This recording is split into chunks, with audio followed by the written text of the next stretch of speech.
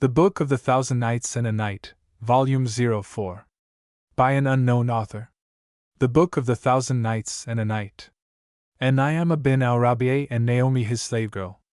There lived once in the city of Kufa, FN No. 1, a man called al-Rabi bin Tim, who was one of the chief men of the town, a wealthy and a healthy, and heaven had vouchsafed him a son, whom he named Naomi Allah. FN No. 2, one day, being in the slave broker's mart, he saw a woman exposed for sale with a little maid of wonderful beauty and grace on her arm. So he beckoned to the broker and asked him, "How much for this woman and her daughter?" He answered, 50 dinars. Quoth al-Rabi'a, "Write the contract of sale and take the money and give it to her owner." Then he gave the broker the price and his brokerage, and taking the woman and her child, carried them to his house. Now when the daughter of his uncle who was his wife saw the slave, she said to her husband, "O my cousin, what is this damsel?" He replied, "Of a truth, I bought her for the sake of the little one on her arm, for know that, when she groweth up, there will not be her like for beauty, either in the land of the Arabs or the Ajams." His wife remarked, "Right was thy rede," and said to the woman, "What is thy name?" She replied, "O my lady, my name is Tawfiq, FN No. 3, and what is thy daughter's name?" asked she. Answered the slave, "Saad the happy," rejoined her mistress. "Thou sayst sooth, thou art indeed happy, and happy is he who hath bought thee." Then quoth she to her husband, "O my cousin, what wilt thou call her?" And quoth he, "Whatso thou chooses." So she said, "Then let us call her Naomi." And he rejoined, "Good is thy device." The little Naomi was reared with al-Rabi'a's son Naomi in one cradle, so to speak, till the twain reached the age of 10 and each grew handsomer than the other. And the boy used to address her, "O my sister!" and she, "O my brother!" till they came to that age when al-Rabi'a said to Naomi, "O my son, Naomi is not thy sister but thy slave. I bought her in thy name whilst thou wast yet in the cradle, so call her no more sister from this day forth." Quoth Naomi, "If that be so, I will take her to wife."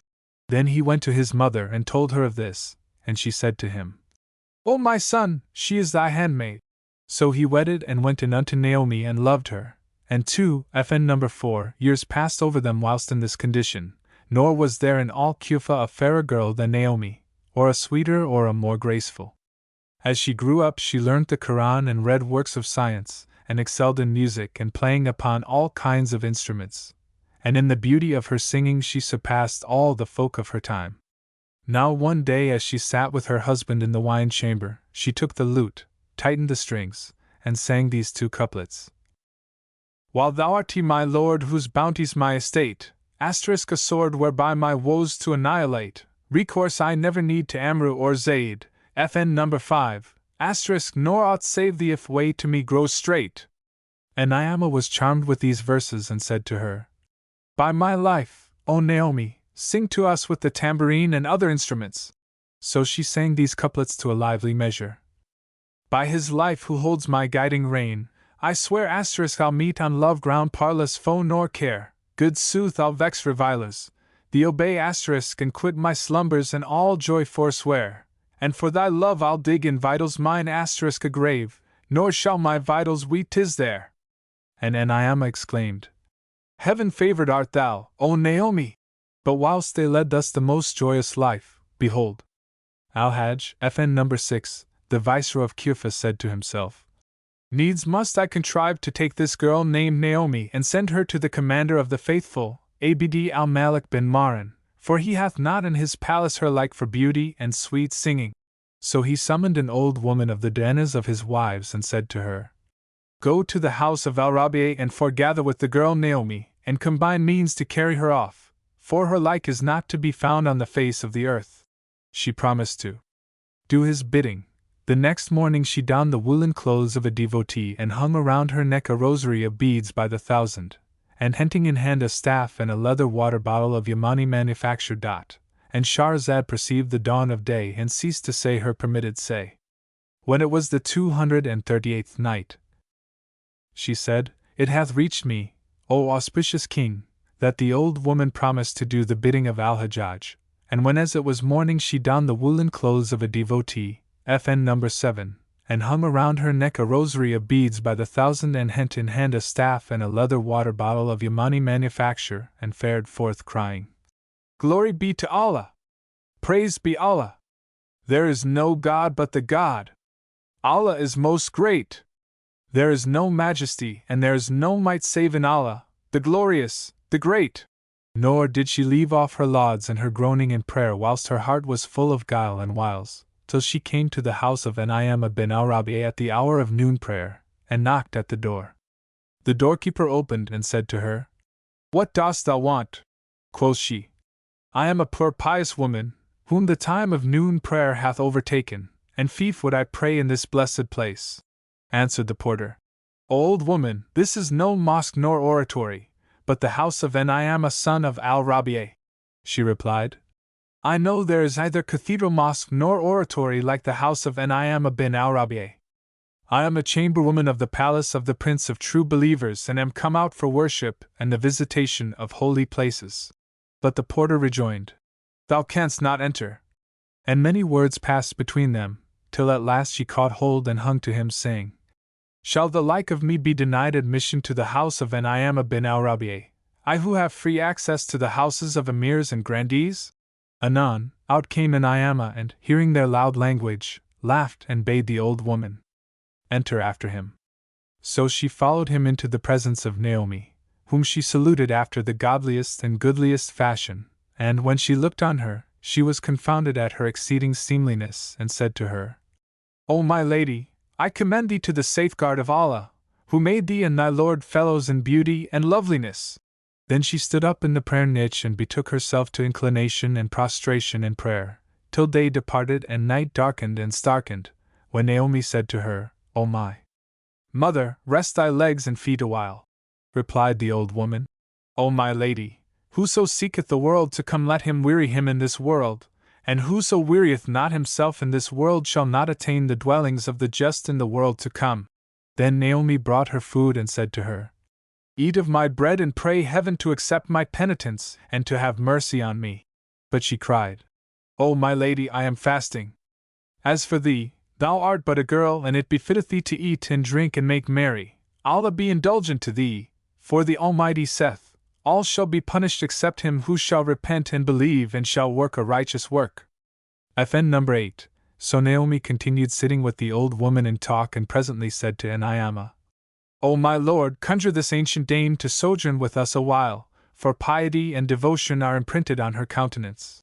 Quoth he, "Set apart for her a chamber where she may say her prayers, and suffer no one to go into her, peradventure, Allah, extolled and exalted be He, shall prosper us by the blessing of her presence, and never separate us." So the old woman passed her night in praying and reciting the Quran, and when Allah caused the morn to dawn, she went into Naomi and Naomi, and giving them good morning, said to them, "I pray Allah have you in His holy keeping."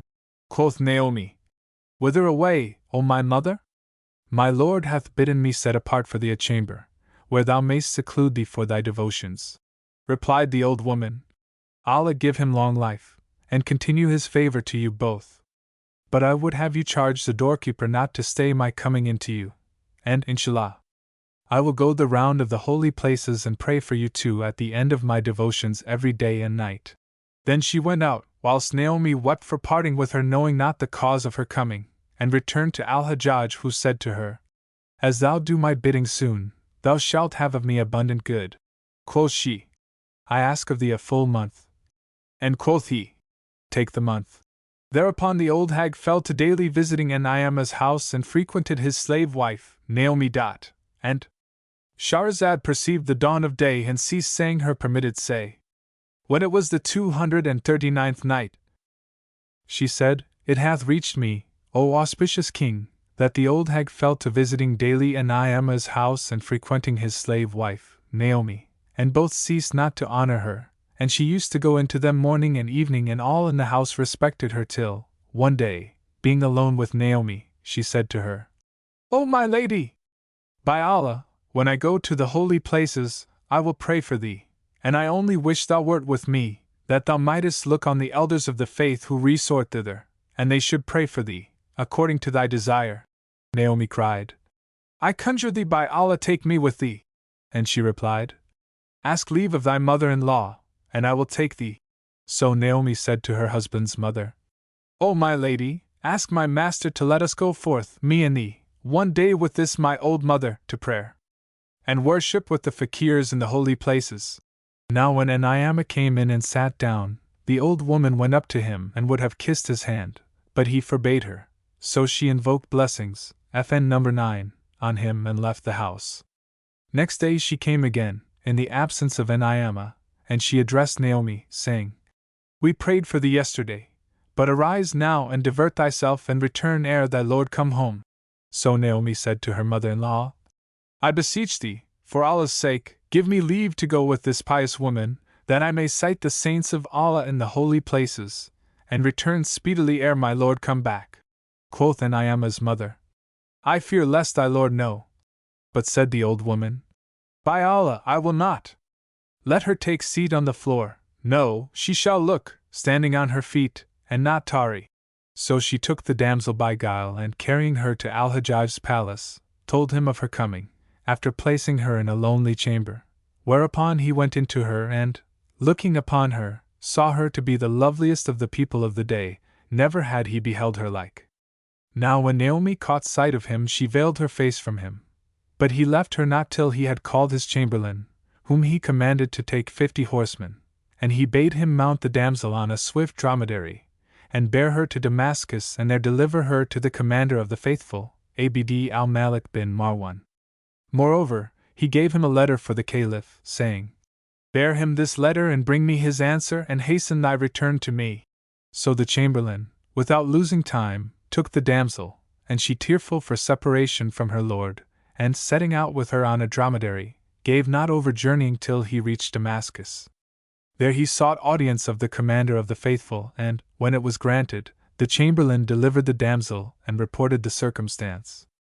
The Caliph appointed her a separate apartment, and going into his harem, said to his wife, Al-Hajjaj hath bought me a slave girl of the daughters of the kings of Kufa, FN number 10, for 10,000 dinars, and hath sent me this letter.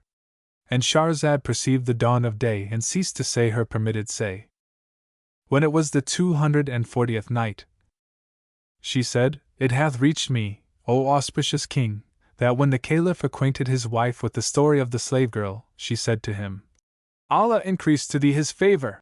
Then the Caliph's sister went into the supposed slave girl, and, when she saw her, she said, By Allah, not unlucky is the man who hath thee in his house, where thy cost 100,000 dinars. And Naomi replied, O fair of face, what king's palace is this, and what is the city? She answered, This is the city of Damascus, and this is the palace of my brother, the commander of the faithful, Abd al-Malik bin Marwan. FN number 11. Then she resumed, Didst thou not know all this? Naomi said, By Allah, O my lady, I had no knowledge of it. When the other asked, And he who sold thee and took thy price, did he not tell thee that the Caliph had bought thee? Now when Naomi heard these words, she shed tears and said to herself, Verily, I have been tricked and the trick hath succeeded. Adding to herself, If I speak, none will credit me, so I will hold my peace and take patience, for I know that the relief of Allah is near. Then she bent her head for shame, and indeed her cheeks were tanned by the journey and the sun. So the Caliph's sister left her that day and returned to her on the morrow with clothes and necklaces of jewels, and dressed her, after which the Caliph came in to her and sat down by her side, and his sister said to him, Look on this handmaid in whom Allah hath conjoined every perfection of beauty and loveliness. So he said to Naomi, Draw back the veil from thy face. But she would not unveil, and he beheld not her face. However, he saw her wrists, and love of her entered his heart, and he said to his sister, I will not go in unto her for 3 days, till she be cheered by thy converse. Then he arose and left her, but Naomi ceased not to brood over her case and sigh for her separation from her master, and Naomi, till she fell sick of a fever during the night, and ate not nor drank, and her favor faded and her charms were changed. They told the Caliph of this, and her condition grieved him, so he visited her with physicians and men of skill, but none could come at a cure for her. This is how it fared with her. But as regards Enayama, when he returned home he sat down on his bed and cried, "Ho, Naomi!" But she answered not. So he rose in haste and called out, yet none came to him, as all the women in the house had hidden themselves for fear of him. Then he went out to his mother, whom he found sitting with her cheek on her hand, and said to her, "O my mother, where is Naomi?" She answered, "O my son, she is with one who is worthier than I to be trusted with her, namely, the devout old woman. She went forth with her to visit devotionally the fakirs and return." Quoth Enayama, "Since when hath this been her habit, and at what hour went she forth?" Quoth his mother, "She went out early in the morning." He asked, "And how camest thou to give her leave for this?" And she answered, "O my son, 'twas she persuaded me." "There is no majesty and there is no might save in Allah, the glorious, the great!" exclaimed Enayama, and going forth from his home in a state of distraction, he repaired to the captain of the watch, to whom said he, "Dost thou play tricks upon me and steal my slave girl away from my house?" "I will assuredly complain of thee to the commander of the faithful," said the chief of police. "Who hath taken her?" And Enayama replied, "An old woman of such and such a mien, clad in woolen raiment, and carrying a rosary of beads numbered by thousands." Rejoined the other, "Find me the old woman, and I will get thee back thy slave girl." "And who knows the old woman?" retorted Enayama. "And who knows the hidden things save Allah, may he be extolled and exalted?" cried the chief, who knew her for Al-Hajjaj's procuress. Cried Enayama, "I look to thee for my slave girl, and Al-Hajjaj shall judge between thee and me." And the master of police answered, "Go to whom thou wilt." So Enayama went to the palace of Al-Hajjaj, for his father was one of the chief men of Kufa. And when he arrived there, the chamberlain went in to the governor, and told him the case, whereupon Al-Hajjaj said, "Hither with him!" And when he stood before him inquired, "What be thy business?" Said Enayama, "Such and such things have befallen me." And the governor said, "Bring me the chief of police, and we will commend him to seek for the old woman." Now he knew that the chief of police was acquainted with her, so, when he came, he said to him, "I wish thee to make search for the slave girl of Enayama son of Al-Rabi'a." And he answered, "None knoweth the hidden things save Almighty Allah." Rejoined Al-Hajjaj, "There is no help for it but thou send out horsemen and look for the damsel in all the roads, and seek for her in the towns." And Shahrazad perceived the dawn of day and ceased to say her permitted say. When it was the 241st night, she said, "It hath reached me, O auspicious king, that Al-Hajjaj said to the captain of the watch, There is no help for it but thou send out horsemen, and look for the damsel on all the roads and seek for her in the towns." Then he turned to Enayama and said to him, "And thy slave girl return not, I will give thee 10 slave girls from my house and 10 from that of the chief of police." And he again bade the captain of the watch, "Go and seek for the girl." So he went out, and Enayama returned home full of trouble and despairing of life, for he had now reached the age of 14, and there was yet no hair on his side cheeks. So he wept and lamented and shut himself up from his household, and ceased not to weep and lament, he and his mother, till the morning, when his father came in to him and said, "O my son, of a truth, Al-Hajjaj hath put a cheat upon the damsel and hath taken her, but from hour to hour Allah giveth relief." However, grief redoubled on Enayama, so that he knew not what he said, nor knew he who came in to him, and he fell sick for 3 months. His charms were changed, his father despaired of him, and the physicians visited him and said, "There is no remedy for him save the damsel." Now as his father was sitting one day, behold, he heard tell of a skillful Persian physician, whom the folk gave out for perfect in medicine and astrology and geomancy. So Al-Rabi'a sent for him and, seating him by his side, entreated him with honor and said to him, "Look into my son's case." Thereupon quoth he to Enayama, "Give me thy hand." The young man gave him his hand, and he felt his pulse and his joints and looked in his face. Then he laughed, and turning to his father said, "Thy son's sole ailment is one of the heart." "FN number 12, he replied, "Thou sayest sooth, O sage, but apply thy skill to his state and case, and acquaint me with the whole thereof, and hide naught from me of his condition."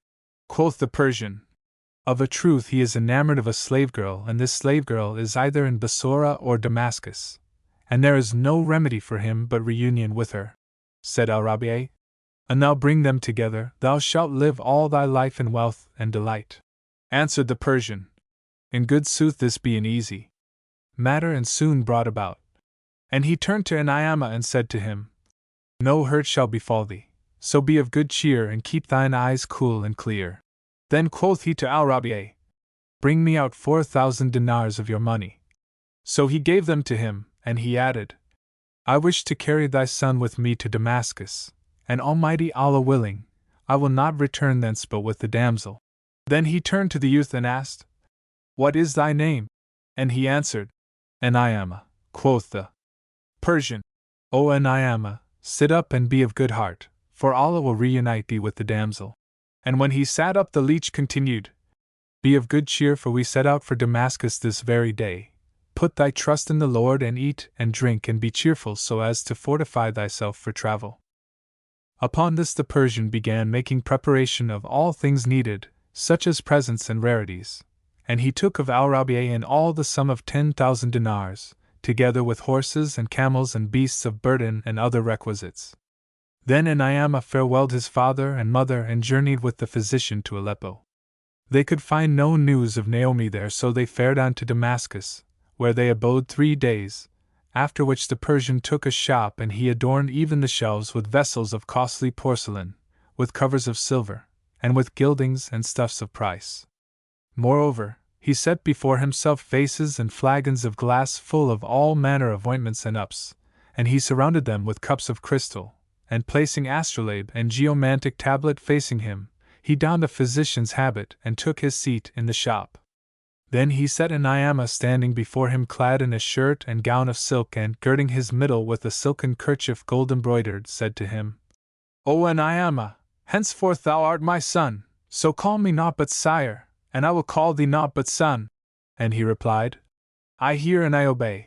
Thereupon the people of Damascus flocked to the Persian's shop that they might gaze on the youth's goodliness and the beauty of the shop and its contents, whilst the physician spoke to Naomi in Persian.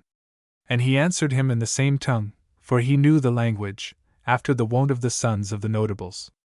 So that Persian doctor soon became known among the townsfolk, and they began to acquaint him with their ailments, and he to prescribe for them remedies. Moreover, they brought him the water of the sick in phials, FN number 13, and he would test it and say, He whose water this is suffering from such and such a disease. And the patient would declare, Verily this physician saith sooth. So he continued to do the occasions of the folk, and they to flock to him, till his fame spread throughout the city and into the houses of the great. Now one day as he sat in his shop, behold, there came up an old woman riding on an ass with a stuffed saddle of brocade embroidered with jewels, and stopping before the Persian's shop, drew rein and beckoned him, saying, Take my hand. He took her hand, and she alighted and asked him, Art thou the Persian physician from Iraq? Yes, answered he, and she said, Know that I have a sick daughter. Then she brought out to him a phial, and the Persian looked at it and said to her, O my mistress, tell me thy daughter's name, that I may calculate her horoscope and learn the hour in which it will befit her to drink medicine. She replied, O my brother the Persian, FN number 14, her name is Naomi. And Shahrazad perceived the dawn of day and ceased saying her permitted say. When it was the 242nd night, she said, It hath reached me, O auspicious king, that when the Persian heard the name of Naomi, he fell to calculating and writing on his hand, and presently said, O my lady, I cannot prescribe a medicine for her till I know what countrywoman she is, because of the difference of climate, so tell me in what land she was brought up and what is her age. The old woman replied, She is 14 years old, and she was brought up in Kufa of Iraq. He asked, And how long hath she sojourned in this country? But a few months, answered she. Now when Naomi heard the old woman's words and recognized the name of his slave girl, his heart fluttered and he was like to faint. Then said the Persian, Such and such medicines will suit her case. And the old woman rejoined, Then make them up and give me what thou hast mentioned, with the blessing of Almighty Allah.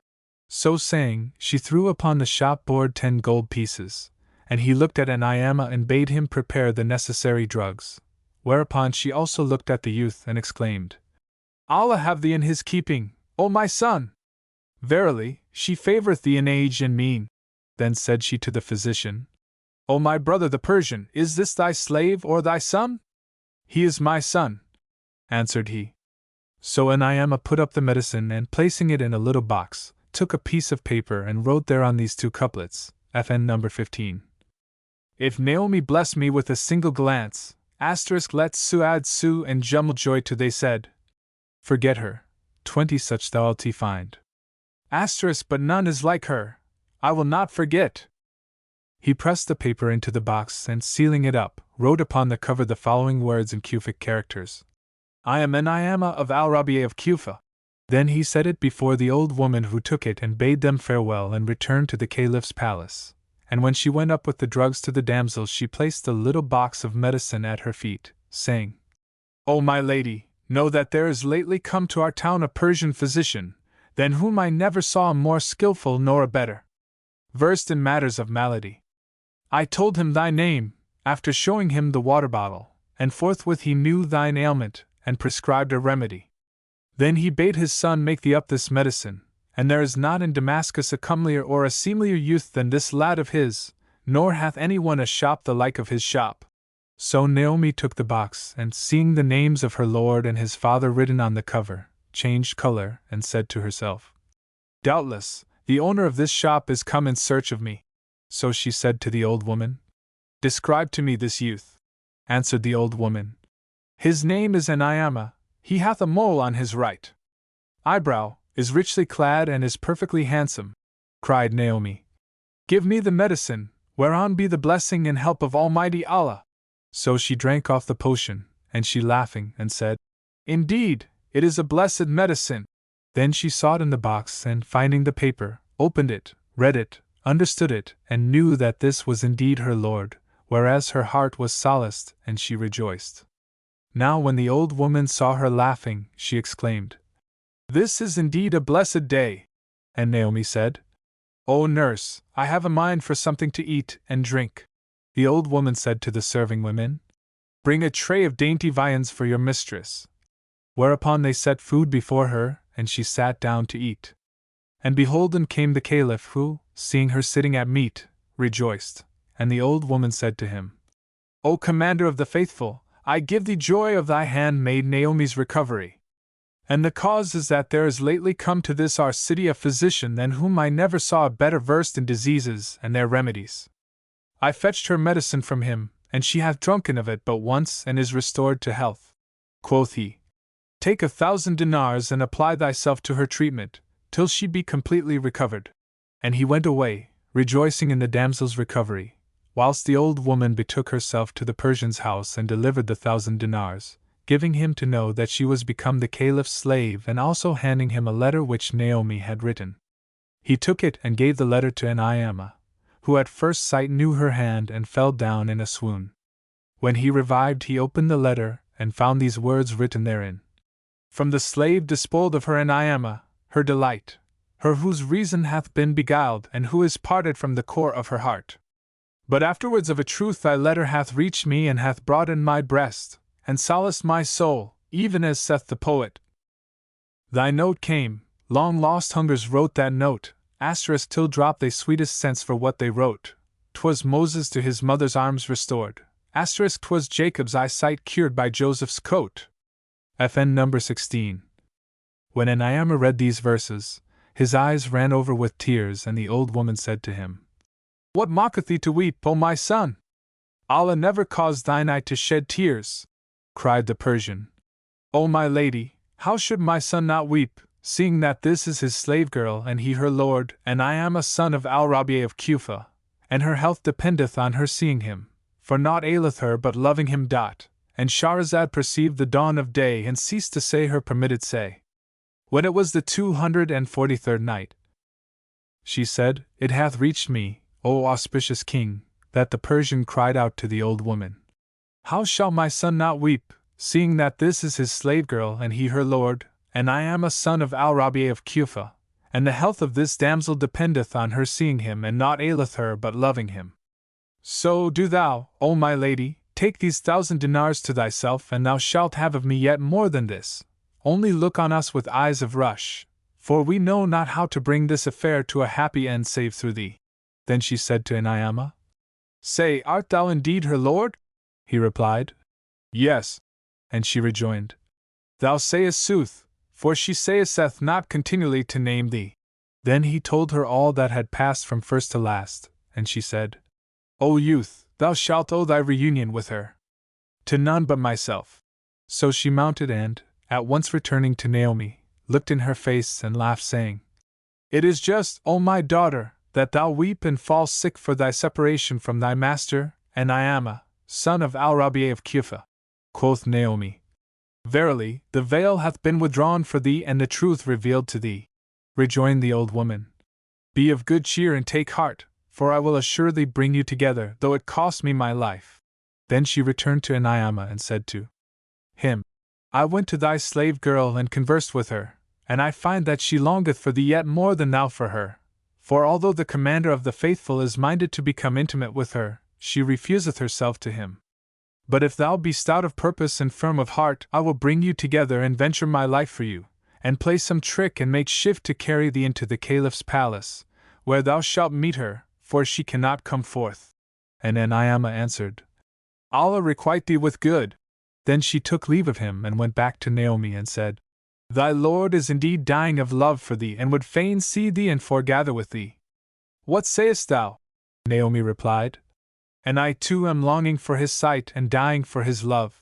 Whereupon the old woman took a parcel of women's clothes and ornaments, and, repairing to Inayama, said to him, Come with me into some place apart. So he brought her into the room behind the shop, where she stained his hands and decked his wrists and plaited his hair, after which she clad him in a slave girl's habit and adorned him after the fairest fashion of woman's adornment, till he was as one of the houris of the garden of heaven. And when she saw him thus she exclaimed, Blessed be Allah, best of creators! By Allah, thou art handsomer than the damsel. FN number 17. Now walk with thy left shoulder forwards and thy right well behind, and sway thy hips from side to side. FN number 18. So he walked before her, as she bade him, and when she saw he had caught the trick of woman's gait, she said to him, Expect me tomorrow night, and Allah willing, I will take and carry thee to the palace. But when thou sayest the chamberlains and the eunuchs, be bold, and bow thy head and speak not with any, for I will prevent their speech, and with Allah is success. Accordingly, when the morning dawned, she returned and, carrying him to the palace, entered before him and he after her step by step. The chamberlain would have stopped his entering, but the old woman said to him, O most ill-omened of slaves, this is the handmaid of Naomi, the Caliph's favorite. How durst thou stay her when she would enter? Then said she, Come in, O damsel! And the old woman went in, and they ceased not faring on, till they drew near the door leading to the inner piazza of the palace, when she said to him, O Inayama, hearten thyself and take courage and enter and turn to the left, then count 5 doors and pass through the 6th, for it is that of the place prepared for thee. Fear nothing, and if any speak to thee, answer not, either stop. Then she went up with him to the door, and the chamberlain there on guard accosted her, saying, What damsel is this? And Shahrazad perceived the dawn of day and ceased saying her permitted say.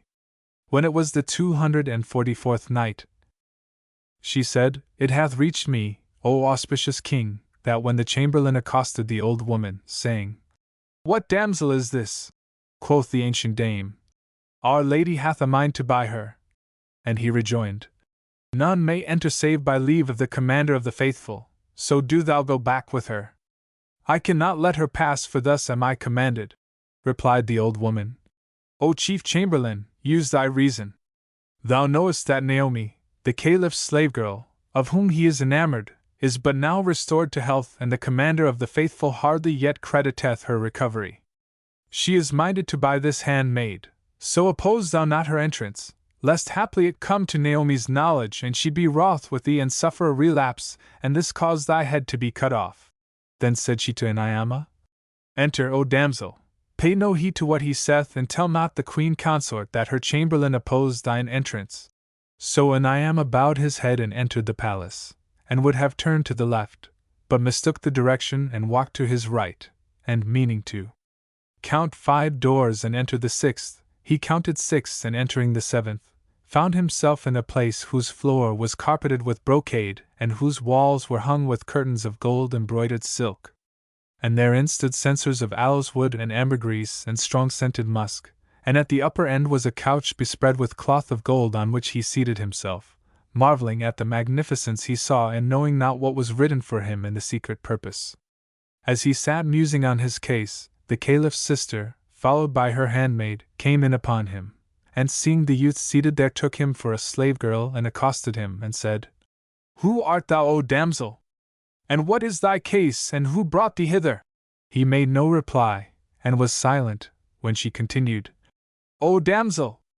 If thou be one of my brother's concubines and he be wroth with thee, I will intercede with him for thee and get thee grace." But he answered her not a word, so she said to her slave girl, "Stand at the door and let none enter." Then she went up to Naomi and looking at him was amazed at his beauty and said to him, "O lady, tell me who thou art, and what is thy name, and how thou camest here, for I have never seen thee in our palace." Still he answered not, whereat she was angered and, putting her hand to his bosom, found no breasts, and would have unveiled him, that she might know who he was. But he said to her, "O my lady, I am thy slave and I cast myself on thy protection, do thou protect me." She said, "No harm shall come to thee, but tell me who thou art and who brought thee into this my apartment." Answered he, "O princess, I am known as Naomi bin al-Rabi'a of Kufa and I have ventured my life for the sake of my slave girl, Naomi, whom al-Hajjaj took by sleight and sent hither." Said she, "Fear not, no harm shall befall thee." Then, calling her maid, she said to her, "Go to Naomi's chamber and send her to me." Meanwhile the old woman went to Naomi's bedroom and said to her, "Hath thy lord come to thee?" "No, by Allah," answered Naomi, and the other said, "Belike he hath gone astray and entered some chamber other than thine, and lost himself." So Naomi cried, "There is no majesty and there is no might save in Allah, the glorious, the great! Our last hour is come and we are all lost." And while they were sitting and sadly enough pondering their case, in came the princess's handmaid and saluting Naomi said to her, "My lady biddeth thee to her banquet." "I hear and I obey," answered the damsel, and the old woman said, "Belike thy lord is with the Caliph's sister, and the veil of secrecy hath been rent." So Naomi at once sprang up and betook herself to the princess, who said to her, "Here is thy lord sitting with me. It seemeth he hath mistaken the place, but please Allah, either thou nor he has any cause for fear." When Naomi heard these words, she took heart of grace and went up to Naomi, and her lord when he saw her dot, and Shahrazad perceived the dawn of day and ceased to say her permitted say. When it was the 245th night, she said, "It hath reached me, O auspicious king, that when Naomi saw his handmaid Naomi, he rose to meet her and strained her to his bosom and both fell to the ground fainting. As soon as they came to themselves, the Caliph's sister said to them, "Sit ye down and take we counsel for your deliverance from this your strait." And they answered, "O our lady, we hear and obey, it is thine to command." Quoth she, "By Allah, no harm shall befall you from us." Then she bade her handmaids bring meat and drink, which was done, and they sat down and ate till they had enough, after which they sat drinking. Then the cup went round amongst them and their cares ceased from them. But Naomi said, "Would I knew how this will end." The princess asked, "O Naomi, dost thou love thy slave Naomi?" And he answered, "Of a truth it is my passion for her which hath brought me to this state of peril for my life." Then said she to the damsel, "O Naomi, dost thou love thy lord Naomi?" And she replied, "O my lady, it is the love of him which hath wasted my body and brought me to evil case." Rejoined the princess, "By Allah, since ye love each other thus, may he not be who would part you. Be of good cheer and keep your eyes cool and clear." At this they both rejoiced, and Naomi called for a lute, and, when they brought it, she took it and tuned it, and played a lively measure which enchanted the hearers, and after the prelude sang these couplets: "When the slanderers cared but to part us twain, We owed no blood debt could raise their ire, and they poured in our ears all the din of war. And aid failed and friends, when my want was dire. I fought them hard with mine eyes and tears. With breath and sword, with the stream and fire. Then Naomi gave the lute to her master, and Naomi, saying, Sing thou to us some verse. So he took it and playing a lively measure, intoned these couplets. Full moon if unfreckled would favor thee, and sun uneclipsed would reflect thy blee. I wonder, but love is of wonders full, and ardor and passion and ecstasy. How short the way to my love I fare, which, from her faring, so long I see. Now when he had made an end of his song, Naomi filled the cup and gave it to him, and he took it and drank it off. Then she filled again and gave the cup to the Caliph's sister, who also emptied it. After which the princess in her turn took the lute, and tightened the strings and tuned it, and sang these two couplets.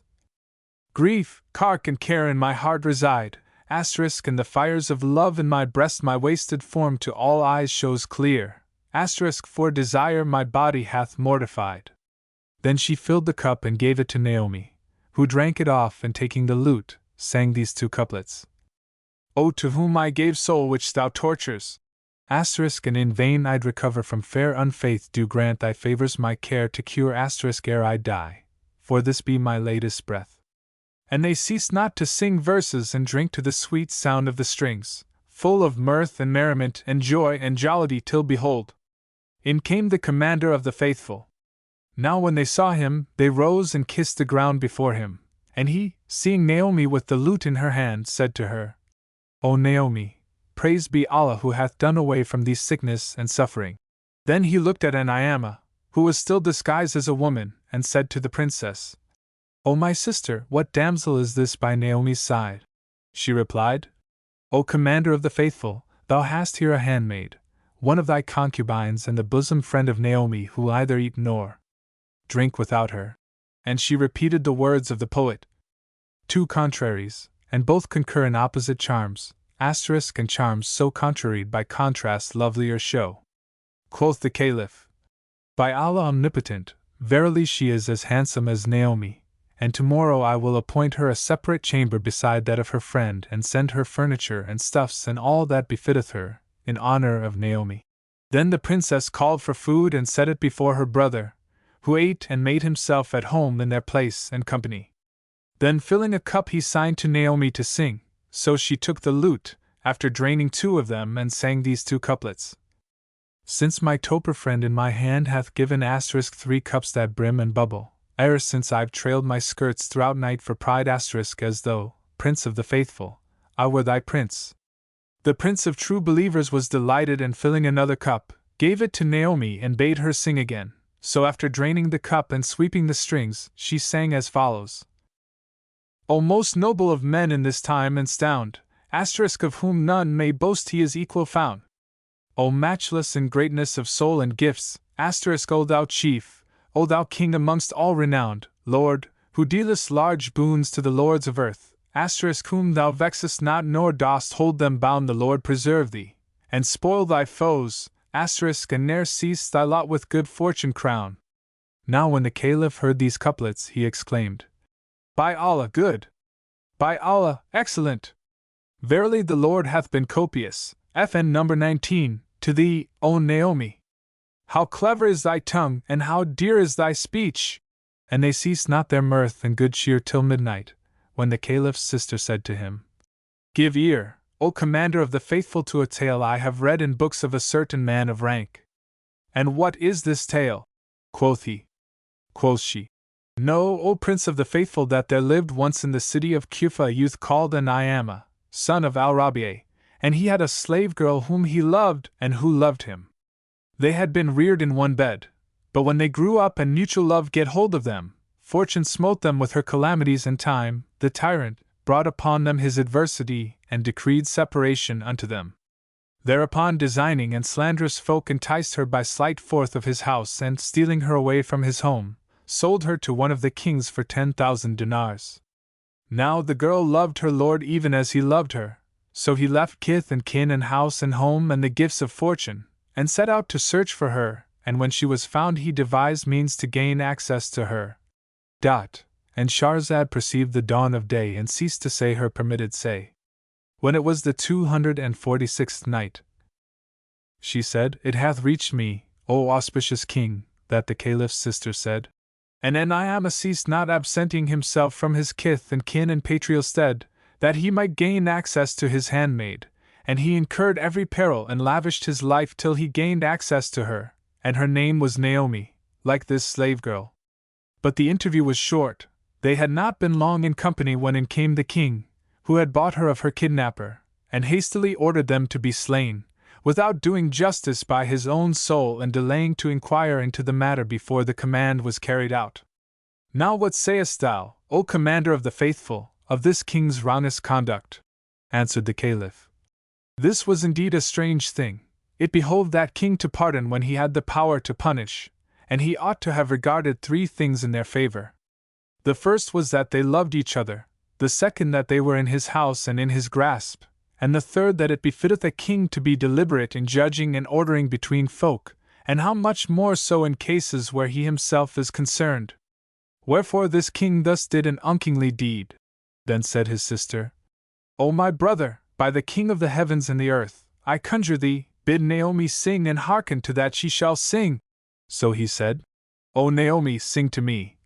Whereupon she played a lively measure and sang these couplets. Beguiled thus fortune who her guile displays, smiting the heart, bequeathing thoughts that craze and parting lovers whom she made to meet, till tears in torrent either cheek displays. They were and I was and my life was glad, while fortune often joyed to join our ways. I will pour tear flood, will rain gouts of blood, thy loss bemoaning through the nights and days. Now when the Commander of the Faithful heard this verse, he was moved to great delight, and his sister said to him, O my brother, whoso decideth in aught against himself, him it behoveth to abide by it, and do according to his word, and thou hast judged against thyself by this judgment. Then said she, O Ni'amah, stand up and do thou likewise upstand, O Naomi. So they stood up, and she continued, O Prince of true believers, she who standeth before thee is Naomi the stolen, whom Al-Hajjaj bin Yusuf al-Saqafi kidnapped and sent to thee, falsely pretending in his letter to thee that he had bought her for 10,000 gold pieces. And this other who standeth before thee is her lord, Ni'amah, son of al-Rabi'a, and I beseech thee, by the honor of thy pious forebears and by Hamza and Yukail and Abbas, FN number 20, to pardon them both and overlook their offense and bestow them one on the other, that thou mayst win rich reward in the next world of thy just dealing with them. For they are under thy hand, and verily they have eaten of thy meat and drunken of thy drink, and behold, I make intercession for them and beg of thee the boon of their blood. Thereupon quoth the Caliph, Thou speakest sooth. I did indeed give judgment as thou sayest, and I am not one to pass sentence and to revoke it. Then said he, O Naomi, say, be this thy lord? And she answered, Even so, O Commander of the Faithful. Then quoth he, No harm shall befall you, I give you each to other. Adding to the young man, O Ni'amah, who told thee where she was and taught thee how to get at this place? He replied, O Commander of the Faithful, hearken to my tale and give ear to my history, for, by the virtue of thy pious forefathers, I will hide nothing from thee. And he told him all that had passed between himself and the Persian physician and the old nurse, and how she had brought him into the palace, and he had mistaken the doors. Whereat the Caliph wondered with exceeding wonder, and said, Fetch me the Persian. So they brought him into the presence, and he was made one of his chief officers. Moreover, the king bestowed on him robes of honor, and ordered him a handsome present, saying, When a man hath shown like this man such artful management, it behoveth us to make him one of our chief officers. The Caliph also loaded Ni'amah and Naomi with gifts and honors and rewarded the old nurse, and they abode with him 7 days in joy and content and all delight of life, when Ni'amah craved leave to return to Kufa with his slave girl.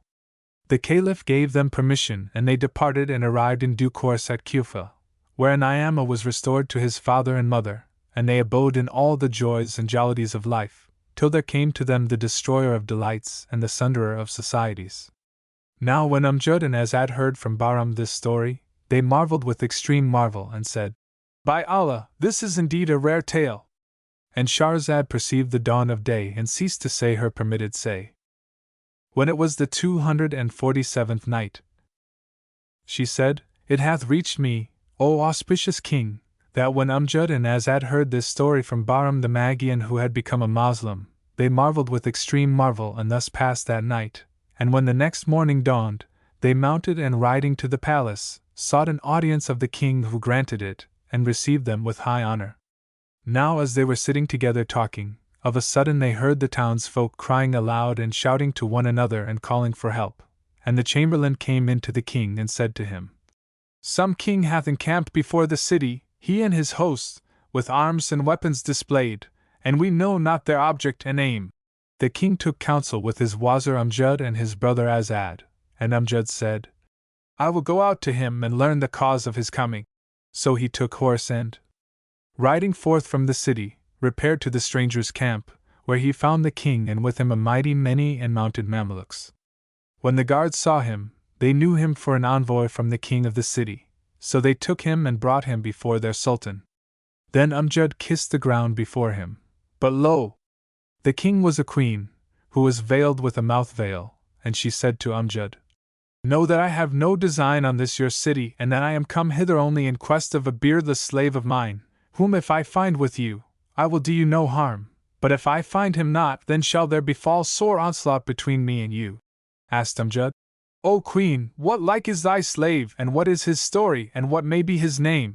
Said she, His name is Azad and my name is Marjana, and this slave came to my town in company of Bahram, a Magian, who refused to sell him to me, so I took him by force, but his master fell upon him by night, and bore him away by stealth, and he is of such and such a favor. When Amjad heard that, he knew it was indeed his brother Azad whom she sought, and said to her, O Queen of the age, Alhamdulillah, praised be Allah, who hath brought us relief. Verily this slave whom thou seekest is my brother. Then he told her their story and all that had befallen them in the land of exile, and acquainted her with the cause of their departure from the islands of Ebony, whereat she marveled and rejoiced to have found Azad. So she bestowed a dress of honor upon Amjad, and he returned forthright to the king and told him what had passed, at which they all rejoiced, and the king went forth with Amjad and Azad to meet Queen Marjana. When they were admitted to her presence, and sat down to converse with her, and were thus pleasantly engaged, behold, a dust cloud rose and flew and grew, till it walled the view.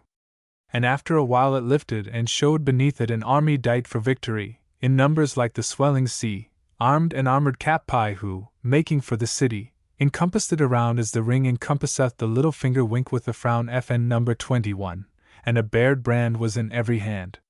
When Amjad and Azad saw this, they exclaimed, Verily to Allah we belong, and to him we shall return. What is this mighty host? Doubtless, these are enemies, and except we agree with this Queen Marjana to fight them, they will take the town from us and slay us. There is no resource for us but to go out to them, and see who they are. So Amjad arose and took horse and passed through the city gate to Queen Marjana's camp. But when he reached the approaching army, he found it to be that of his grandsire, King Gayer, father of his mother Queen Burton, and Shahrazad perceived the dawn of day and ceased saying her permitted say.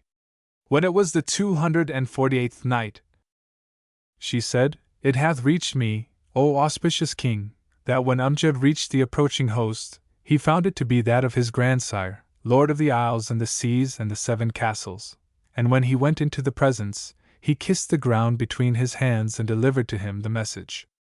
Quoth the king, My name is King Gayer, and I come wayfaring in quest of my daughter Burton, whom fortune hath taken from me, for she left me and returned not to me, nor have I heard any tidings of her or of her husband Kamar al-Zaman. Have ye any news of them?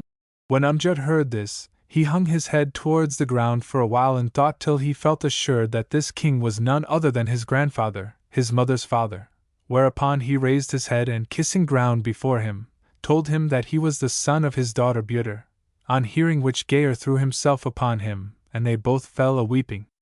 FN number 22 Then said Gayer, Praised be Allah, O my son, for safety, since I have foregathered with thee.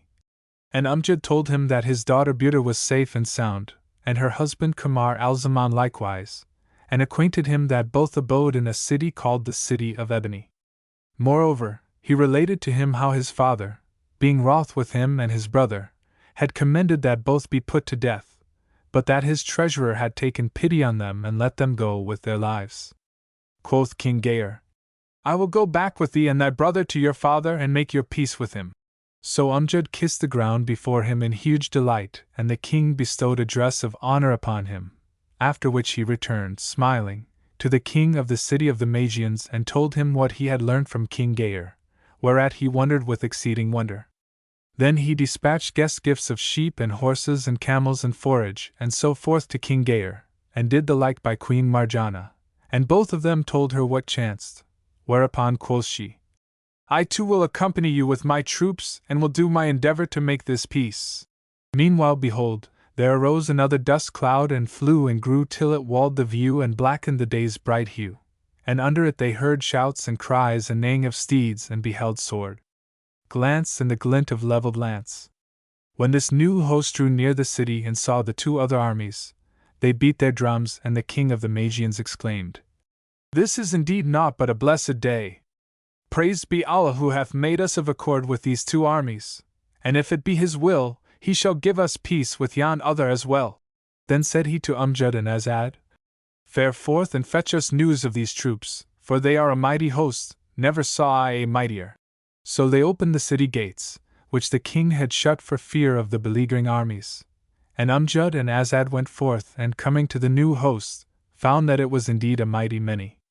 But as soon as they came to it, behold, they knew that it was the army of the king of the Ebony Islands, wherein was their father, King Kamar al-Zaman in person. Now when they looked upon him, they kissed ground and wept.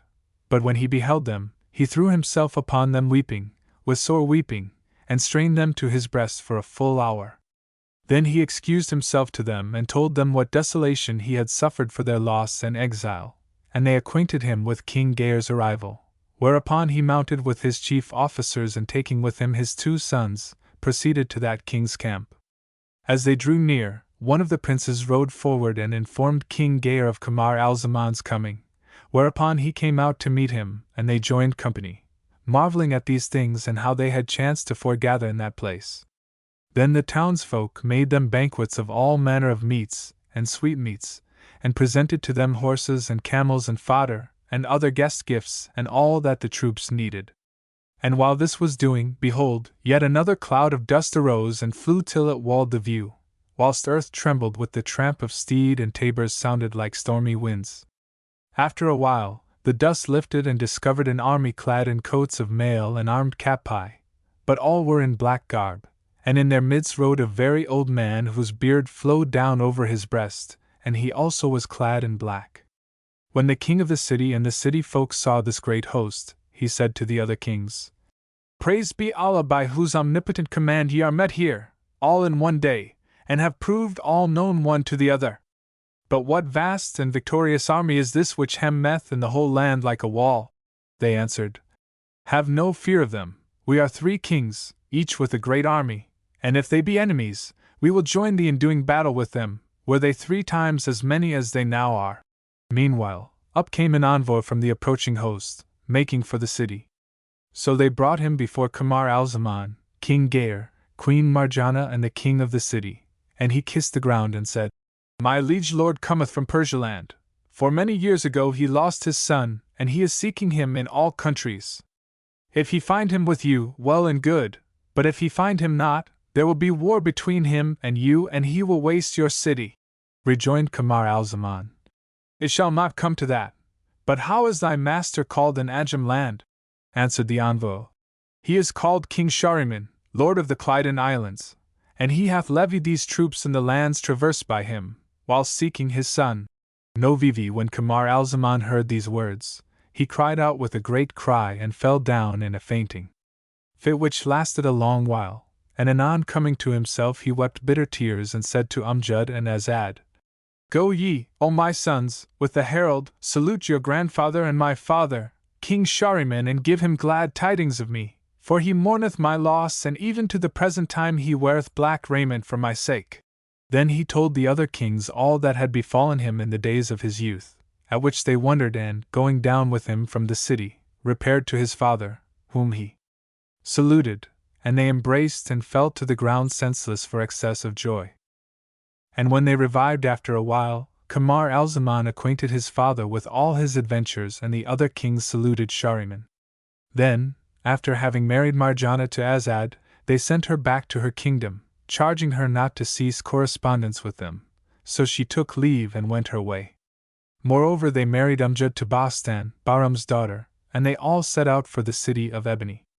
And when they arrived there, Kamar al-Zaman went in to his father-in-law, King Armanus, and told him all that had befallen him, and how he had found his sons, whereat Armanus rejoiced and gave him joy of his safe return. Then King Gayer went in to his daughter, Queen Buter, FN number 23, and saluted her, and quenched his longing for her company, and they all abode a full month's space in the city of Ebony, after which the king and his daughter returned to their own country. And Shahrazad perceived the dawn of day and ceased to say her permitted say. When it was the 249th night, she said, It hath reached me, O auspicious king, that King Gayer set out with his daughter and his host for his own land, and they took with them Amjad and returned home by easy marches. And when Gayer was settled again in his kingdom, he made his grandson king in his stead, and as to Kamar al-Zaman he also made Azad king in his room over the capital of the Ebony Islands, with the consent of his grandfather, King Armanus, and set out himself, with his father, King Shahriman, till the two made the islands of Clyden. Then the lieges decorated the city in their honor, and they ceased not to beat the drums for glad tidings a whole month, nor did Kamar al-Zaman leave to govern in his father's place, till there overtook them the destroyer of delights and the sunderer of societies.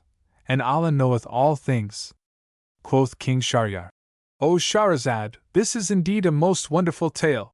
And she answered, O King, it is not more wonderful than that of Allah Aldin Abu al-Shamat, FN number 24. What is that? Asked he, and she said, It hath reached me that there lived, in times of yore and years and ages long gone before, a merchant of Cairo, FN number 25, named Shams Aldin, who was of the best and truest spoken of the traders of the city, and he had eunuchs and servants and negro slaves and handmaids and mamelukes and great store of money. Moreover, he was consul, FN number 26, of the merchants of Cairo, and owned a wife, whom he loved and who loved him, except that he had lived with her 40 years, yet had not been blessed with a son or even a daughter. One day, as he sat in his shop, he noted that the merchants, each and every, had a son or 2 sons or more sitting in their shops like their sires.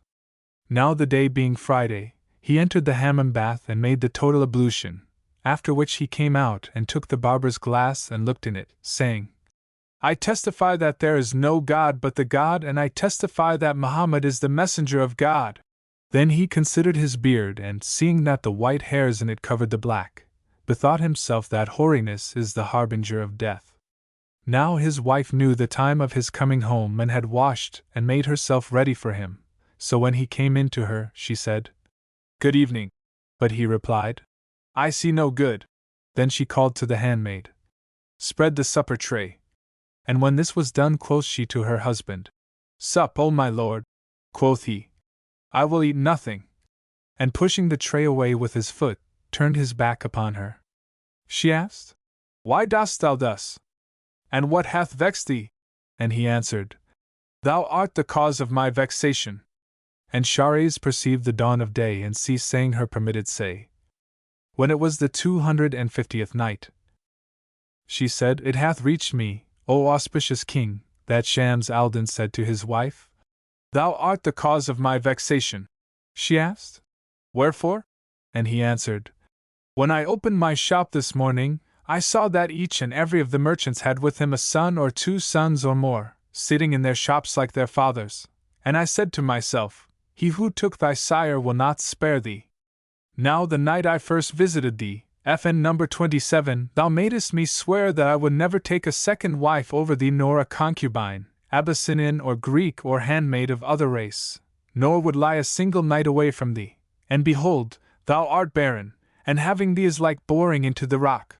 Rejoined she, Allah is my witness that the fault lies with thee, for that thy seed is thin. he asked. And what showeth the man whose semen is thin? And she answered, He cannot get women with child, nor beget children. Quoth he, What thickeneth the seed? Tell me, and I will buy it, haply it will thicken mine. Quoth she, Inquire for it of the druggists. So he slept with her that night, and arose on the morrow, repenting of having spoken angrily to her, and she also regretted her cross words. Then he went to the market, and finding a druggist, saluted him, and when his salutation was returned, said to him, Say, hast thou with thee a seed thickener? He replied, I had it, but am out of it. Inquire thou of my neighbor. Then Shams Aldin made the round till he had asked every one, but they all laughed at him, and presently he returned to his shop and sat down, sore troubled. Now there was in the bazaar a man who was deputy syndic of the brokers and was given to the use of opium, and electuary, and green hashish. FN number 28. He was called Sheikh Muhammad Samsam, and being poor he used to wish Shams Aldin good morrow every day. So he came to him according to his custom and saluted him. The merchant returned his salute, but in ill temper, and the other, seeing him vexed, said, O my lord, what hath crossed thee? Thereupon Shams Aldin told him all that occurred between himself and his wife, adding, These 40 years have I been married to her, yet has she borne me either son nor daughter, and they say, The cause of thy failure to get her with child is the thinness of thy seed, so I have been seeking a something wherewith to thicken my semen, but found it not. Quoth Sheikh Muhammad, O my lord, I have a seed thickener, but what wilt thou say to him who causeth thy wife to conceive by thee after these 40 years have passed? Answered the merchant, If thou do this, I will work thy wheel, and reward thee. Then give me a dinar. Rejoined the broker, and Shams Aldin said, Take these 2 dinars. He took them and said, Give me also yonder big bowl of porcelain. So he gave it to him, and the broker betook himself to a hashish seller, of whom he bought 2 ounces of concentrated Rumi opium and equal parts of Chinese cubebs, cinnamon, cloves, cardamoms, ginger, white pepper and mountain skink, FN number 29, and pounding them all together, boiled them in sweet olive oil, after which he added 3 ounces of male frankincense in fragments and a cupful of coriander seed, and macerating the whole, made it into an electuary with Rumi bee honey. Then he put the confection in the bowl and carried it to the merchant, to whom he delivered it, saying, Here is the seed thickener, and the manner of using it is this. Take of my electuary with a spoon after supping, and wash it down with a sherbet made of rose conserve. But first sup off mutton and house pigeon plentifully seasoned and hotly spiced. So the merchant bought all this and sent the meat and pigeons to his wife, saying, Dress them deftly and lay up the seed thickener until I want it, and call for it. She did his bidding, and when she served up the meats, he ate the evening meal, after which he called for the bowl and ate of the electuary. It pleased him well, so he ate the rest and knew his wife. That very night she conceived by him, and, after 3 months, her courses ceased, no blood came from her, and she knew that she was with child. When the days of her pregnancy were accomplished, the pangs of labor took her, and they raised loud lullilooings and cries of joy. The midwife delivered her with difficulty, by pronouncing over the boy at his birth the names of Muhammad and Ali, and said, Allah is most great! And she called in his ear the call to prayer. Then she wrapped him up and passed him to his mother, who took him and gave him the breast, and he sucked and was full and slept. The midwife abode with them 3 days, till they had made the mothering cakes of sugared bread and sweetmeats, and they distributed them on the 7th day. Then they sprinkled salt against the evil eye, and the merchant, going in to his wife, gave her joy of her safe delivery, and said, Where is Allah's deposit? So they brought him a babe of surpassing beauty, the handiwork of the order of who is ever present, and, though he was but 7 days old, those who saw him would have deemed him a yearling child. So the merchant looked on his face, and seeing it like a shining full moon, with moles on either cheek, said he to his wife, What hast thou named him? Answered she, If it were a girl I had named her, but this is a boy, so none shall name him but thou. Now the people of that time used to name their children by omens, and whilst the merchant and his wife were taking counsel of the name, behold, one said to his friend, Ho my lord Allah Aldin!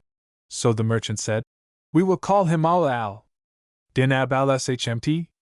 FN number 30. Then he committed the child to the nurse, and he drank milk 2 years, after which they weaned him and he grew up and throve and walked upon the floor.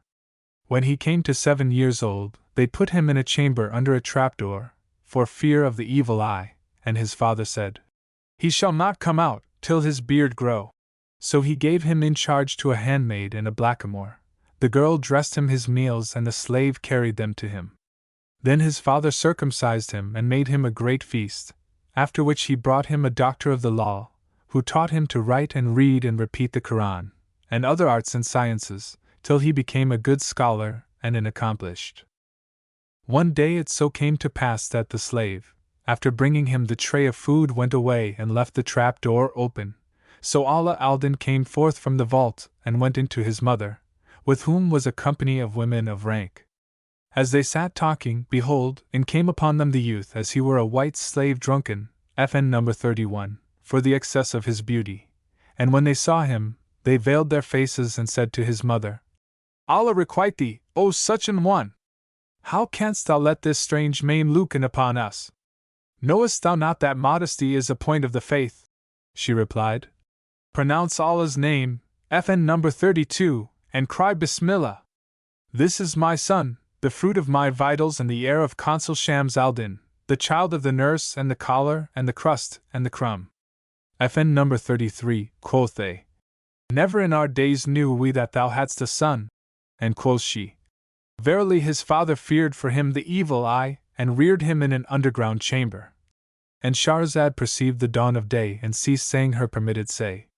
When it was the 251st night, she said, "It hath reached me, O auspicious king, that Allah Aldin's mother said to her lady friends, Verily his father feared for him the evil eye and reared him in an underground chamber.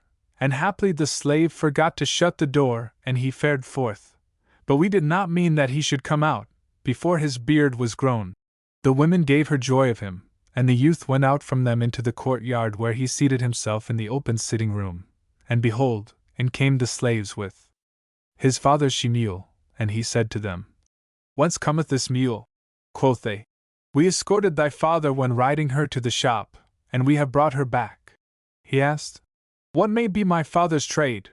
And they answered, "Thy father is consul of the merchants in the land of Egypt and sultan of the sons of the Arabs."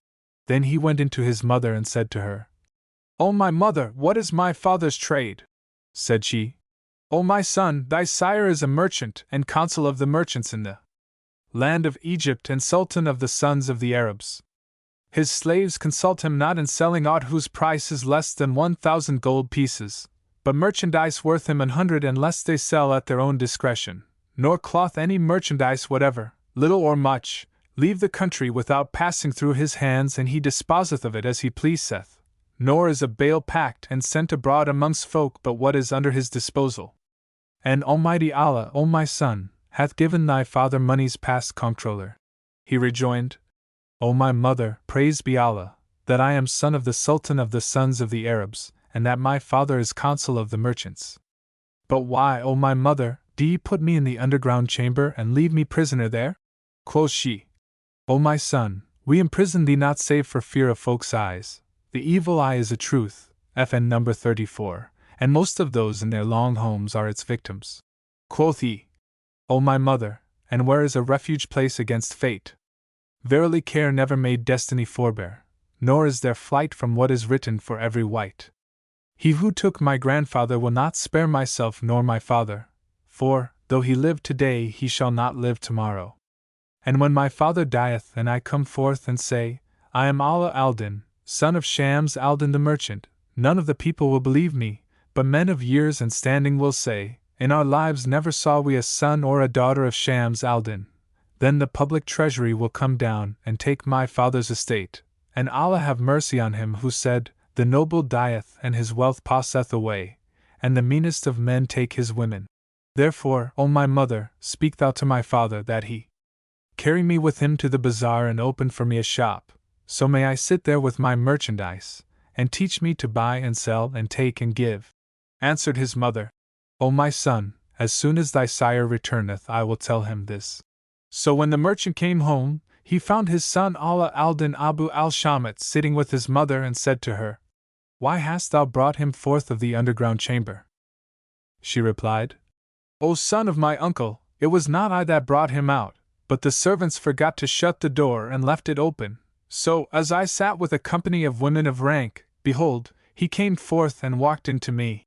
Then she went on to repeat to him his son's words, so he said, "O my son, tomorrow, inshallah, I will take thee with me to the bazaar. But my boy sitting in markets and shops demandeth good manners and courteous carriage in all conditions." Allah Aldin passed the night rejoicing in his father's promise, and, when the morrow came, the merchant carried him to the hammam and clad him in a suit worth a mint of money. As soon as they had broken their fast and drunk their sherbets, Shams Aldin mounted his she-mule and putting his son upon another, rode to the market, followed by his boy. But when the market folk saw their consul making towards them, foregoing a youth as he were a slice of the full moon on the 14th night, they said, one to other, "See thou yonder boy behind the consul of the merchants. Verily, we thought well of him, but he is, like the leek, grey of head and green at heart." FN number 35, and Sheikh Muhammad Samsam, deputy syndic of the market, the man before mentioned, said to the dealers, "O merchants, we will not keep the like of him for our sheikh, no, never." Now it was the custom anent the consul when he came from his house of a morning and sat down in his shop, for the deputy syndic of the market to go and recite to him and to all the merchants assembled around him the Fatiha or opening chapter of the Quran, FN number 36, after which they accosted him one by one and wished him good morrow and went away, each to his business place. But when Shams Aldin seated himself in his shop that day as usual, the traders came not to him as accustomed. So he called the deputy and said to him, "Why come not the merchants together as usual?" Answered Muhammad Samsam, "I know not how to tell thee these troubles, for they have agreed to depose thee from the sheikh's ship of the market and to recite the Fatiha to thee no more." Asked Shams Aldin, "What may be their reason?" And asked the deputy, "What boy is this that sitteth by thy side, and thou a man of years and chief of the merchants? Is this lad a Mameluke or akin to thy wife? Verily, I think thou lovest him and inclines lewdly to the boy." Thereupon the consul cried out at him, saying, "Silence, Allah curse thee, genus and species!" "This is my son," rejoined the deputy. "Never in our born days have we seen thee with a son." And Shams Aldin answered, "When thou gavest me the seed thickener, my wife conceived and bare this youth. But I reared him in a souterrain for fear of the evil eye, nor was it my purpose that he should come forth, till he could take his beard in his hand." FN number 37, however, his mother would not agree to this, and he on his part begged I would stock him a shop and teach him to sell and buy. So the deputy syndic returned to the other traders and acquainted them with the truth of the case, whereupon they all arose to accompany him, and going in a body to Shams Aldin's shop, stood before him and recited the opener of the Quran, after which they gave him joy of his son and said to him, "The Lord prosper root and branch." But even the poorest of us, when son or daughter is born to him, needs must cook a pan full of custard, FN number 38, and bid his friends and kith and kin. Yet hast thou not done this. Quoth he, "This I owe you, be our meeting in the garden." And Shahrazad perceived the dawn of day and ceased to say her permitted say. When it was the 252nd night, her sister Dunyazad said to her, "Pray continue thy story for us, as thou be awake and not inclined to sleep." Quoth she, with pleasure and goodwill, "It hath reached me, O auspicious king, that the consul of the merchants promised them a banquet and said, 'Be our meeting in the garden.' So when morning dawned he dispatched the carpet layer to the saloon of the garden pavilion and bade him furnish the two. Moreover, he sent thither all that was needful for cooking, such as sheep and clarified butter and so forth, according to the requirements of the case, and spread 2 tables, one in the pavilion and another in the saloon. Then Shams Aldin and his boy girded themselves, and he said to Allah Aldin, "O my son, when as a greybeard entereth, I will meet him and seat him at the table in the pavilion, and do thou, in like manner, receive the beardless youths and seat them at the table in the saloon." He asked, "O my father, why dost thou spread 2 tables, one for men and another for youths?" And he answered, "O my son, the beardless is ashamed to eat with the bearded." And his son thought this his answer full and sufficient. So when the merchants arrived, Shams Aldin received the men and seated them in the pavilion, whilst Allah Aldin received the youths and seated them in the saloon. Then the food was set on, and the guests ate and drank and made merry and sat over their wine, whilst the attendants perfumed them with the smoke of scented woods, and the elders fell to conversing of matters of science and traditions of the Prophet. Now there was amongst them a merchant called Mahmud of Balkh, a professing Moslem but at heart a Magian, a man of lewd and mischievous life who loved boys. And when he saw Allah Aldin, from whose father he used to buy stuffs and merchandise, one sight of his face sent him 1,000 sighs, and Satan dangled the jewel before his eyes, so that he was taken with love-longing and desire and affection, and his heart was filled with mad passion for him. Presently he arose and made for the youths, who stood up to receive him, and at this moment Allah Aldin, being taken with an urgent call of nature, withdrew to make water, whereupon Mahmud turned to the other youths and said to them, "If you will incline Allah Aldin's mind to journeying with me, I will give each of you a dress worth a power of money." Then he returned from them to the men's party, and, as the youths were sitting, Allah Aldin suddenly came back, when all rose to receive him and seated him in the place of highest honor. Presently, one of them said to his neighbor, "O my lord Hassan, tell me whence came to thee the capital, whereon thou trades?" He replied, "When I grew up and came to man's estate, I said to my sire, O my father, give me merchandise. Quoth he, O my son, I have none by me, but go thou to some merchant and take of him money and traffic with it, and so learn to buy and sell, give and take. So I went to one of the traders and borrowed of him 1,000 dinars, wherewith I bought stuffs and, carrying them to Damascus, sold them there at a profit of 2 for 1. Then I bought Syrian stuffs and carrying them to Aleppo, made a similar gain of them. After which I bought stuffs of Aleppo and repaired with them to Baghdad, where I sold them with like result, 2 for 1. Nor did I cease trading upon my capital till I was worth nigh 10,000 ducats. Then each of the others told his friend some such tale, till it came to Allah Aldin's turn to speak, when they said to him, And now, O my lord Allah Aldin? Quoth he, I was brought up in a chamber underground and came forth from it only this week, and I do but go to the shop and return home from the shop. They remarked, Thou art used to wone at home and wottest not the joys of travel, for travel is for men only. He replied, I reck not of voyaging, and wayfaring cloth not tempt me. Whereupon quoth one to the other, This one is like the fish, when he leaveth the water he dieth. Then they said to him, O Allah Aldin, the glory of the sons of the merchants is not but in travel for the sake of gain. Their talk angered him, so he left them weeping-eyed and heavy-hearted, and mounting his mule returned home. Now his mother saw him in tears and in bad temper, and asked him, What hath made thee weep, O my son? And he answered, Of a truth, all the sons of the merchants put me to shame, and said, Naught is more glorious for a merchant's son than travel for gain, and to get him gold. And Shahrazad perceived the dawn of day and ceased saying her permitted say. When it was the 253rd night, she said, It hath reached me, O auspicious king, that Allah Aldin said to his mother, Of a truth all the sons of the merchants put me to shame, and said, Naught is more honorable for a merchant's son than travel for gain. O my son, hast thou a mind to travel? Even so. And whither wilt thou go? To the city of Baghdad, for their folk make double the cost price on their goods. O my son, thy father is a very rich man, and if he provide thee not with merchandise, I will supply it out of my own monies. The best favor is that which is soonest bestowed. If this kindness is to be, now is the time. So she called the slaves and sent them for cloth packers, then, opening a storehouse, brought out 10 loads of stuffs, which they made up into bales for him. Such was his case. But as regards his father, Shams Aldin, he looked about and failed to find Allah Aldin in the garden, and inquiring after him, was told that he had mounted mule and gone home. So he too mounted and followed him. Now when he entered the house, he saw the bales ready bound and asked what they were, whereupon his wife told him what had chanced between Allah Aldin and the sons of the merchants, and he cried, O my son, Allah's Mali son on travel and strangerhood! Verily Allah's apostle, whom the Lord bless and preserve, hath said, It is of a man's happy fortune that he eat his daily bread in his own land.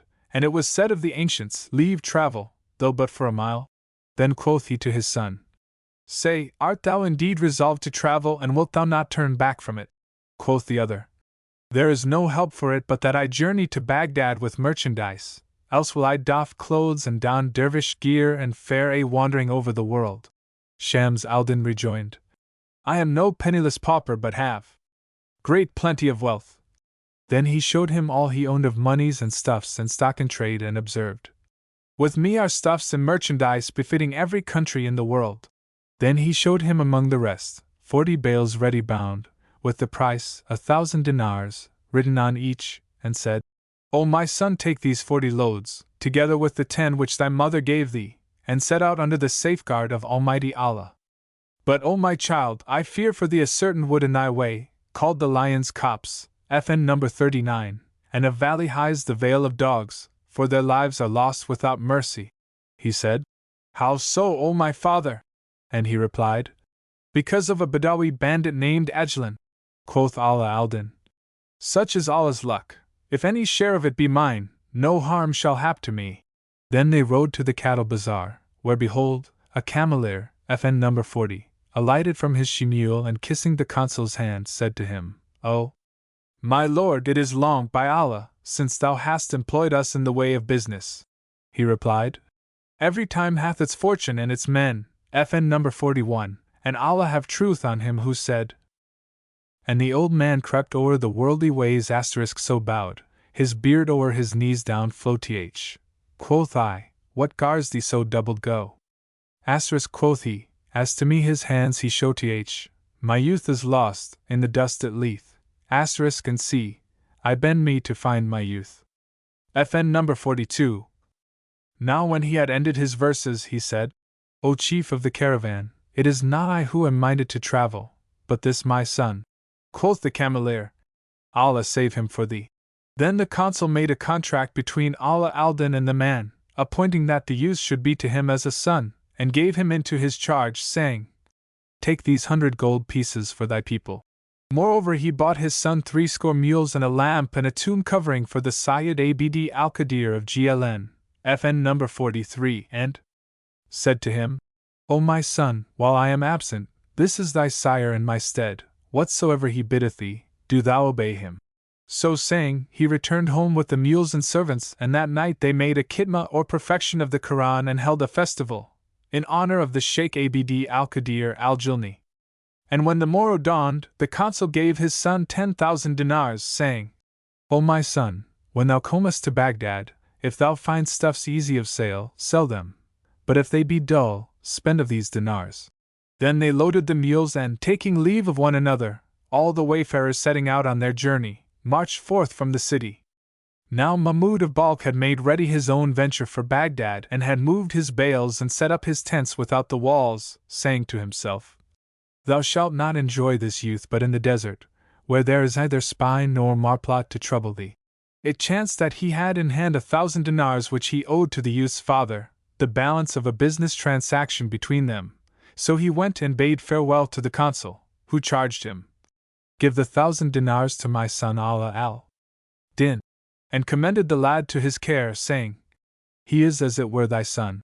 Accordingly, Allah Aldin joined company with Mahmud of Balkh. And Shahrazad perceived the dawn of day and ceased to say her permitted say. When it was the 254th night, she said, It hath reached me, O auspicious king, that Allah Aldin joined company with Mahmud of Balkh, who, before beginning the march, charged the youth's cook to dress nothing for him, but himself provided him and his company with meat and drink.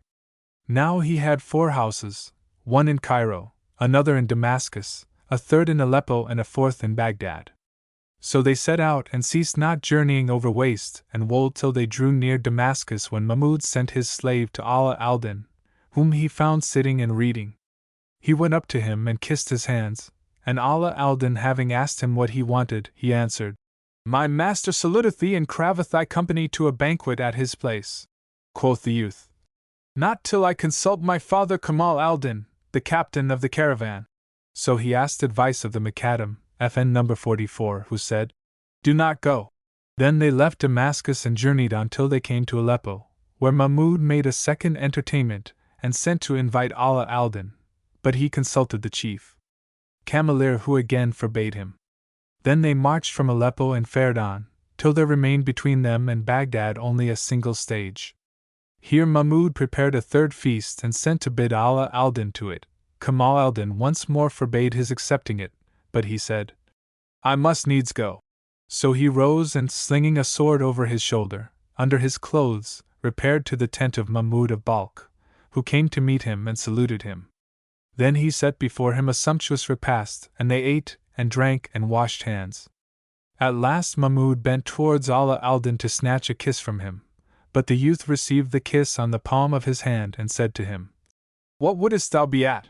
Quoth Mahmud, "In very sooth I brought thee hither that I might take my pleasure with thee in this jousting ground, and we will comment upon the words of him who saith, Say, canst not come to us one momentling, like milk of yuckin or aught glistening, and eat what liketh thee of dainty cake, and take thy due of fee and silverling, and bear whatso thou wilt, without mislike, of spanling, fistling or a span long thing?" Then Mahmud of Balkh would have laid hands on Allah Aldin to ravish him, but he rose and bearing his brand said to him, "Shame on thy grey hairs! Hast thou no fear of Allah, and he of exceeding awe?" FN number 45, may he have mercy on him who saith, "Preserve thy hoary hairs from soil and stain, for whitest colors are the easiest stained." And when he ended his verses he said to Mahmud of Balkh, "Verily this merchandise, FN number 46, is a trust from Allah and may not be sold. If I sold this property to other than thee for gold, I would sell it to thee for silver. But by Allah, O filthy villain, I will never again company with thee. No, never." Then he returned to Kamal Aldin the guide and said to him, "Yonder man is a lewd fellow, and I will no longer consort with him nor suffer his company by the way." He replied, "O my son, did I not say to thee, go not near him? But if we part company with him, I fear destruction for ourselves, so let us still make one caravan." But Allah Aldin cried, "It may not be that I ever again travel with him." So he loaded his beasts and journeyed onwards, he and his company, till they came to a valley, where Allah Aldin would have halted, but the Cameleer said to him, "Do not halt here, rather let us fare forwards and press our pace, so haply we make Baghdad before the gates are closed, for they open and shut them with the sun, in fear lest the rejectors, FN number 47, should take the city and throw the books of religious learning into the Tigris." But Allah Aldin replied to him, "O my father, I came not forth from home with this merchandise, or travelled hither for the sake of traffic, but to divert myself with the sight of foreign lands and folks." And he rejoined, "O my son, we fear for thee and for thy goods from the wild Arabs." Whereupon the youth answered, "Harkee, fellow, art thou master or man? I will not enter Baghdad till the morning, that the sons of the city may see my merchandise and know me." "Do as thou wilt," said the other. "I have given thee the wisest advice, but thou art the best judge of thine own case." Then Allah Aldin bade them unload the mule, and pitch the tent, so they did his bidding and abode there till the middle of the night, when he went out to obey a call of nature and suddenly saw something gleaming afar off. So he said to Kamal Aldin, "O captain, what is yonder glittering?" The Cameleer sat up and, considering it straightly, knew it for the glint of spearheads and the steel of Badawi weapons and swords. And lo and behold! This was a troop of wild Arabs under a chief called Al-Nabnid, Sheikh of the Arabs, and when they neared the camp and saw the bales and baggage, they said one to another, "O knight of loot!" Now when Kamal Aldin heard their words he cried, "Avaunt, O vilest of Arabs!" But Abu Naib so smote him with his throw spear in the breast, that the point came out gleaming from his back, and he fell down dead at the tent door. Then cried the water carrier, FN number 48, "Avaunt, O foulest of Arabs!" And one of them smote him with a sword upon the shoulder, that it issued shining from the tendons of the throat, and he also fell down dead. And all this while Allah Aldin stood looking on. Then the Badawi surrounded and charged the caravan from every side and slew all Allah Aldin's company without sparing a man, after which they loaded the mules with the spoil and made off. Quoth Allah Aldin to himself, Nothing will slay thee save thy mule and thy dress. So he arose and put off his gown and threw it over the back of a mule, remaining in his shirt and bag trousers only. After which he looked towards the tent door, and seeing there a pool of gore flowing from the slaughtered, wallowed in it with his remaining clothes till he was as a slain man drowned in his own blood. Thus it fared with him. But as regards the sheikh of the wild Arabs, Aldin, he said to his banditti, O Arabs, was this caravan bound from Egypt for Baghdad or from Baghdad for Egypt? And Shahrazad perceived the dawn of day and ceased saying her permitted say. When it was the 255th night, she said, It hath reached me, O auspicious king, that when the Badawi asked his banditti, O Arabs, was this caravan bound from Egypt for Baghdad or from Baghdad for Egypt? They answered, 'Twas bound from Egypt for Baghdad. And he said, Return ye to the slain, for methinks the owner of this caravan is not dead. So they turned back to the slain and fell to prodding and slashing them with lance and sword till they came to Allah Aldin, who had thrown himself down among the corpses. And when they came to him, quoth they, Thou dost but feign thyself dead, but we will make an end of thee. And one of the Badawin levelled his javelin, and would have plunged it into his breast when he cried out, Save me, O my lord Abd al-Qadir, O saint of Jailan! And behold, he saw a hand turn the lance away from his breast to that of Kamal Aldin the Cameleer, so that it pierced him and spared himself. FN number 49. Then the Arabs made off, and when Allah Aldin saw that the birds were flown with their God sent, he sat up and finding no one, rose and set off running. But behold, Abu Nib the Badawi looked back and said to his troop, I see somewhat moving afar off, O Arabs! So one of the bandits turned back and, spying Allah Aldin running, called out to him, saying, Flight shall not forward thee and we after thee. And he smote his mare with his heel and she hastened after him. Then Allah Aldin, seeing before him a watering tank and a cistern beside it, climbed up into a niche in the cistern, and, stretching himself at full length, feigned to be asleep and said, O gracious protector, cover me with the veil of thy protection which may not be torn away. And lo! The Badawi came up to the cistern and, standing in his stirrup irons, put out his hand to lay hold of Allah Aldin.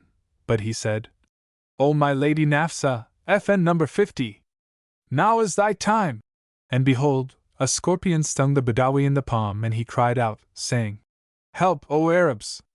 I am stung! And he alighted from his mare's back. So his comrades came up to him and mounted him again, asking, What hath befallen thee? Whereto he answered, A young scorpion, FN number 51, stung me. So they departed, with the caravan. Such was their case. But as regards Allah Aldin, he tarried in the niche, and Mahmud of Balkh bade load his beasts and fared forwards till he came to the lion's copse, where he found Allah Aldin's attendants all lying slain. At this he rejoiced and went on till he reached the cistern and the reservoir. Now his mule was athirst and turned aside to drink, but she saw Allah Aldin's shadow in the water and shied and started, whereupon Mahmud raised his eyes and, seeing Allah Aldin lying in the niche, stripped to his shirt and bag trousers, said to him, What man this deed to thee hath dight and left thee in this evil plight? Answered Allah Aldin, The Arabs.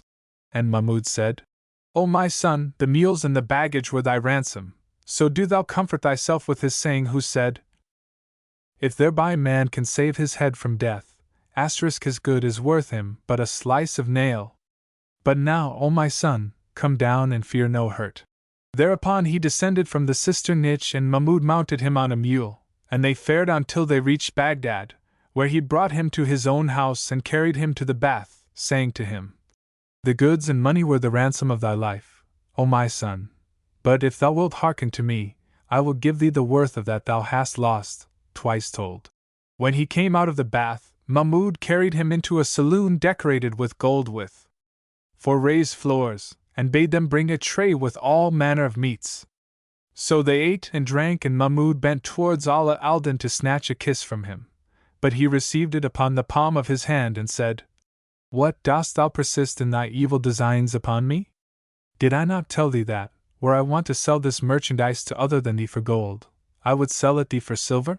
Quoth Mahmud, I will give thee neither merchandise nor mule nor clothes save at this price, for I am gone mad for love of thee, and bless him who said, told us, ascribing to his sheikhs, our Sheikh *Ab Bill, these words they want to utter frowny face FN number 52, unhealed the lover ones of love desire, * by kiss and clip, his only cures to footer.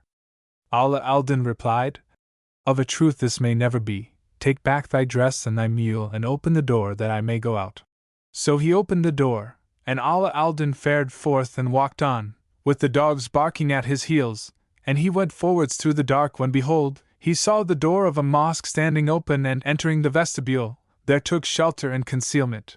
And suddenly a light approached him and on examining it he saw that it came from a pair of lanterns borne by 2 slaves before 2 merchants.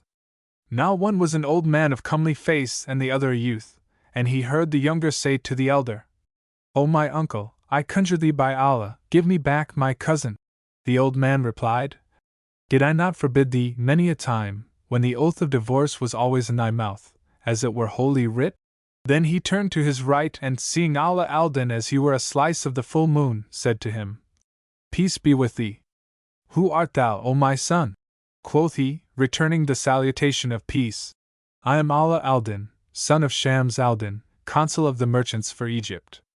I besought my father for merchandise, so he packed me 50 loads of stuffs and goods. And Shahrazad perceived the dawn of day and ceased to say her permitted say. When it was the 256th night, she said, It hath reached me, O auspicious king, that Allah Aldin continued. So he packed me 50 loads of goods and gave me 10,000 dinars, wherewith I set out for Baghdad. But when I reached the lion's copse, the wild Arabs came out against me and took all my goods and monies. So I entered the city knowing not where to pass the night, and seeing this place, I took shelter here. Quoth the old man, O my son, what sayest thou to my giving thee 1,000 dinars and a suit of clothes and a mule worth other 2,000? Allah Aldin asked, To what end wilt thou give me these things, O my uncle? And the other answered, This young man who accompanieth me is the son of my brother and an only son, and I have a daughter called Zubaydah, FN number 53, the littlest, and only child who is a model of beauty and loveliness, so I married her to him. Now he loveth her, but she loatheth him, and when he chanced to take an oath of triple divorcement, and broke it, forthright she left him. Whereupon he egged on all the folk to intercede with me to restore her to him. But I told him that this could not lawfully be saved by an intermediate marriage, and we have agreed to make some stranger the intermediary, FN number 54, in order that none may taunt and shame him with this affair. So, as thou art a stranger, come with us and we will marry thee to her. Thou shalt lie with her tonight, and on the morrow divorce her, and we will give thee what I said. Quoth Allah Aldin to himself, By Allah, to bide the night with a bride on a bed in a house is far better than sleeping in the streets and vestibules.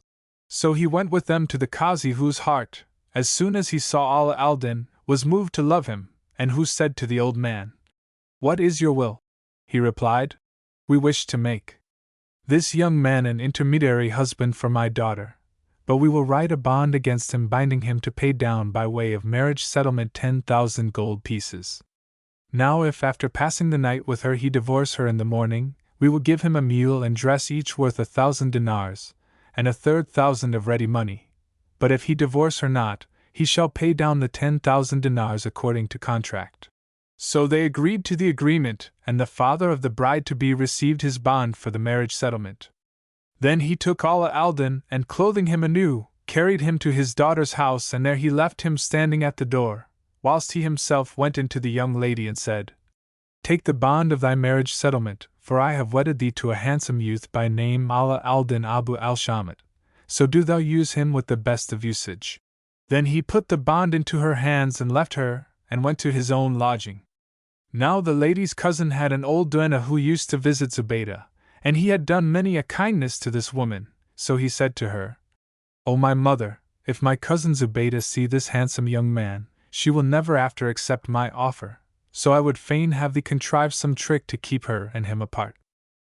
She answered, By the life of thy youth, FN number 55, I will not suffer him to approach her.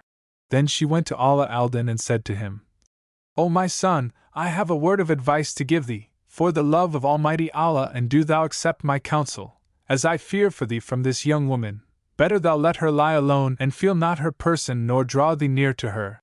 He asked, Why so? And she answered, Because her body is full of leprosy, and I dread lest she infect thy fair and seemly youth. Quoth he, I have no need of her.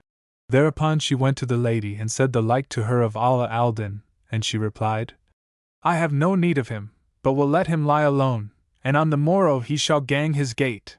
Then she called a slave girl and said to her, Take the tray of food and set it before him, that he may sup.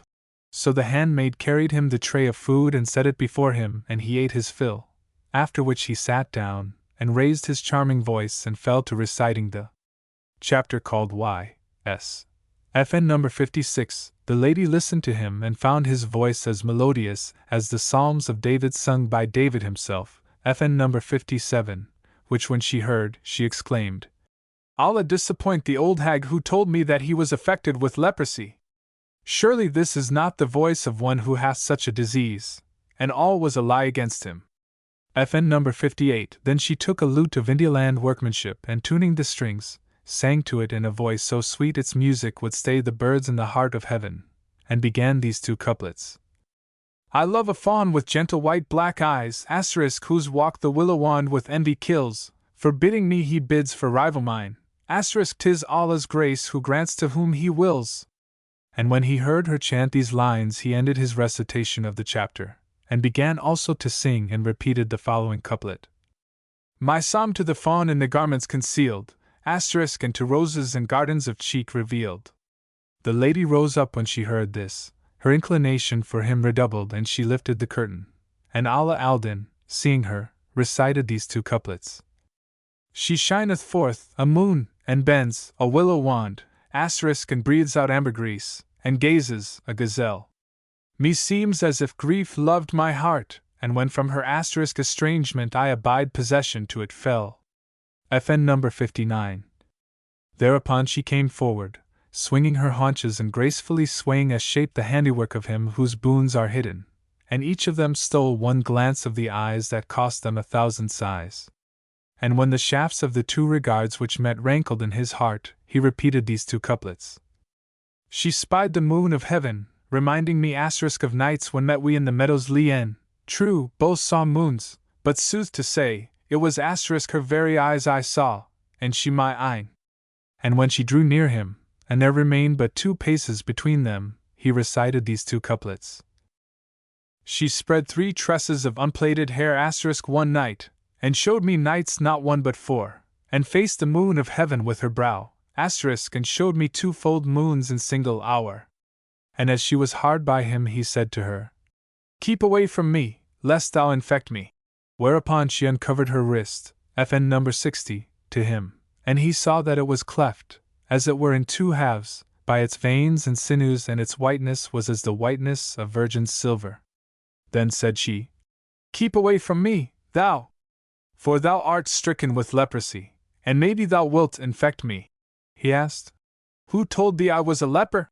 And she answered, The old woman so told me. Quoth he, 'Twas she told me also that thou wast afflicted with white scurvy. And so saying, he bared his forearms and showed her that his skin was also like virgin silver. Thereupon she pressed him to her bosom and he pressed her to his bosom, and the twain embraced with closest embrace. Then she took him and, lying down on her back, let down her petticoat trousers, and in an instant that which his father had left him rose up in rebellion against him, and he said, Go it, O Shaykh Zachary, FN number 61, of Shagri, O father of veins! And putting both hands to her flanks, he set the sugar stick, FN number 62, to the mouth of the cleft and thrust until he came to the wicket, called Pectin. His passage was by the Gate of Victories, FN number 63, and therefrom he entered the Monday market, and those of Tuesday and Wednesday and Thursday, FN number 64, and finding the carpet after the measure of the dais floor, FN number 65, he plied the box within its cover till he came to the end of it. And when morning dawned he cried to her, Alas for delight which is not fulfilled! The raven, FN number 66, taketh it and fleeth away. She asked, What meaneth this saying? And he answered, O my lady, I have but this hour to abide with thee. Quoth she, Who saith so? And quoth he, Thy father made me give him a written bond to pay 10,000 dinars to thy wedding settlement, and except I pay it this very day, they will imprison me for debt in the Qazi's house, and now my hand lacketh 1/2 dirham of the sum. She asked, O my lord, is the marriage bond in thy hand or in theirs? And he answered, O my lady, in mine, but I have nothing. She rejoined, The matter is easy, fear thou nothing. Take these 100 dinars, and I had more, I would give thee what thou lackest, but of a truth my father, of his love for my cousin, hath transported all his goods, even to my jeweler from my lodging to his. But when they send thee a sergeant of the ecclesiastical court. And Shahrazad perceived the dawn of day and ceased to say her permitted say. When it was the 257th night, she said, It hath reached me, O auspicious king, that the young lady rejoined to Allah Aldin. And when they send thee at an early hour a sergeant of the ecclesiastical court, and the Qazi and my father bid thee divorce me, do thou reply, By what law is it lawful and right that I should marry at nightfall and divorce in the morning? Then kiss the Qazi's hand and give him a present, and in like manner kiss the assessor's hands and give each of them 10 gold pieces. So they will all speak with thee, and if they ask thee, Why dost thou not divorce her and take the 1,000 dinars and the mule and suit of clothes, according to contract duly contracted, do thou answer, Every hair of her head is worth 1,000 ducats to me, and I will never put her away, neither will I take a suit of clothes nor aught else. And if the Qazi say to thee, Then pay down the marriage settlement, do thou reply, I am short of cash at this present, whereupon he and the assessors will deal in friendly fashion with thee and allow thee time to pay. Now whilst they were talking, behold, the Qazi's officer knocked at the door. So Allah Aldin went down, and the man said to him, Come, speak the Effendi, FN number 67, for thy father-in-law summoneth thee. So Allah Aldin gave him 5 dinars and said to him, O summoner, by what law am I bound to marry at nightfall and divorce next morning? The sergeant answered, By no law of ours at all, and if thou be ignorant of the religious law, I will act as thine advocate. Then they went to the divorce court, and the Qazi said to Allah Aldin, Why dost thou not put away the woman and take what falleth to thee by the contract? Hearing this he went up to the Qazi, and kissing his hand, put 50 dinars in it and said, O our lord the Qazi, by what law is it lawful and right that I should marry at nightfall and divorce in the morning in my own despite? The Qazi answered, Divorce as a compulsion and by force is sanctioned by no school of the Moslems. Then said the young lady's father, If thou wilt not divorce, pay me the 10,000 dinars, her marriage settlement. Quoth Allah Aldin, Give me a delay of 3 days. But the Qazi said, 3 days is not time enough, he shall give thee 10. So they agreed to this and bound him after 10 days either to pay the dowry or to divorce her. And after consenting he left them, and taking meat and rice and clarified butter, FN number 68, and what else of food he needed, returned to the house and told the young woman all that had passed, whereupon she said, Twixt night and day, wonders may display, and Allah bless him for his say. Be mild when rage shall come to afflict thy soul, be patient when calamity breeds ire. Lukey, the nights are big with child by time, whose pregnancy bears wondrous things and dire. Then she rose and made ready food and brought the tray, and they two ate and drank and were merry and mirthful. Presently Allah Aldin besought her to let him hear a little music, so she took the lute and played a melody that had made the hardest stone dance for glee, and the strings cried out in present ecstasy, O loving one, wink with the frown FN number 69, after which she passed from the adagio into the presto and a livelier measure. As they thus spent their leisure in joy and jollity and mirth and merriment, behold, there came a knocking at the door, and she said to him, Go see who is at the door. So he went down and opened it, and finding 4 dervishes standing without, said to them, What want ye? They replied, O my lord, we are foreign and wandering religious mendicants, the viands of whose souls are music and dainty verse, and we would fain take our pleasure with thee this night till morning cloth appear, when we will wend our way, and with Almighty Allah be thy reward, for we adore music, and there is not one of us but knoweth by heart store of odes and songs and ritornellos. FN number 70, he answered, There is one I must consult. And he returned and told Zubaydah, who said, "Open the door to them." So he brought them up and made them sit down and welcomed them.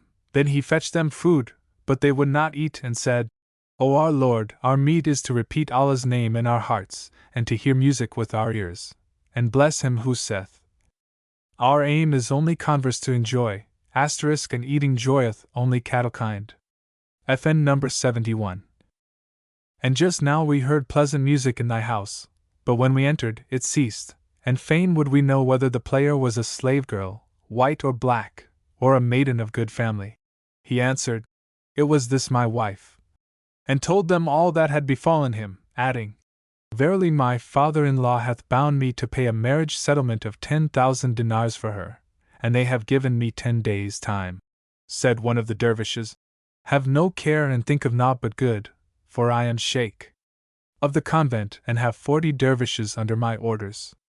I will presently collect from them the 10,000 dinars, and thou shalt pay thy father-in-law the wedding settlement. But now bid thy wife make us music that we may be gladdened and pleasured, for to some folk music is meat, to others medicine, and to others refreshing as a fan." Now these 4 dervishes were none other than the Caliph Harun al-Rashid, his Wazir Ja'far the Barmecide, Abu al-Naws al-Hassan son of Nai, FN number 72, and Masr the Sorter. And the reason of their coming to the house was that the Caliph, being heavy at heart, had summoned his minister and said, "O Wazir, it is our will to go down to the city and pace its streets, for my breast is sore straitened." So they all 4 donned dervish dress and went down and walked about, till they came to that house where, hearing music, they were minded to know the cause. They spent the night in joyance and harmony and telling tale after tale until morning dawned, when the Caliph laid 100 gold pieces under the prayer carpet, and all taking leave of Allah Aldin, went their way. Now when Zubaydah lifted the carpet she found beneath it the 100 dinars, and she said to her husband, "Take these 100 dinars which I have found under the prayer carpet. Assuredly the dervishes when about to leave us laid them there, without our knowledge." So Allah Aldin took the money and, repairing to the market, bought therewith meat and rice and clarified butter and all they required.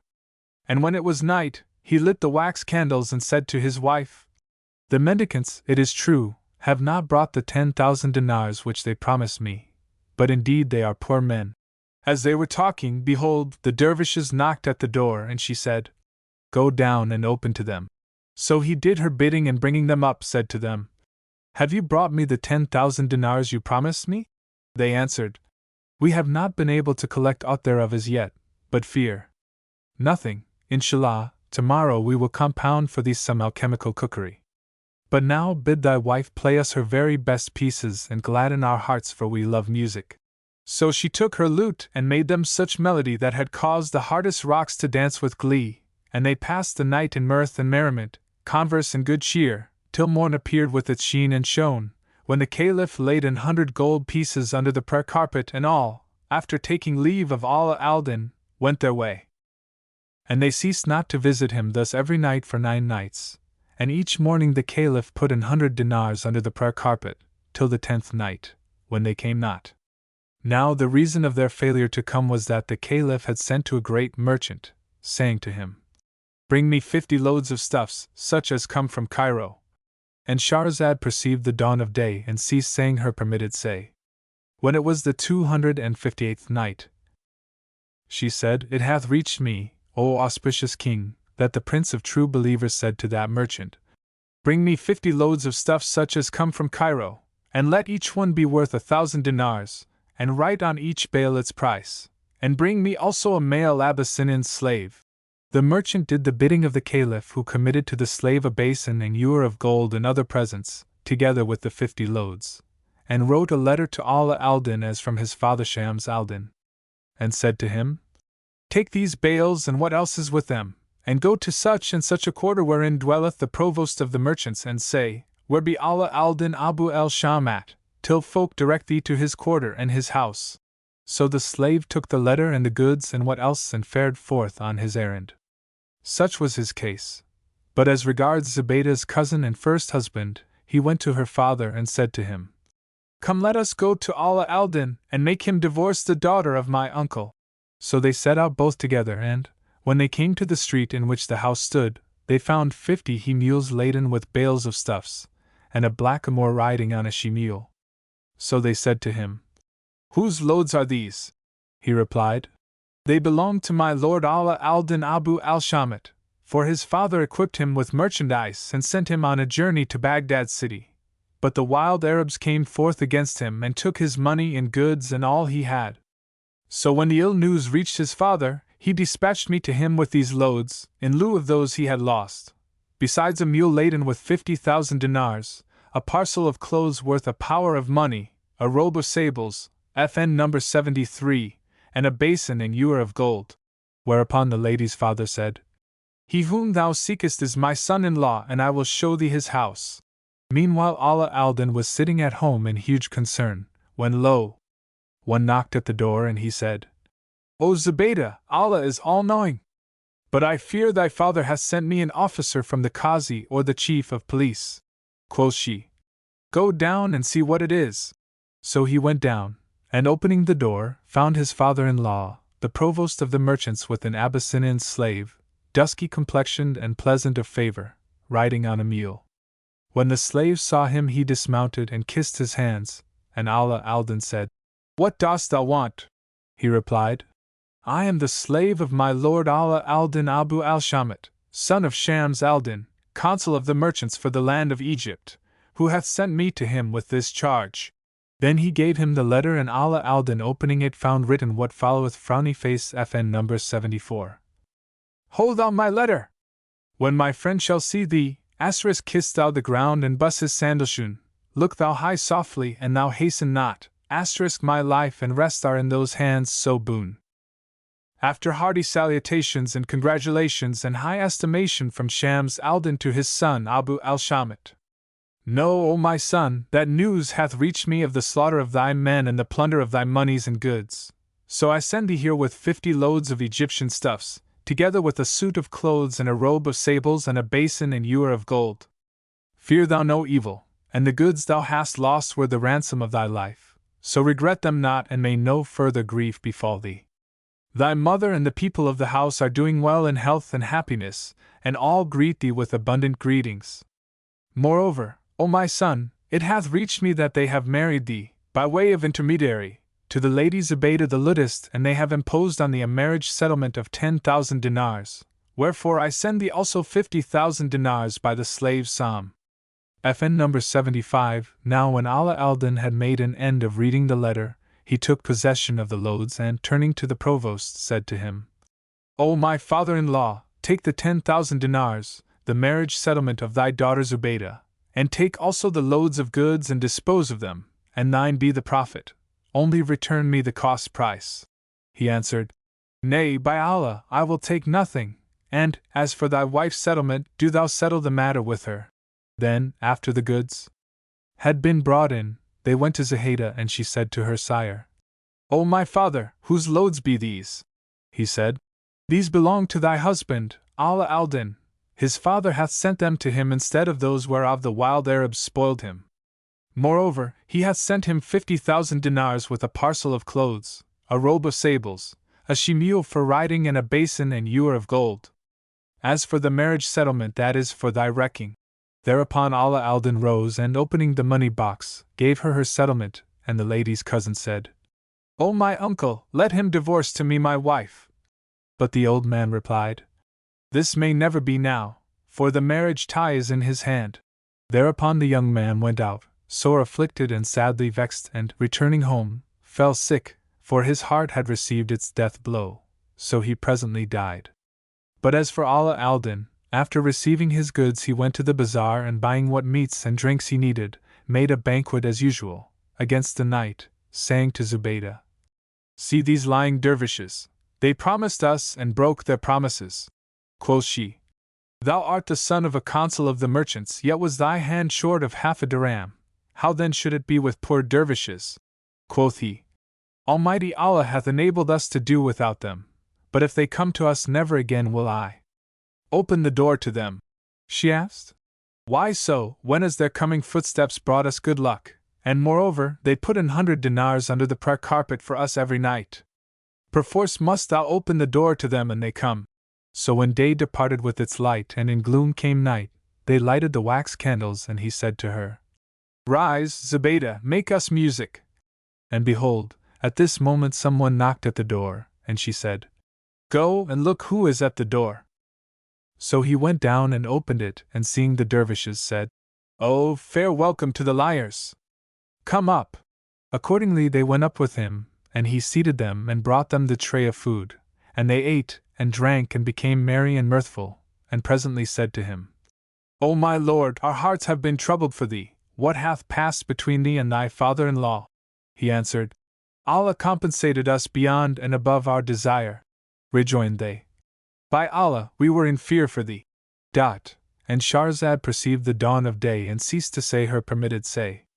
When it was the 200th night, she said, It hath reached me, O auspicious king, that the dervishes thus addressed Allah Aldin. By Allah, we were in fear for thee, and naught kept us from thee but our lack of cash and coin. Quoth he, Speedy relief hath come to me from my lord, for my father hath sent me 50,000 dinars and 50 loads of stuffs, each load worth 1,000 dinars, besides a riding mule, a robe of sables, an Abyssinian slave, and a basin and ewer of gold. Moreover, I have made my peace with my father-in-law, and my wife hath become my lawful wife by my paying her settlement. So laud to Allah for that.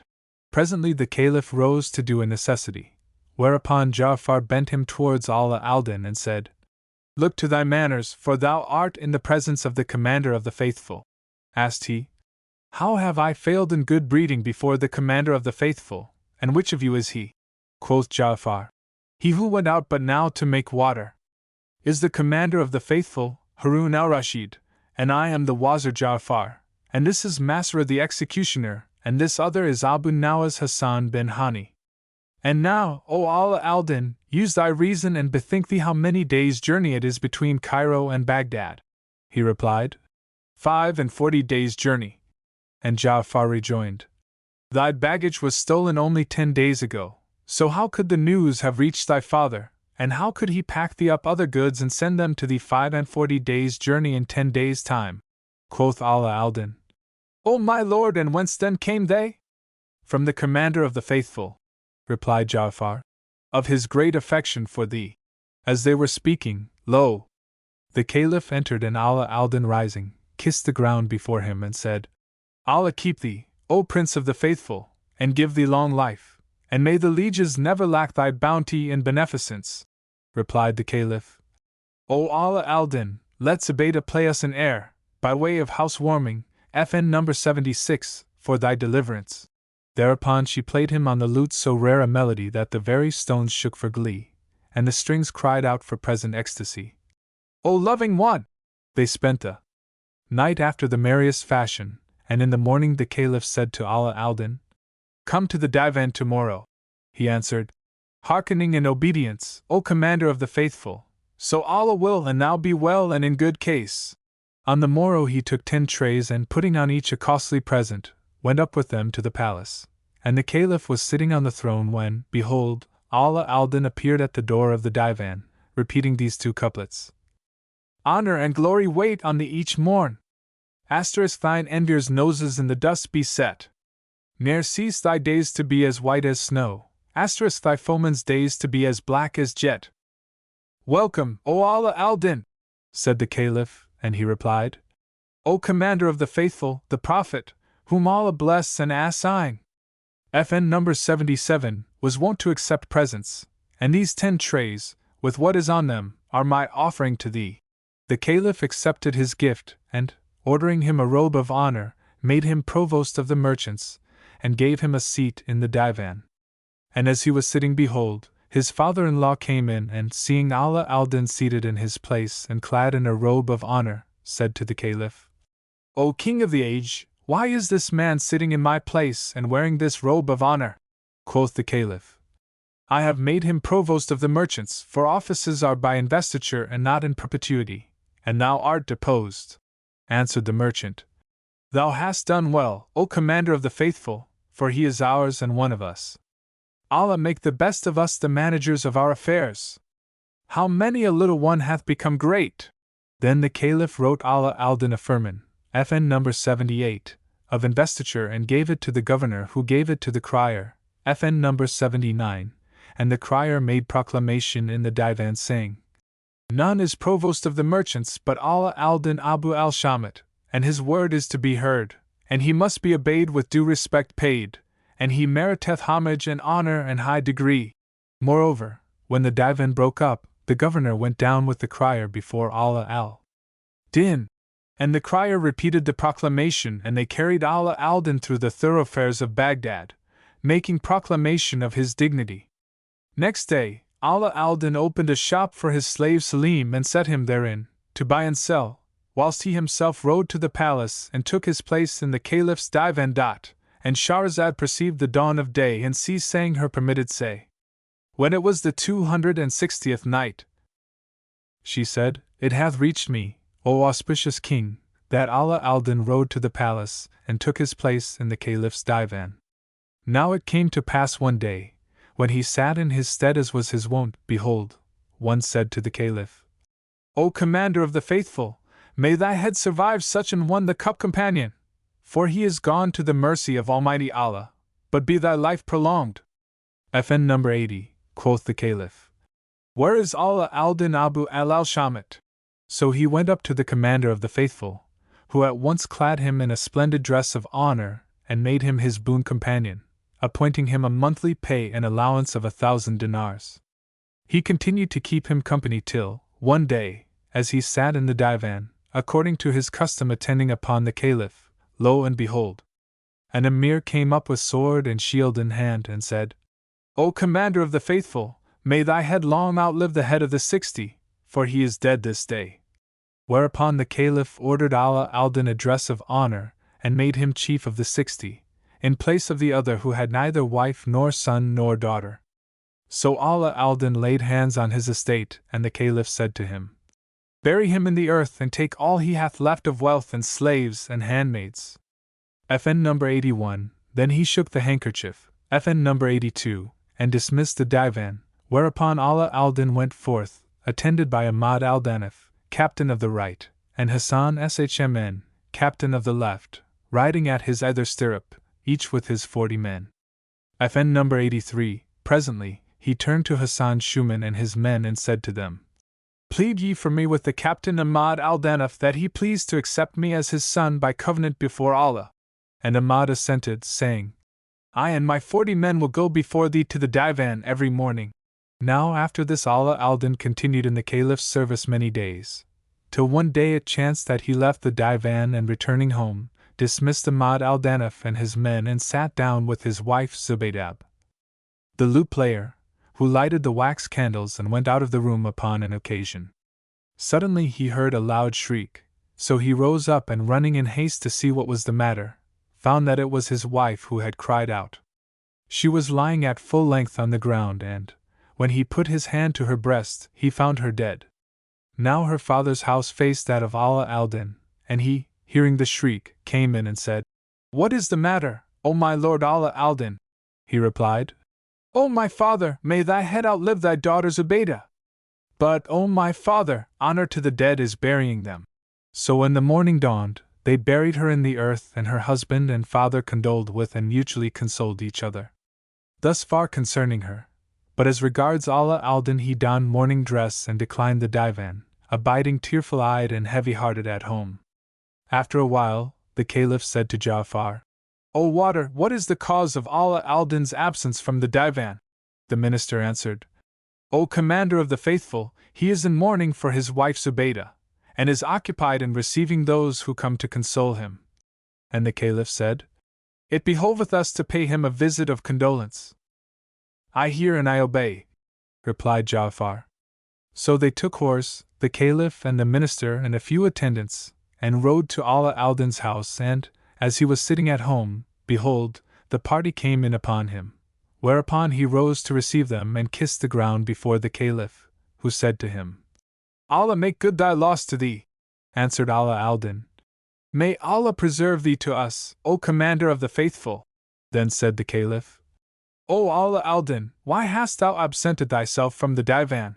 And he replied, "Because of my mourning for my wife, Zubaydah, O Commander of the Faithful." The Caliph rejoined. Put away grief from thee, verily she is dead and gone to the mercy of Almighty Allah, and mourning will avail thee nothing, no, nothing. But Allah Aldin said, O Commander of the Faithful, I shall never leave mourning for her till I die and they bury me by her side.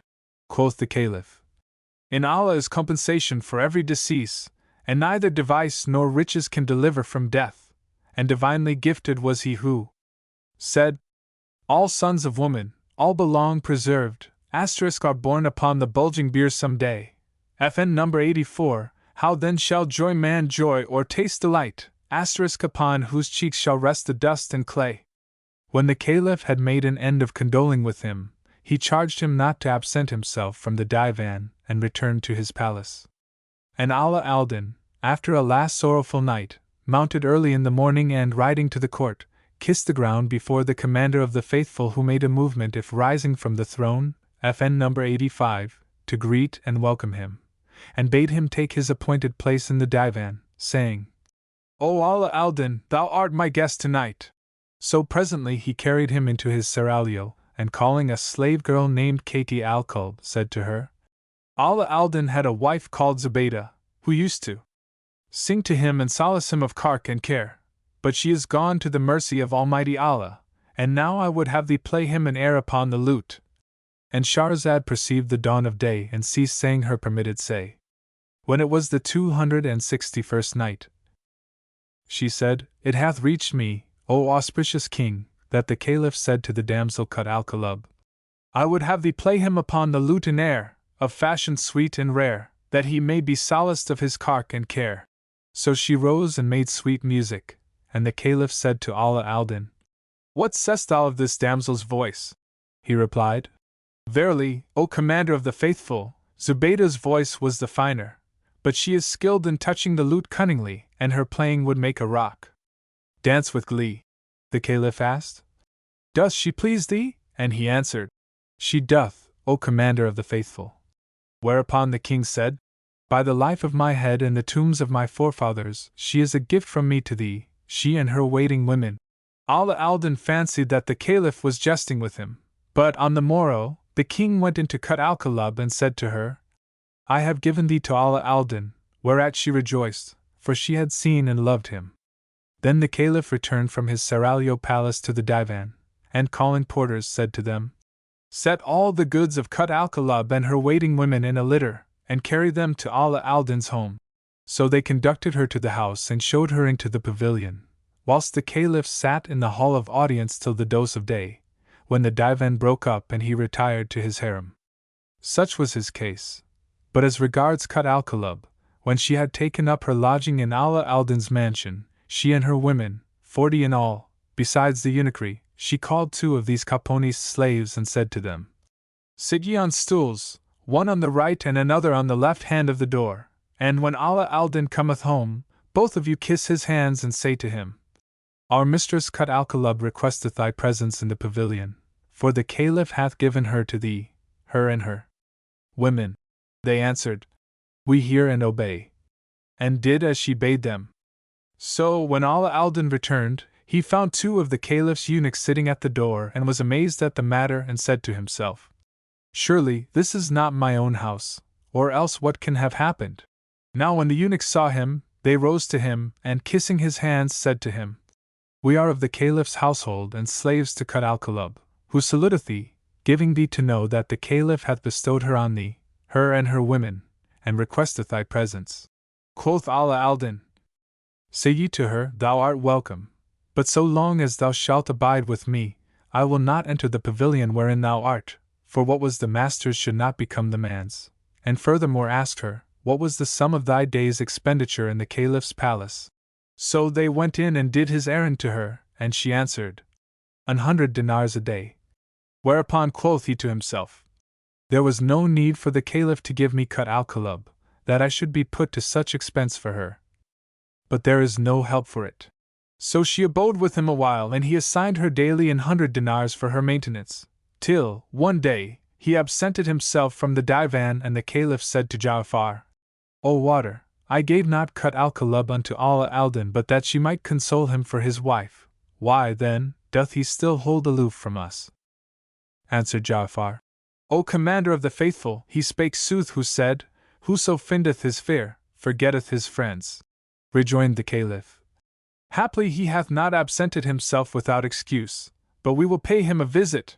Now some days before this, Allah Aldin had said to Ja'afar, I complained to the Caliph of my grief and mourning for the loss of my wife Zubaydah, and he gave me Kut al-Kalub.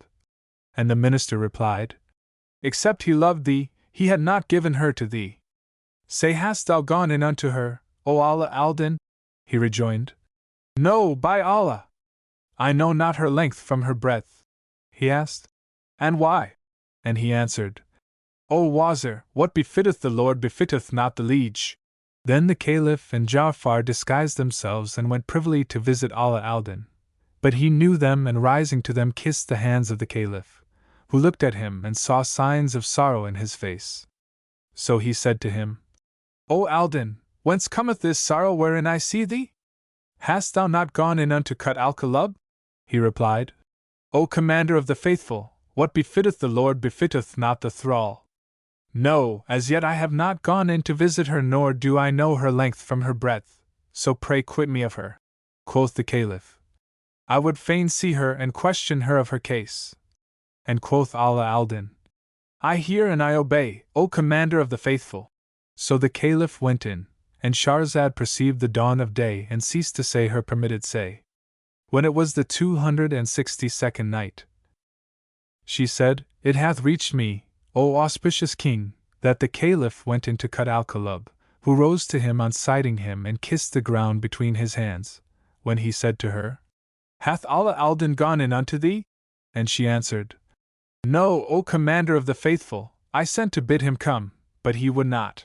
So the Caliph bade carry her back to the harem and saying to Allah Aldin, Do not absent thyself from us. Return to his palace. Accordingly, next morning, Allah Aldin mounted and rode to the divan, where he took his seat as chief of the 60. Presently the Caliph ordered his treasurer to give the Wazir Ja'afar 10,000 dinars and said when his order was obeyed, I charge thee to go down to the bazaar where handmaidens are sold, and buy Allah Aldin, a slave girl with this sum. So in obedience to the king, Ja'afar took Allah Aldin and went down with him to the bazaar. Now as chance would have it, that very day, the Emir Khalid, whom the Caliph had made governor of Baghdad, went down to the market to buy a slave girl for his son, and the cause of his going was that his wife, Kajtian by name, had borne him a son called Habzalam Baza, FN number 86, and the same was foul of favor and had reached the age of 20, without learning to mount horse, albeit his father was brave and bold, a doughty rider ready to plunge into the sea of darkness. FN number 87. And it happened that on a certain night he had a dream which caused nocturnal pollution, whereof he told his mother, who rejoiced and said to his father, I want to find him a wife, as he is now ripe for wedlock. Quoth Khalid, The fellow is so foul of favor and withal so rank of odor, so sordid and beastly that no woman would take him as a gift.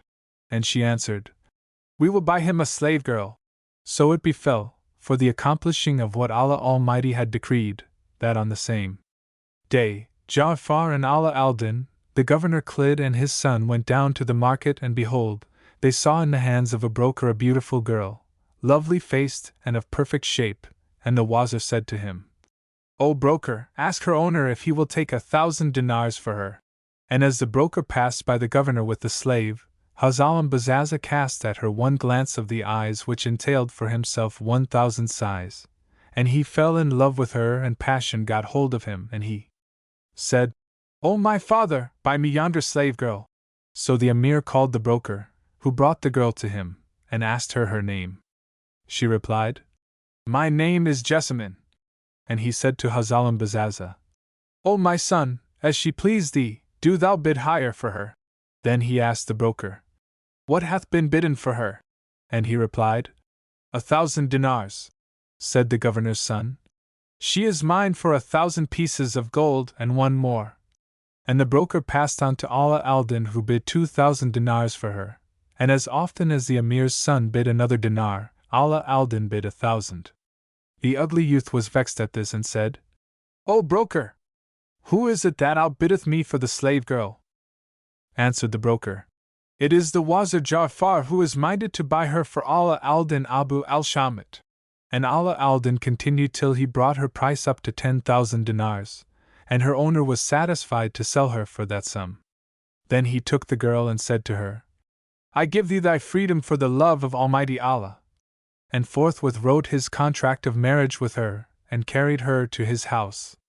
Now when the broker returned, after having received his brokerage, the Emir's son summoned him and said to him, Where is the girl? Quoth he, She was bought for 10,000 dinars by Allah Aldin, who hath set her free and married her. At this the young man was greatly vexed and cast down, and, sighing many a sigh, returned home, sick for love of the damsel, and he threw himself on his bed and refused food, for love and longing were sore upon him.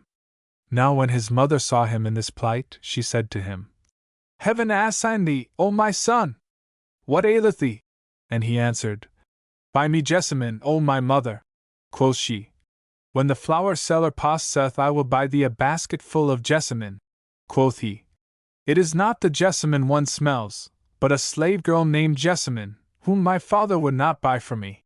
So she said to her husband, Why and wherefore didst thou not buy him the girl? And he replied, What is fit for the Lord is not fit for the liege, and I have no power to take her. No less a man bought her than Allah Aldin, chief of the 60. Then the youth's weakness redoubled upon him, till he gave up sleeping and eating, and his mother bound her head with the fillets of mourning. And while in her sadness she sat at home, lamenting over her son, behold, came in to her an old woman, known as the mother of Ahmad Kamkim, FN number 88, the arch-thief, a knave who would bore through a middle wall and scale the tallest of the tall and steal the very coal off the eyeball. FN number 89, from his earliest years he had been given to these malpractices, till they made him captain of the watch, when he stole a sum of money, and the chief of police, coming upon him in the act, carried him to the Caliph, who bade put him to death on the common execution ground. FN number 90, but he implored protection of the Wazir, whose intercession the Caliph never rejected, so he pleaded for him with the commander of the faithful, who said, How canst thou intercede for this pest of the human race? Ja'far answered, O commander of the faithful, do thou imprison him. Whoso built the first jail was a sage, seeing that a jail is the grave of the living and a joy for the foe. So the Caliph bade lay him in bilboes and write thereon, Appointed to remain here until death, and not to be loosed but on the corpse washer's bench. And they cast him fettered into limbo. Now his mother was a frequent visitor to the house of the Emir Khalid, who was governor and chief of police, and she used to go in to her son in jail and say to him, Did I not warn thee to turn from thy wicked ways? FN number 91, and he would always answer her, Allah decreed this to me, but, O my mother, when thou visitest the Emir's wife, make her intercede for me with her husband. So when the old woman came into the Lady Khatun, she found her bound with the fillets of mourning and said to her, Wherefore dost thou mourn? She replied, For my son Habzalam Bazaza. And the old woman exclaimed, Heaven assain thy son, what hath befallen him? So the mother told her the whole story, and she said, What thou say of him who should achieve such a feat as would save thy son? Asked the lady. And what feat wilt thou do? Quoth the old woman, I have a son called Ahmad Kamakim, the arch-thief, who lieth chained in jail, and on his bilboes is written, Appointed to remain till death. So do thou don thy richest clothes and trick thee out with thy finest jewels and present thyself to thy husband with an open face and smiling mien, and when he seeketh of thee what men seek of women, put him off and balk him of his will and say, By Allah, 'tis a strange thing. When a man desireth aught of his wife he dunneth her till she doeth it, but if a wife desire aught of her husband, he will not grant it to her. Then he will say, What dost thou want? And do thou answer, First swear to grant my request. If he swear to thee by his head or by Allah, say to him, Swear to me the oath of divorce, and do not yield to him, except he do this. And when as he hath sworn to thee the oath of divorce, say to him, Thou keepest in prison a man called Ahmad Kamakim, and he hath a poor old mother, who hath set upon me and who urgeth me in the matter, and who saith, Let thy husband intercede for him with the Caliph, that my son may repent and thou gain heavenly guerdon. And the Lady Khatun replied, I hear and obey. So when her husband came into her, and Shahrazad perceived the dawn of day and ceased saying her permitted say. When it was the 263rd night, she said, It hath reached me, O auspicious king, that the governor came in to his wife, who spoke to him as she had been taught and made him swear the divorce oath before she would yield to his wishes. He lay with her that night, and when morning dawned, after he had made the ghusl ablution and prayed the dawn prayer, he repaired to the prison and said, O Ahmad Kamakim, O thou arch-thief, dost thou repent of thy works? Whereto he replied, I do indeed repent and turn to Allah and say with heart and tongue, I ask pardon of Allah. So the governor took him out of jail and carried him to the court, he being still in bilboes, and approaching the Caliph, kissed ground before him. Quoth the king, O Amir Khalid, what seekest thou? Whereupon he brought forward Ahmad Kamakim, shuffling and tripping in his fetters, and the Caliph said to him, What? Art thou yet alive, O Kamakim?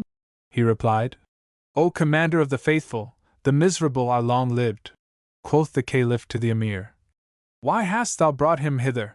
And quoth he, O Commander of the Faithful, he hath a poor old mother cut off from the world who hath none but this son, and she hath had recourse to thy slave, imploring him to intercede with thee to strike off his chains, for he repenteth of his evil courses, and to make him captain of the watch as before.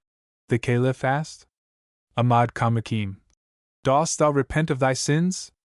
I do indeed repent me to Allah, O Commander of the Faithful, answered he. Whereupon the Caliph called for the blacksmith and made him strike off his irons on the corpse washer's bench. FN number 92. Moreover, he restored him to his former office and charged him to walk in the ways of godliness and righteousness. So he kissed the Caliph's hands and, being invested with the uniform of captain of the watch, he went forth, whilst they made proclamation of his appointment. Now for a long time he abode in the exercise of his office, till one day his mother went in to the governor's wife, who said to her, Praised be Allah who hath delivered thy son from prison and restored him to health and safety. But why dost thou not bid him contrive some trick to get the girl Jessamine for my son Hazalam Bazaza? That will I, answered she, and going out from her, repaired to her son. She found him drunk with wine and said to him, O my son, no one caused thy release from jail but the wife of the governor, and she would have thee find some means to slay Allah Aldin Abu al-Shamit and get his slave girl Jessamine for her son Habzalam Bazaza. He answered, That will be the easiest of things, and I must needs set about it this very night. Now this was the first night of the new month, and it was the custom of the Caliph to spend that night with the Lady Zubaydah, for the setting free of a slave girl or a Mamluk or something of the sort.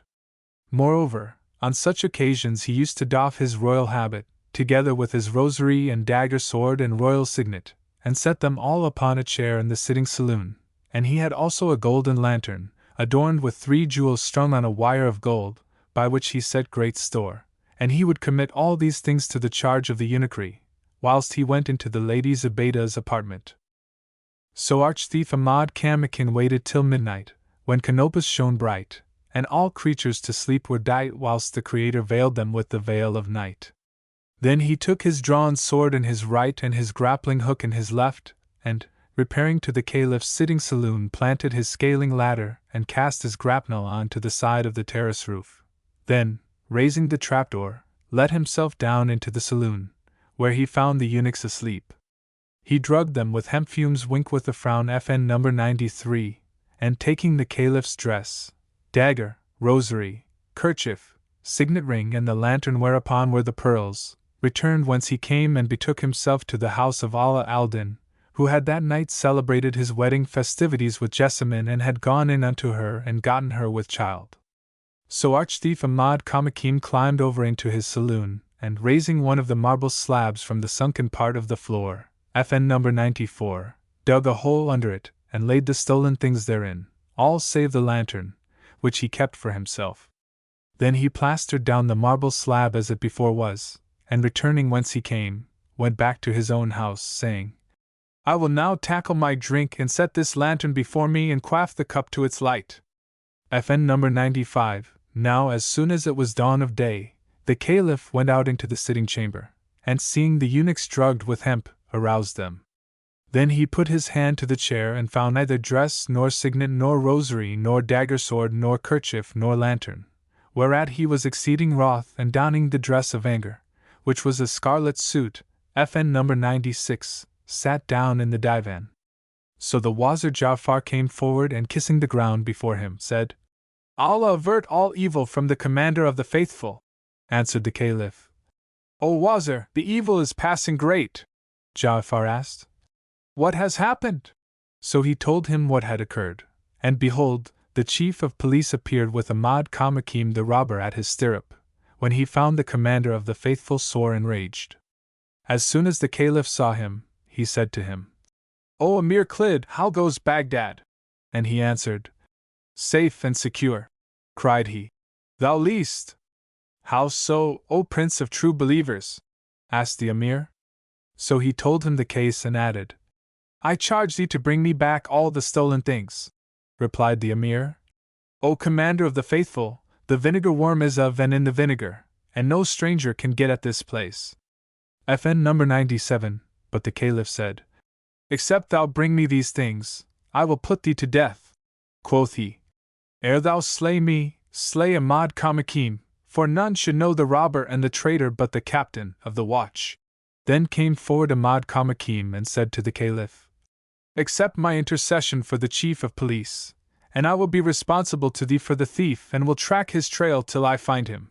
But give me 2 kazis and 2 assessors, for he who did this thing feareth thee not. Nor cloth he fear the governor nor any other. Answered the Caliph, Thou shalt have what thou wantest, but let search be made first in my palace, and then in those of the Wazir and the chief of the 60. Rejoined Ahmad Kamakim, Thou sayest well, O Commander of the Faithful, belike the man that did this ill deed be one who hath been reared in the king's household or in that of one of his officers. Cried the Caliph, As my head liveth, whosoever shall have done the deed I will assuredly put him to death, be it mine own son. Then Ahmad Kamakim received a written warrant to enter and perforce search the houses, and Shahrazad perceived the dawn of day and ceased to say her permitted say. When it was the 264th night, she said, It hath reached me, O auspicious king, that Ahmad Kamakim got what he wanted, and received a written warrant to enter and perforce search the houses. So he fared forth, taking in his hand a rod, FN number 98, made of bronze and copper, iron and steel, of each 3 equal parts. He first searched the palace of the Caliph, then that of the Wazir Ja'far, after which he went the round of the houses of the chamberlains and the viceroys till he came to that of Allah Aldin. Now when the chief of the 60 heard the clamor before his house, he left his wife Jessamine and went down, and, opening the door, found the master of police without in the midst of a tumultuous crowd. So he said, What is the matter, O Amir Khalid? Thereupon the chief told him the case, and Allah Aldin said, Enter my house and search it. The governor replied, Pardon, O my lord, thou art a man in whom trust is reposed, and Allah forfend that the trusty turn traitor.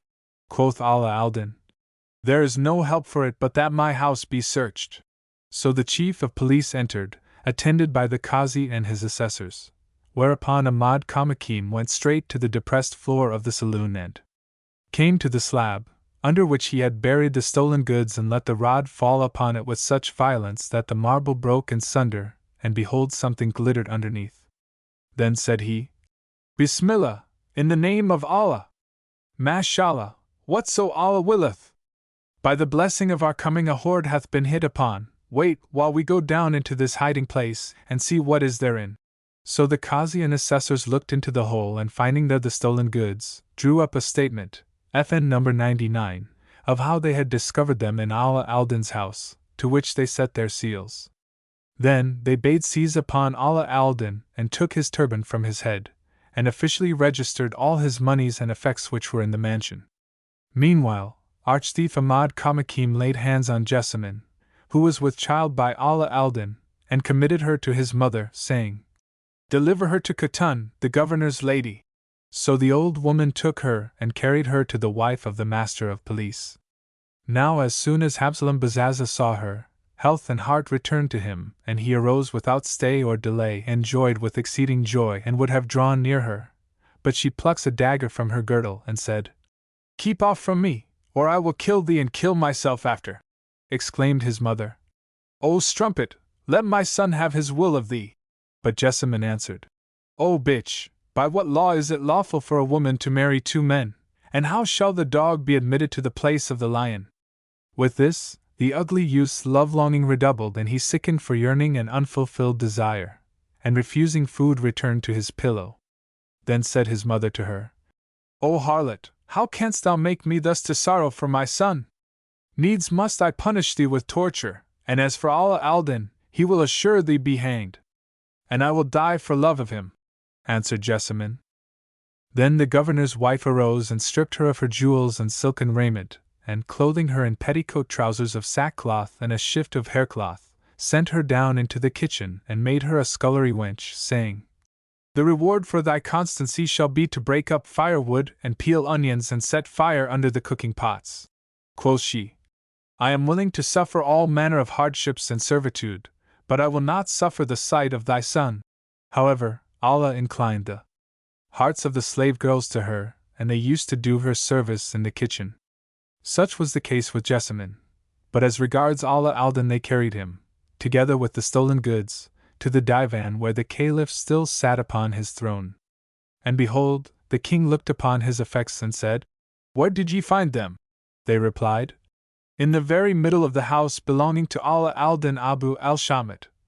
Whereat the Caliph was filled with wrath and took the things, but found not the lantern among them, and said, "O Allah Aldin, where is the lantern?" He answered, "I stole it not, I know naught of it, I never saw it, I can give no information about it." Said the Caliph, "O traitor, how cometh it that I brought thee near unto me, and thou hast cast me out afar, and I trusted in thee, and thou betrayest me?" And he commanded to hang him. So the chief of police took him and went down with him into the city, whilst the crier preceded them, proclaiming aloud and saying, "This is the reward, and the least of the reward he shall receive who doth treason against the caliphs of true belief." And the folk flocked to the place where the gallows stood. Thus far concerning him. But as regards Ahmad al-Danaf, Allah Aldin's adopted father, he was sitting making merry with his followers in a garden, and carousing and pleasuring, when lo! in came one of the water carriers of the divan, and kissing the hand of Ahmad al-Danaf, said to him, "O Captain Ahmad, O Danaf! Thou sittest at thine ease with water flowing at thy feet, FN number 100, and thou knowest not what hath happened." Asked Ahmad, "What is it?" And the other answered, "They have gone down to the gallows with thy son Allah Aldin, adopted by a covenant before Allah." Quoth Ahmad, "What is the remedy here, O Hassan Shuman, and what sayest thou of this?" He replied, "Assuredly Allah Aldin is innocent, and this blame hath come to him from some one enemy." FN number 101, quoth Ahmad, "What counselest thou?" And Hassan said, "We must rescue him, inshallah." Then he went to the jail and said to the jailer, "Give us someone who deserveth death." So he gave him one that was likest of men to Allah Aldin Abu al-Shamat, and they covered his head and carried him to the place of execution between Ahmad al-Danaf and Ali al-Zaybak of Cairo. FN number 102. Now they had brought Allah Aldin to the gibbet, to hang him, but Ahmad al-Danaf came forward and set his foot on that of the hangman, who said, "Give me room to do my duty." He replied, "O accursed, take this man and hang him in Allah Aldin's stead, for he is innocent, and we will ransom him with this fellow, even as Abraham ransomed Ishmael with the ram." FN number 103. So the hangman seized the man and hanged him in lieu of Allah Aldin, whereupon Ahmad and Ali took Allah Aldin and carried him to Ahmad's quarters, and, when there, Allah Aldin turned to him and said, "O my sire and chief, Allah requite thee with the best of good." Quoth he, "O Allah Aldin." And Shahrazad perceived the dawn of day and ceased saying her permitted say. When it was the 265th night, she said, "It hath reached me, O auspicious king, that calamity." Ahmad cried, "O Allah Aldin, what is this deed thou hast done? The mercy of Allah be on him who said, Whoso trusteth thee betray him not, e'en if thou be a traitor. Now the Caliph set thee in high place about him and styled thee trusty and faithful. How then couldst thou deal thus with him and steal his goods?" "By the most great name, O my father and chief," replied Allah Aldin, "I had no hand in this, nor did I such deed, nor know I who did it. Quoth Ahmad, Of a surety none did this but a manifest enemy, and whoso doth aught shall be requited for his deed. But, O Allah Aldin, thou canst sojourn no longer in Baghdad, for kings, O my son, may not pass from one thing to another, and when they go in quest of a man, longsome is his travail. Whither shall I go, O my chief? Asked Allah Aldin, and he answered, O my son, I will bring thee to Alexandria, for it is a blessed place. Its threshold is green and its sojourn is agreeable. And Allah Aldin rejoined, I hear and I obey, O my chief. So Ahmad said to Hassan Shuman, Be mindful, and when the Caliph asketh for me, say, He is gone touring about the provinces. Then, taking Allah Aldin, he went forth of Baghdad and stayed not going till they came to the outlying vineyards and gardens, where they met 2 Jews of the Caliph's tax-gatherers, riding on mules. Quoth Ahmad al-Danif to these, Give me the blackmail. FN number 104, and quoth they, Why should we pay thee blackmail? Whereto he replied, Because I am the watchman of this valley. So they gave him each 100 gold pieces, after which he slew them and took their mules, one of which he mounted, whilst Allah Aldin bestrode the other. Then they rode on till they came to the city of Eyes, FN number 105, and put up their beasts for the night at the Khan. And when morning dawned, Allah Aldin sold his own mule and committed that of Ahmad to the charge of the doorkeeper of the caravanserai, after which they took ship from Ayaz port, and sailed to Alexandria. Here they landed and walked up to the bazaar, and behold, there was a broker crying a shop and a chamber behind it for 950 dinars. Upon this Allah Aldin bid 1,000, which the broker accepted, for the premises belonged to the treasury, and the seller handed over to him the keys, and the buyer opened the shop and found the inner parlor furnished with carpets and cushions. Moreover, he found there a storeroom full of sails and masts, cordage and seamen's chests, bags of beads and cowrie, FN number 106, shells, stirrups, battle-axes, maces, knives, scissors and such matters, for the last owner of the shop had been a dealer in second-hand goods. FN number 107, OK his seat in the shop, and Ahmad al-Danif said to him, O my son, the shop and the room and that which is therein are become thine, so tarry thou here and buy and sell, and repine not at thy lot, for Almighty Allah blesseth trade. After this he abode with him 3 days, and on the 4th he took leave of him, saying, Abide here till I go back and bring thee the Caliph's pardon and learn who hath played thee this trick. Then he shipped for Ayaz, where he took the mule from the inn and, returning to Baghdad, met Pestilence Hassan and his followers, to whom said he, Hath the Caliph asked after me? And he replied, No, nor hast thou come to his thought. So he resumed his service about the Caliph's person and set himself to sniff about for news of Allah Aldin's case, till one day he heard the Caliph say to the water, See, O Ja'far, how Allah Aldin dealt with me. Replied the minister, O commander of the faithful, thou hast requited him with hanging, and hath he not met with his reward? Quoth he, O Wazir, I have a mind to go down and see him hanging. And the Wazir answered, Do what thou wilt, O commander of the faithful.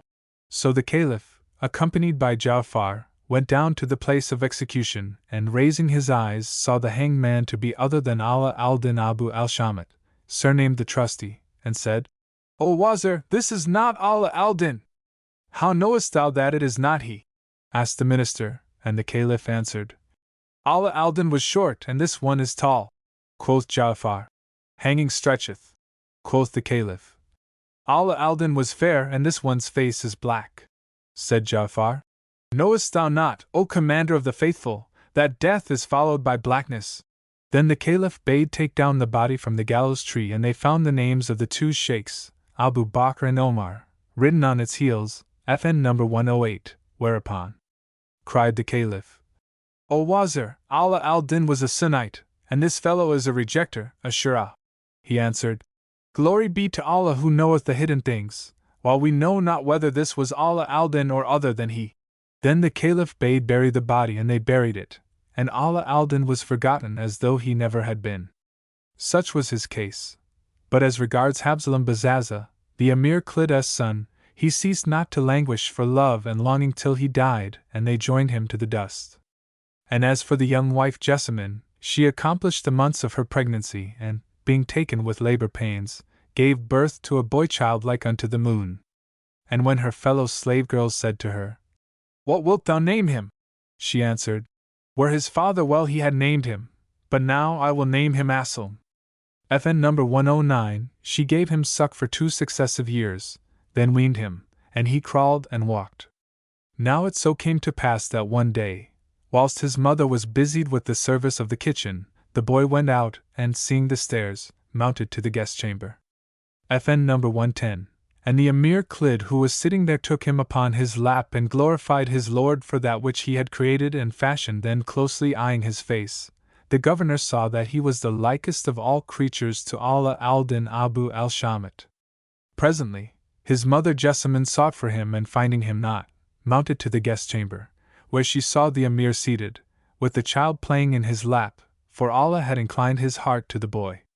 And when the child espied his mother, he would have thrown himself upon her, but the Emir held him tight to his bosom and said to Jessamine, "Come hither, O damsel." So she came to him, when he said to her, "Whose son is this?" And she replied, "He is my son and the fruit of my vitals." "And who is his father?" asked the Emir, and she answered, "His father was Allah Aldin Abu al-Shamat, but now he is become thy son." Quoth Khalid, "In very sooth Allah Aldin was a traitor." Quoth she, "Allah deliver him from treason. The heavens forfend and forbid that the trustee should be a traitor." Then said he, "When this boy shall grow up and reach man's estate and say to thee, 'Who is my father?' say to him, 'Thou art the son of the Emir Khalid, governor and chief of police.'" And she answered, "I hear and I obey." Then he circumcised the boy and reared him with the goodliest rearing, and engaged for him a professor of law and religious science, and an expert penman who taught him to read and write. So he read the Quran twice and learned it by heart, and he grew up, saying to the Emir, "O my father!" Moreover, the governor used to go down with him to the tilting ground and assemble horsemen and teach the lad the fashion of fight and fray, and the place to plant lance thrust and sabre stroke, so that by the time he was 14 years old, he became a valiant white and accomplished knight, and gained the rank of Emir. Now it chanced one day that Aslan fell in with Ahmad Kamakim, the arch-thief, and accompanied him as cup-companion to the tavern, FN number 111, and behold, Ahmad took out the jeweled lantern he had stolen from the Caliph, and, setting it before him, pledged the wine cup to its light, till he became drunken. So Aslan said to him, "O captain, give me this lantern." But he replied, "I cannot give it to thee." Asked Aslan, "Why not?" And Ahmad answered, "Because lives have been lost for it." "Whose life?" inquired Aslan, and Ahmad rejoined, "There came hither a man who was made chief of the 60. He was named Allah Aldin Abu al-Shamat, and he lost his life through this lantern." Quoth Aslan, "And what was that story, and what brought about his death?" Quoth Ahmad Kamakim, "Thou hadst an elder brother by name Hazalam Bazaza, and when he reached the age of 16 and was ripe for marriage, thy father would have bought him a slave girl named Jessamine." And he went on to tell him the whole story from first to last of Habzalam Bazaza's illness, and what befell Allah Aldin in his innocence. When Aslan heard this, he said in thought, "Haply this slave girl was my mother Jessamine, and my father was none other than Allah Aldin Abu al-Shamat." So the boy went out from him sorrowful, and met Calamity Ahmad, who at sight of him exclaimed, "Glory be to him unto whom none is like!" Asked Hassan the Pestilence, "Whereat dost thou marvel, O my chief?" And Ahmad the Calamity replied, "At the make of yonder boy Aslan, for he is the likest of human creatures to Allah Aldin Abu al-Shamat." Then he called the lad and said to him, "O Aslan, what is thy mother's name?" To which he replied, "She is called the damsel Jessamine."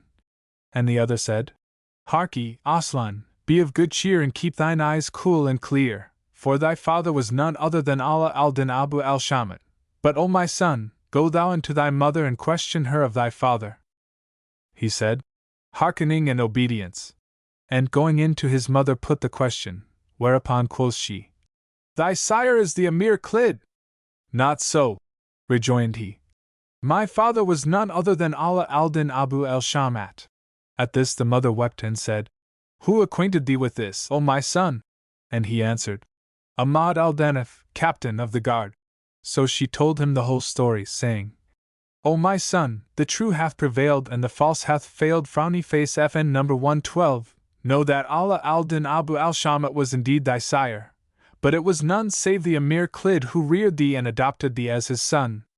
And now, O my child, when thou sayest Ahmad Aldin the captain, do thou say to him, I conjure thee, by Allah, O my chief, take my blood revenge on the murderer of my father Allah Aldin Abu al-Shamat. So he went out from his mother, and Shahrazad perceived the dawn of day and ceased to say her permitted say. When it was the 266th night, she said, It hath reached me, O auspicious king, that Aslan went out from his mother and, betaking himself to Calamity Ahmad, kissed his hand. Quoth the captain, What aileth thee, O Aslan? And quoth he, I know now for certain that my father was Ali Aldin Abu al-Shamat, and I would have thee take my blood revenge on his murderer. He asked, And who was thy father's murderer? Whereto Aslan answered, Ahmad Kamakim the arch-thief. Who told thee this? Inquired he, and Aslan rejoined, I saw in his hand the jeweled lantern which was lost with the rest of the Caliph's gear, and I said to him, Give me this lantern. But he refused, saying, Lives have been lost on account of this, and told me it was he who had broken into the palace and stolen the articles and deposited them in my father's house. Then said Ahmad Aldin, When thou sayest the Emir Khalid don his harness of war, say to him, Equip me like thyself and take me with thee. Then do thou go forth and perform some feat of prowess before the commander of the faithful, and he will say to thee, Ask a boon of me, O Aslan, and do thou make answer, I ask of thee this boon, that thou take my blood revenge on my father's murderer. If he say, Thy father is yet alive and is the Emir Khalid, the chief of the police, answer thou, My father was Allah Aldin Abu al-Shamat, and the Emir Khalid hath a claim upon me only as the foster father who adopted me. Then tell him all that passed between thee and Ahmad Kamakim and say, O Prince of True Believers, order him to be searched and I will bring the lantern forth from his bosom. Thereupon said Aslan to him, I hear and obey. And, returning to the Emir Khalid, found him making ready to repair to the Caliph's court and said to him, I would fain have thee arm and harness me like thyself and take me with thee to the divan. So he equipped him and carried him thither. Then the Caliph sallied forth of Baghdad with his troops, and they pitched tents and pavilions without the city, whereupon the host divided into two parties and forming ranks fell to playing polo, one striking the ball with the maul, and another striking it back to him. Now there was among the troops a spy, who had been hired to slay the Caliph. So he took the ball and smiting it with the bat drove it straight at the Caliph's face, when behold, Aslan fended it off and catching it drove it back at him who smote it, so that it struck him between the shoulders and he fell to the ground. The Caliph exclaimed, Allah bless thee, O Aslan! And they all dismounted and sat on chairs. Then the Caliph bade them bring the smiter of the ball before him and said, Who tempted thee to do this thing and art thou friend or foe? Quoth he, I am thy foe and it was my purpose to kill thee. Asked the Caliph, And wherefore? Art not a Moslem? Replied the spy, No, I am a rejecter. FN number 113. So the Caliph bade them put him to death and said to Aslan, Ask a boon of me. Quoth he, I ask of thee this boon, that thou take my blood revenge on my father's murderer. He said, Thy father is alive and there he stands on his 2 feet.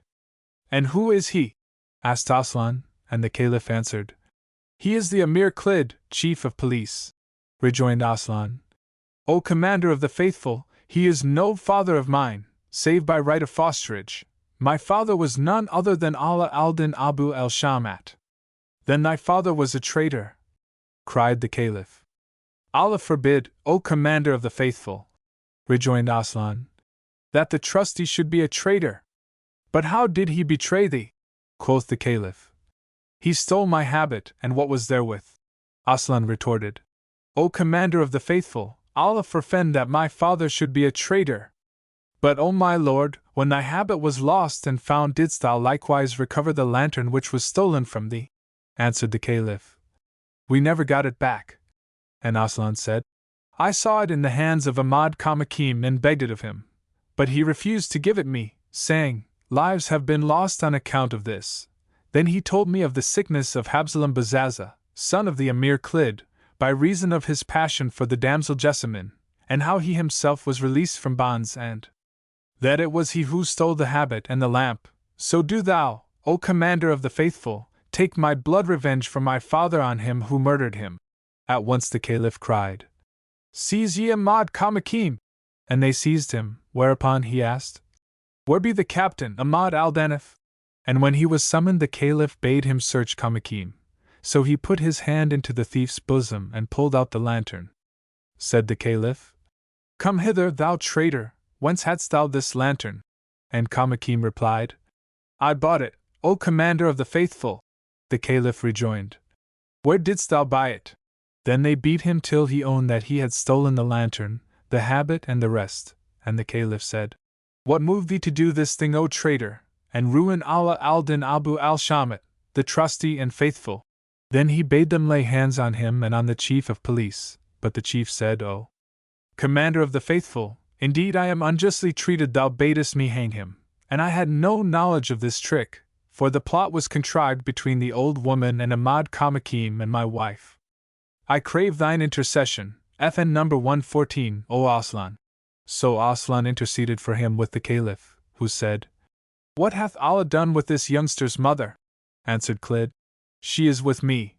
And the Caliph continued, I command that thou order thy wife to dress her in her own clothes and ornaments, and restore her to her former degree, a lady of rank, and do thou remove the seals from Allah Aldin's house and give his son possession of his estate. I hear and obey, answered Khalid, and going forth, gave the order to his wife, who clad Jessamine in her own apparel, whilst he himself removed the seals from Allah Aldin's house and gave Aslan the keys. Then said the Caliph, Ask a boon of me, O Aslan. And he replied, I beg of thee the boon to unite me with my father. Whereat the Caliph wept and said, Most like thy sire was he that was hanged and is dead, but by the life of my forefathers, whoso bringeth me the glad news that he is yet in the bondage of this life, I will give him all he seeketh. Then came forward Ahmad Aldanif, and kissing the ground between his hands said, Grant me indemnity, O Commander of the Faithful. Thou hast it, answered the Caliph, and Calamity Ahmad said, I give thee the good news that Allah Aldin Abu al-Shamat, the trusty, the faithful, is alive and well. Quoth the Caliph, What is this thou sayest? Quoth Aldanif, As thy head liveth I say sooth, for I ransomed him with another of those who deserved death, and carried him to Alexandria, where I opened for him a shop and set him up as a dealer in second-hand goods. Then said the Prince of True Believers, and Shahrazad perceived the dawn of day and ceased saying her permitted say.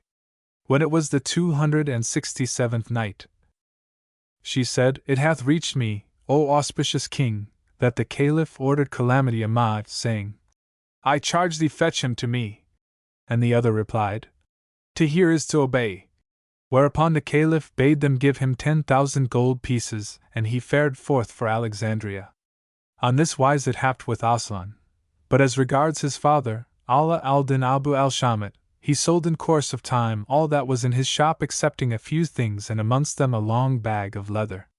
And happening to shake the bag, there fell out a jewel which filled the palm of the hand, hanging to a chain of gold and having many facets, but especially 5, whereon were names and talismanic characters, as they were anthrax. So he rubbed each face, but none answered him, FN number 115, and he said to himself, Doubtless it is a piece of variegated onyx, and then hung it up in the shop. And behold, a consul, FN number 116, passed along the street, and raising his eyes saw the jewel hanging up. So he seated himself over against the shop and said to Allah Aldin, O my lord, is the jewel for sale? He answered, All I have is for sale. Thereupon the Frank said, Wilt thou sell me that same for 80,000 dinars? Allah open, replied Allah Aldin. The Frank asked, Wilt thou sell it for 100,000 dinars? And he answered, I sell it to thee for 100,000 dinars, pay me down the monies. Quoth the consul, I cannot carry about such sum as its price, for there be robbers and sharpers in Alexandria. But come with me to my ship, and I will pay thee the price and give thee to boot a bale of Angora wool, a bale of satin, a bale of velvet, and a bale of broadcloth. So Allah Aldin rose and locked up his shop, after giving the jewel to the Frank, and committed the keys to his neighbor, saying, Keep these keys in trust for me, whilst I go with this consul to his ship and return with the price of my jewel. If I be long absent and there come to the Allah Aldin, the captain who stablished me in this shop, give him the keys and tell him where I am. Then he went with the consul to his ship, and no sooner had he boarded it than the Prank set him a stool and, making him sit down, said to his men, Bring the money. So they brought it, and he paid him the price of the jewel and gave him the 4 bales he had promised him, and won over, after which he said to him, O my lord, honor me by accepting a bite or a sup. And Allah Aldin answered, If thou have any water, give me to drink. So the Frank called for sherbets, and they brought drink drugged with bang, of which no sooner had Allah Aldin drunk, than he fell over on his back, whereupon they stowed away the chairs and shipped the shoving poles and made sail. Now the wind blew fair for them till it drove them into blue water, and when they were beyond sight of land, the captain, FN number 117, bade bring Allah Aldin up out of the hold and made him smell the counterdrug of bang, whereupon he opened his eyes and said, Where am I? He replied, Thou art bound and in my power, and if thou hadst said, Allah open to 100,000 dinars for the jewel, I would have bidden thee more. What art thou? Asked Allah Aldin, and the other answered, I am a sea captain and mean to carry thee to my sweetheart. Now as they were talking, behold, a strip hove in sight carrying 40 Moslem merchants. So the Frank captain attacked the vessel and made fast to it with grappling irons. Then he boarded it with his men and took it and plundered it, after which he sailed on with his prize, till he reached the city of Genoa. There the captain, who was carrying off Allah Aldin, landed and repaired to a palace whose pastern gave upon the sea, and behold, there came down to him a damsel in a chin veil who said, Hast thou brought the jewel and the owner? I have brought them both, answered he, and she said, Then give me the jewel. So he gave it to her, and returning to the port, fired his cannon to announce his safe return, whereupon the king of the city, being notified of that captain's arrival, came down to receive him and asked him, How hath been this voyage? He answered, A right prosperous one, and while voyaging I have made prize of a ship with 41 Moslem merchants. Said the king, Land them at the port. So he landed the merchants in irons and Allah Aldin among the rest, and the king and the captain mounted and made the captives walk before them till they reached the audience chamber, when the Franks seated themselves and caused the prisoners to pass in parade order, one by one before the king, who said to the first, O Moslem, whence comest thou? He answered, From Alexandria. Whereupon the king said, O headsman, put him to death. So the sworder smote him with the sword and cut off his head, and thus it fared with the second and the third, till 40 were dead, and there remained but Allah Aldin, who drank the cup of his comrade's sighs and agony, and said to himself, Allah have mercy on thee, O Allah Aldin, thou art a dead man. Then said the king to him, And thou, what countryman art thou? He answered, I am of Alexandria. And the king said, O headsman, strike off his head. So the sworder raised arm and sword, and was about to strike, when behold, an old woman of venerable aspect presented herself before the king, who rose to do her honor, and said to him, O king, did I not bid thee remember, when the captain came back with captives, to keep 1 or 2 for the convent, to serve in the church? The king replied, O my mother, would thou hadst come a while earlier! But take this one that is left. So she turned to Allah Aldin and said to him, Say, wilt thou serve in the church, or shall I let the king slay thee? Quoth he, I will serve in the church. So she took him and carried him forth of the court and went to the church, where he said to her, What service must I do? She replied, Thou must rise with the dawn and take 5 mules and go with them to the forest, and there cut dry firewood, and saw it short, and bring it to the convent kitchen. Then must thou take up the carpets and sweep and wipe the stone and marble pavements, and lay the carpets down again, as they were, after which thou must take 2 bushels and a half of wheat and bolt it, and grind it, and knead it, and make it into cracknels, FN number 118, for the convent, And thou must take also a bushel of lentils, FN number 119, and sift, and crush, and cook them. Then must thou fetch water in barrels and fill the 4 fountains. After which thou must take 366 wooden bowls and crumble the cracknels therein and pour of the lentil pottage over each and carry every monk and patriarch his bowl. Said Allah Aldin, FN number 120, Take me back to the king and let him kill me, it were easier to me than this service.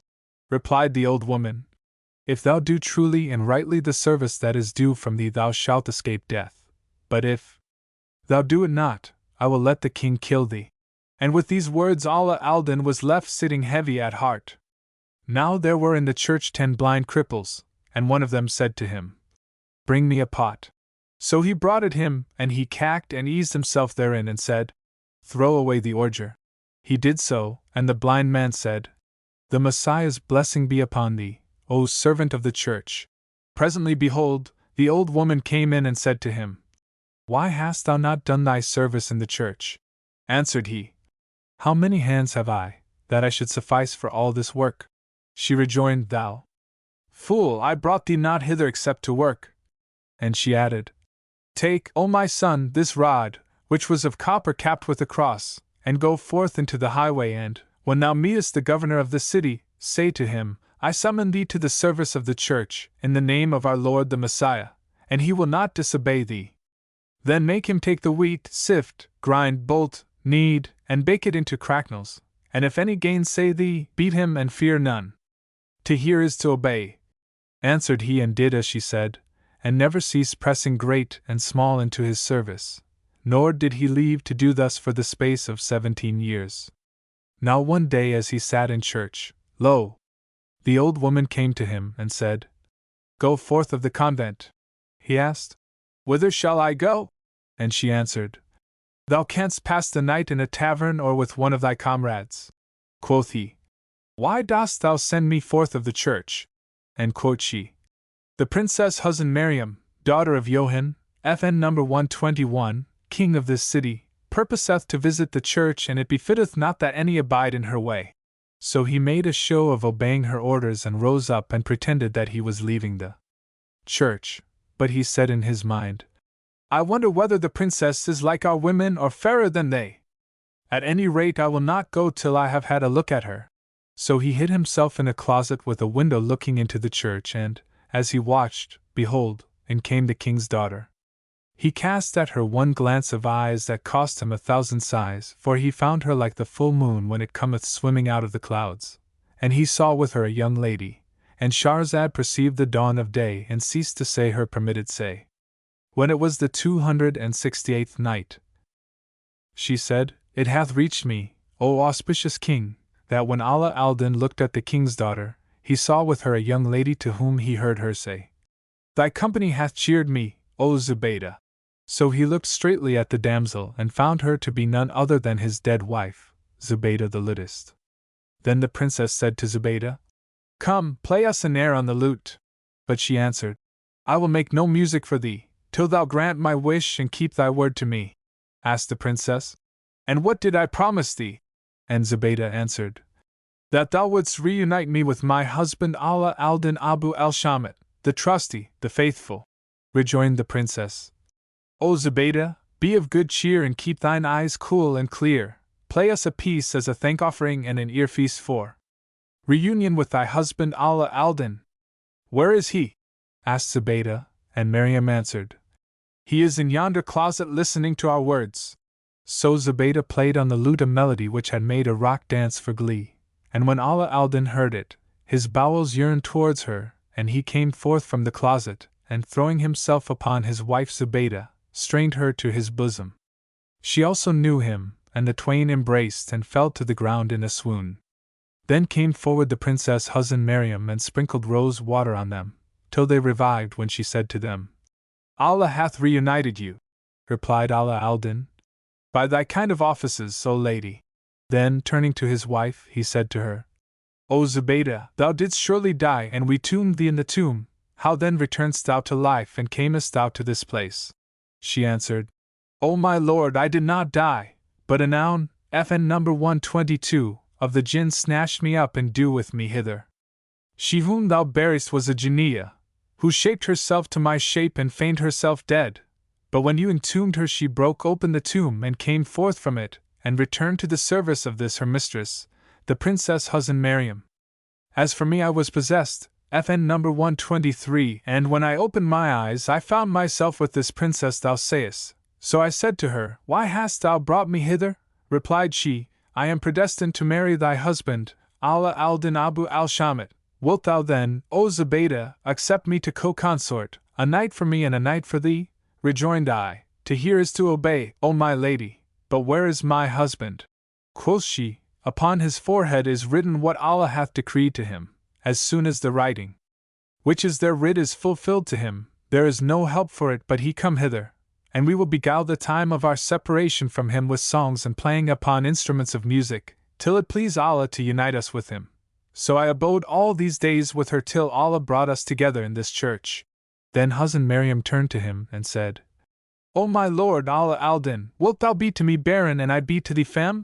Quoth he, O my lady, I am a Moslem and thou art a Nazarene, so how can I intermarry with thee? Quoth she, Allah forbid that I should be an infidel.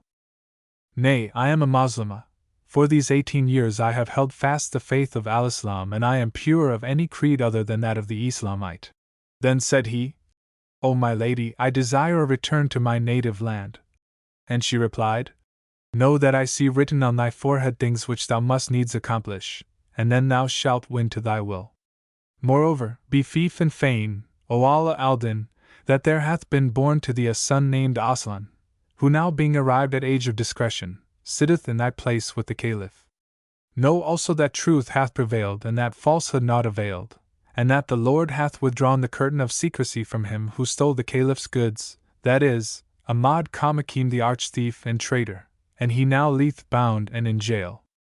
And know further 'twas I who sent thee the jewel and had it put in the bag where thou foundest it, and 'twas I who sent the captain that brought thee in the jewel. For thou must know that the man is enamored of me and seeketh my favors and would possess me. But I refused to yield to his wishes or let him have his will of me. And I said him, Thou shalt never have me till thou bring me the jewel, and its owner. So I gave him 100 purses and dispatched him to thee, in the habit of a merchant, whereas he is a captain and a warman. And when they led thee to thy death, after slaying the 40 captives, I also sent thee this old woman to save thee from slaughter. Said he, Allah requite thee for us with all good. Indeed thou hast done well. Then Huzn Maryam renewed at his hands her profession of Al-Islam, and when he was assured of the truth of her speech, he said to her, O my lady, tell me what are the virtues of this jewel and whence cometh it? She answered, This jewel came from an enchanted hoard, and it hath 5 virtues which will profit us in time of need. Now my lady grandmother, the mother of my father, was an enchantress and skilled in solving secrets, and finding hidden treasures, from one of which came the jewel into her hands. And as I grew up and reached the age of 14, I read the Evangel and other books, and I found the name of Muhammad, whom Allah bless and preserve. In the 4 books, namely the Evangel, the Pentateuch, the Psalms and the Quran, wink with a frown FN number 124, so I believed in Muhammad and became a Moslemah, being certain and assured that none is worship worth save Allah Almighty, and that to the Lord of all mankind no faith is acceptable save that of Al-Islam. Now when my lady grandmother fell sick, she gave me this jewel and taught me its 5 virtues. Moreover, before she died, my father said to her, Take thy tablets of geomancy and throw a figure, and tell us the issue of my affair and what will befall me. And she foretold him that the far-off one, FN number 125, should die, slain by the hand of a captive from Alexandria. So he swore to kill every prisoner from that place and told the captain of this, saying, There is no help for it but thou fall on the ships of the Moslems and seize them, and whomsoever thou findest of Alexandria, kill him or bring him to me. The captain did his bidding until he had slain as many in number as the hairs of his head. Then my grandmother died, and I took a geomantic tablet, being minded and determined to know the future, and I said to myself, Let me see who will wed me. Whereupon I threw a figure and found that none should be my husband save one called Allah Aldin Abu al-Shamit, the trusty, the faithful. At this I marveled and waited till the times were accomplished, and I foregathered with thee. So Allah Aldin took her to wife and said to her, I desire to return to my own country. Quoth she, If it be so, rise up and come with me. Then she took him and, hiding him in a closet of her palace, went in to her father, who said to her, O my daughter, my heart is exceeding heavy this day. Sit down and let us make merry with wine, I and thou. So she sat down with him, and he called for a table of wine, and she plied him till he lost his wits, when she drugged a cup with bang, and he drank it off and fell upon his back. Then she brought Allah Aldin out of the closet and said to him, Come, verily thine enemy lieth prostrate, for I made him drunk and drugged him, so do thou with him as thou wilt. Accordingly Allah Aldin went to the king and, finding him lying drugged and helpless, pinioned him fast and manacled and fettered him with chains. Then he gave him the counter-drug and he came to himself, and Shahrazad perceived the dawn of day and ceased saying her permitted say. When it was the 269th night, she said, It hath reached me, O auspicious king, that Allah Aldin gave the antidote of Bang to King Yahanna, father of Huzn Maryam, and he came to himself and found Allah Aldin and his daughter sitting on his breast. So he said to her, O my daughter, dost thou deal thus with me? She answered, If I be indeed thy daughter, become a Moslem, even as I became a Moslemah, for the truth was shown to me and I attested it, and the false, and I deserted it. I have submitted myself unto Allah, the Lord of the three worlds, and am pure of all faiths contrary to that of Al-Islam in this world and in the next world. Wherefore, if thou wilt become a Moslem, well and good, if not, thy death were better than thy life. Allah Aldin also exhorted him to embrace the true faith, but he refused and was contumacious. So Allah Aldin drew a dagger and cut his throat from ear to ear. FN number 126. Then he wrote a scroll, setting forth what had happened and laid it on the brow of the dead, after which they took what was light of load and weighty of worth, and turned from the palace and returned to the church. Here the princess drew forth the jewel, and placing her hand upon the facet where was figured a couch, rubbed it, and behold, a couch appeared before her, and she mounted upon it with Allah Aldin and his wife Zubaydah, the ludist, saying, I conjure thee by the virtue of the names and talismans and charaks engraver on this jewel, rise up with us, O couch! And it rose with them into the air and flew, till it came to a wadi wholly bare of growth, when the princess turned earthwards the facet on which the couch was figured, and it sank with them to the ground. Then she turned up the face whereon was fashioned a pavilion, and tapping it said, Let a pavilion be pitched in this valley. And there appeared a pavilion, wherein they seated themselves. Now this wadi was a desert waste, without grass or water, so she turned a third face of the jewel towards the sky, and said, By the virtue of the names of Allah, let trees upgrow here and a river flow beside them. And forthwith trees sprang up, and by their side ran a river plashing and dashing.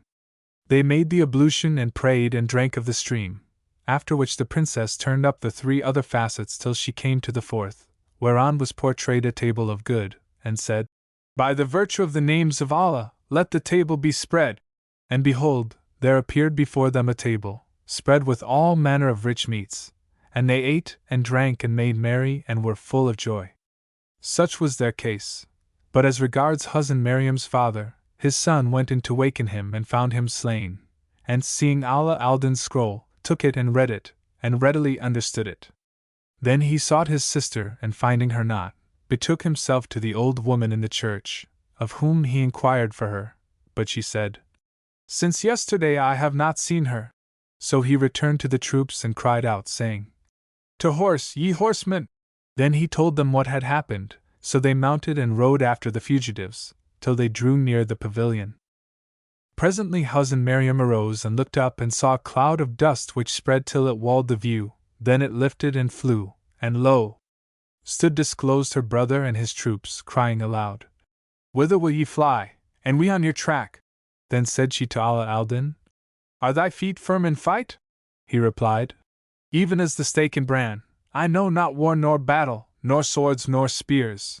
So she pulled out the jewel and rubbed the fifth face, that on which were graven a horse and his rider, and behold, straightway a cavalier appeared out of the desert, and ceased not to do battle with the pursuing host, and smite them with the sword, till he routed them and put them to flight. Then the princess asked Allah Aldin, Wilt thou go to Cairo or to Alexandria? And he answered, To Alexandria. So they mounted the couch, and she pronounced over it the conjuration, whereupon it set off with them and, in the twinkling of an eye, brought them to Alexandria. They alighted without the city, and Allah Aldin hid the women in a cavern, whilst he went into Alexandria and fetched them outer clothing, wherewith he covered them. Then he carried them to his shop, and, leaving them in the Ben, FN number 127, walked forth to fetch them the morning meal, and behold, he met Calamity Ahmad, who chanced to be coming from Baghdad. He saw him in the street, and received him with open arms, saluting him and welcoming him.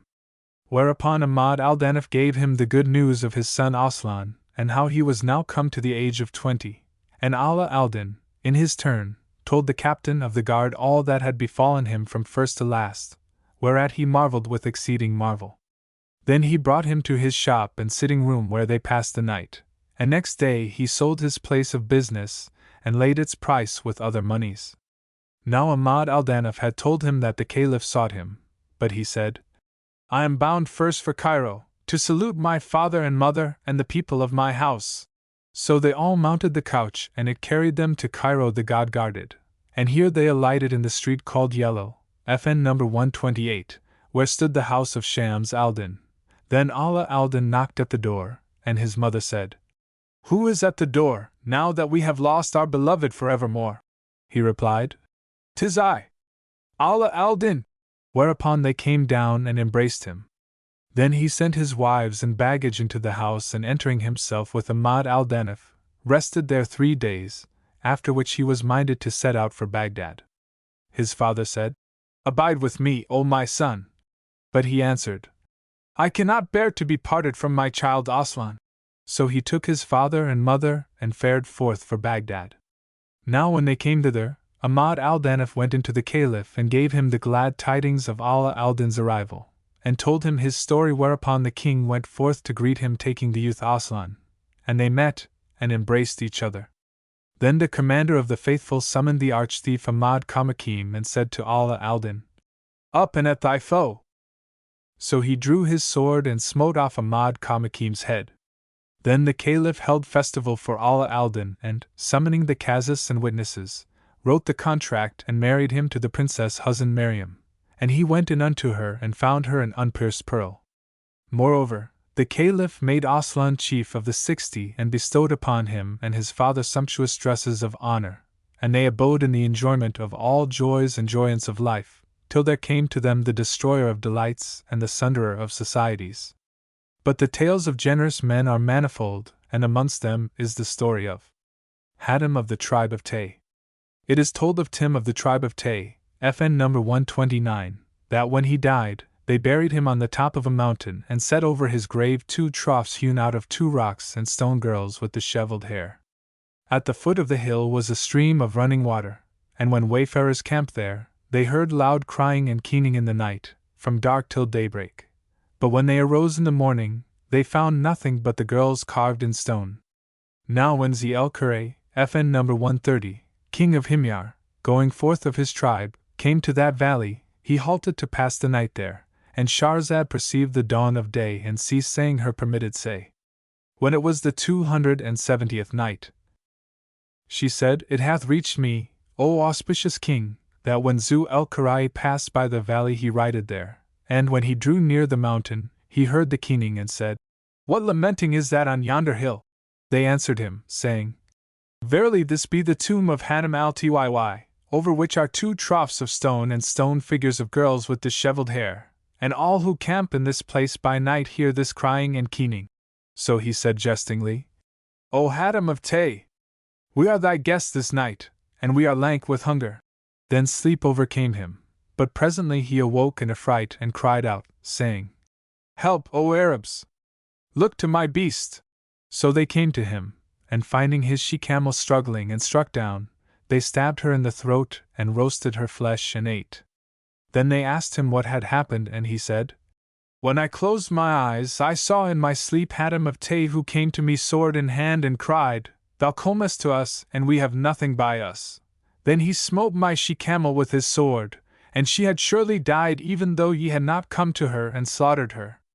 FN number 131. Now when morning dawned, the king mounted the beast of one of his companions and, taking the owner up behind him, set out and fared until midday, when they saw a man coming towards them, mounted on a camel and leading another, and said to him, "Who art thou?" He answered, "I am Adi, FN number 132, son of Hatim of Tay.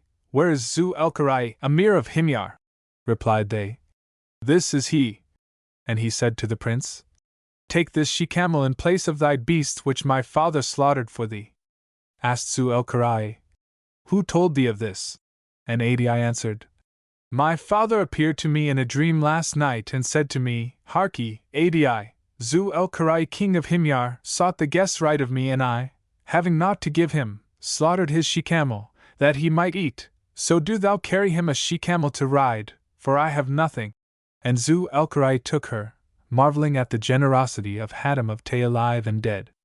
And amongst instances of generosity is the tale of Ma'an the son of Zida, FN number 133. It is told of Ma'an bin Zida that, being out one day chasing and hunting, he became athirst, but his men had no water with them, and while thus suffering, behold, 3 damsels met him bearing 3 skins of water, and Shahrazad perceived the dawn of day and ceased to say her permitted say. When it was the 271st night, FN number 134. She said, "It hath reached me, O auspicious king, that 3 girls met him bearing 3 skins of water, so he begged drink of them, and they gave him to drink. Then he sought of his men somewhat to give the damsels, but they had no money, so he presented to each girl 10 golden piled arrows from his quiver. Whereupon quoth one of them to her friend, "Well a day! These fashions pertain to none but Ma'an bin Zida. So let each one of us say somewhat of verse in his praise."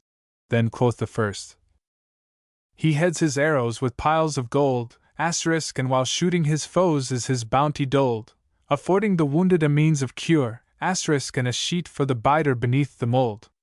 And quoth the second, "A warrior showing such open hand, his boons all friends and all foes enfold, the piles of his arrows of ore are made, so that battle his bounty may not withhold." And quoth the third, "From that liberal hand on his foes he rains shafts oret-headed and manifold, wherewith the hurt shall chirurgeon pay, and for slain the shrouds round their corpses rolled." FN number 135. And there is also told a tale of Ma'an son of Zida and the Badawi. Now Ma'an bin Zida went forth one day to the chase with his company, and they came upon a herd of gazelles, so they separated in pursuit, and Ma'an was left alone to chase one of them. When he had made prize of it, he alighted and slaughtered it, and as he was thus engaged, he espied a person, FN number 136, coming forth out of the desert on an ass. So he remounted, and riding up to the newcomer, saluted him and asked him, "Whence comest thou?" Quoth he, "I come from the land of Kufa, where we have had a 2 years' dearth. But this year it was a season of plenty, and I sowed early cucumbers. FN number 137. They came up before their time, so I gathered what seemed the best of them and set out to carry them to the Emir Ma'an bin Zida, because of his well-known beneficence and notorious munificence." Asked Ma'an, "How much dost thou hope to get of him?" And the Badawi answered, 1,000 dinars. Quoth the Emir, "What if he say this is too much?" Said the Badawi, "Then I will ask 500 dinars. And if he say too much? Then 300. And if he say yet too much? Then 200. And if he say yet too much? Then 100. And if he say yet too much? Then 50. And if he say yet too much? Then 30. And if he say still too much?" Asked Ma'an bin Zida. Answered the Badawi, "I will make my ass set his 4 feet in his honor's home, FN number 138, and return to my people, disappointed and empty-handed." So Ma'an laughed at him, and urged his steed till he came up with his suite and returned to his place, when he said to his chamberlain, "And there come to thee a man with cucumbers, and riding on an ass, admit him to me." Presently up came the Badawi and was admitted to Ma'an's presence, but knew not the Emir for the man he had met in the desert, by reason of the gravity and majesty of his semblance, and the multitude of his eunuchs and attendants, for he was seated on his chair of state with his officers ranged in lines before him, and on either side. So he saluted him, and Mon said to him, "What bringeth thee, O brother of the Arabs?" Answered the Badawi, "I hoped in the Emir, and have brought him curly cucumbers out of season." Asked Mon, "And how much dost thou expect of us?" 1,000 dinars, answered the Badawi. "This is far too much," quoth Mon. Quoth he, 500. Too much. Then 300. Too much. 200. Too much. 100. Too much. 50. Too much. At last the Badawi came down to 30 dinars, but Mon still replied, "Too much." So the Badawi cried, "By Allah, the man who met me in the desert brought me bad luck. But I will not go lower than 30 dinars. The Emir laughed and said nothing, whereupon the wild Arab knew that it was he whom he had met and said, "O my lord, except thou bring the 30 dinars, see ye, there is the ass tied ready at the door, and here sits Mon, his honor, at home." So Mon laughed till he fell on his back, and calling his steward said to him, "Give him 1,000 dinars and 500 and 300 and 200 and 150 and 30, and leave the ass tied up where he is." So the Arab, to his amazement, received 2,180 dinars, and Allah have mercy on them both and on all generous men. And I have also heard, O auspicious King, a tale of the city of Labtate, FN number 139. There was once a royal city in the land of Rum, called the city of Labtate, wherein stood a tower which was always shut. And whenever a king died and another king of the Greeks took the kingship after him, he set on the tower a new and strong lock, till there were 24 locks upon the gate, according to the number of the kings. After this time, there came to the throne a man who was not of the old royal house, and he had a mind to open these locks, that he might see what was within the tower. The grandees of his kingdom forbade him this and pressed him to desist, and reproved him and blamed him. But he persisted, saying, "Needs must this place be opened." Then they offered him all that their hands possessed of monies and treasures and things of price, if he would but refrain. Still he would not be balked, and Shahrazad perceived the dawn of day and ceased saying her permitted say. When it was the 272nd night, she said, "It hath reached me, O auspicious King, that the grandees offered that king all their hands possessed of monies and treasures if he would but refrain. Still he would not be balked and said, 'There is no help for it but I open this tower.' So he pulled off the locks and entering, found within the tower figures of Arabs on their horses and camels, habited in turbans, FN number 140, hanging down at the ends, with swords and baldric belts thrown over their shoulders and bearing long lances in their hands. He found there also a scroll which he greedily took and read, and these words were written therein: "When as this door is opened will conquer this country a raid of the Arabs, after the likeness of the figures here depicted, wherefore beware, and again beware of opening it." Now this city was in Andalusia, and that very year Tariq ibn Zayd conquered it, during the caliphate of Al-Walid son of Abd al-Malik, FN number 141, of the sons of Umayyah, and slew this king after the sorriest fashion and sacked the city and made prisoners of the women and boys therein and got great loot. Moreover, he found there immense treasures, amongst the rest more than 170 crowns of pearls and jacinths and other gems of price. And he found a saloon, wherein horsemen might throw the spears, full of vessels of gold and silver, such as no description can comprise. Moreover, he found there the table of food for the Prophet of Allah, Solomon, son of David, peace with both of them, which is extant even now in a city of the Greeks. It is told that it was of grass green emerald with vessels of gold and platters of jasper. Likewise he found the Psalms written in the Old Ionian, FN number 142, characters on leaves of gold bezeled with jewels, together with a book setting forth the properties of stones and herbs and minerals, as well as the use of characts and talismans and the canons of the art of alchemy. And he found a third volume which treated of the art of cutting and setting rubies and other precious stones and of the preparation of poisons and theriacs.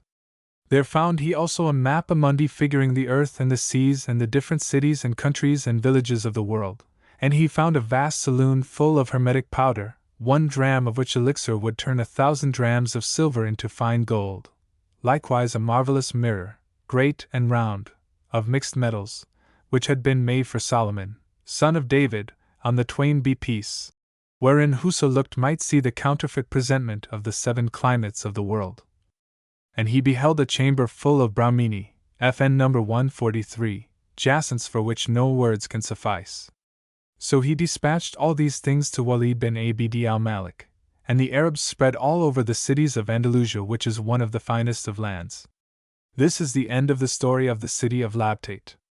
And a tale is also told of the Caliph Hisham and the Arab youth. The Caliph Hisham bin Abd al-Malik bin Marwan was hunting one day, when he sighted an antelope and pursued it with his dogs. As he was following the quarry, he saw an Arab youth pasturing sheep and said to him, "Ho boy, up and after yonder antelope, for it escapeth me." The youth raised his head to him and replied, "O ignorant of what to the deserving is due, thou lookest on me with disdain and speakest to me with contempt. Thy speaking is that of a tyrant true, and thy doing what an ass would do." Quoth Hisham, "Woe to thee, dost thou not know me?" Rejoined the youth, "Verily thine unmannerliness hath made thee known to me, in that thou spakest to me, without beginning by the salutation." FN number 144, repeated the Caliph. "Fie upon thee! I am Hisham bin Abd al-Malik. May Allah not favor thy dwelling place," replied the Arab, "nor guard thine abiding place. How many are thy words and how few thy generous deeds!" Hardly had he ended speaking, when up came the troop from all sides and surrounded him as the white encircleth the black of the eye, all and each saying, "Peace be with thee, O commander of the faithful!" Quoth Hisham, "Cut short this talk and seize me yonder boy." So they laid hands on him, and when he saw the multitude of chamberlains and wazirs and lords of state, he was in no wise concerned and questioned not of them, but let his chin drop on his breast and looked where his feet fell, till they brought him to the Caliph, FN number 145, when he stood before him, with head bowed groundwards and saluted him not and spoke him not. So one of the eunuchs said to him, "O dog of the Arabs, what hindereth thy saluting the commander of the faithful?" The youth turned to him angrily and replied, "O pack saddle of an ass, it was the length of the way that hindered me from this, and the steepness of the steps and the profuseness of my sweat." Then said Hisham, and indeed he was exceeding wroth, "O boy, verily thy days are come to their latest hour. Thy hope is gone from thee and thy life is passed out of thee." He answered, "By Allah, O Hisham, verily in my life-term be prolonged and fate ordain not its cutting short, thy words irk me not, be they long or short." Then said the chief chamberlain to him, "Doth it befit thy degree, O vilest of the Arabs, to bandy words with the commander of the faithful?" He answered promptly, "Mayest thou meet with adversity, and may woe and wailing never leave thee! Hast thou not heard the saying of Almighty Allah, one day, every soul shall come to defend itself?" FN number 146. Hereupon Hisham rose, in great wrath, and said, "O headsman, bring me the head of this lad, for indeed he exceedeth in talk, such as passeth conception."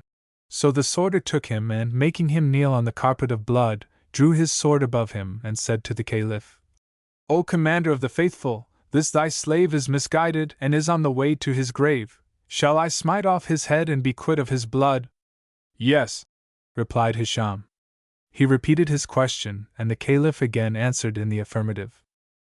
Then he asked leave a third time, and the youth, knowing that, if the Caliph assented yet once more, it would be the signal of his death, laughed till his wisdom teeth showed, whereupon Hisham's wrath redoubled and he said to him, "O boy, meseems thou art mad. Sayest thou not that thou art about to depart the world? Why then dost thou laugh in mockery of thyself?" He replied, "O commander of the faithful, if a larger life-term befell me, none can hurt me, great or small. But I have bethought me of some couplets, which do thou hear, for my death cannot escape thee." Quoth Hisham, "Say on and be brief." So the Arab repeated these couplets.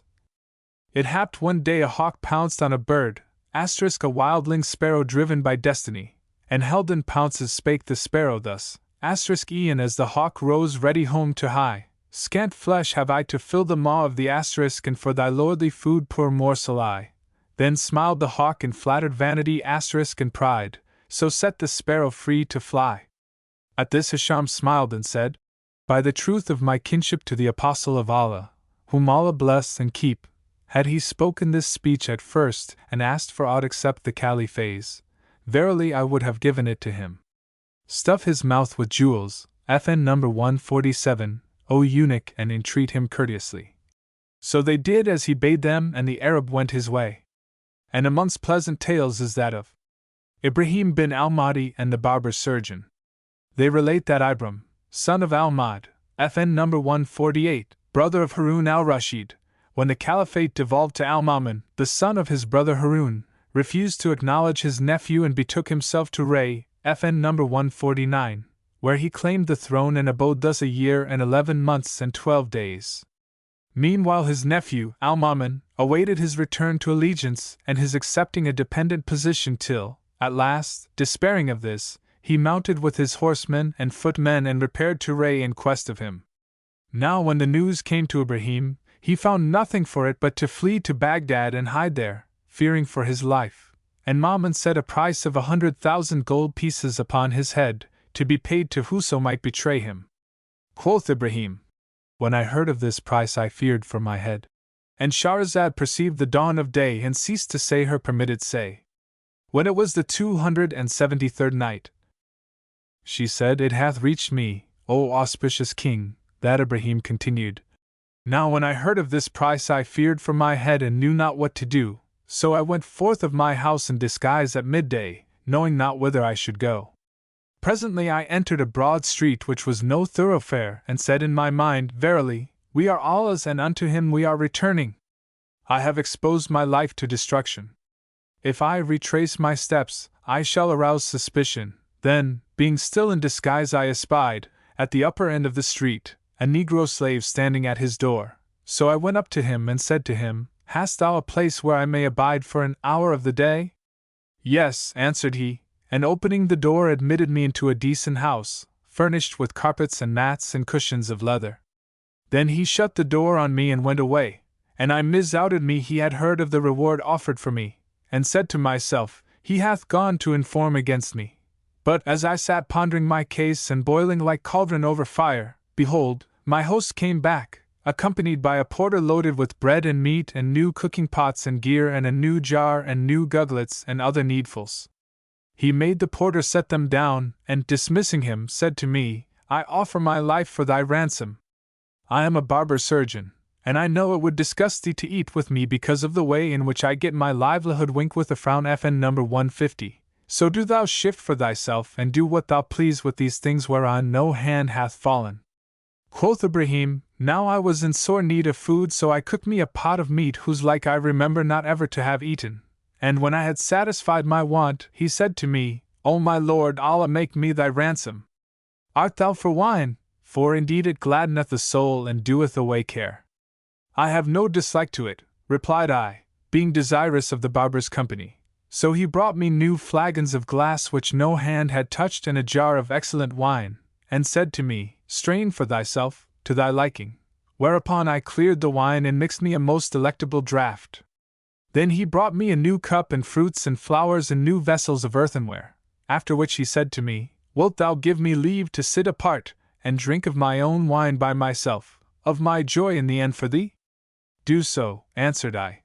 So I drank and he drank till the wine began to take effect upon us, when the barber rose and, going to a closet, took out a lute of polished wood and said to me, O my lord, it is not for the like of me to ask the like of thee to sing, but it behoveth thine exceeding generosity to render my respect its due. So, if thou see fit to honor thy slave, thine is the high decision, quoth I. And indeed I thought not that he knew me. How knowest thou that I excel in song? He replied, Glory be to Allah, our Lord is too well renowned for that.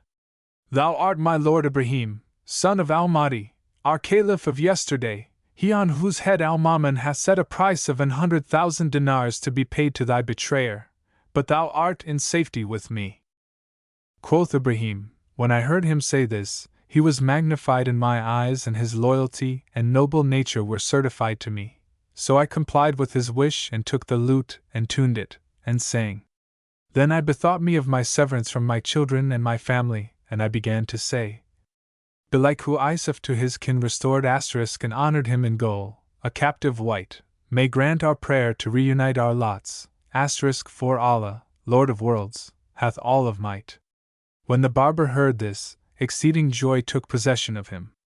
And he was of great good cheer, for it is said that when Ibrahim's neighbors heard him only sing out, "Ho, boy, saddle the mule," they were filled with delight. Then, being overborne by mirth, he said to me, "O my lord, wilt thou give me leave to say what is come to my mind, albeit I am not of the folk of this craft?" I answered, "Do so, this is of thy great courtesy and kindness." So he took the lute and sang these verses. To our beloveds we moaned our length of night. Quoth they, "How short the nights that us benight! 'Tis for that sleep like hoodin veils their eyes." Right soon, but from our eyes is fair of flight. When night falls, dread and drear to those who love, we mourn, they joy to see departing light. Had they but dreed the weird, the bitter dole we dree, their beds like ours had bred them blight. Quoth Ibrahim, so I said to him, "By Allah, thou hast shown me a kindness, O my friend, and hast done away from me the pangs of sorrow. Let me hear more trifles of thy fashion." So he sang these couplets. When man keeps honor bright without a stain, pair sits whatever robe to robe he's fain. She jeered at me because so few we are, quoth I, "There's ever dearth of noble men, naught irks us we are few, while neighbor tribes count many, neighbors oft are base-born straying, we are a clan which holds not death reproach, which Amir and Sam, FN number 151, hold eyeless bane, leads us our love of death to fated end, they hate that ending and delay would gain. We to our neighbor's speech I give the lie, but when we speak none dare give lie again." Quoth Ibrahim, when I heard these lines I was filled with huge delight and marveled with exceeding marvel. Then I slept and awoke not till past nightfall, when I washed my face, with a mind full of the high worth of this barber surgeon and his passing courtesy. After which I wakened him, and taking out a purse I had by me containing a number of gold pieces, threw it to him, saying, "I commend thee to Allah, for I am about to go forth from thee, and pray thee to expend what is in this purse on thine requirements. And thou shalt have an abounding reward of me, when I am quit of my fear." Quoth Ibrahim, but he resumed the bag to me, saying, "O my lord, paupers like myself are of no value in thine eyes. But how, with due respect to my own generosity, can I take a price for the boon which fortune hath vouchsafed me of thy favor and thy visit to my poor abode? Nay, if thou repeat thy words and throw the purse to me again I will slay myself." So I put in my sleeve, FN number 152, the purse whose weight was irksome to me. And Shahrazad perceived the dawn of day and ceased saying her permitted say. When it was the 274th night, she said, "It hath reached me, O auspicious king, that Ibrahim son of Al-Mahdi continued. So I put in my sleeve the purse whose weight was irksome to me, and turned to depart, but when I came to the house door he said, O my lord, of a truth this is a safer hiding place for thee than any other, and thy keep is no burden to me, so do thou abide with me, till Allah be pleased grant thee relief." Accordingly, I turned back, saying, "On condition that thou spend of the money in this purse." He made me think that he consented to this arrangement, and I abode with him some days in the utmost comfort, but perceiving that he spent none of the contents of the purse, I revolted at the idea of abiding at his charge and thought it shame to be a burthen on him. So I left the house disguised in women's apparel, donning short yellow walking boots, FN number 153, and veil. Now as soon as I found myself in the street, I was seized with excessive fear, and going to pass the bridge, behold, I came to a place sprinkled with water, FN number 154, where a trooper, who been in my service, looked at me and knowing me, cried out, saying, "This is he whom Al-Mamun wanteth." Then he laid hold of me, but the love of sweet life lent me strength, and I gave him and his horse a push which threw them down in that slippery place, so that he became an example to those who will take example. And the folk hastened to him. Meanwhile, I hurried my pace over the bridge and entered a main street, where I saw the door of a house open and a woman standing upon the threshold. So I said to her, "O my lady, have pity on me and save my life, for I am a man in fear." Quoth she, "Enter and welcome," and carried me into an upper dining room, where she spread me a bed and brought me food, saying, Calm thy fear, for not a soul shall know of thee. As she spoke low, there came a loud knocking at the door, so she went and opened, and suddenly, my friend, whom I had thrown down on the bridge, appeared with his head bound up, the blood running down upon his clothes and without his horse. She asked, O so and so, what accident hath befallen thee? And he answered, I made prize of the young man whom the Caliph seeketh, and he escaped from me. Whereupon he told her the whole story. So she brought out tinder, FN number 155, and putting it into a piece of rag bandaged his head, after which she spread him a bed and he lay sick. Then she came up to me and said, Methinks thou art the man in question? Even so, answered I, and she said, Fear not, no harm shall befall thee, and redoubled in kindness to me. So I tarried with her 3 days, at the end of which time she said to me, I am in fear for thee, lest yonder man happen upon thee and betray thee to what thou dreadest, so save thyself by flight. I besought her to let me stay till nightfall, and she said, There is no harm in that. So, when the night came, I put on my woman's gear and betook me to the house of a freedwoman who had once been our slave. When she saw me she wept and made a show of affliction and praised Almighty Allah for my safety. Then she went forth, as if she would go to market intent on hospitable thoughts, and I fancied all was right. But ere long, suddenly I espied Ibrahim al-Mawzili, FN number 156, for the house amongst his troopers and servants, and led by a woman on foot, and looking narrowly at her behold, she was the freedwoman, the mistress of the house, wherein I had taken refuge. So she delivered me into their hands, and I saw death face to face. They carried me, in my woman's attire, to Al-Mamun, who called a general council and had me brought before him. When I entered I saluted him by the title of Caliph, saying, Peace be on thee, O Commander of the Faithful, and he replied, Allah give thee neither peace nor long life. I rejoined, According to thy good pleasure, O Commander of the Faithful. It is for the claimant of blood revenge, FN number 157, to decree punishment or pardon. But mercy is nigher to piety. And Allah hath set thy pardon above all other pardon, even as he made my sin to excel all other sin. So if thou punish, it is of thine equity, and if thou pardon, it is of thy bounty. And I repeated these couplets. My sin to thee is great, but greater thy degree, so take revenge, or else remit in clemency. And I in deeds have not been generous be. Quoth Ibrahim. At this Al-Mamun raised his head to me and I hastened to add these 2 couplets.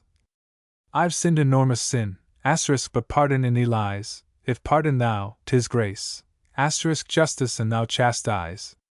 Then Al-Mamun bowed his head and repeated, I am, when friend would raise a rage that mote make spittle choke me, sticking in my throat, his pardoner, and pardon his offense, fearing lest I should live a friend without. Quoth Ibrahim, Now when I heard these words I scented mercy, knowing his disposition to clemency. FN number 158. Then he turned to his son Al-Abbas and his brother Abu Ishaq and all his chief officers there present and said to them, What deem ye of his case? They all counseled him to do me dead, but they differed as to the manner of my death. Then said he to his wazir Ahmad bin Al-Khalid, And what sayest thou, O Ahmad? He answered, O Commander of the Faithful, an thou slay him, we find the like of thee who hath slain the like of him. But an thou pardon him, we find not the like of thee that hath pardoned the like of him. And Shahrazad perceived the dawn of day and ceased to say her permitted say.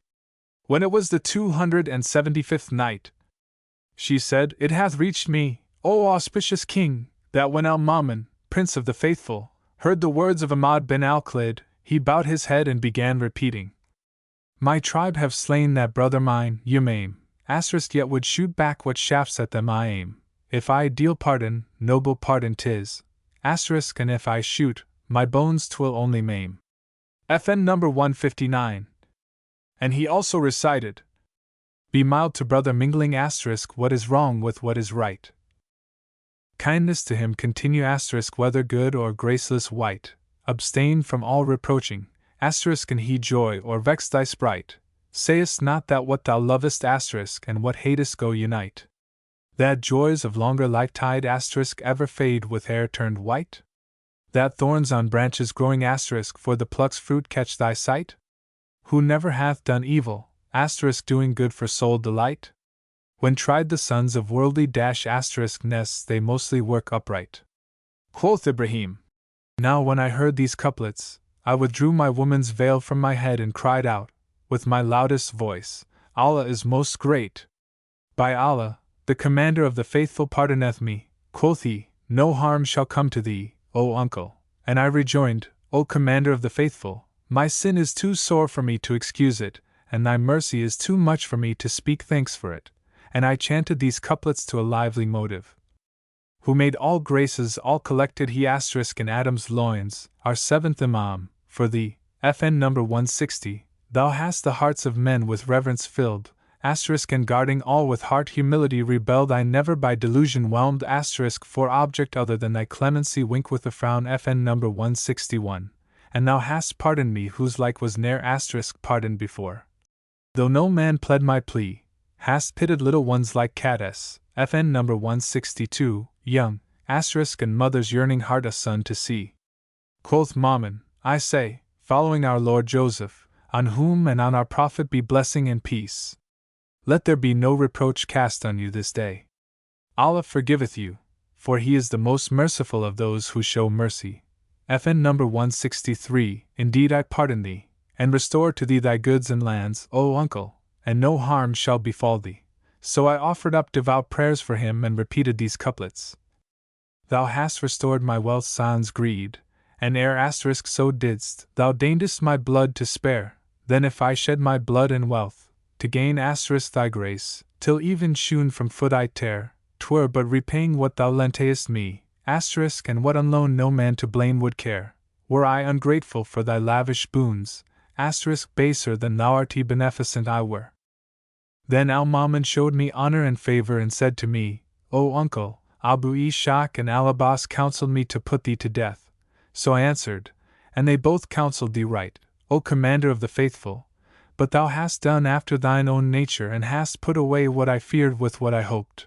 Rejoined Al-Mamun, O uncle, thou didst extinguish my rancor with the modesty of thine excuse. And I have pardoned thee without making thee drink the bitterness of obligation to intercessors. Then he prostrated himself in prayer a long while, after which he raised his head and said to me, O uncle, knowest thou why I prostrated myself? Answered I, haply thou didst this in thanksgiving to Allah, for that He hath given thee the mastery over thine enemy. He replied, such was not my design, but rather to thank Allah for having inspired me to pardon thee and for having cleared my mind towards thee. Now tell me thy tale. So I told him all that had befallen me with the barber, the trooper and his wife and with my freedwoman who had betrayed me. So he summoned the freedwoman, who was in her house, expecting the reward to be sent to her, and when she came before him he said to her, What moved thee to deal thus with thy lord? Quoth she, Lust of money. Asked the Caliph, Hast thou a child or a husband? And she answered, No. Whereupon he bade them give her 100 stripes with a whip and imprisoned her for life. Then he sent for the trooper and his wife and the barber surgeon, and asked the soldier what had moved him to do thus. Lust of money, quoth he. Whereupon quoth the Caliph, It befitteth thee to be a barber cupper, FN number 164, and committed him to one whom he charged to place him in a barber cupper's shop, where he might learn the craft. But he showed honor to the trooper's wife and lodged her in his palace, saying, This is a woman of sound sense and fit for matters of moment. Then said he to the barber cupper, Verily, thou hast shown worth and generosity which call for extraordinary honor. So he commanded the trooper's house and all that was therein to be given him and bestowed on him a dress of honor and in addition 15,000 dinars to be paid annually. And men tell the following tale concerning the city of many-columned Iram and Abdullah son of Abi Kilaba. FN number 165. It is related that Abdullah bin Abi Kilba went forth in quest of a she-camel which had strayed from him. And, as he was wandering in the deserts of Al-Yaman and the district of Sab, FN number 166, behold, he came upon a great city girt by a vast castle around which were palaces and pavilions that rose high into middle air. He made for the place thinking to find there folk of whom he might ask concerning his she-camel. But when he reached it, he found it desolate, without a living soul in it. So, quoth he, I alighted and hobbling my dromedary. And Shahrazad perceived the dawn of day and ceased to say her permitted say. When it was the 276th night, she said, "It hath reached me, O auspicious king," that Abdullah bin Abi Kilaba continued. I dismounted and hobbling my dromedary, and composing my mind, entered into the city. Now when I came to the castle, I found it had 2 vast gates, never in the world was seen their like for size height, inlaid with all manner of jewels and jacinths, white and red, yellow and green. Beholding this I marveled with great marvel and thought the case mighty wondrous. Then entering the citadel in a flutter of fear and dazed with surprise and affright, I found it long and wide, about equaling Al-Medina, FN number 167, in point of size, and therein were lofty palaces laid out in pavilions all built of gold and silver and inlaid with many-colored jewels and jacinths and chrysolites and pearls. And the door-leaves in the pavilions were like those of the castle for beauty, and their floors were strewn with great pearls and balls, no smaller than hazelnuts, of musk and ambergris and saffron. Now when I came within the heart of the city and saw therein no created beings of the sons of Adam, I was near swooning and dying for fear. Moreover, I looked down from the great roofs of the pavilion chambers and their balconies and saw rivers running under them, and in the main streets were fruit-laden trees and tall palms, and the manner of their building was 1 brick of gold and 1 of silver. So I said in myself, doubtless this is the paradise promised for the world to come. Then I loaded me with the jewels of its gravel and the musk of its dust as much as I could carry and returned to my own country, where I told the folk what I had seen. After a time the news reached Muawiyah, son of Abu Sufyan, who was then Caliph in Al-Hijaz. So he wrote to his lieutenant Insan of Al-Yaman to send for the teller of the story and question him of the truth of the case. Accordingly the lieutenant summoned me and questioned me of my adventure and of all appertaining to it, and I told him what I had seen, whereupon he dispatched me to Muawiyah, before whom I repeated the story of the strange sights, but he would not credit it. So I brought out to him some of the pearls and balls of musk and ambergris and saffron, in which latter there was still some sweet savor, but the pearls were grown yellow and had lost pearly color. And Shahrazad perceived the dawn of day and ceased saying her permitted say. When it was the 277th night, she said, "It hath reached me, O auspicious king," that Abdullah son of Abu Kilaba continued. But the pearls were grown yellow and had lost pearly color. Now Muawiyah wondered at this and, sending for Ka'b al-Ahbar, FN number 168, said to him, "O Ka'b, I have sent for thee to ascertain the truth of a certain matter and hope that thou wilt be able to certify me thereof." Asked Ka'b, "What is it, O commander of the faithful?" And Muawiyah answered, "Wottest thou of any city founded by man which is builded of gold and silver, the pillars whereof are of chrysolite and rubies, and its gravel pearls and balls of musk and ambergris and saffron?" He replied, "Yes, O commander of the faithful, this is Iram with pillars decked and dight, the like of which was never made in the lands, FN number 169, and the builder was Shaddad son of Ad the Greater." Quoth the Caliph, "Tell us something of its history." And Ka'b said, Ad the Greater, FN number 170, had 2 sons, Shad and Shad, who, when their father died, ruled conjointly in his stead. And there was no king of the kings of the earth but was subject to them. After a while Shaddad died and his brother Shaddad reigned over the earth alone. Now he was fond of reading in antique books, and happening upon the description of the world to come and of paradise, with its pavilions and galleries and trees and fruits and so forth, his soul moved him to build the like thereof in this world, after the fashion aforesaid. Now under his hand were 100,000 kings, each ruling over 100,000 chiefs, commanding each 100,000 warriors. So he called these all before him and said to them, "I find in ancient books and annals a description of paradise, as it is to be in the next world, and I desire to build me its like in this world. Go ye forth therefore to the goodliest tract on earth and the most spacious, and build me there a city of gold and silver, whose gravel shall be chrysolite and rubies and pearls, and for support of its vaults make pillars of jasper. Fill it with palaces, whereon ye shall set galleries and balconies, and plant its lanes and thoroughfares with all manner trees bearing yellow ripe fruits, and make rivers to run through it in channels of gold and silver." Whereat said one and all, "How are we able to do this thing thou hast commanded, and whence shall we get the chrysolites and rubies and pearls whereof thou speakest?" Quoth he, "What? Weet ye not that the kings of the world are subject to me and under my hand, and that none therein dare gainsay my word? Answered they, Yes, we know that. And Shahrazad perceived the dawn of day and ceased to say her permitted say.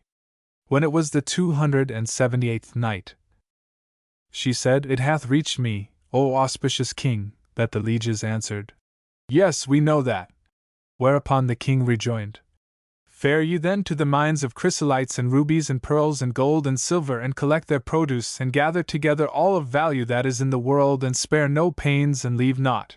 And take also for me such of these things as be in men's hands, and let nothing escape you. Be diligent and beware of disobedience. And thereupon he wrote letters to all the kings of the world, and bade them gather together whatso of these things was in their subjects' hands, and get them to the mines of precious stones and metals, and bring forth all that was therein, even from the abysses of the seas. This they accomplished in the space of 20 years, for the number of rulers then reigning over the earth was 360 kings. And Shaddad presently assembled from all lands and countries architects and engineers and men of art and laborers and handicraftsmen, who dispersed over the world and explored all the wastes and words and tracts and holds. At last they came to an uninhabited spot, a vast and fair open plain clear of sand hills and mountains, with founts flushing and rivers rushing, and they said, This is the manner of place the king commanded us to seek and ordered us to find. So they busied themselves in building the city even as bade them Shaddad, king of the whole earth in its length and breadth, leading the fountains and channels and laying the foundations after the prescribed fashion. Moreover, all the kings of earth's several reigns sent thither jewels and precious stones and pearls large and small and carnelian and refined gold and virgin silver upon camels by land, and in great ships over the waters, and there came to the builders' hands of all these materials so great a quantity, as may either be told nor counted nor conceived. So they labored at the work 300 years, and when they had brought it to end, they went to King Shaddad and acquainted him therewith. Then said he, Depart and make thereon an impregnable castle, rising and towering high in air, and build around it 1,000 pavilions, each upon 1,000 columns of chrysolite and ruby and vaulted with gold, that in each pavilion a wazir may dwell.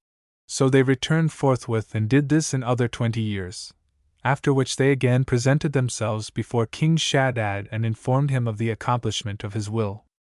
Then he commanded his wazirs, who were 1,000 in number, and his chief officers and such of his troops and others as he put trust in, to prepare for departure and removal to many Kalam in the suite and at the stirrup of Shaddad, son of Ad, king of the world. And he bade also such as he would of his women and his harem and of his handmaids and eunuchs make them ready for the journey. They spent 20 years in preparing for departure, at the end of which time Shaddad set out with his host. And Shahrazad perceived the dawn of day and ceased saying her permitted say. When it was the 279th night, she said, It hath reached me, O auspicious king, that Shaddad bin Ad fared forth, he and his host, rejoicing in the attainment of his desire till there remained but 1 day's journey between him and Iram of the Pillars. Then Allah sent down on him and on the stubborn unbelievers with him a mighty rushing sound from the heavens of his power, which destroyed them all with its vehement clamor, and neither Shaddad nor any of his company set eyes on the city. FN number 171. Moreover, Allah blotted out the road which led to the city, and it stands in its stead unchanged until the resurrection day and the hour of judgment. So Muawiyah wondered greatly at Ka'b al-Abr's story and said to him, Hath any mortal ever made his way to that city? He replied, Yes, one of the companions of Muhammad, on whom be blessing and peace, reached it, doubtless and for sure after the same fashion as this man here seated. And quoth al-Shayabi, FN number 172, it is related, on the authority of learned men of Himyar and al-Yaman, that Shaddad, when destroyed with all his hosts by the sound, was succeeded in his kingship by his son Shaddad the Less, whom he left vice-regent in Hazramaut, FN number 173, and Saba, when he and his marched upon many Kalam. Now as soon as he heard of his father's death on the road, he caused his body to be brought back from the desert to Hazramaut, and bade them hew him out a tomb in a cave, where he laid the body on a throne of gold and threw over the corpse 70 robes of cloth of gold, purfled with precious stones. Lastly at his sire's head he set up a tablet of gold whereon were graven these verses. Take warning, O proud, *, and in length, O life vain. Amshad son of Ad, of the forts Castellane, lord of pillars and power, lord of tried might and main, whom all earth's sons obeyed for my mischief and bane, and who held east and west in mine awfulest reign. He preached me salvation whom God did assign, FN number 174, but we crossed him and asked can no refuge be ta'en, when a cry on us cried from horizon plain, and we fell on the field like the harvested grain, and the fixed day await we, in earth's bosom lain. Allah say alibi also relateth. It chanced that two men once entered this cave and found steps at its upper end, so they descended and came to an underground chamber, 100 cubits long by 40 wide and 100 high. In the midst stood a throne of gold, whereon lay a man of huge bulk, filling the whole length and breadth of the throne. He was covered with jewels and raiment gold and silver wrought, and at his head was a tablet of gold bearing an inscription. So they took the tablet and carried it off, together with as many bars of gold and silver, and so forth as they could bear away. And men also relate the tale of Isaac of Mosul. Quoth Isaac of Mosul, FN number 175. I went out one night from Al-Mamun's presence, on my way to my house, and being taken with a pressing need to make water, I turned aside into a by-street and stood in the middle fearing lest something might hurt me, if I squatted against a wall. FN number 176. Presently, I espied something hanging down from one of the houses, so I felt it to find out what it might be and found that it was a great four-handled basket, FN number 177, covered with brocade. Said I to myself, there must be some reason for this, and knew not what to think.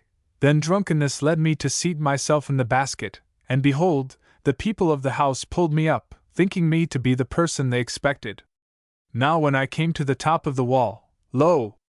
4 damsels were there, who said to me, Descend and welcome and joy to thee. Then one of them went before me with a wax candle and brought me down into a mansion, wherein were furnished sitting chambers, whose like I had never seen save in the palace of the Caliphate.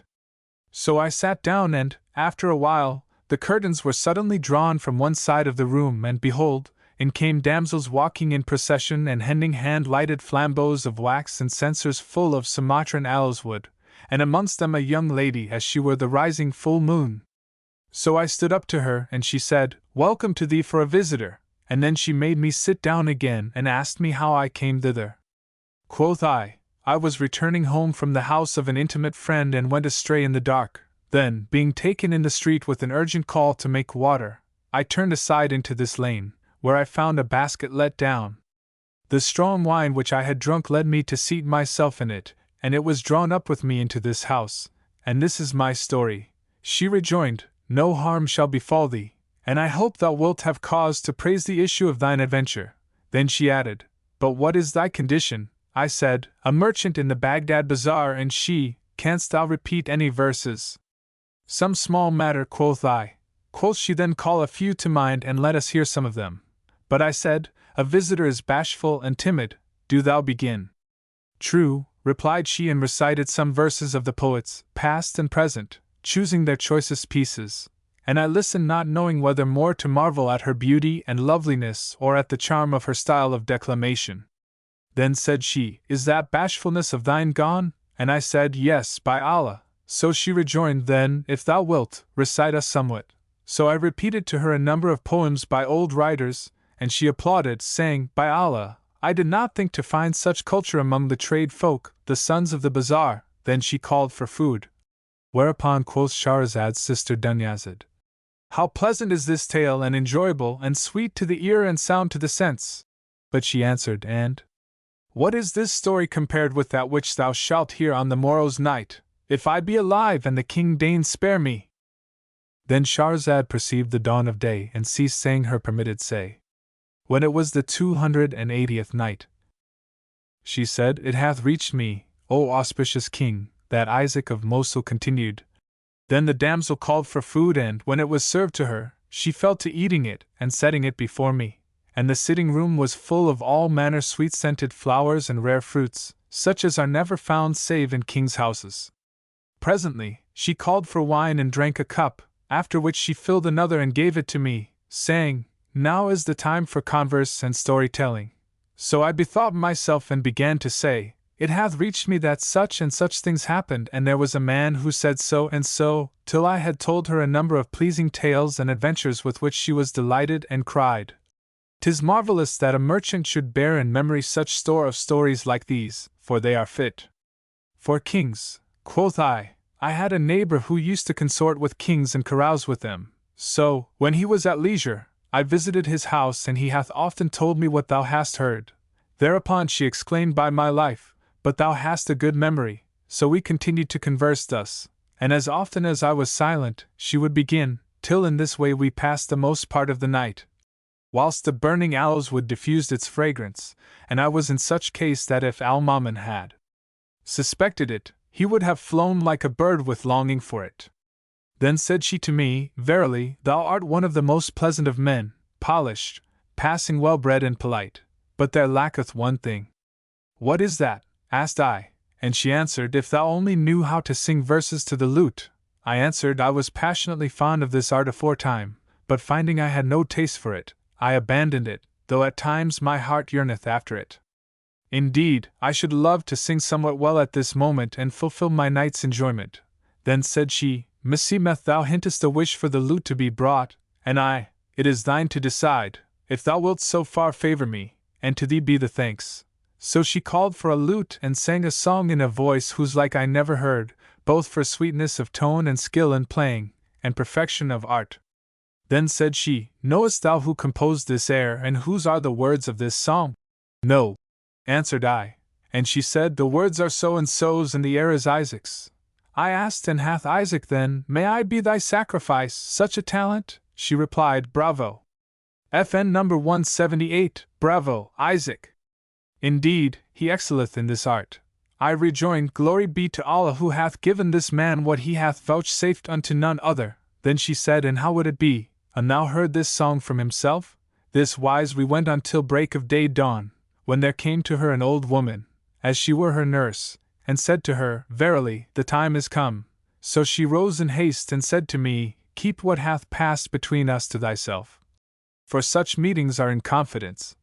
And Shahrazad perceived the dawn of day and ceased saying her permitted say. When it was the 281st night, she said, It hath reached me, O auspicious king, that the damsel whispered, Keep what hath passed between us to thyself, for such meetings are in confidence. And I replied, May I be thy ransom? I needed no charge to this. Then I took leave of her, and she sent a handmaid to show me the way and open the house door. So I went forth and returned to my own place, where I prayed the morning prayer and slept. Now after a time there came to me a messenger from Al-Mamun, so I went to him and passed the day in his company. And when the night fell I called to mind my yesternight's pleasure, a thing from which none but an ignoramus would abstain, and betook myself to the street, where I found the basket, and seating myself therein, was drawn up to the place in which I had passed the previous night. When the lady saw me, she said, Indeed, thou hast been assiduous. And I answered, Meseemeth rather that I am neglectful. Then we fell to discoursing and passed the night as before in general conversation and reciting verses and telling rare tales, each in turn, till daybreak, when I wended me home, and I prayed the dawn prayer and slept. Presently there came to me a messenger from Al-Mamun, so I went to him and spent my day with him till nightfall, when the commander of the faithful said to me, I conjure thee to sit here, whilst I go out for a want and come back. As soon as the Caliph was gone, and quite gone, my thoughts began to tempt and try me, and calling to mind my late delight, I recked little what might befall me from the Prince of True Believers. So I sprang up and turning my back upon the sitting room, ran to the street aforesaid, where I sat down in the basket and was drawn up as before. When the lady saw me, she said, I begin to think thou art a sincere friend to us. Quoth I, Yea, by Allah. And quoth she, Hast thou made our house thine abiding place? I replied, May I be thy ransom? A guest claimeth guest's right for 3 days, and if I return after this, ye are free to spill my blood. Then we passed the night as before, and when the time of departure drew near, I bethought me that Al-Mamun would assuredly question me, nor would ever be content save with a full explanation. So I said to her, I see thee to be of those who delight in singing.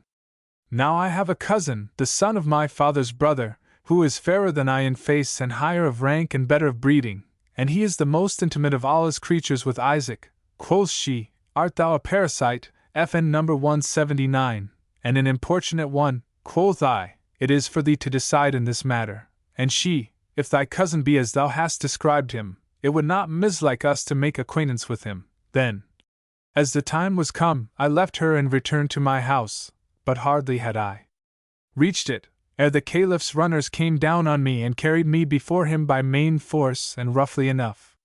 And Shahrazad perceived the dawn of day and ceased to say her permitted say. When it was the 282nd night, she said, It hath reached me, O auspicious King, that Isaac of Mosul continued, and hardly had I reached my house ere the Caliph's runners came down upon me and carried me before him by main force and roughly enough. I found him seated on a chair, wroth with me, and he said to me, O Isaac, art thou a traitor to thine allegiance? Replied I, No, by Allah, O Commander of the Faithful. And he rejoined, What hast thou then to say? Tell me the whole truth. And I, Yes, I will, but in private. So he signed to his attendants, who withdrew to a distance, and I told him the case, adding, I promised her to bring thee, and he said, Thou didst well. Then we spent the day in our usual pleasures, but Al-Mamun's heart was taken up with her, and hardly was the appointed time come, when we set out. As we went along, I cautioned him, saying, Look that thou call me not by my name before her, and I will demean myself like thine attendant. And having agreed upon this, we fared forth till we came to the place, where we found 2 baskets hanging ready. So we sat down in them and were drawn up to the usual place, where the damsel came forward and saluted us.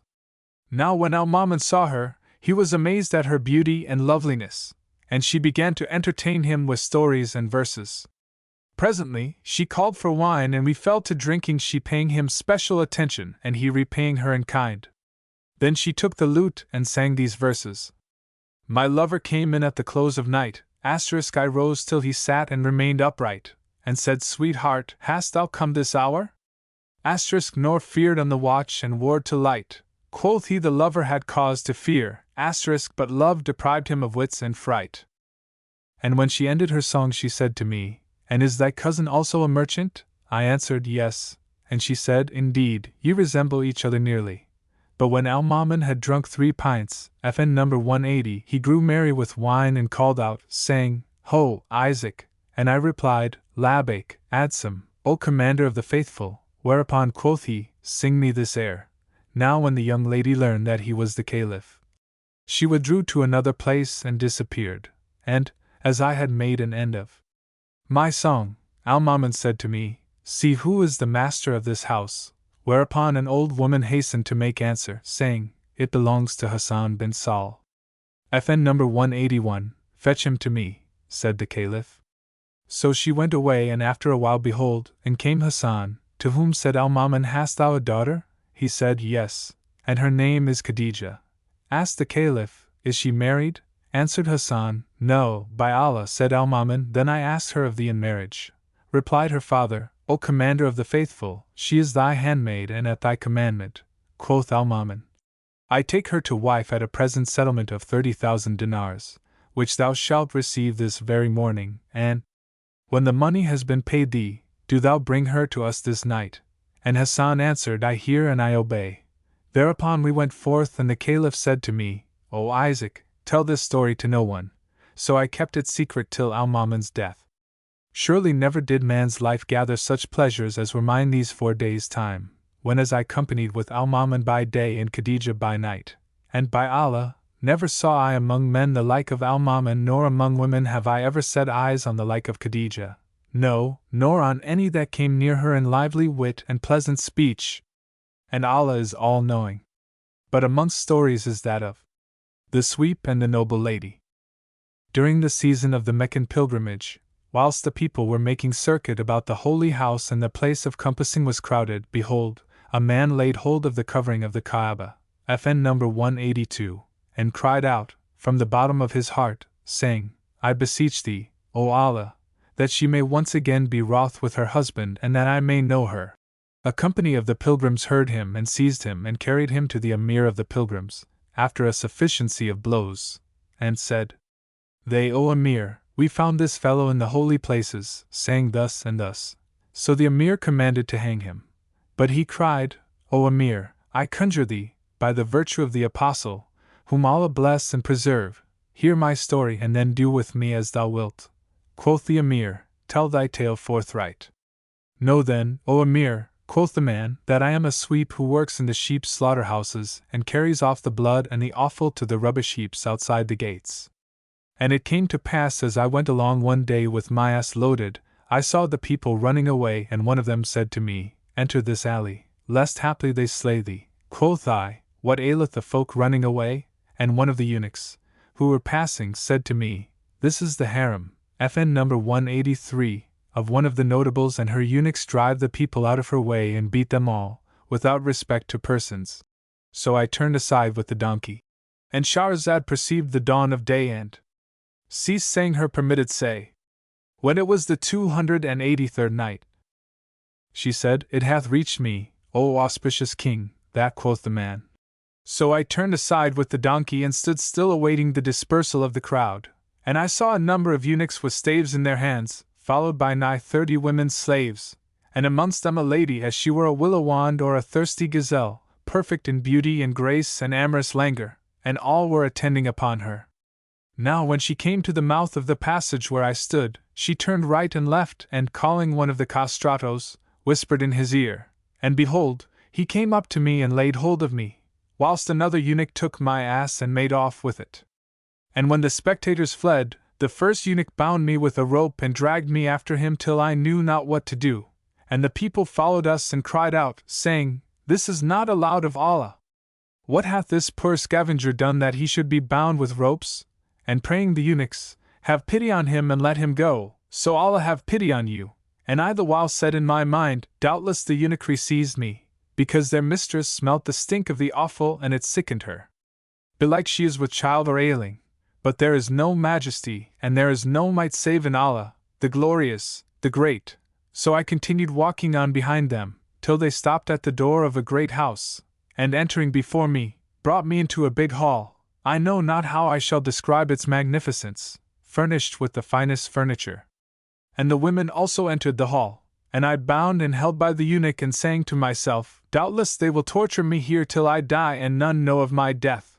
However, after a while, they carried me into a neat bathroom leading out of the hall, and as I sat there, behold, in came 3 slave girls who seated themselves round me and said to me, Strip off thy rags and tatters. So I pulled off my threadbare clothes, and one of them fell a rubbing my legs and feet, whilst another scrubbed my head, and a third shampooed my body. When they had made an end of washing me, they brought me a parcel of clothes and said to me, Put these on. And I answered, By Allah, I know not how. So they came up to me and dressed me, laughing together at me the while, after which they brought casting bottles full of rose water, and sprinkled me therewith. Then I went out with them into another saloon. By Allah, I know not how to praise its splendor for the wealth of paintings and furniture therein, and entering it, I saw a person seated on a couch of Indian rattan. And Shahrazad perceived the dawn of day and ceased to say her permitted say. When it was the 284th night, she said, It hath reached me, O auspicious king, that the sweep continued. When I entered that saloon I saw a person seated on a couch of Indian rattan, with ivory feet, and before her a number of damsels. When she saw me she rose to me and called me, so I went up to her, and she seated me by her side. Then she bade her slave girls bring food, and they brought all manner of rich meats, such as I never saw in all my life. I do not even know the names of the dishes, much less their nature. So I ate my fill, and when the dishes had been taken away and we had washed our hands, she called for fruits which came without stay or delay and ordered me eat of them. And when we had ended eating she bade one of the waiting women bring the wine furniture. So they set on flagons of divers kinds of wine and burned perfumes in all the censers, while a damsel like the moon rose and served us with wine to the sound of the smitten strings. And I drank, and the lady drank, till we were seized with wine, and the whole time I doubted not but that all this was an illusion of sleep. Presently, she signed to one of the damsels to spread us a bed in such a place, which being done, she rose and took me by the hand and led me thither, and lay down, and I lay with her till the morning, and as often as I pressed her to my breast I smelt the delicious fragrance of musk and other perfumes that exhaled from her, and could not think otherwise but that I was in paradise or in the vain fantasies of a dream. Now when it was day, she asked me where I lodged, and I told her, in such a place, whereupon she gave me leave to depart, handing to me a kerchief worked with gold and silver and containing somewhat tied in it, and took leave of me, saying, "Go to the bath with this." I rejoiced and said to myself, "If there be but 5 coppers here, it will buy me this day my morning meal." Then I left her, as though I were leaving paradise, and returned to my poor crib, where I opened the kerchief and found in it 50 miskals of gold. So I buried them in the ground, and, buying 2 farthings worth of bread and kitchen, FN number 184, seated me at the door and broke my fast. After which I sat pondering my case, and continued so doing till the time of afternoon prayer, when lo! A slave girl accosted me, saying, "My mistress calleth for thee." I followed her to the house aforesaid, and, after asking permission, she carried me into the lady, before whom I kissed the ground, and she commanded me to sit and called for meat and wine as on the previous day, after which I again lay with her all night. On the morrow, she gave me a second kerchief, with other 50 dinars therein, and I took it, and going home, buried this also. In such pleasant condition I continued 8 days running, going in to her at the hour of afternoon prayer and leaving her at daybreak. But on the 8th night, as I lay with her, behold, one of her slave girls came running in and said to me, "Arise, go up into yonder closet."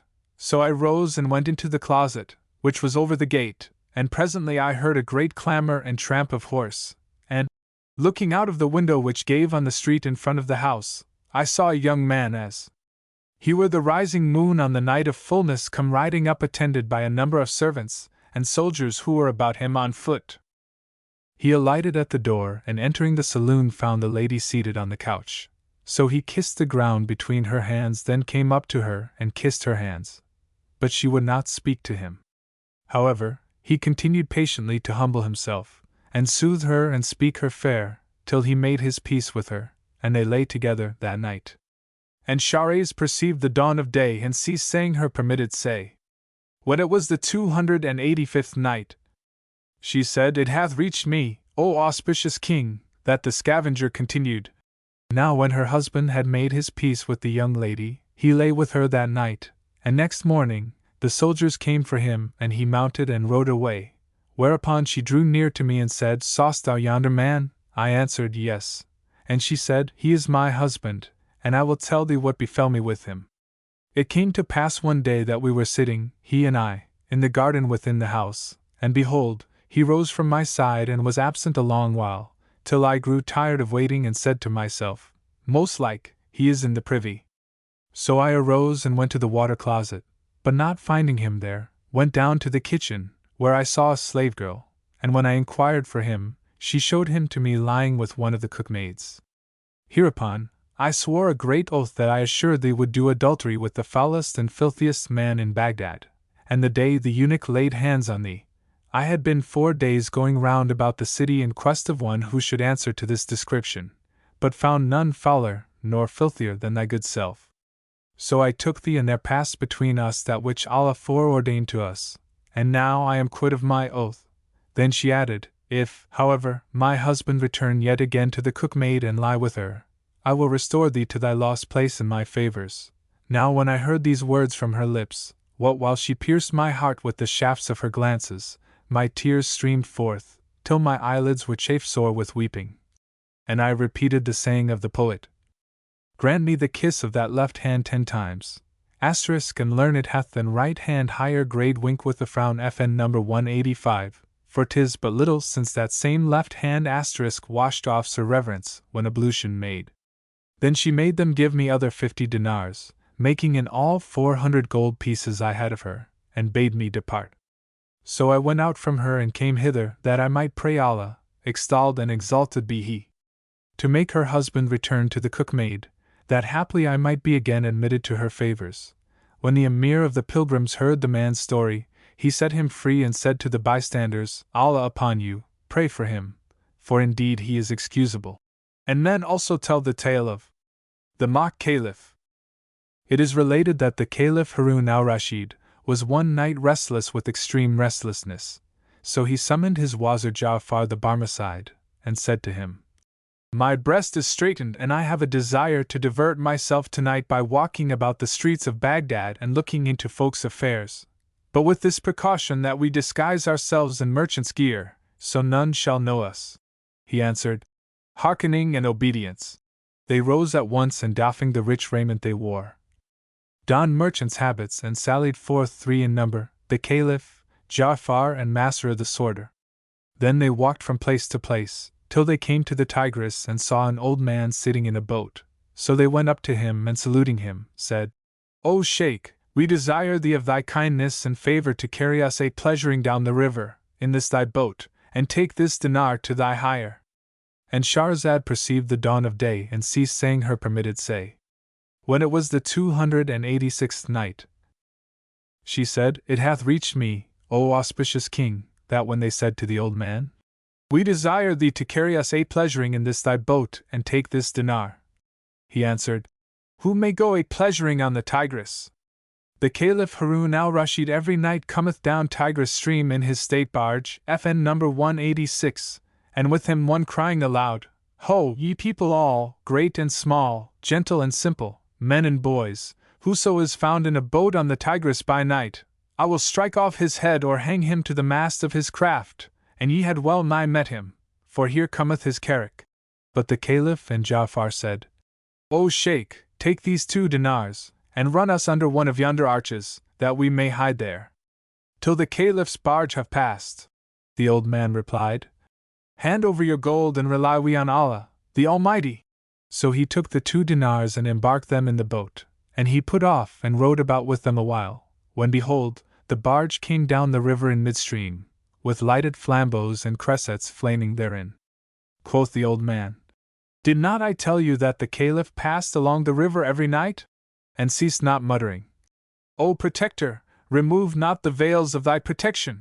Then he ran the boat under an arch and threw a piece of black cloth over the Caliph and his companions, who looked out from under the covering and saw, in the bows of the barge, a man holding in hand a cresset of red gold which he fed with Sumatran line aloes, and the figure was clad in a robe of red satin, with a narrow turban of Mosul shape round on his head, and over one of his shoulders hung a sleeved cloak, FN number 187, of cramoisy satin, and on the other was a green silk bag full of the aloes wood, with which he fed the cresset by way of firewood.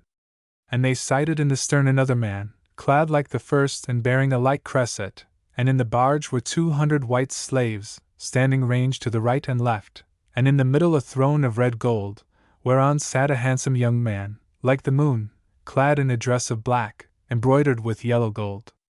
Before him they beheld a man, as he were the Wazir Ja'far, and at his head stood an eunuch, as he were Masr, with a drawn sword in his hand, besides a score of cup companions. Now when the Caliph saw this, he turned and said, O Ja'far! And the minister replied, At thy service, O Prince of true believers! Then quoth the Caliph, Belike this is one of my sons, Al-Amin or Al-Mamun. Then he examined the young man who sat on the throne, and finding him perfect in beauty and loveliness and stature and symmetric grace, said to Ja'far, Verily, this young man abiteth nor jot nor tittle of the state of the Caliphate. See, there standeth before him one as he were thyself, O Ja'far. Yonder eunuch who standeth at his head is as he were Masr, and those courtiers as they were my own. By Allah, O Ja'far, my reason is confounded, and I am filled with amazement this matter. And Shahrazad perceived the dawn of day and ceased to say her permitted say. When it was the 287th night, she said, It hath reached me, O auspicious king, that when the Caliph saw this spectacle his reason was confounded, and he cried, By Allah, I am filled with amazement at this matter. And Ja'far replied, And I also, by Allah, O Commander of the Faithful. Then the barge passed on and disappeared from sight, whereupon the boatman pushed out again into the stream, saying, Praised be Allah for safety, since none hath fallen in with us. Quoth the Caliph, O old man, doth the Caliph come down the Tigris River every night? The boatman answered, Yes, O my lord, and on such wise hath he done every night this year past. O Sheikh, rejoined Al-Rashid, We wish thee of thy favor to await us here tomorrow night, and we will give thee 5 golden dinars, for we are stranger folk, lodging in the quarter Al-Kandak, and we have a mind to divert ourselves," said the oldster. "With joy and good will." Then the Caliph and Ja'far and Masra left the boatmen and returned to the palace, where they doffed their merchants' habits and, donning their apparel of state, sat down each in his several stead, and came the emirs, and wazirs and chamberlains and officers, and the divan assembled and was crowded as of custom.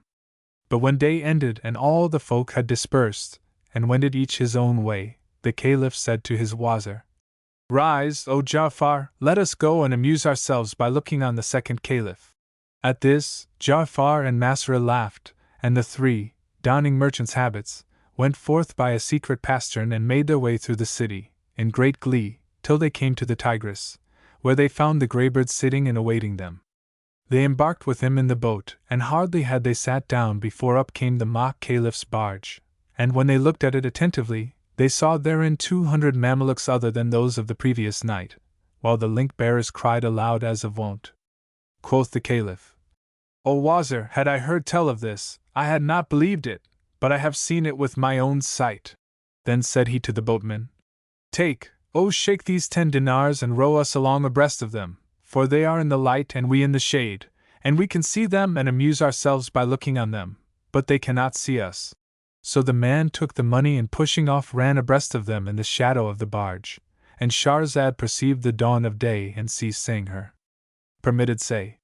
When it was the 288th night, she said, "It hath reached me, O auspicious king, that the Caliph Harun al-Rashid said to the old man, 'Take these 10 dinars and row us abreast of them.' To which he replied, 'I hear and I obey.' And he fared with them and ceased not going in the blackness of the barge, till they came amongst the gardens that lay alongside of them and sighted a large walled enclosure, and presently the barge cast anchor before a postern door, where they saw servants standing with the she-mules saddled and bridled. Here the mock Caliph landed and, mounting the mule, rode away with his courtiers and his cup companions, preceded by the cresset-bearers crying aloud, and followed by his household which busied itself in his service.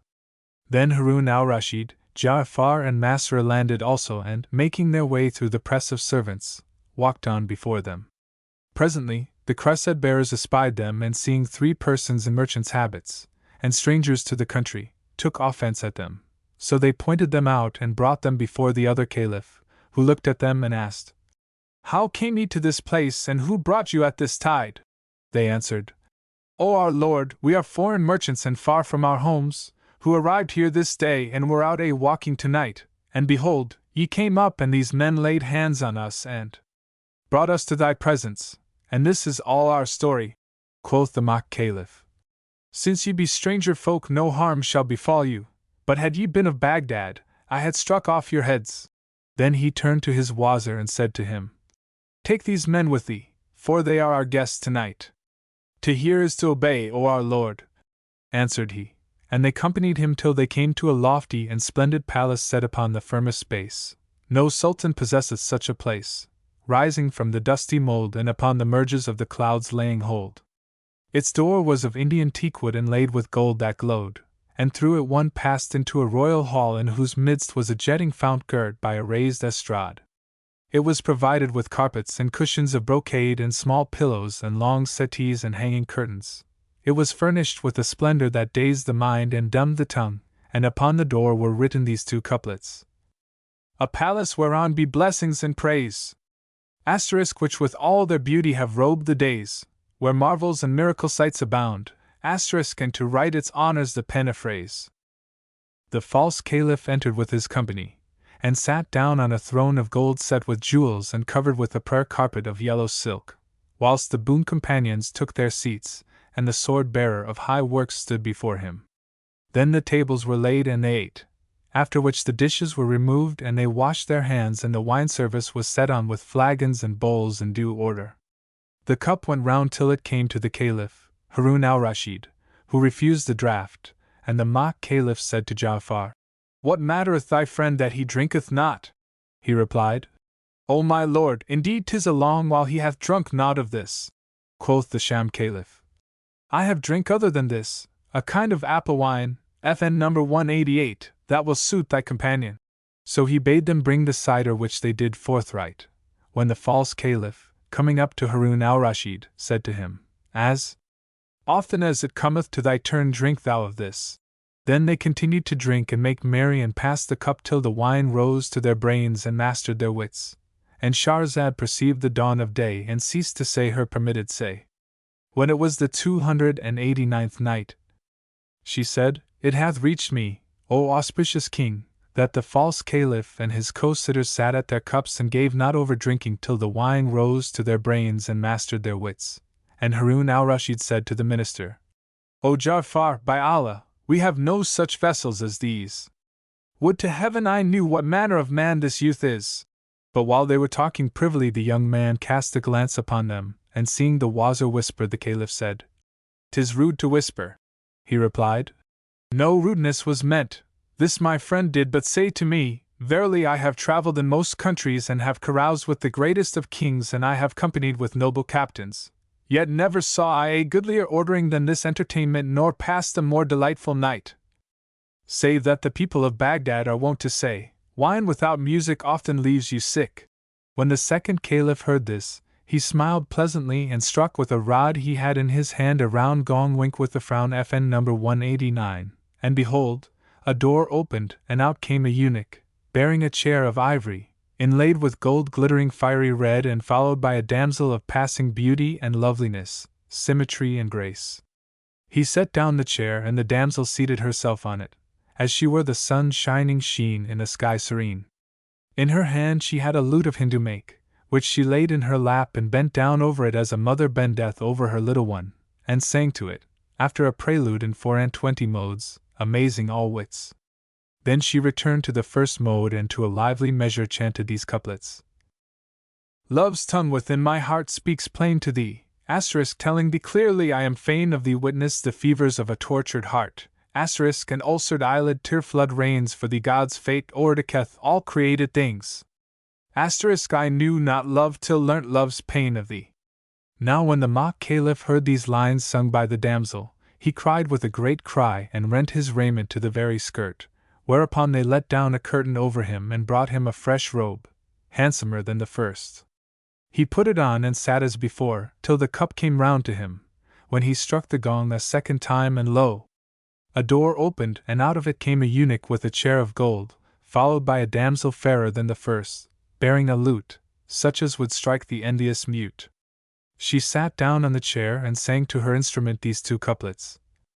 How patient bide, with love in sprite of me, and tears in tempest, FN number 190, blinding sight of me?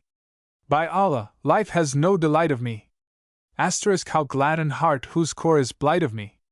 No sooner had the youth heard this poetry than he cried out with a loud cry and rent his raiment to the skirt, whereupon they let down the curtain over him and brought him another suit of clothes.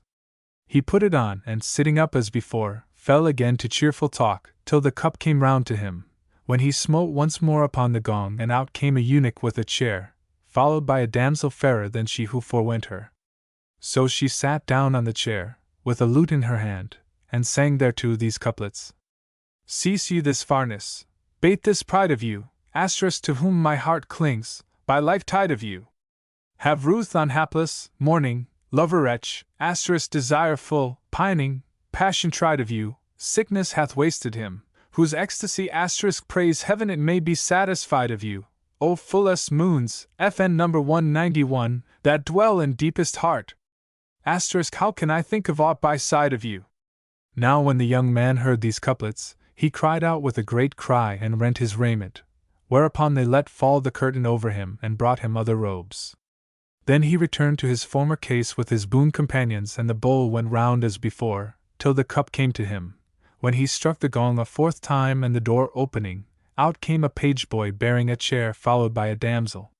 He set the chair for her, and she sat down thereon, and taking the lute, tuned it and sang to it these couplets. When shall disunion and estrangement end? When shall my bygone joys again be kenned? Yesterday we were joined in same abode, conversing heedless of each envious friend. Frowny face FN number 192, tricked us that traitor time, disjoined our lot asterisk and our waste home to desert fate condemned, wouldst have me, grumbler, from my dearling fly? Asterisk I find my vitals blame will not perpend, cease thou to censure, leave me to repine, asterisk my mind e'er finde thoughts that pleasure lend. O lords, FN number 193, of me who break our troth and plight, asterisk deem not to lose your hold of heart and sprite. When the false Caliph heard the girl's song, he cried out with a loud outcry and rent his raiment, and Shahrazad perceived the dawn of day and ceased saying her permitted say. When it was the 290th night, she said, when the false Caliph heard the girl's song, he cried with a loud outcry and rent his raiment and fell to the ground fainting, whereupon they would have let down the curtain over him, as of custom. But its cords stuck fast, and Harun al-Rashid, after considering him carefully, saw on his body the marks of beating with palm rods and said to Ja'far, By Allah, he is a handsome youth, but a foul thief. Whence knowest thou that, O commander of the faithful? Asked Ja'far, and the Caliph answered, Sawest thou not the whip scars on his ribs? Then they let fall the curtain over him and brought him a fresh dress, which he put on and sat up as before with his courtiers and cup companions. Presently he saw the Caliph and Ja'far whispering together and said to them, What is the matter, fair sirs? Quoth Ja'far, O my lord, all is well, FN number 194, save that this my comrade, who, as is not unknown to thee, is of the merchant company and hath visited all the great cities and countries of the world and hath consorted with kings and men of highest consideration, saith to me, Verily, that which our lord the Caliph hath done this night is beyond measure extravagant, never saw I any do the like doings in any country, for he hath rent such and such dresses, each worth 1,000 dinars, and this is surely excessive unthriftiness. Replied the second Caliph, Ho thou, the money is my money and the stuff my stuff, and this is by way of largesse to my suite and servants, for each suit that is rent belongeth to one of my cup companions here present, and I assign to them with each suit of clothes the sum of 500 dinars. The Wazir Ja'far replied, Well is whatso thou doest, O our lord, and recited these two couplets. Virtue in hand of thee hath built a house, asterisk, and to mankind thou dost thy wealth expose. If in the virtues ever close their doors, asterisk, that hand would be a key the lock to unclose. Now when the young man heard these verses recited by the minister Ja'far, he ordered him to be gifted with 1,000 dinars and a dress of honor. Then the cup went round among them and the wine was sweet to them. But after a while quoth the Caliph to Ja'far, Ask him of the marks on his sides, that we may see what he will say by way of reply. Answered Ja'far, Softly, O my lord, be not hasty and soothe thy mind, for patience is more becoming. Rejoined the Caliph, By the life of my head and by the revered tomb of Al-Abbas, FN number 195, except thou ask him, I will assuredly stop thy breath. With this the young man turned towards the minister and said to him, What aileth thee and thy friend to be whispering together? Tell me what is the matter with you. It is nothing save good, replied Ja'far. But the mock Caliph rejoined, I conjure thee, by Allah, tell me what aileth you and hide from me nothing of your case. Answered the Wazir, O my lord, verily this one here saw on thy sides the marks of beating with whips and palm fronds and marveled thereat with exceeding marvel, saying, How came the Caliph to be beaten? And he would fain know the cause of this. Now when the youth heard this, he smiled and said, Know ye that my story is wondrous and my case marvelous.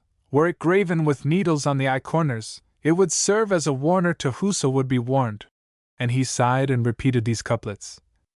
Strange is my story, passing prodigy, asterisk, by love I swear, my ways wax straight on me. And ye desire to hear me, listen, and asterisk, let all in this assembly silent be. Heed ye my words which are of meaning deep, asterisk, nor lies my speech, 'tis truest verity. I'm slain, FN number 196, by longing and by ardent love, asterisk, my slayer's the pearl of fair virginity.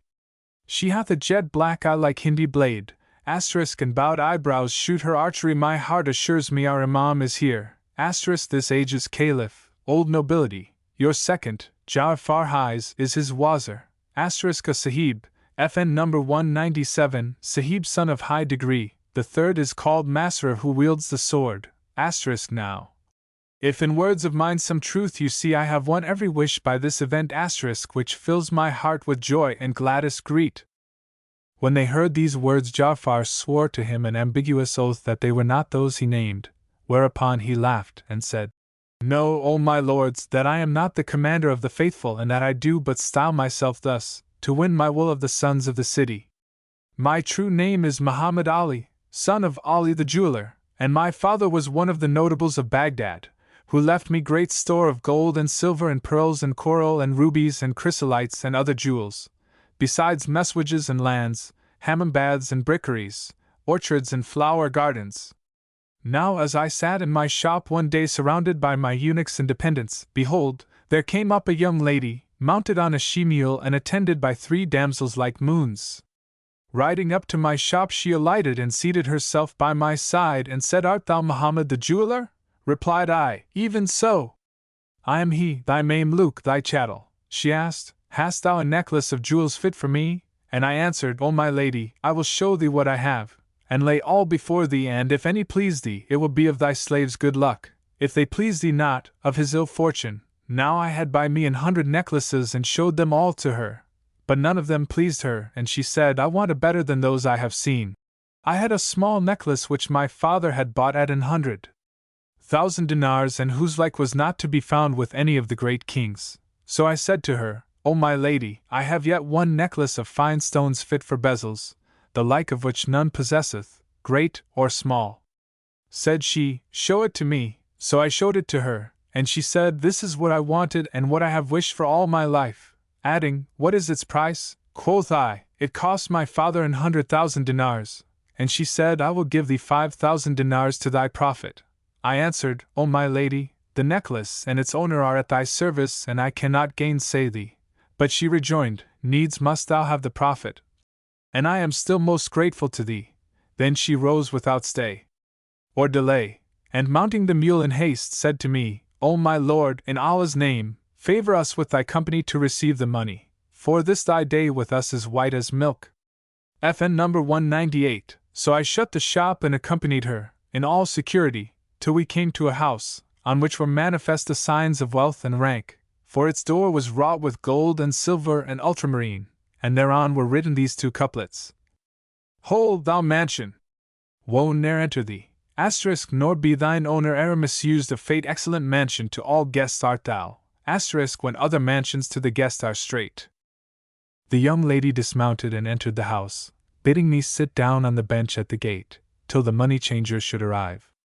So I sat a while, when behold, a damsel came out to me and said, O my lord, enter the vestibule, for it is a dishonor that thou shouldst sit at the gate. Thereupon I arose and entered the vestibule and sat down on the settle there, and, as I sat, lo! Another damsel came out and said to me, O my lord, my mistress biddeth thee enter and sit down at the door of the saloon, to receive thy money. I entered and sat down, nor had I sat a moment when behold, a curtain of silk which concealed a throne of gold was drawn aside, and I saw seated thereon the lady who had made the purchase, and round her neck she wore the necklace which looked pale and wan by the side of a face as it were the rounded moon. At her sight, my wit was troubled and my mind confounded, by reason of her exceeding beauty and loveliness. But when she saw me she rose from her throne and coming close up to me, said, O light of mine eyes, is every handsome one like thee pitiless to his mistress? I answered, O my lady, beauty, all of it, is in thee and is but one of thy hidden charms. And she rejoined, O jeweler, know that I love thee and can hardly credit that I have brought thee hither. Then she bent towards me and I kissed her, and she kissed me and, as she caressed me, drew me towards her and to her breast she pressed me. And Shahrazad perceived the dawn of day and ceased to say her permitted say. When it was the 291st night, she said, It hath reached me, O auspicious king, that the jeweler continued. Then she bent towards me and kissed and caressed me, and, as she caressed me, drew me towards her and to her breast she pressed me. Now she knew by my condition that I had a mind to enjoy her, so she said to me, O my lord, wouldst thou foregather with me unlawfully?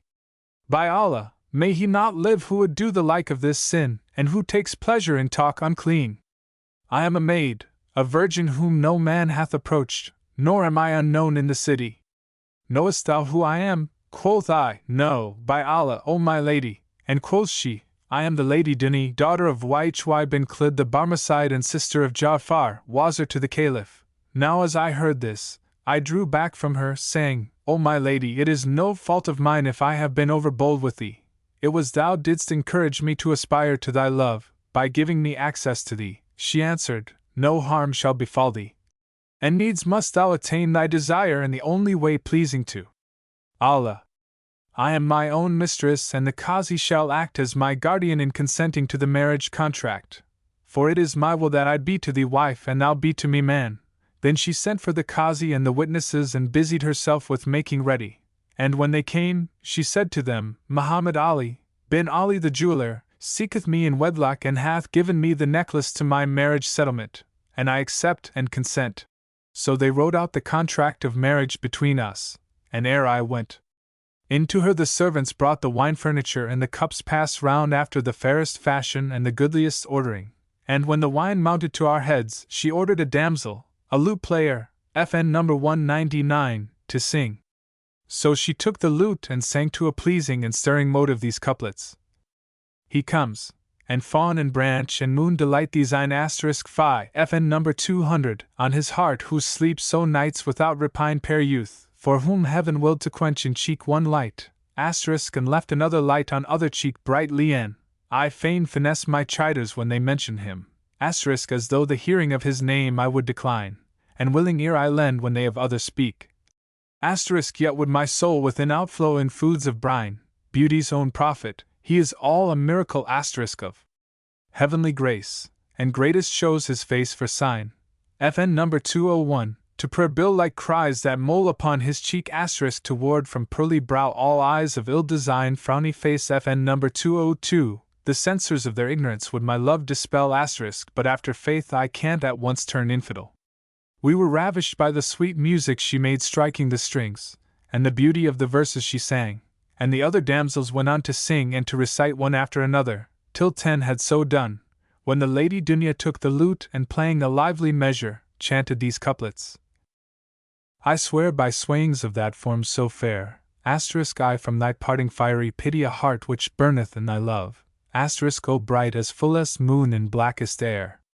Vouchsafe thy boons to him who ne'er will cease in light of wine cup all thy charms declare, amid the roses which with varied hues are to the myrtle bush, FN number 203, a mere despair.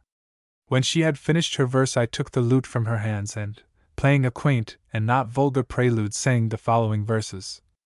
Laud to my Lord who gave thee all of loveliness, myself amid thy thralls I willingly confess, O thou, whose eyes and glances captivate mankind, pray that I 'scape those arrows shot with all thy stress. Two hostile rivals water and enflaming fire thy cheek hath married, which for marvel I profess. Thou art Sar in heart of me and eke naam wink with a frown FN number 204, thou agro dolce, eke heart's sweetest bitterness. When she heard this my song she rejoiced with exceeding joy, then, dismissing her slave women, she brought me to a most goodly place, where they had spread us a bed of various colors. She did off her clothes and I had a lover's privacy of her, and found her a pearl unpierced, and a filly unridden. So I rejoiced in her, and never in my born days spent I a more delicious night. And Shahrazad perceived the dawn of day and ceased saying her permitted say. When it was the 292nd night, she said, It hath reached me, O auspicious king, that Muhammad bin Ali the jeweler continued. So I went in unto the Lady Dunya, daughter of Yahya bin Khalid the Barmecide, and I found her a pearl unthridden and a filly unridden. So I rejoiced in her and repeated these couplets. O night, here stay. I want no morning light. My lover's face to me is lamp and light frowny face FN number 205, as ring of ringdove round his neck's my arm, and made my palm his mouth veil, and 'twas right. This be the crown of bliss, and ne'er will cease to clip, nor care to be in other plight. And I abode with her a whole month, forsaking shop and family and home, till one day she said to me, O light of my eyes, O my Lord Muhammad, I have determined to go to the Hammam today, so sit thou on this couch and rise not from thy place, till I return to thee. I hear and I obey, answered I, and she made me swear to this, after which she took her women and went off to the bath. But by Allah, O my brothers, she had not reached the head of the street ere the door opened, and in came an old woman, who said to me, O my lord Muhammad, the Lady Zubaydah biddeth thee to her, for she hath heard of thy fine manners and accomplishments and skill in singing. I answered, By Allah, I will not rise from my place till the Lady Dunya come back. Rejoined the old woman, O my lord, do not anger the Lady Zubaydah with thee and vex her so as to make her thy foe, nay, rise up and speak with her and return to thy place. So I rose at once and followed her into the presence of the Lady Zubaydah, and, when I entered her presence, she said to me, O light of the eye, art thou the Lady Dunya's beloved? I am thy Mameluke, thy chattel, replied I. Quoth she, Sooth spake he who reported thee possessed of beauty and grace and good breeding and every fine quality. Indeed, thou surpassest all praise and all report. But now sing to me, that I may hear thee. Quoth I, hearkening and obedience. So she brought me a lute, and I sang to it these couplets. The hapless lover's heart is of his wooing weary grown, and hand of sickness wasted him till naught but skin and bone who should be amid the riders which the haltered camels urge, but that same lover whose beloved cloth in the litters wone. To Allah's charge I leave that moonlike beauty in your tents, whom my heart loves, all but my glance on her may ne'er be thrown. Now she is vain, then she is fierce, how sweet her coyness shows, yes sweet whatever cloth or saith to lover loved one. When I had finished my song she said to me, Allah assign thy body and thy voice. Verily, thou art perfect in beauty and good breeding in singing. But now rise and return to thy place, ere the Lady Dunya come back, lest she find thee not and be wroth with thee. Then I kissed the ground before her, and the old woman forewent me till I reached the door whence I came. So I entered and, going up to the couch, found that my wife had come back from the bath and was lying asleep there. Seeing this I sat down at her feet and rubbed them, whereupon she opened her eyes and seeing me, drew up both her feet and gave me a kick that threw me off the couch, FN number 206, saying, O traitor, thou hast been false to thine oath and hast perjured thyself. Thou swearest to me that thou wouldst not rise from thy place, yet didst thou break thy promise and go to the Lady Zubaydah. By Allah, but that I fear public scandal, I would pull down her palace over her head. Then said she to her black slave, O Sab, arise and strike off this lying traitor's head, for we have no further need of him. So the slave came up to me and, tearing a strip from his skirt, bandaged with it my eyes, FN number 207, and would have struck off my head. And Shahrazad perceived the dawn of day and ceased to say her permitted say. When it was the 293rd night, she said, It hath reached me, O auspicious king, that Muhammad the jeweler continued. So the slave came up to me and, tearing a strip from his skirt, bandaged with it my eyes and would have struck off my head. But all her women, great and small, rose and came up to her and said to her, O our lady, this is not the first who hath erred. Indeed, he knew not thy humor and hath done thee no offense deserving death. Replied she, By Allah, I must needs set my mark on him. And she bade them bash me. So they beat me on my ribs, and the marks you saw are the scars of that fustigation. Then she ordered them to cast me out, and they carried me to a distance from the house and threw me down like a log. After a time I rose and dragged myself little by little to my own place, where I sent for a surgeon and showed him my hurts, and he comforted me and did his best to cure me. As soon as I was recovered I went to the hammam and, as my pains and sickness had left me, I repaired to my shop and took and sold all that was therein. With the proceeds I bought me 400 white slaves, such as no king ever got together, and caused 200 of them to ride out with me every day. Then I made me yonder barge whereon I spent 5,000 gold pieces, and styled myself Caliph and appointed each of my servants to the charge of some one of the Caliph's officers and clad him in official habit. Moreover, I made proclamation, Whoso goeth a-pleasuring on the Tigris by night, I will strike off his head, without ruth or delay, and on such wise have I done this whole year past, during which time I have heard no news of the lady either happened upon any trace of her. Then wept he copiously and repeated these couplets. By Allah! While the days endure ne'er shall forget her eye, nor draw to any nigh save those who draw her to me nigh like to the fullest moon her form and favor show to me. Laud to her all-creating Lord, laud to the Lord on high. She left me full of mourning, sleepless, sick with pine and pain and saith not my heart to yearn her mystery. FN number 208, to Sp. Now when Harun al-Rashid heard the young man's story and knew the passion and transport, and love that afflicted him, he was moved to compassion and wonder and said, Glory be to Allah, who hath appointed to every effect a cause. Then they craved the young man's permission to depart, which being granted, they took leave of him, the Caliph purposing to do him justice meet, and him with the utmost munificence entreat, and they returned to the palace of the Caliphate, where they changed clothes for others befitting their state and sat down, whilst Masr the Sworder of High Justice stood before them. After a while, quoth the Caliph to Ja'far, O Wazir, bring me the young man. And Shahrazad perceived the dawn of day and ceased saying her permitted say. When it was the 294th night, she said, It hath reached me, O auspicious king, that quoth the Caliph to his minister, Bring me the young man with whom we were last night. I hear and obey, answered Ja'far, and, going to the youth, saluted him, saying, Obey the summons of the commander of the faithful, the Caliph Harun al-Rashid. So he returned with him to the palace, in great anxiety by reason of the summons, and going in to the king, kissed ground before him, and offered up a prayer for the endurance of his glory and prosperity, for the accomplishment of his desires, for the continuance of his beneficence, and for the cessation of evil and punishment. Ordering his speech as best he might and ending by saying, Peace be on thee, O Prince of true believers and protector of the folk of the faith. Then he repeated these two couplets. Kiss thou his fingers which no fingers are, keys of our daily bread those fingers ken, and praise his actions which no actions are, but precious necklaces round necks of men. So the Caliph smiled in his face and returned his salute, looking on him with the eye of favor. Then he bade him draw near and sit down before him and said to him, O Muhammad Ali, I wish thee to tell me what befell thee last night, for it was strange and passing strange.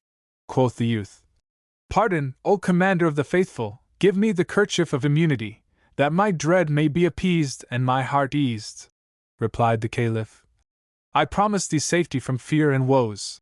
So the young man told him his story from first to last, whereby the Caliph knew him to be a lover and severed from his beloved, and said to him, Desirest thou that I restore her to thee?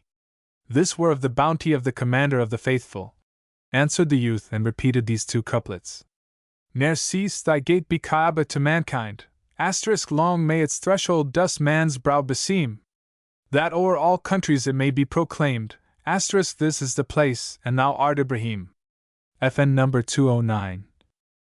Thereupon the Caliph turned to his minister, and said to him, O Ja'far, bring me thy sister, the Lady Dunya, daughter of the Wazir Yahya bin Khalid. I hear and I obey, answered he, and fetched her without let or delay. Now when she stood before the Caliph, he said to her, Dost thou know who this is?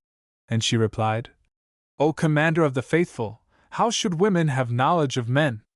FN number 210. So the Caliph smiled and said, O Dunya, this is thy beloved, Muhammad bin Ali the jeweler. We are acquainted with his case, for we have heard the whole story from beginning to end, and have apprehended its inward and its outward, and it is no more hidden from me, for all it was kept in secrecy.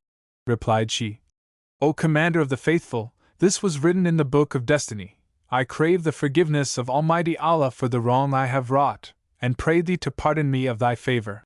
At this the Caliph laughed, and, summoning the Qazi and witnesses, renewed the marriage contract between the Lady Dunya and her husband, Muhammad Ali son of the jeweler, whereby there betided them, both her and him, the utmost felicity, and to their enviers mortification and misery.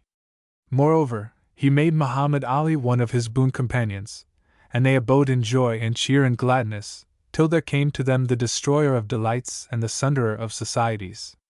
And men also relate the pleasant tale of Ali the Persian.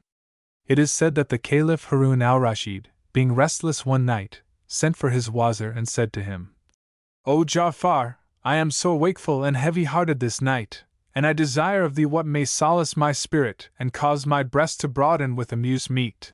Quoth Ja'afar, O Commander of the Faithful, I have a friend, by name Ali the Persian, who hath store of tales and pleasant stories, such as lighten the heart and make care depart. Quoth the Caliph, Fetch him to me. And quoth Ja'afar, Hearkening and obedience.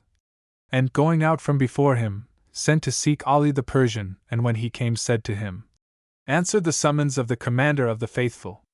To hear is to obey, answered Ali, and Shahrazad perceived the dawn of day and ceased to say her permitted say. When it was the 295th night, she said, It hath reached me, O auspicious King, that the Persian replied, To hear is to obey, and at once followed the Wazir into the presence of the Caliph, who bade him be seated and said to him, O Ali, my heart is heavy within me this night, and it hath come to my ear that thou hast great store of tales and anecdotes. So I desire of thee that thou let me hear what will relieve my despondency and brighten my melancholy. Said he, O Commander of the Faithful, shall I tell thee what I have seen with my eyes or what I have heard with my ears? He replied, An thou have seen aught worth the telling, let me hear that. Replied Ali, Hearkening and obedience. Know thou, O Commander of the Faithful, that some years ago I left this my native city of Baghdad on a journey, having with me a lad who carried a light leathern bag. Presently we came to a certain city, where, as I was buying and selling, behold, a rascally Kurd fell on me and seized my wallet perforce, saying, This is my bag, and all which is in it is my property. Thereupon, I cried aloud, Ho Moslems, FN number 211, one and all, deliver me from the hand of the vilest of oppressors. But the folk said, Come, both of you, to the Qazi and abide ye by his judgment with joint consent. So I agreed to submit myself to such decision, and we both presented ourselves before the Qazi, who said, What bringeth you hither, and what is your case and your quarrel? Quoth I, We are men at difference, who appeal to thee and make complaint and submit ourselves to thy judgment. Asked the Qazi, Which of you is the complainant? So the Kurd came forward, FN number 212, and said, Allah preserve our Lord the Qazi. Verily, this bag is my bag, and all that is in it is my swag. It was lost from me, and I found it with this man mine enemy. The Qazi asked, When didst thou lose it? And the Kurd answered, But yesterday, and I passed a sleepless night by reason of its loss. And it be thy bag, quoth the Qazi, Tell me what is in it. Quoth the Kurd, There were in my bag 2 silver styles for eye powder and antimony for the eyes and a kerchief for the hands, wherein I had laid 2 gilt cups and 2 candlesticks. Moreover, it contained 2 tents and 2 platters and 2 spoons and a cushion and 2 leather rugs and 2 ewers and a brass tray and 2 basins and a cooking pot and 2 water jars and a ladle and a sacking needle and a she-cat and 2 bitches and a wooden trencher and 2 sacks and 2 saddles and a gown and 2 fur pelisses and a cow and 2 calves and a she-goat and 2 sheep and an ewe and 2 lambs and 2 green pavilions and a camel and 2 she-camels and a lioness and 2 lions and a she-bear and 2 jackals and a mattress and 2 sofas and an upper chamber and 2 saloons and a portico and 2 sitting rooms and a kitchen with 2 doors and a company of Kurds who will bear witness that the bag is my bag. Then said the Qazi to me, And now, Sirrah, what sayest thou? So I came forward, O Commander of the Faithful, and indeed the Kurd's speech had bewildered me, and said, Allah advance our Lord the Qazi. Verily, there was naught in this my wallet, save a little ruined tenement, and another without a door, and a dog-house, and a boys' school, and youths playing dice, and tents and tent-ropes, and the cities of Bassorah and Baghdad, and the palace of Shaddad bin Ad, and an ironsmith's forge, and a fishing net, and cudgels, and pickets, and girls and boys, and 1,000 pimps who will testify that the bag is my bag. Now when the Kurd heard my words, he wept and wailed, and said, O my lord the Qazi, this my bag is known, and what is in it is a matter of renown. For in this bag there be castles and citadels and cranes and beasts of prey and men playing chess and draughts. Furthermore, in this my bag is a brood mare and 2 colts and a stallion and 2 blood steeds and 2 long lances. And it containeth eke a lion and 2 hares and a city and 2 villages and a whore and 2 sharking panders and an hermaphrodite and 2 gallows birds and a blind man and 2 wights with good sight and a limping cripple and 2 lamenters and a Christian ecclesiastic and 2 deacons and a patriarch and 2 monks and a Qazi and 2 assessors, who will be evidence that the bag is my bag. Quoth the Kazi to me, and what sayst thou, O Ali? So, O Commander of the Faithful, being filled with rage, I came forward and said, Allah keep our Lord the Kazi. And Shahrazad perceived the dawn of day and ceased saying her permitted say. When it was the 296th night, she said, It hath reached me, O auspicious King, that the Persian continued. So being filled with rage, O Commander of the Faithful, I came forward and said, Allah keep our Lord the Kazi. I had in this my wallet a coat of mail and a broadsword and armories and 1,000 fighting rams and a sheepfold with its pasturage and 1,000 barking dogs and gardens and vines and flowers and sweet-smelling herbs and figs and apples and statues and pictures and flagons and goblets and fair-faced slave girls and singing women and marriage feasts and tumult and clamor and great tracts of land and brothers of success, which were robbers, and a company of daybreak raiders with swords and spears and bows and arrows and true friends and dear ones and intimates and comrades and men imprisoned for punishment, and cup companions and a drum and flutes and flags and banners and boys and girls and brides, in all their wedding bravery, and singing girls and 5 Abyssinian women and 3 Hindi maidens and 4 damsels of Al-Medina and a score of Greek girls and 80 Kurdish dames and 70 Georgian ladies and Tigris and Euphrates and a fowling net and a flint and steel and many kalam-diram and 1,000 rogues and pimps and horse courses and stables and mosques and baths and a builder and a carpenter and a plank and a nail and a black slave with his flageolet and a captain and a caravan leader and towns and cities and an 100,000 dinars and Kufa and Anbar, FN number 213, and 20 chests full of stuffs and 20 storehouses for victuals in Gaza and Ascalon and from Damietta to Alsan, FN number 214, and the palace of Kisra and Ashurwan and the kingdom of Solomon and from Wadi Nuam to the land of Khorasan and Balk and Ispan and from India to the sun. Therein also, may Allah prolong the life of our Lord the Kazi, are doublets and cloths and 1,000 sharp razors to shave off the Kazi's beard, except he fear my resentment and adjudge the bag to be my bag. Now when the Kazi heard what I and the Kurd avouched, he was confounded and said, I see ye twain be none other than 2 pestilent fellows, atheistical villains who make sport of Kazis and magistrates and stand not in fear of reproach. Never did tongue tell nor ear hear aught more extraordinary than that which ye pretend. By Allah, from China to Shajaratam Gaon, nor from Fars to Sudan nor from Wadi Nuyaman to Khorasan, was ever heard the like of what ye avouch or credited the like of what ye affirm. Say, fellows, be this bag a bottomless sea or the day of resurrection that shall gather together the just and unjust? Then the Kazi bade them open the bag. So I opened it, and behold, there was in it bread and a lemon and cheese and olives. So I threw the bag down before the Kurd and ganged my gait. Now when the Caliph heard this tale from Ali the Persian, he laughed till he fell on his back and made him a handsome present. FN number 215, and men also relate a tale of Harun al-Rashid and the slave girl and the Imam Abu Yusuf. It is said that Ja'far the Barmecide was one night carousing with al-Rashid, who said, O Ja'far, it hath reached me that thou hast bought such and such a slave girl. Now I have long sought her, for she is passing fair, and my heart is taken up with love of her, so do thou sell her to me. He replied, I will not sell her, O Commander of the Faithful. Quoth he, Then give her to me. Quoth the other, Nor will I give her.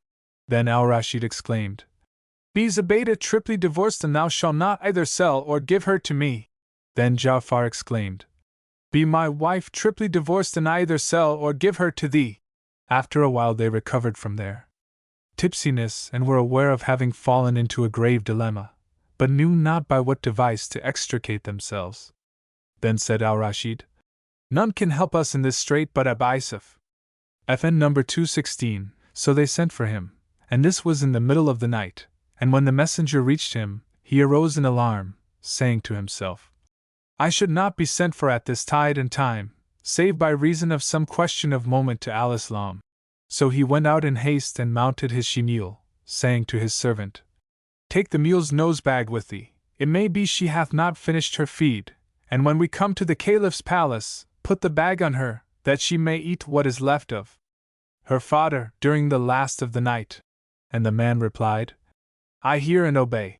Now when the Imam was admitted to the presence, al-Rashid rose to receive him and seated him on the couch beside himself, where he was wont to seat none save the Kazi, and said to him, We have not sent for thee at this untimely time and tide save to advise us upon a grave matter, which is such and wherewith we know not how to deal. And he expounded to him the case. Abu Yusuf answered, O Commander of the Faithful, this is the easiest of things. Then he turned to Ja'far and said, O Ja'far, sell half of her to the Commander of the Faithful and give him the other half, so shall ye both be quit of your oaths. The Caliph was delighted with this, and both did as he prescribed. Then said Al-Rashid, Bring me the girl at once. And Shahrazad perceived the dawn of day and ceased to say her permitted say. When it was the 297th night, she said, It hath reached me, O auspicious king, that the Caliph Harun al-Rashid commanded, Bring me the girl at once, for I long for her exceedingly. So they brought her, and the Caliph said to Abu Yusuf, I have a mind to have her forthright, for I cannot bear to abstain from her during the prescribed period of purification. Now how is this to be done? Abu Yusuf replied, Bring me one of thine own male slaves who hath never been manumitted. So they brought one, and Abu Yusuf said, Give me leave to marry her to him, then let him divorce her before consummation, and thus shall it be lawful for thee to lie with her before purification. This second expedient pleased the Caliph yet more than the first. He sent for the Mamluk and, when as he came, said to the Qazi, I authorize thee to marry her to him. So the Imam proposed the marriage to the slave, who accepted it, and performed the ceremony, after which he said to the slave, Divorce her, and thou shalt have 100 dinars. But he replied, I won't do this. And the Imam went on to increase his offer, and the slave to refuse till he bid him 1,000 dinars. Then the man asked him, Doth it rest with me to divorce her, or with thee or with the Commander of the Faithful? He answered, It is in thy hand. Then by Allah, quoth the slave, I will never do it, no, never. Hearing these words the Caliph was exceeding wroth and said to the Imam, What is to be done, O Abu Yusuf? Replied he, Be not concerned, O Commander of the Faithful, the thing is easy. Make this slave the damsel's chattel. Quoth Al-Rashid, I give him to her. And the Imam said to the girl, Say, I accept. So she said, I accept. Whereon quoth Abu Yusuf, I pronounce separation from bed and board and divorce between them, for that he hath become her property, and so the marriage is annulled. With this, Al-Rashid rose to his feet and exclaimed, It is the like of thee that shall be Qazi in my time. Then he called for sundry trays of gold and emptied them before Abu Yusuf. To whom he said, Hast thou wherein to put this? The Imam bethought him of the mule's nose bag, so he sent for it, and filling it with gold, took it and went home. And on the morrow, he said to his friends, There is no easier nor shorter road to the goods of this world and the next, than that of religious learning, for, see, I have gotten all this money by answering 2 or 3 questions. So consider thou, O polite reader, FN number 217, the pleasantness of this anecdote, for it compasseth divers goodly features, amongst which are the complaisance of Ja'far to Al-Rashid, and the wisdom of the Caliph who chose such a Qazi, and the excellent learning of Abu Yusuf. May Almighty Allah have mercy on their souls one and all. And they also tell the tale of the lover who feigned himself a thief. When Khalid bin Abdullah al-Kasri, FN number 218, was Emir of Basora, there came to him one day a company of men dragging a youth of exceeding beauty and lofty bearing and perfumed attire, whose aspect expressed good breeding, abundant wit, and dignity of the gravest. They brought him before the governor, who asked what it was, and they replied, This fellow is a thief, whom we caught last night in our dwelling house. Whereupon Khalid looked at him and was pleased with his well-favoredness and elegant aspect, so he said to the others, Loose him. And going up to the young man, asked what he had to say for himself. He replied, Verily the folk have spoken truly, and the case is as they have said. Quoth Khalid, And what moved thee to this, and thou so noble of port and comely of mien? Quoth the other, The lust after worldly goods, and the ordinance of Allah, extolled exalted be He. Rejoined Khalid, Be thy mother bereaved of thee, FN number 219, hadst thou not, in thy fair face and sound sense and good breeding, what should restrain thee from thieving? Answered the young man, O Emir, leave this talk and proceed to what Almighty Allah hath ordained, This is what my hands have earned, and God is not unjust towards mankind. FN number 220. So Clid was silent a while considering the matter, then he bade the young man draw near him and said, Verily, thy confession before witnesses perplexeth me, for I cannot believe thee to be a thief. Haply thou hast some story that is other than one of theft, and if so tell it me, replied the youth. O Emir, imagine naught other than what I have confessed to in thy presence, for I have no tale to tell save that verily I entered these folks' house and stole what I could lay hands on, and they caught me and took the stuff from me and carried me before thee. Then Khalid bade clap him in jail and commanded a crier to cry throughout Basora, Oh yes! Oh yes! Whoso be minded to look upon the punishment of such an one, the thief, and the cutting off of his hand, let him be present tomorrow morning at such a place. Now when the young man found himself in prison, with irons on his feet, he sighed heavily and with tears streaming from his eyes extemporized these couplets. When Clid menaced off to strike my hand if I refused to tell him of her case, quoth I, far, far from me that I should tell a love, which ever shall my heart erase. Loss of my hand for sin I have confessed to me were easier than to shame her face. The warders heard him and went and told Clid, who, when it was dark night, sent for the youth and conversed with him. He found him clever and well-bred, intelligent, lively and a pleasant companion, so he ordered him food and he ate. Then after an hour's talk said Clid, I know indeed thou hast a story to tell that is no thief's, so when the Qazi shall come tomorrow morning and shall question thee about this robbery, do thou deny the charge of theft and avouch what may avert the pain and penalty of cutting off thy hand, for the Apostle, whom Allah bless and keep, saith in cases of doubt eschew punishment. Then he sent him back to prison, and Shahrazad perceived the dawn of day and ceased saying her permitted say. When it was the 298th night, she said, It hath reached me, O auspicious king, that Clid, after conversing with the youth, sent him back to prison, where he passed the night. And when morning dawned the folk assembled to see his hand cut off, nor was there a soul in Basora, man or woman, but was present to look upon the punishment of that handsome youth. Then Clid mounted in company of the notables of the city and others, and summoning all four Qazis, sent for the young man, who came hobbling and stumbling in his fetters.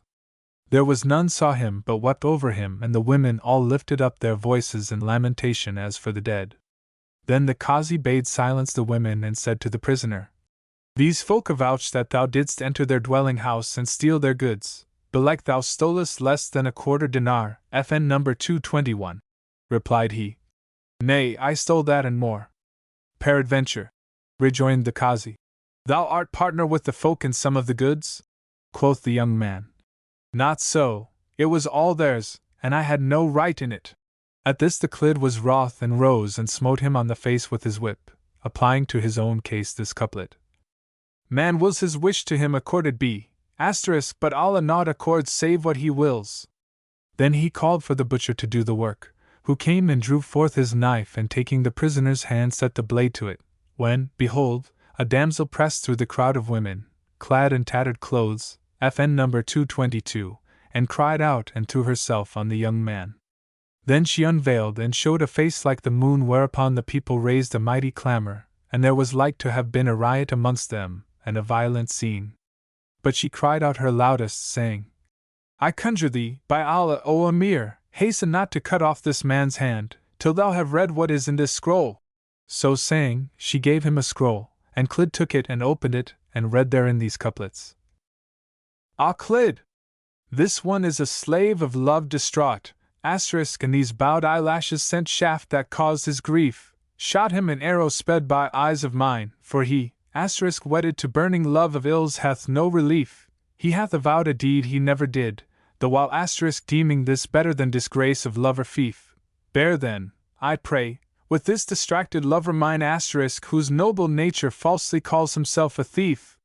When Clid had read these lines he withdrew himself from the people and summoned the girl and questioned her, and she told him that the young man was her lover and she his mistress, and that thinking to visit her he came to the dwelling of her people and threw a stone into the house, to warn her of his coming.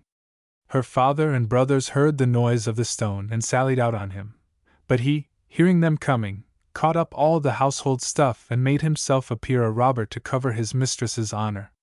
Now when they saw him they seized him, continued she, crying, "A thief!" and brought him before thee, whereupon he confessed to the robbery and persisted in his confession that he might spare me disgrace. And this he did, making himself a thief, of the exceeding nobility and generosity of his nature.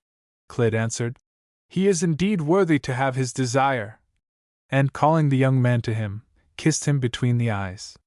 Then he sent for the girl's father and bespoke him, saying, "O Sheikh, we thought to carry out the law of mutilation in the case of this young man, but Allah, to whom be honor and glory, hath preserved us from this, and I now adjudge him the sum of 10,000 dirhams, for that he would have given his hand for the preservation of thine honor and that of thy daughter, and for the sparing of shame to you both. Moreover, I adjudge other 10,000 dirhams to thy daughter, for that she made known to me the truth of the case, and I ask thy leave to marry her to him." Rejoined the old man, "O Emir, thou hast my consent." So Clyd praised Allah and thanked him and improved the occasion by preaching a goodly sermon and a prayerful. And Shahrazad perceived the dawn of day and ceased saying her permitted say. When it was the 299th night, she said, "It hath reached me, O auspicious king, that Clyd praised Allah and thanked him and improved the occasion by preaching a goodly sermon and a prayerful. After which he said to the young man, "I give thee to wife the damsel, such an one here present, with her own permission and her father's consent, and her wedding settlement shall be this money, to wit, 10,000 dirhams. I accept this marriage at thy hands," replied the youth, and Clyd bade them carry the money on brass trays in procession to the young man's house, whilst the people dispersed, fully satisfied. "And surely," quoth he who tells the tale, FN number 223, "never saw I a rarer day than this, for that it began with tears and annoy, and it ended with smiles and joy." And in contrast of this story is this piteous tale of Ja'far the Barmecide and the bean seller. When Harun al-Rashid crucified Ja'far the Barmecide, FN number 224, he commended that all who wept or made moan for him should also be crucified, so the folk abstained from that. Now it chanced that a wild Arab, who dwelt in a distant word, used every year to bring to the aforesaid Ja'far an ode, FN number 225, in his honor, for which he rewarded him with 1,000 dinars, and the Badawi took them and, returning to his own country, lived upon them, he and his family, for the rest of the year. Accordingly, he came with his ode at the wonted time and, finding that Ja'far had been crucified, betook himself to the place where his body was hanging, and there made his camel kneel down, and wept with sore weeping and mourned with grievous mourning, and he recited his ode and fell asleep. Presently Ja'far the Barmecide appeared to him in a vision and said, "Verily thou hast wearied thyself to come to us and findest us as thou sayest. But go to Bassorah and ask for a man there whose name is such and such, one of the merchants of the town, and say to him, Ja'far, the Barmecide, saluteth thee and biddeth thee give me 1,000 dinars, by the token of the bean." Now when the wild Arab awoke, he repaired to Bassorah, where he sought out the merchant and found him, and repeated to him what Ja'far had said in the dream, whereupon he wept with weeping so sore that he was like to depart the world. Then he welcomed the Badawi and seated him by his side and made his stay pleasant, and entertained him 3 days as an honored guest.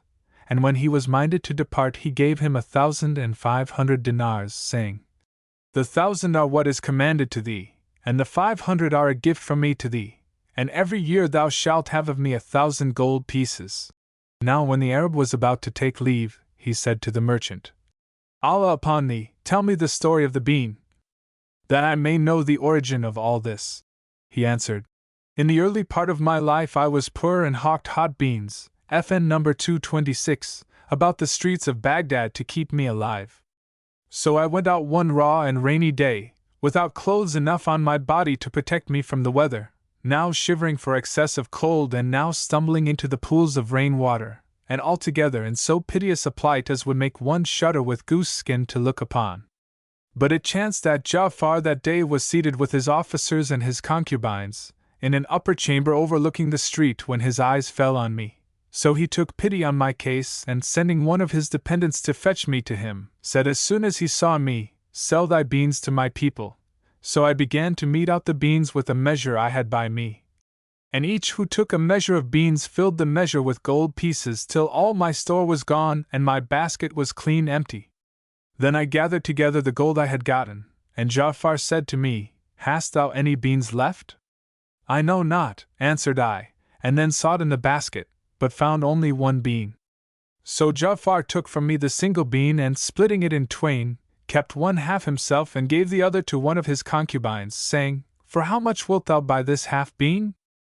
She replied, For the tale of all this gold twice told, whereat I was confounded and said to myself, This is impossible. But, as I stood wondering, behold, she gave an order to one of her handmaids and the girl brought me the sum of the collected monies twice told. Then said Ja'far, And I will buy the half I have by me for double the sum of the whole, presently adding, Now take the price of thy bean.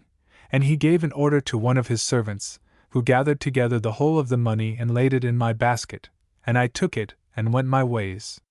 Then I betook myself to Bassorah, where I traded with the monies and Allah prospered me amply. To him be the praise and the thanks. So if I give thee every year 1,000 dinars of the bounty of Ja'far, it will in no wise injure me. Consider then the munificence of Ja'far's nature, and how he was praised both alive and dead, the mercy of Allah Almighty be upon him. And men also recount the tale of Abu Muhammad hight Lazybones. It is told that Harun al-Rashid was sitting one day on the throne of the Caliphate, when there came in to him a youth of his eunuchry, bearing a crown of red gold, set with pearls and rubies and all manner of other gems and jewels, such as money might not buy, and bussing the ground between his hands said, O Commander of the Faithful, the Lady Zubaydah kisseth the earth before thee. And Shahrazad perceived the dawn of day and ceased to say her permitted say. Whereupon quoth her sister Dunyazad, How pleasant is thy tale and profitable, and how sweet is thy speech and how delectable. And where is this? Replied Shahrazad. Compared with what I shall tell you next night, and I live, and the king grant me leave. Thereupon quoth the king to himself, By Allah, I will not slay her until I hear the end of her tale. When it was the 300th night, quoth Dunyazad, Favor us, O my sister, with thy tale. And she replied, With joy and good will, if the king accord me leave. Whereupon the king said, Tell thy tale, O Shahrazad. So she pursued, It hath reached me, O auspicious king, that the youth said to the Caliph, The Lady Zubaydah kisseth the earth before thee and saith to thee, Thou knowest she hath bidden make this crown, which lacketh a great jewel for its dome top, and she hath made search among her treasures, but cannot find a jewel of size to suit her mind. Quoth the Caliph to his chamberlains and vice-regents, Make search for a great jewel, such as Zubaydah desireth. So they sought, but found nothing befitting her, and told the Caliph, who, vexed and annoyed thereat, exclaimed, How am I Caliph and king of the kings of the earth, and cannot find so small a matter as a jewel? Woe to you! Ask of the merchants. So they inquired of the traders, who replied, Our lord the Caliph will not find a jewel such as he requires save with a man of Bassorah, by name Ab Muhammad highs Lazybones. Thereupon they acquainted the Caliph with this, and he bade his wazir Ja'far send a note to the Emir Muhammad al-Zubayd, governor of Bassorah, commanding him to equip Abu Muhammad Lazybones and bring him into the presence of the commander of the faithful. The minister accordingly wrote a note to that effect and dispatched it by Masrur, who set out forthright for the city of Bassorah, and went in to the Emir Muhammad al-Zubaydi, who rejoiced in him and treated him with the highmost honor. Then Masrur read him the mandate of the Prince of True Believers, Harun al-Rashid, to which he replied, I hear and I obey, and forthwith dispatched him, with a company of his followers, to Abu Muhammad's house. When they reached it, they knocked at the door, whereupon a page came out and Masrur said to him, Tell thy lord, the commander of the faithful summoneth thee. The servant went in and told his master, who came out and found Masrur, the Caliph's chamberlain, and a company of the governor's men at the door. So he kissed ground before Masrur and said, I hear and obey the summons of the commander of the faithful, but first enter ye my house. They replied, We cannot do that save in haste, even as the Prince of True Believers commanded us, for he awaiteth thy coming. But he said, Have patience with me a little, till I set my affairs in order. So after much pressure and abundant persuasion, They entered the house with him and found the vestibule hung with curtains of azure brocade, purfled with red gold, and Abu Muhammad Lazybones bade one of his servants carry Masrur to the private hammam. Now this bath was in the house, and Masrur found its walls and floors of rare and precious marbles, wrought with gold and silver, and its waters mingled with rosewater. Then the servants served Masrur and his company with the perfection of service, and on their going forth of the hammam, clad them in robes of honor, brocade work interwoven with gold. And after leaving the bath, Masrur and his men went into Abu Muhammad Lazybones and found him seated in his upper chamber, and over his head hung curtains of gold brocade, wrought with pearls and jewels, and the pavilion was spread with cushions, embroidered in red gold. Now the owner was sitting softly upon a quilted cloth covering a settee inlaid with stones of price, and when he saw Masrur, he went forward to meet him and bidding him welcome, seated him by his side. Then he called for the food trays, so they brought them, and when Masrur saw the tables he exclaimed, "By Allah, never did I behold the like of these appointments in the palace of the Commander of the Faithful!" For indeed the trays contained every manner of meat, all served in dishes of gilded porcelain. FN number 227. So we ate and drank and made merry till the end of the day, quoth Masrur, when the host gave to each and every of us 5,000 dinars, and on the morrow he clad us in dresses of honor of green and gold and entreated us with the utmost worship. Then said Masrur to him, "We can tarry no longer for fear of the Caliph's displeasure." Answered Abu Muhammad Lazybones, "O my lord, have patience with us till the morrow, that we may equip ourselves, and we will then depart with you." So they tarried with him that day and slept the night, and next morning Abu Muhammad's servants saddled him a she-mule with selle and trappings of gold, set with all manner of pearls and stones of price. Whereupon quoth Masrur to himself, "I wonder, when Abu Muhammad shall present himself in such equipage, if the Caliph will ask him how he came by all this wealth." Thereupon they took leave of al-Zubaydi and, setting out from Bassorah, fared on, without ceasing to fare till they reached Baghdad city and presented themselves before the Caliph, who bade Abu Muhammad be seated. He sat down and addressed the Caliph in courtly phrase, saying, "O Commander of the Faithful, I have brought with me an humble offering by way of homage. Have I thy gracious permission to produce it?" Al-Rashid replied, "There is no harm in that." FN number 228. Whereupon Abu Muhammad bade his men bring in a chest, from which he took a number of rarities, and amongst the rest, trees of gold with leaves of white emerald, FN number 229, and fruits of pigeon blood, rubies and topazes and new pearls and bright. And as the Caliph was struck with admiration, he fetched a second chest and brought out of it a tent of brocade, crowned with pearls and jacinths and emeralds and jaspers and other precious stones. Its poles were of freshly cut Hindi aloes wood, and its skirts were set with the greenest smaragds. Thereon were depicted all manner of animals such as beasts and birds, spangled with precious stones, rubies, emeralds, chrysolites and balasses and every kind of precious metal. Now when Al-Rashid saw these things, he rejoiced with exceeding joy, and Abu Muhammad Lazybones said to him, "O Commander of the Faithful, deem not that I have brought these to thee, fearing aught or coveting anything, but I knew myself to be but a man of the people, and that such things befitted none save the Commander of the Faithful. And now, with thy leave, I will show thee, for thy diversion, something of what I can do." Al-Rashid replied, "Do what thou wilt, that we may see." "To hear is to obey," said Abu Muhammad, and moving his lips, beckoned the palace battlements, FN number 230, whereupon they inclined to him. Then he made another sign to them, and they returned to their place. Presently he made a sign with his eye, and there appeared before him closets with closed doors, to which he spoke, and lo!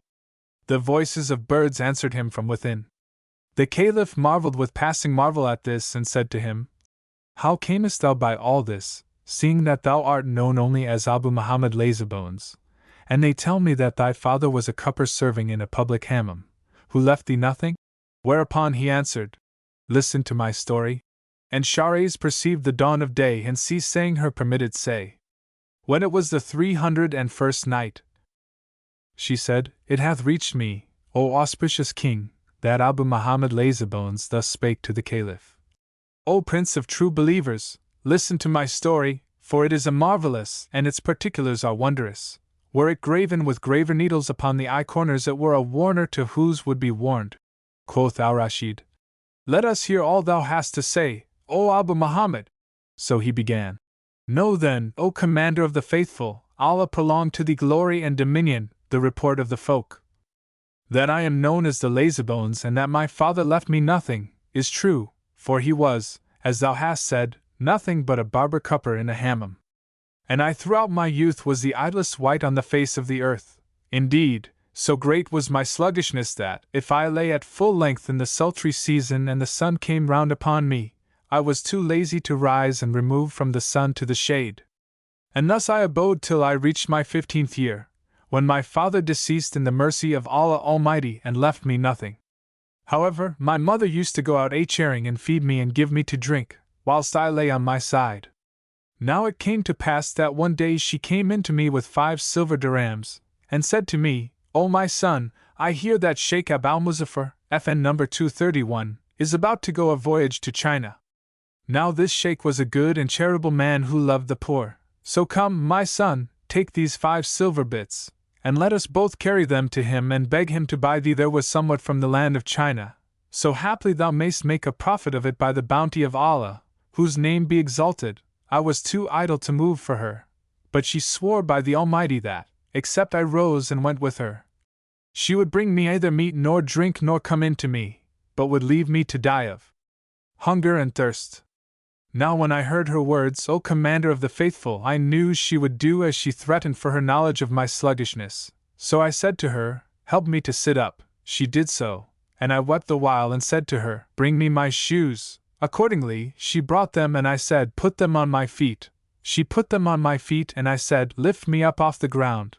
So she lifted me up and I said, Support me, that I may walk. So she supported me and I continued to fare afoot at times, stumbling over my skirts, till we came to the river bank, where we saluted the sheikh and I said to him, O my uncle, art thou Abu al-Muzaffar?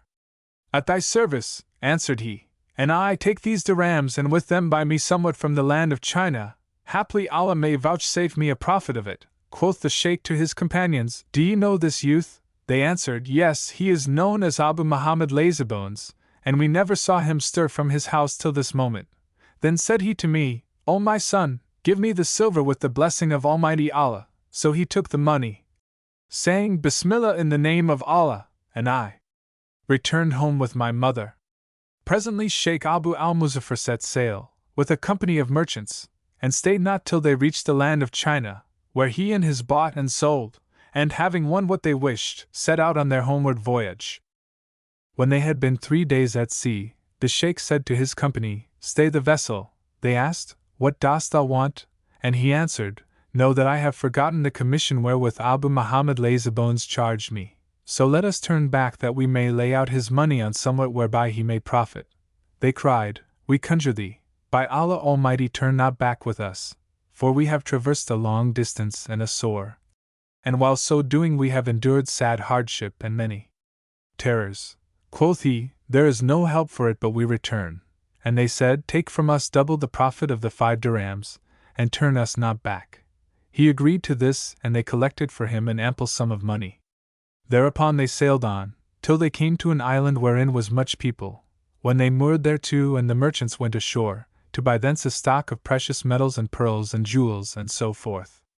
Presently Abu al-Muzaffar saw a man seated, with many apes before him, and amongst them one whose hair had been plucked off, and as often as their owner's attention was diverted from them, the other apes fell upon the plucked one and beat him and threw him on their master, whereupon the man rose and bashed them and bound them and punished them for this, and all the apes were wroth with the plucked ape on this account, and funded him the more. When Sheikh Abu al-Muzaffar saw this, he felt for and took compassion upon the plucked ape and said to his master, Wilt thou sell me yonder monkey? Replied the man, Buy. And Abu al-Muzaffar rejoined, I have with me 5 dirhams, belonging to an orphan lad. Wilt thou sell it me for that sum? Answered the monkey merchant, It is a bargain, and Allah give thee a blessing of him. So he made over the beast and received his money, and the sheikh's slaves took the ape and tied him up in the ship. Then they loosed sail and made for another island, where they cast anchor, and there came down divers, who plunged for precious stones, pearls and other gems, So the merchants hired them to dive for money, and they dived. Now when the ape saw them doing this, he loosed himself from his bonds and, jumping off the ship's side, plunged with them, whereupon quoth Abu al-Muzaffar, "There is no majesty, and there is no might, save in Allah, the Glorious, the Great. The monkey is lost to us with the luck of the poor fellow for whom we bought him," and they despaired of him. But, after a while, the company of divers rose to the surface, and behold, among them was the ape, with his hands full of jewels of price, which he threw down before Abu al-Muzaffar. The sheikh marveled at this and said, "There is much mystery in this monkey." Then they cast off and sailed till they came to a third island, called the Isle of the Zunj, FN number 232, who are a people of the blacks, which eat the flesh of the sons of Adam. When the blacks saw them, they boarded them in dugouts, FN number 233, and taking all in the vessel, pinioned them and carried them to their king, who bade slaughter certain of the merchants. So they slaughtered them by cutting their throats, and ate their flesh, and the rest of the traders passed the night in bonds and were in sore concern. But when it was midnight, the ape arose and going up to Abu al-Muzaffar, loosed his bonds. And, as the others saw him free, they said, "Allah grant our deliverance may be at thy hands, O Abu al-Muzaffar." But he replied, "Know that he who delivered me, by leave of Allah Almighty, was none other than this monkey." And Shahrazad perceived the dawn of day and ceased to say her permitted say.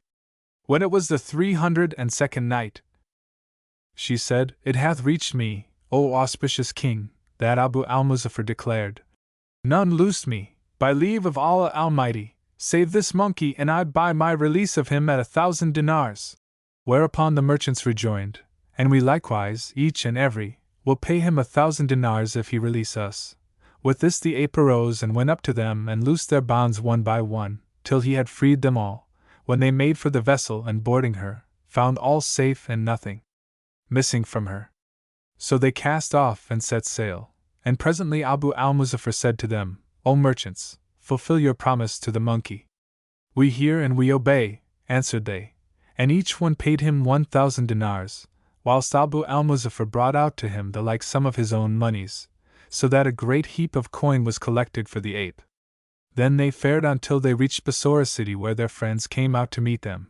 And when they had landed, the sheikh said, "Where is Abu Muhammad Lazybones? The news reached my mother, who came to me as I lay asleep and said to me, O my son, verily the sheikh Abu al-Muzaffar hath come back and is now in the city, so rise and go thou to him and salute him and inquire what he hath brought thee. It may be Allah Almighty have opened to thee the door of fortune with somewhat." Quoth I, "Lift me from the ground and prop me up, whilst I go forth and walk to the river bank." After which I went out and walked on, stumbling over my skirts, till I met the sheikh, who exclaimed at sight of me, "Welcome to him whose money hath been the means of my release and that of these merchants, by the will of Almighty Allah." Then he continued, "Take this monkey I bought for thee and carry him home and wait till I come to thee."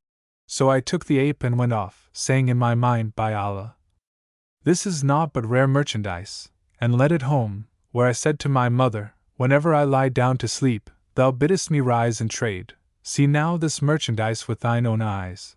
Then I sat me down, and as I sat, up came the slaves of Abu al-Muzaffar and said to me, "Art thou Abu Muhammad Lazybones?" "Yes," answered I, and behold, Abu al-Muzaffar appeared behind them. So I rose up to him and kissed his hands, and he said, "Come with me to my home." "Hearkening and obedience," answered I, and accompanied him to his house, where he bade his servants bring me what money the monkey had earned for me. So they brought it, and he said to me, "O my son, Allah hath blessed thee with this wealth, by way of profit on thy 5 dirhams." Then the slaves set down the treasure in chests, which they had carried on their heads, and Abu al-Muzaffar gave me the keys, saying, "Go before the slaves to thy house, for in sooth all this wealth is thine." So I returned to my mother, who rejoiced in this and said to me, "O my son, Allah hath blessed thee with all these riches. So put off thy laziness and go down to the bazaar and sell and buy." At once I shook off my dull sloth, and opened a shop in the bazaar, where the ape used to sit on the same divan with me, eating with me when I ate and drinking when I drank. But every day, he was absent from dawn till noon, when he came back bringing with him a purse of 1,000 dinars, which he laid by my side, and sat down, And he ceased not so doing for a great while, till I amassed much wealth, wherewith, O Commander of the Faithful, I purchased houses and lands, and I planted gardens, and I bought me white slaves and negroes and concubines. Now it came to pass one day, as I sat in my shop, with the ape sitting at my side on the same carpet, behold, he began to turn right and left, and I said to myself, What aileth the beast? Then Allah made the ape speak with a ready tongue, and he said to me, O Abu Muhammad. Now when I heard him speak, I was sore afraid, but he said to me, Fear not, I will tell thee my case. I am a merit of the jinn and came to thee because of thy poor estate, but today thou knowest not the amount of thy wealth, and now I have need of thee, and if thou do my will, it shall be well for thee. I asked, What is it? And he answered, I have a mind to marry thee to a girl like the full moon. Quoth I, How so? And quoth he, Tomorrow don thou thy richest dress and mount thy mule, with the saddle of gold, and ride to the Haymarket. There inquire for the shop of the Sharif, FN number 234, and sit down beside him and say to him, I come to thee as a suitor craving thy daughter's hand. If he say to thee, Thou hast neither cash nor rank nor family, pull out 1,000 dinars and give them to him, and if he ask more, give him more and tempt him with money. Whereto I replied, To hear is to obey. I will do thy bidding, inshallah. So on the next morning I donned my richest clothes, mounted my she-mule with trappings of gold, and rode to the Haymarket, where I asked for the Sharif's shop, and finding him there seated, alighted and saluted him, and seated myself beside him. And Shahrazad perceived the dawn of day and ceased saying her permitted say. When it was the 303rd night, she said, It hath reached me, O auspicious king, that Abu Muhammad Lazybones continued. So I alighted and, saluting him, seated myself beside him, and my Mamelukes and negro slaves stood before me. Said the Sharif, Haply, thou hast some business with us which we may have pleasure of transacting? Replied I, Yes, I have business with thee. Asked he, And what is it? And I answered, I come to thee as a suitor for thy daughter's hand. So he said, Thou hast neither cash nor rank nor family. Whereupon I pulled him out a purse of 1,000 dinars, red gold, and said to him, This is my rank, FN number 235, and my family. And he, whom Allah bless and keep, hath said, The best of ranks is wealth. And how well quoth the poet, Whoso 2 dithems hath, his lips have learnt speech of all kinds with eloquence bedight. Draw near, FN number 236, his brethren, and crave ear of him. And him thou sayest haught in prideful height. Were 't not for dirhams wherein glories he, hadst found him mid mankind in sorry plight. When Richard errs in words they all reply, Sooth thou hast spoken and hast said aright. When pauper speaketh truly all reply thou least, and they hold his sayings light. FN number 237, Verily dirhams in earth's every stead clothe men with rank and make them fair to sight. Gold is the very tongue of eloquence. Gold is the best of arms for might who'd fight. Now when the Sharif heard these my words and understood my verse, he bowed his head awhile groundwards, then raising it, said, If it must be so, I will have of the other 3,000 gold pieces. I hear and I obey, answered I, and sent one of my Mamelukes home for the money. As soon as he came back with it, I handed it to the Sharif, who, when he saw it in his hands, rose, and bidding his servants shut his shop, invited his brother merchants of the bazaar the wedding, after which he carried me to his house and wrote out my contract of marriage with his daughter, saying to me, After 10 days, I will bring thee to pay her the first visit. So I went home rejoicing, and, shutting myself up with the ape, told him what had passed, and he said, Thou hast done well. Now, when the time appointed by the Sharif drew near, the ape said to me, There is a thing I would have thee do for me, and thou shalt have of me, when it is done, whatso thou wilt. I asked, What is that? And he answered, At the upper end of the chamber wherein thou shalt meet thy bride, the Sharif's daughter, stands a cabinet, on whose door is a ring padlock of copper, and the keys under it. Take the keys and open the cabinet, in which thou shalt find a coffer of iron with 4 flags, which are talismans, at its corners. And in its midst stands a brazen basin full of money, wherein is tied a white cock with a cleft comb, while on one side of the coffer are 11 serpents, and on the other a knife. Take the knife and slaughter the cock, cut away the flags and upset the chest, then go back to the bride and do away her maidenhead. This is what I have to ask of thee. Hearkening in obedience, answered I, and betook myself to the house of the Sharif. So as soon as I entered the bride chamber, I looked for the cabinet, and found it even as the ape had described it. Then I went in unto the bride and marveled at her beauty and loveliness and stature and symmetrical grace, for indeed they were such as no tongue can set forth. I rejoiced in her with exceeding joy, and in the middle of the night, when my bride slept, I rose and, taking the keys, opened the cabinet. Then I seized the knife and slew the cock and threw down the flags and upset the coffer, whereupon the girl awoke and, seeing the closet open and the cock with cut throat, exclaimed, There is no majesty, and there is no might save in Allah, the glorious, the great. The Marid hath got hold of me. Hardly had she made an end of speaking, when the Marid swooped down upon the house and, snatching up the bride, flew away with her, whereupon there arose a mighty clamor, and behold, in came the Sharif, buffeting his face and crying, O Abu Muhammad, what is this deed thou hast done?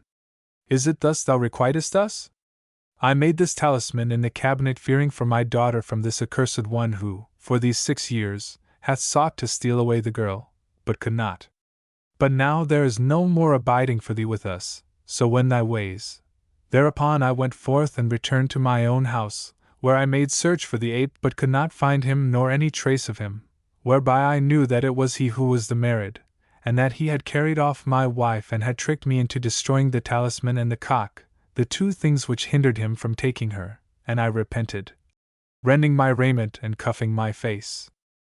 And there was no land but was straitened upon me, so I made for the desert forthright, and ceased not wandering on till night overtook me, for I knew not whither I was going. And whilst I was deep in sad thought, behold, I met 2 serpents, one tawny and the other white, and they were fighting to kill each other. So I took up a stone and with one cast slew the tawny serpent, which was the aggressor, whereupon the white serpent glided away and was absent for a while. But presently she returned accompanied by 10 other white serpents which glided up to the dead serpent and tore her in pieces, so that only the head was left. Then they went their ways and I fell prostrate for weariness on the ground where I stood. But as I lay, pondering my case, lo! I heard a voice though I saw no one, and the voice versified with these 2 couplets. Let fate with slacken bridle fare her pace, nor pass the night with mind which cares an ace between eye closing and its opening, Allah can foulest change to fairest case. Now when I heard this, O Commander of the Faithful, great concern get hold of me, and I was beyond measure troubled, and behold, I heard a voice from behind me extemporize these couplets. O Moslem! Thou whose guide is Alcorn, joy and what brought safe peace to thee, O man! Fear not what Satan haply whispered thee, and in us see a truth believing. Then said I conjure thee, by the truth of him thou worshippest, let me know who thou art. Thereupon the invisible speaker assumed the form of a man and said, Fear not, for the report of thy good deed hath reached us, and we are a people of the true believing jinn.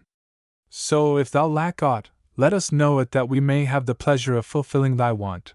Quoth I, Indeed I am in sore need, for I am afflicted with a grievous affliction, and no one was ever afflicted as I am. Quoth he, Perchance thou art Abu Muhammad Lazybones? And I replied, Yes. He rejoined, I, O Abu Muhammad, am the brother of the white serpent, whose foe thou slewest. We are 4 brothers by one father and mother, and we are all indebted to thee for thy kindness. And know thou that he who played this trick on thee in the likeness of an ape is a Marid of the Marids of the jinn, and had he not used this artifice, he had never been able to get the girl, for he hath loved her and had a mind to take her this long while, but he was hindered of that talisman, and had it remained as it was, he could never have found access to her. However, fret not thyself for that. We will bring thee to her and kill the Marid, for thy kindness is not lost upon us. Then he cried out with a terrible outcry. And Shahrazad perceived the dawn of day and ceased to say her permitted say. When it was the 304th night, she said, It hath reached me, O auspicious King, that the Ifrit continued, Verily thy kindness is not lost upon us. Then he cried out with a terrible outcry in a horrible voice, and behold, there appeared a troop of the jinn, of whom he inquired concerning the ape, and one of them said, I know his abiding place, And the other asked, Where abideth he? Said the speaker, He is in the city of brass whereon sun riseth not. Then said the first Jinni to me, O Abu Muhammad, take one of these our slaves, and he will carry thee on his back and teach thee how thou shalt get back the girl. But know that this slave is a merid of the Marids, and beware, whilst he is carrying thee, lest thou utter the name of Allah, or he will flee from thee and thou wilt fall and be destroyed. I hear and obey, answered I, and chose out one of the slaves, who bent down and said to me, Mount.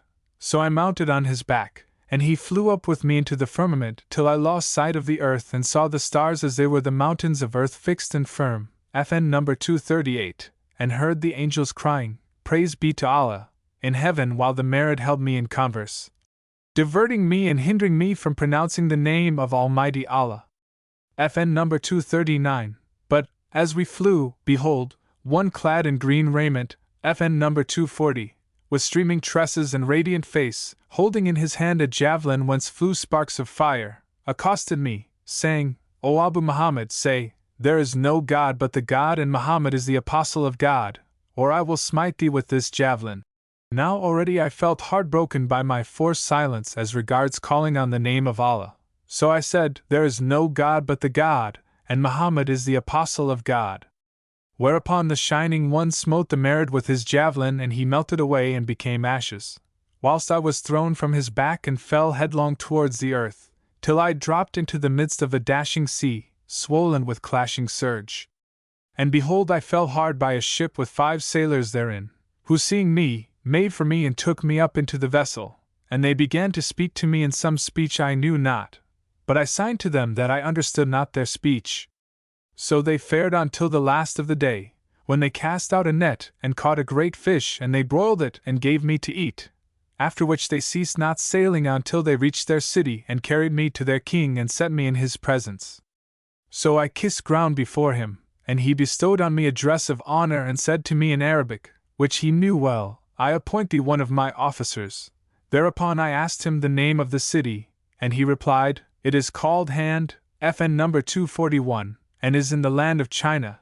Then he committed me to his wazir, bidding him show me the city, which was formerly peopled by infidels, till Almighty Allah turned them into stones, and there I abode a month's space, diverting myself with viewing the place. Nor saw I ever greater plenty of trees and fruits than there. And when this time had passed, one day, as I sat on the bank of a river, behold, there accosted me a horseman, who said to me, Art thou not Abu Muhammad Lazybones? Yes, answered I. Whereupon, he said, Fear not, for the report of thy good deed hath reached us. Asked I, Who art thou?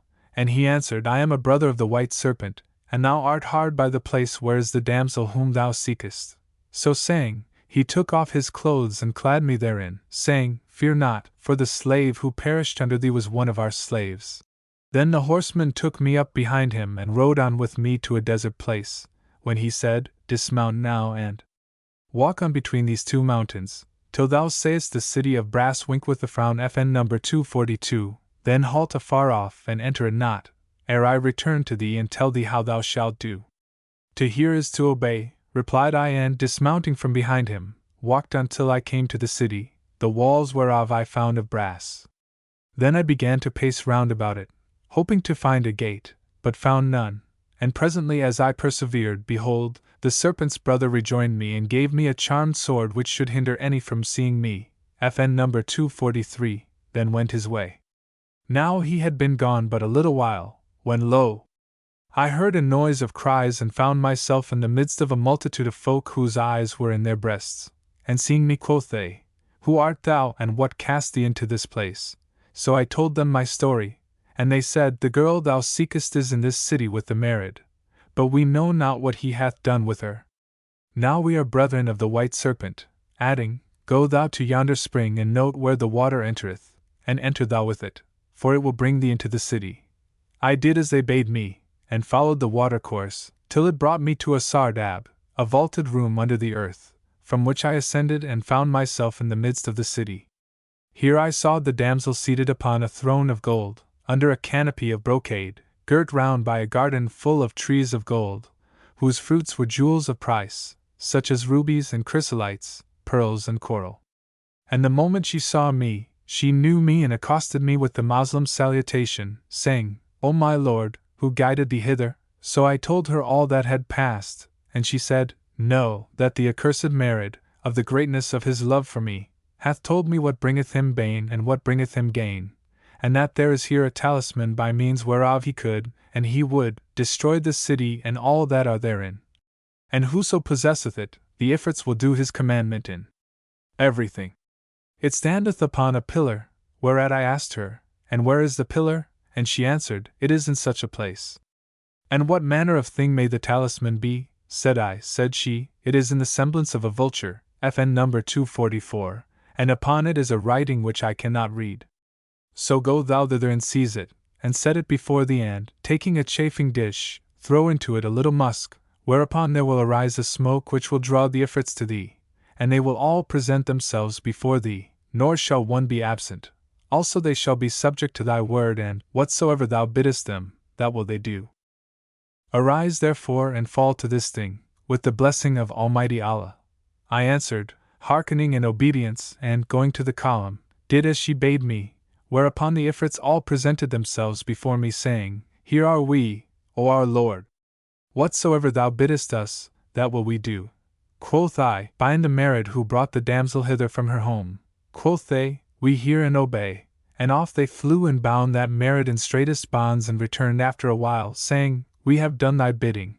Then I dismissed them, and, repairing to my wife, told her what had happened, and said to her, O my bride, wilt thou go with me? Yes, answered she.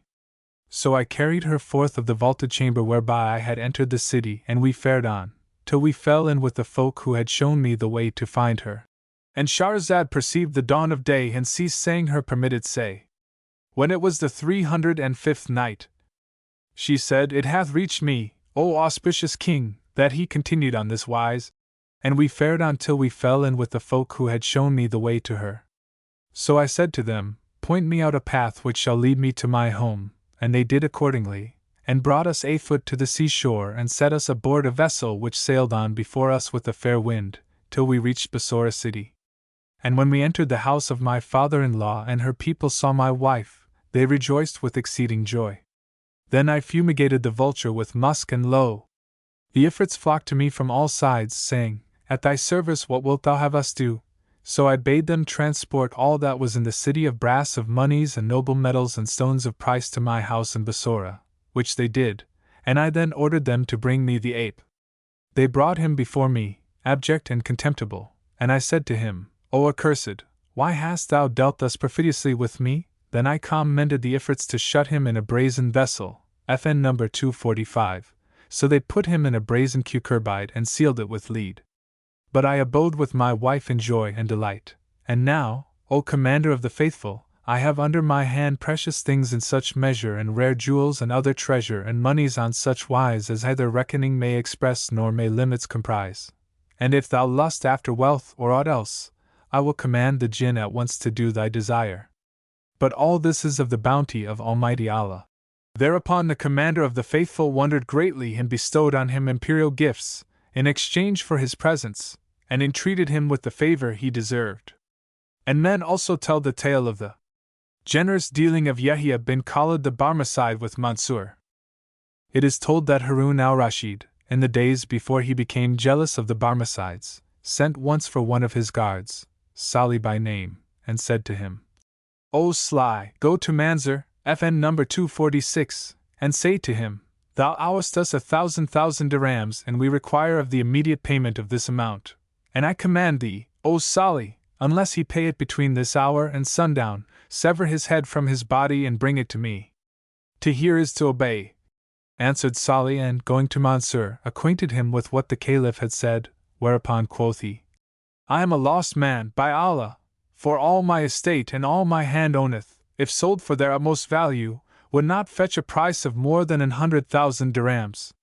Whence then, O Salih, shall I get the other 900,000? Salih replied, Contrive how thou mayst speedily acquit thyself, else thou art a dead man, for I cannot grant thee an twinkling of delay after the time appointed me by the Caliph, nor can I fail of aught which the Prince of True Believers hath enjoined on me. Hasten, therefore, to devise some means of saving thyself ere the time expire. quoth Monsieur. O Salih, I beg thee of thy favor to bring me to my house, that I may take leave of my children and family and give my kinsfolk my last injunctions. Now Salih relateth. So I went with him to his house, where he fell to bidding his family farewell, and the house was filled with a clamor of weeping and lamentations and calling for help on Almighty Allah. Thereupon I said to him, I have bethought me that Allah may haply vouchsafe thee relief at the hands of the Barmecides. Come, let us go to the house of Yhy bin Khlid. So we went to Yahya's house, and Monsieur told him his case, whereat he was sore concerned and bowed him groundwards for a while. Then raising his head, he called his treasurer and said to him, How much have we in our treasury? A matter of 5,000 dirhams, answered the treasurer, and Yahya bade him bring them and sent a messenger to his son, Al-Fazl, saying, I am offered for sale a splendid estate which may never be laid waste, so send me somewhat of money. Al-Fazl sent him 1,000 dirhams, and he dispatched a Mes Singer with a like message to his son Ja'far, saying, We have a matter of much moment and for it we want money. Whereupon Ja'far at once sent him 1,000 dirhams, nor did Yahya leave sending to his kinsmen of the Barmecides, till he had collected from them a great sum of money for Monsieur. But Salih and the debtor knew not of this, and Monsieur said to Yahya, O my lord, I have laid hold upon thy skirt, for I know not whither to look for the money but to thee, in accordance with thy wonted generosity. So discharge thou the rest of my debt for me and make me thy freed slave. Thereupon Yahya hung down his head and wept. Then he said to a page, Harkee, boy. The commander of the faithful gave our slave girl Dan a jewel of great price. Go thou to her and bid her send it to us. The page went out and presently returned with the jewel, whereupon quoth Yahya, O Monsieur, I bought this jewel of the merchant for the commander of the faithful, at a price of 200,000 dinars, FN number 247, and he gave it to our slave girl Dainir, the lute player, and when he sees it with thee, he will know it and spare thy blood and do thee honor for our sake. And now, O Monsieur, verily thy money is complete. Salih continued, So I took the money and the jewel and carried them to Al-Rashid together with Monsieur. But on the way I heard him repeat this couplet, applying it to his own case. 'Twas not of love that fared my feet to them, * 'twas that I feared me lest they shoot their shafts. Now when I heard this, I marveled at his evil nature and his depravity and mischief-making and his ignoble birth and provenance, and turning upon him, I said, There is none on the face of the earth better or more righteous than the Barmecides, nor any baser nor more wrongous than thou. For they bought thee off from death and delivered thee from destruction, giving thee what should save thee, yet thou thankest them not nor praises them, neither acquittest thee after the manner of the noble. Nay, thou meetest their benevolence with this speech. Then I went to Al-Rashid and acquainted him with all that had passed. And Shahrazad perceived the dawn of day and ceased to say her permitted say. When it was the 306th night, she said, It hath reached me, O auspicious king, that Salih continued. So I acquainted the commander of the faithful with all that passed, and Al-Rashid marveled at the generosity and benevolence of Yahya and the vileness and ingratitude of Monsieur, and bade restore the jewel to Yahya, saying, Whatso we have given it befitteth us not to take again. After that Salih returned to Yahya and acquainted him with the tale of Monsieur and his ill conduct, whereupon replied he, O Salih, when a man is in want, sick at heart, and sad of thought, he is not to be blamed for aught that falleth from him, for it cometh not from the heart, and on this wise he took to seeking excuse for Monsieur. But Salih wept and exclaimed, Never shall the revolving heavens bring forth into being the like of thee, O Yahya! Alas, and well away, that one of such noble nature and generosity should be laid in the dust, and he repeated these two couplets. Haste to do kindness thou cost intent, * thou canst not always on boons expend, how many from bounty themselves withheld, * till means of bounty had come to end. And men tell another tale of the generous dealing of Yahya son of Khlid with a man who forged a letter in his name. There was between Yhy bin Khlid and Abdullah bin Lik al-Khuzai, FN number 248, an enmity which they kept secret. The reason of the hatred being that Harun al-Rashid loved Abdullah with exceeding love, so that Yahya and his sons were wont to say that he had bewitched the commander of the faithful. And thus they abode a long while, with rancor in their hearts, till it fell out that the Caliph invested Abdullah with the government of Armenia, FN number 249, and dispatched him thither. Now soon after he had settled himself in his seat of government, there came to him one of the people of Iraq, a man of good breeding and excellent parts and abundant cleverness. But he had lost his money and wasted his wealth, and his estate was come to ill case. So he forged a letter to Abdullah bin Malik in the name of Yahya bin Khalid and set out therewith for Armenia. Now when he came to the governor's gate, he gave the letter to one of the chamberlains, who took it and carried it to his master. Abdullah opened it, and read it, and considering it attentively, knew it to be forged. So he sent for the man, who presented himself before him and called down blessings upon him and praised him and those of his court.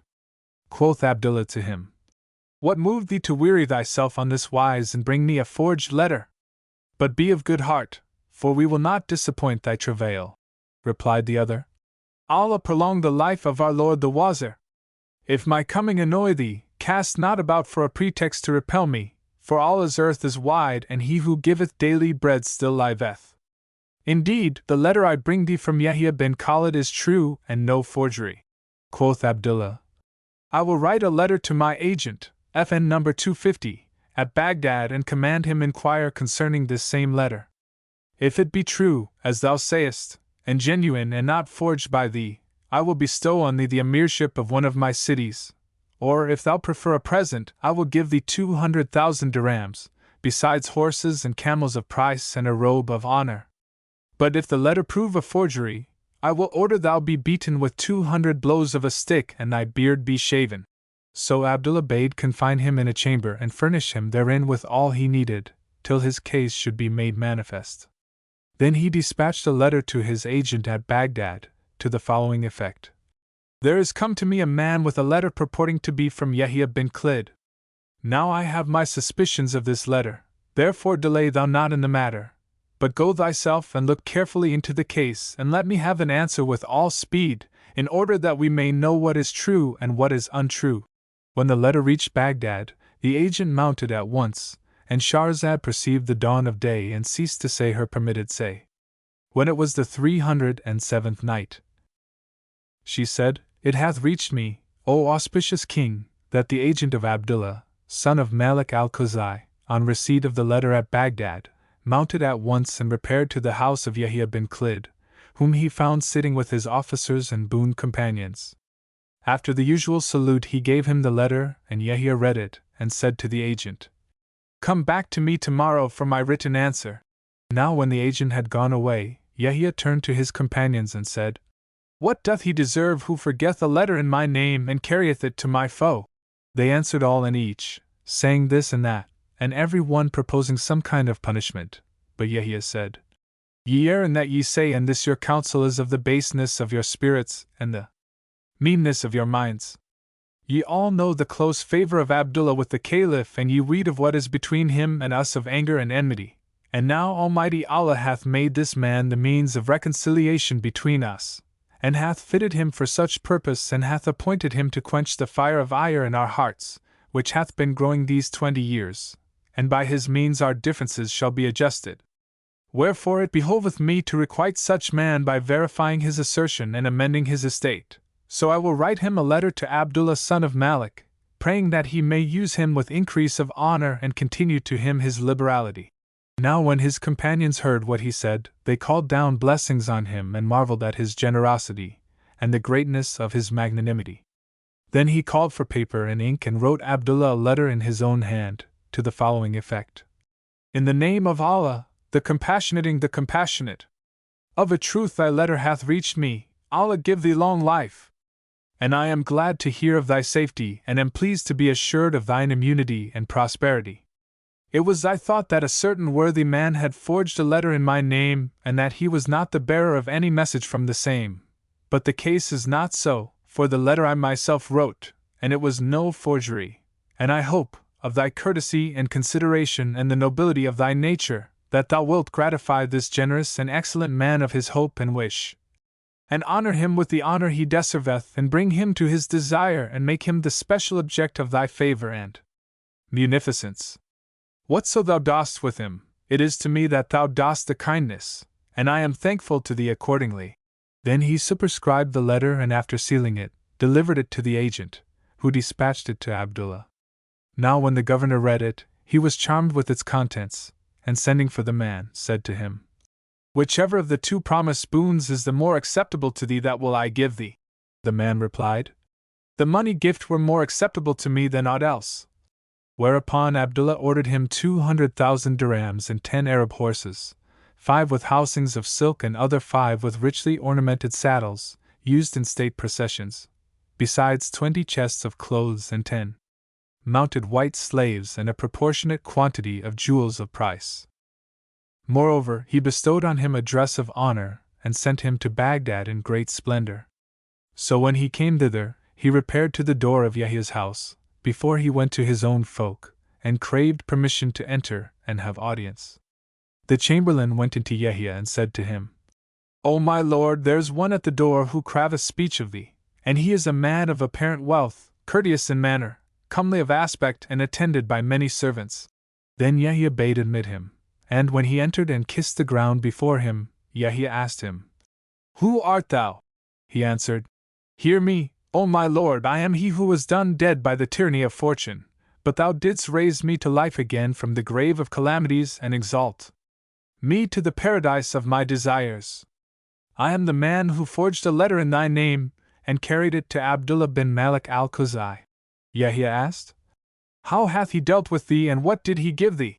And the man answered, "He hath given me, thanks to thy hand and thy great liberality and benevolence, and to thy comprehensive kindness and lofty magnanimity, and thine all-embracing generosity, that which hath made me a wealthy man, and he hath distinguished me with his gifts and favors.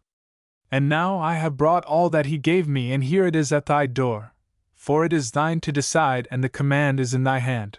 Rejoined Yahya, "Thou hast done me better service than I did thee, and I owe thee a heavy debt of gratitude and every gift the white hand, FN number 251, can give, for that thou hast changed into love and amity the hate and enmity that were between me and a man whom I respect and esteem.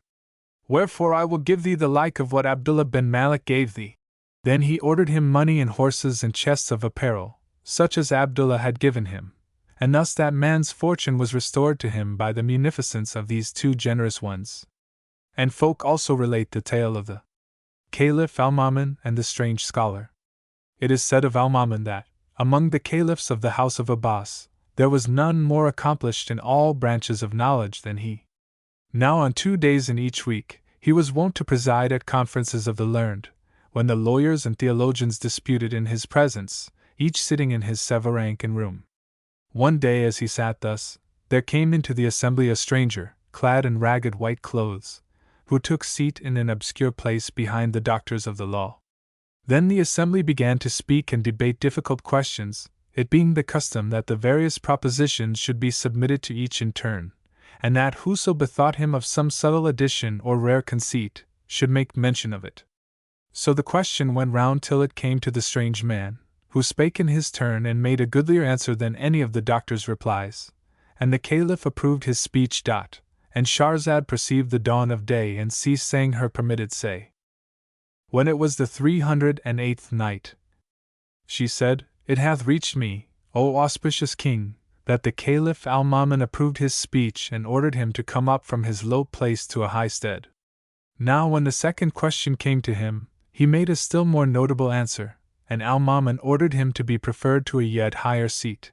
And when the third question reached him, he made answer more justly and appropriately than on the 2 previous occasions, and Al-Ma'mun bade him come up and sit near himself. Presently the discussion ended when water was brought, and they washed their hands, after which food was set on and they ate, and the doctors arose and withdrew.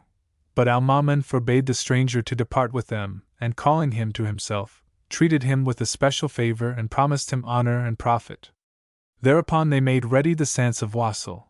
The fair-faced cup companions came, and the pure wine, FN number 252, went round amongst them, till the cup came to the stranger, who rose to his feet and spake thus: "If the commander of the faithful permit me, I will say one word." Answered the Caliph, "Say what thou wilt." Quoth the man, "Verily the exalted intelligence, whose eminence Allah increase, knoweth that his slave was this day, in the august assembly, one of the unknown folk and of the meanest of the company, and the commander of the faithful raised his rank and brought him near to himself, little as were the wit and wisdom he displayed, preferring him above the rest and advancing him to a station and a degree whereto his thought aspired not. But now he is minded to part him from that small portion of intellect which raised him high from his lowness, and made him great after his littleness. Heaven forfend and forbid that the commander of the faithful should envy his slave what little he hath of understanding and worth and renown. Now, if his slave should drink wine, his reason would depart far from him and ignorance draw near to him and steal away his good breeding, so would he revert to that low and contemptible degree, whence he sprang, and become ridiculous and despicable in the eyes of the folk. I hope, therefore, that the august intelligence of his power and bounty and royal generosity and magnanimity will not despoil his slave of this jewel. When the Caliph Al-Ma'mun heard his speech, he praised him and thanked him, and making him sit down again in his place, showed him high honor and ordered him a present of 100,000 silver pieces. Moreover, he mounted him upon a horse and gave him rich apparel, and in every assembly he was wont to exalt him, and show him favor over all the other doctors of law and religion till he became the highest of them all in rank. And Allah is all-knowing. FN number 253, men also tell a tale of Ali Shar, FN number 254, and Zumurad. There lived once in the days of yore and the good old times long gone before, in the land of Khorasan, a merchant called Allah Aldin, who had great wealth and many slaves and servants, white and black, young and old. But he had not been blessed with a child until he reached the age of 60, when Almighty Allah vouchsafed him a son, whom he named Al-Shr.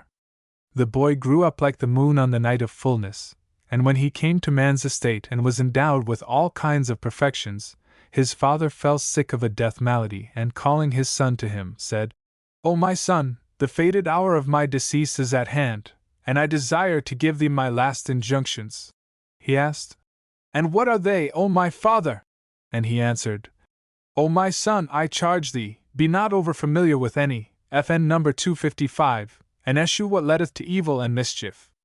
Beware lest thou sit in company with the wicked, for he is like the blacksmith, if his fire burn thee not, his smoke shall bother thee. And how excellent is the saying of the poet, FN number 256. In thy whole world there is not one, whose friendship thou mayst count upon, nor plighted faith that will stand true, when times go hard, and hopes are few. Then live apart and dwell alone, nor make a prop of any one. I've given a gift in that I've said, will stand thy friend in every stead. And what another saith? Men are a hidden malady, rely not on the sham in them, for perfidy and treachery thou'lt find, if thou examine them. And yet a third saith, converse with men hath scanty weal, except to while away the time in chat and prate, then shun their intimacy, save it be to win thee lore, or better thine estate. And a fourth saith, if a sharp-witted white tried mankind, I've eaten that which only tasted he frowny face FN number 257, their amity proved naught but wile and guile, their faith I found was but hypocrisy. Quoth Ali, O my father, I have heard thee and I will obey thee, what more shall I do? Quoth he, do good whereas thou art able, be ever kind and courteous to men, and regard as riches every occasion of doing a good turn, for a design is not always easily carried out, and how well saith the poet, 'tis not at every time and tide unstable, we can do kindly acts and charitable. When thou art able hasten thee to act, lest thine endeavor prove anon unable. Said Ali, I have heard thee and I will obey thee. And Shahrazad perceived the dawn of day and ceased to say her permitted say. When it was the 309th night, she said, it hath reached me, O auspicious king, that the youth replied, I have heard thee and I will obey thee, what more? And his sire continued, be thou, O my son, mindful of Allah, so shall he be mindful of thee. Ward thy wealth and waste it not, for in thou do, thou wilt come to want the least of mankind. Know that the measure of a man's worth is according to that which his right hand hendeth, and how well saith the poet, FN number 258. When fails my wealth no friend will deign befriend, and when it waxeth all men friendship show, how many a foe for wealth became my friend, wealth lost, how many a friend became a foe. asked Ali. What more? And Mad Aldin answered, O my son, take counsel of those who are older than thou and hasten not to do thy heart's desire. Have compassion on those who are below thee, so shall those who are above thee have compassion on thee, and oppress none, lest Allah empower one who shall oppress thee. How well saith the poet, add other wit to thy wit, counsel craving, *4 man's true course hides not from minds of two. Man is a mirror which but shows his face, and by two mirrors he his back shall view. And as saith another, FN number 259. Act on sure grounds, nor hurry fast, to gain the purpose that thou hast, and be thou kindly to all men, so kindly thou'lt be called again. For not a deed the hand can try, save neath the hand of God on high, nor tyrant harsh were tyranny, uncrushed by tyrant harsh as he. And as saith yet another, FN number 260. Tyrannize not, if thou hast the power to do so, for the tyrannical is in danger of revenges. Thine eye will sleep while the oppressed, wakeful, will call down curses on thee, and God's eye sleepeth not. Beware of wine bibbing, for drink is the root of all evil. It doeth away the reason and bringeth to contempt whoso useth it. And how well saith the poet, by Allah, wine shall not disturb me, while my soul * join body, nor while speech the words of me explain. No day will I be thralled to wineskin cooled by breeze, FN number 261, *, nor choose a friend save those who are of cups unfair. This, then, is my charge to thee, bear it before thine eyes, and Allah stand to thee in my stead. Then he swooned away and kept silent a while, and when he came to himself, he besought pardon of Allah and pronounced a profession of the faith, and was admitted to the mercy of the Almighty. So his son wept and lamented for him and presently made proper preparation for his burial. Great and small walked in his funeral procession, and Quran readers recited holy writ about his bier, nor did Ali Shah omit aught of what was due to the dead. Then they prayed over him and committed him to the dust, and wrote these two couplets upon his tomb. Thou wast created of dust and camest to life, *, and learnedst in eloquence to place thy trust. Anon, to dust returning, thou becamest * a corpse, as though ne'er taken from the dust. Now his son Ali Shah grieved for him with sore grief and mourned him with the ceremonies usual among men of note. Nor did he cease to weep the loss of his father till his mother died also, not long afterwards, when he did with her as he had done with his sire. Then he sat in the shop, selling and buying and consorting with none of Almighty Allah's creatures, in accordance with his father's injunction. This wise he continued to do for a year, at the end of which time there came into him by craft certain whoreson fellows and consorted with him, till he turned after their example to lewdness, and swerved from the way of righteousness, drinking wine in flowing bowls and frequenting fair women night and day. For he said to himself, of a truth my father amassed this wealth for me, and if I spend it not, to whom shall I leave it? By Allah, I will not do save as saith the poet. And through the whole of life * thou gett'st and gainst for self. Say, when shalt thou enjoy * thy gains and gotten pelf? And Ali Shah ceased not to waste his wealth all whiles of the day and all watches of the night, till he had made away with the whole of his riches and abode in pauper case, and troubled at heart. So he sold his shop and lands and so forth, and after this he sold the clothes off his body, leaving himself but one suit, and, as drunkenness quitted him and thoughtfulness came to him, he fell into grief and sore care. One day, when he had sat from daybreak to mid-afternoon without breaking his fast, he said in his mind, I will go round to those on whom I spent my moneys, perchance one of them will feed me this day. So he went the round of them all. But, as often as he knocked at any one's door of them, the man denied himself and hid from him, till his stomach ached with hunger. Then he betook himself to the bazaar of the merchants, and Shahrazad perceived the dawn of day and ceased saying her permitted say. When it was the 310th night, she said, It hath reached me, O auspicious king, that Ali Shah, feeling his stomach ache with hunger, betook himself to the merchants' bazaar, where he found a crowd of people assembled in ring, and said to himself, I wonder what causeth these folk to crowd together thus. By Allah, I will not budge hence till I see what is within yonder ring. So he made his way into the ring and found therein a damsel exposed for sale who was 5 feet tall, FN number 262, beautifully proportioned, rosy of cheek and high of breast, and who surpassed all the people of her time in beauty and loveliness and elegance and grace, even as saith one, describing her. As she willed she was made, and in such a way that when she was cast in nature's mold neither short nor long was she, beauty woke to fall in love with the beauties of her form, where combined with all her coyness her pride and pudency, the full moon is her face, FN number 263, and the branchlet is her shape, and the musk pod is her scent, what like her can there be? 'Tis as though she were molded from water of the pearl, and in every lovely limblet another moon we see. And her name was Zumurrud, the Smaragdin. So when Ali Shar saw her, he marveled at her beauty and grace and said, By Allah, I will not stir hence till I see how much this girl fetcheth, and know who buyeth her. So he took standing place amongst the merchants, and they thought he had a mind to buy her, knowing the wealth he had inherited from his parents. Then the broker stood at the damsel's head and said, Ho, merchants! Ho, ye men of money! Who will open the gate of biddings for this damsel, the mistress of moons, the union pearl, Zumurrud the curtain maker, the sought of the seeker, and the delight of the desirous? Open the biddings door, and on the opener be nor blame nor reproach forevermore. Thereupon quoth one merchant, Mine for 500 dinars, and 10, quoth another.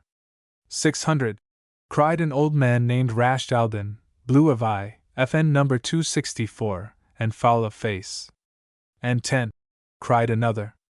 I bid 1,000, rejoined Allah Aldin, whereupon the rival merchants were tongue-tied, and held their peace, and the broker took counsel with the girl's owner, who said, I have sworn not to sell her save to whom she shall choose, so consult her.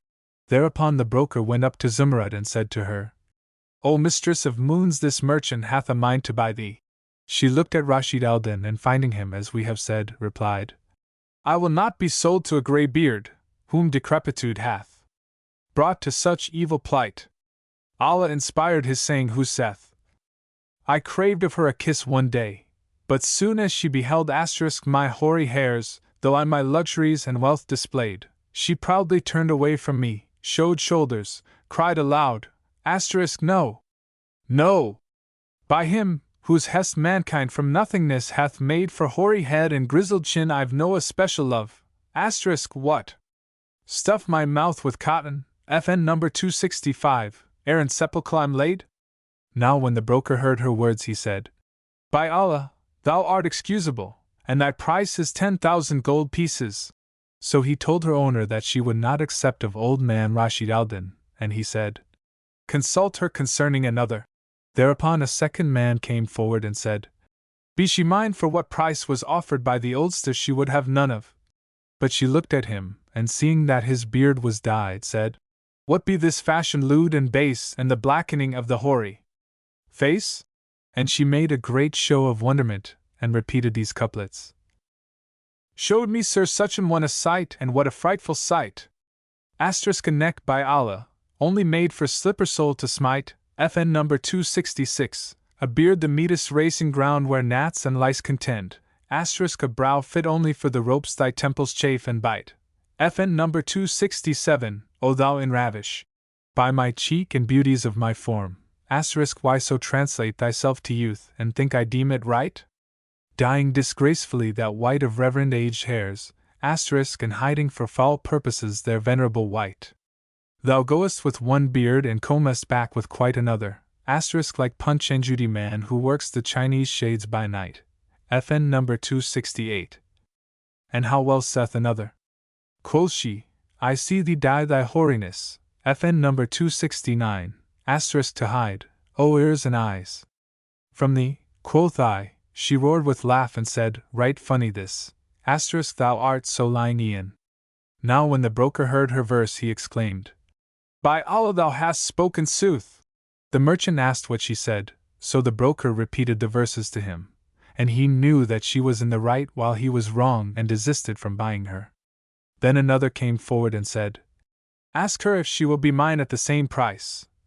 But when he did so, she looked at him and seeing that he had but one eye said, This man is one-eyed, and it is of such as he that the poet saith, FN number 270. Consort not with the Cyclops e'en a day, beware his falsehood and his mischief fly, Had this monocular a jot of good, Allah had ne'er brought blindness to his eye. Then said the broker, pointing to another bidder, Wilt thou be sold to this man? She looked at him, and seeing that he was short of stature, FN number 271, and had a beard that reached to his navel, cried, This is he of whom the poet speaketh. I have a friend who hath a beard Allah to useless length unrolled. 'Tis like a certain, FN number 272, winter night, longsome and darksome, drear and cold. Said the broker, O my lady, look who pleaseth thee of these that are present, and point him out, that I may sell thee to him. So she looked round the ring of merchants, examining one by one their physiognomies, till her glance fell on Ali Shar, and Shahrazad perceived the dawn of day and ceased to say her permitted say. When it was the 311th night, she said, It hath reached me, O auspicious king, that when the girl's glance fell on Ali Shar, she cast at him a look with longing eyes, which cost her 1,000 sighs, and her heart was taken with him, for that he was a favour passing fair and pleasanter than zephyr or northern air. And she said, O broker, I will be sold to none but to this my lord, owner of the handsome face and slender form whom the poet thus describeth. Displaying that fair face the tempted they assailed who, had they wished me safe that lovely face had veiled. For none shall own me but he, because his cheek is smooth and the water of his mouth sweet as salsabil. Wink with a frown FN number 273. His spill is a cure for the sick and his charms daze and dazzle poet and proser, even as saith one of him. His honey dew of lips is wine, his breath musk and those teeth smiles shone, are camphor's hue, risen, FN number 274. Hath turned him out o' doors, for fear the Hurries lapse from virtue at the view men blame his bearing for its pride, but when in pride the full moon sails, excuse is due. Lord of the curling locks and rose-red cheeks and ravishing look of whom saith the poet. The fawn-like one a meeting promised me and I expectant waxed and heart unstirred. His eyelids bade me hold his word as true, but, in their languish, FN number 275, can he keep his word? And as saith another, quoth they, black letters on his cheek are writ. How canst thou love him and a side beard see? Quoth I, cease blame and cut your chiding short. If those be letters 'tis a forgery. Gather his charms all growths of Aden Garth whereto those Cowser, FN number 276, lips bear testimony. When the broker heard the verses she repeated on the charms of Ali Shar, he marveled at her eloquence, no less than at the brightness of her beauty. But her owner said to him, Marvel not at her splendor which shameth the noonday sun, nor that her memory is stored with the choicest verses of the poets. For besides this, she can repeat the glorious Quran, according to the 7 readings, FN number 277, and the august traditions, after ascription and authentic transmission, and she writeth the 7 modes of handwriting, FN number 278, and she knoweth more learning and knowledge than the most learned. Moreover, her hands are better than gold and silver, for she maketh silken curtains and selleth them for 50 gold pieces each, and it taketh her but 8 days to make a curtain. Exclaimed the broker, O happy the man who hath her in his house and mocketh her of his choicest treasures! And her owner said to him, Sell her to whom she will. So the broker went up to Ali Shar and, kissing his hands, said to him, O my lord, buy thou this damsel, for she hath made choice of thee. FN number 279. Then he set forth to him all her charms and accomplishments, and added, I give thee joy if thou buy her, for this be a gift from him who is no niggard of his giving. Whereupon Ali bowed his head groundwards awhile, laughing at himself and secretly saying, Up to this hour I have not broken my fast, yet I am ashamed before the merchants to own that I have no money wherewith to buy her. The damsel, seeing him hang down his head, said to the broker, Take my hand and lead me to him, that I may show my beauty to him and tempt him to buy me, for I will not be sold to any but to him. So the broker took her hand and stationed her before Ali Shar, saying, What is thy good pleasure, O my lord? But he made him no answer, and the girl said to him, O my lord and darling of my heart, what aileth thee that thou wilt not bid for me? Buy me for what thou wilt, and I will bring thee good fortune. So he raised his eyes to her and said, Is buying perforce? Thou art dear at 1,000 dinars. said she.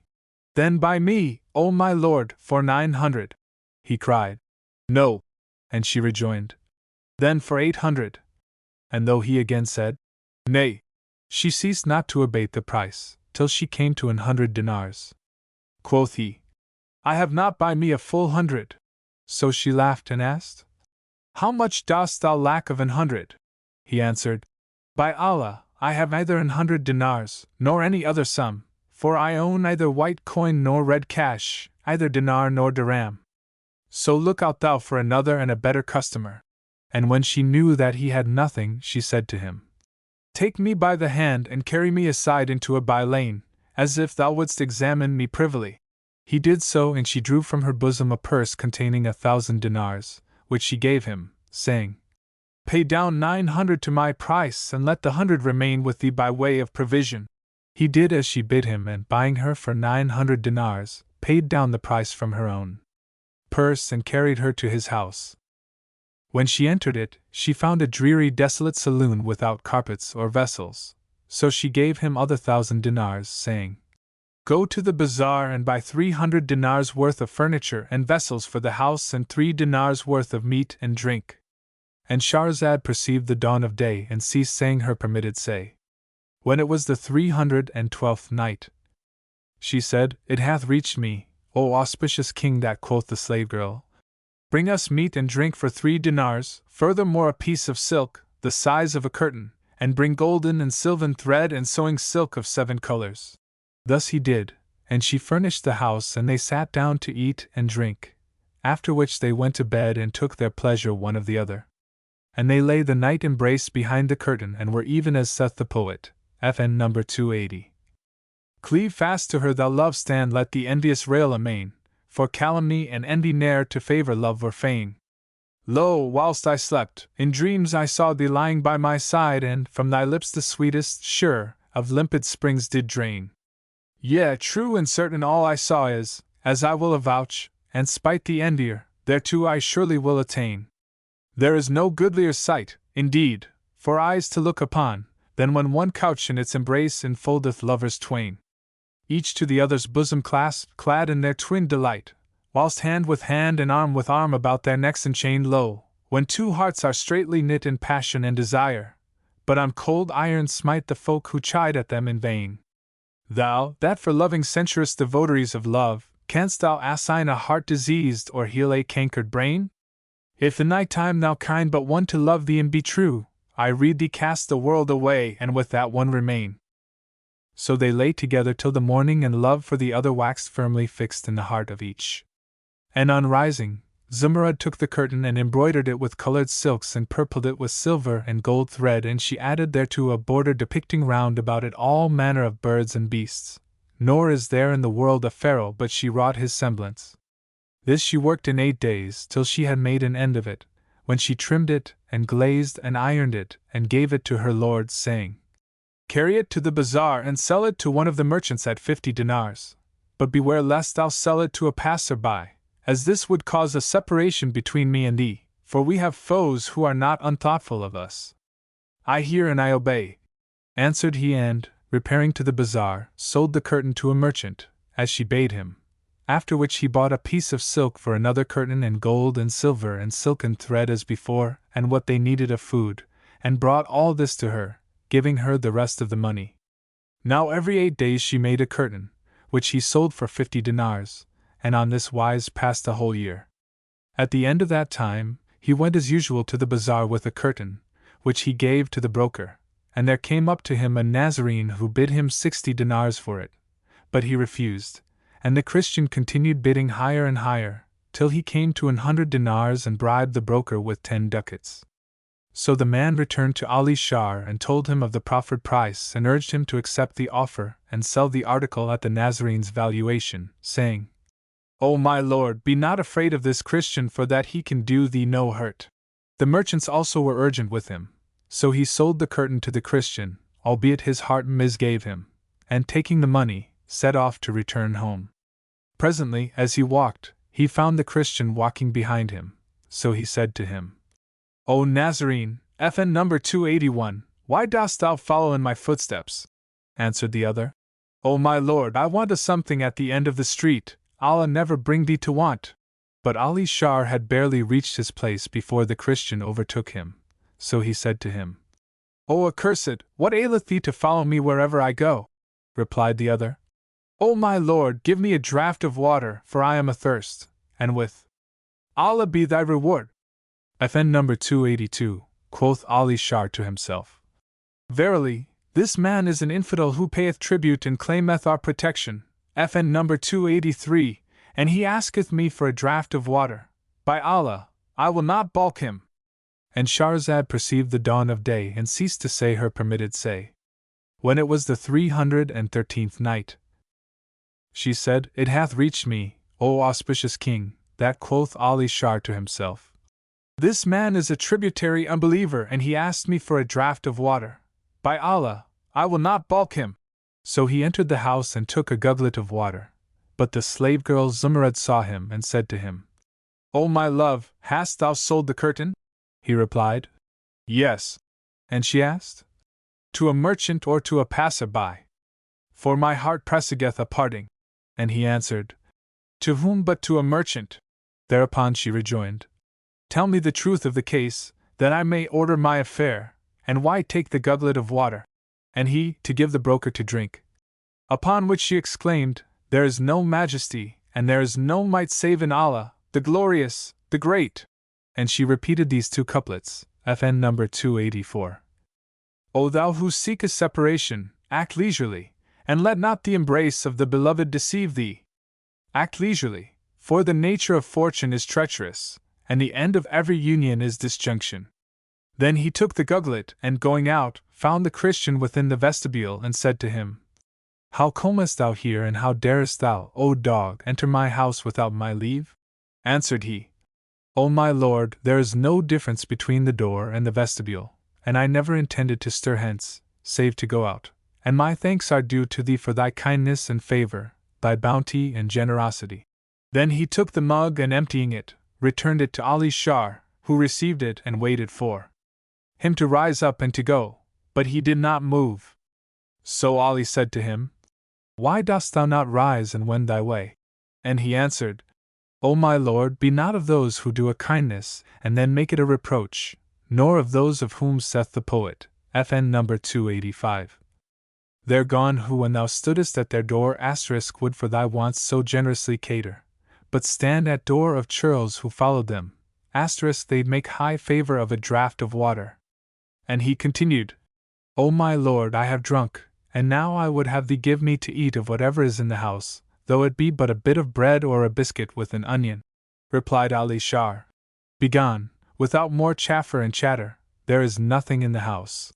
He persisted, O my lord, if there be nothing in the house, take these 100 dinars and bring us something from the market, if but a single scone, that bread and salt may pass between us. FN number 286. With this, quoth Ali Shar to himself, This Christian is surely mad. I will take his 100 dinars and bring him somewhat worth a couple of dirhams and laugh at him.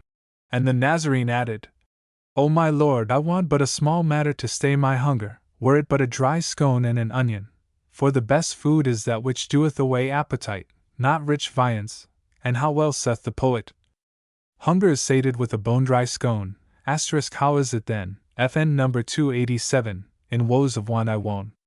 Death is all justice, lacking aught regard * for Caliph king and beggar woebegone.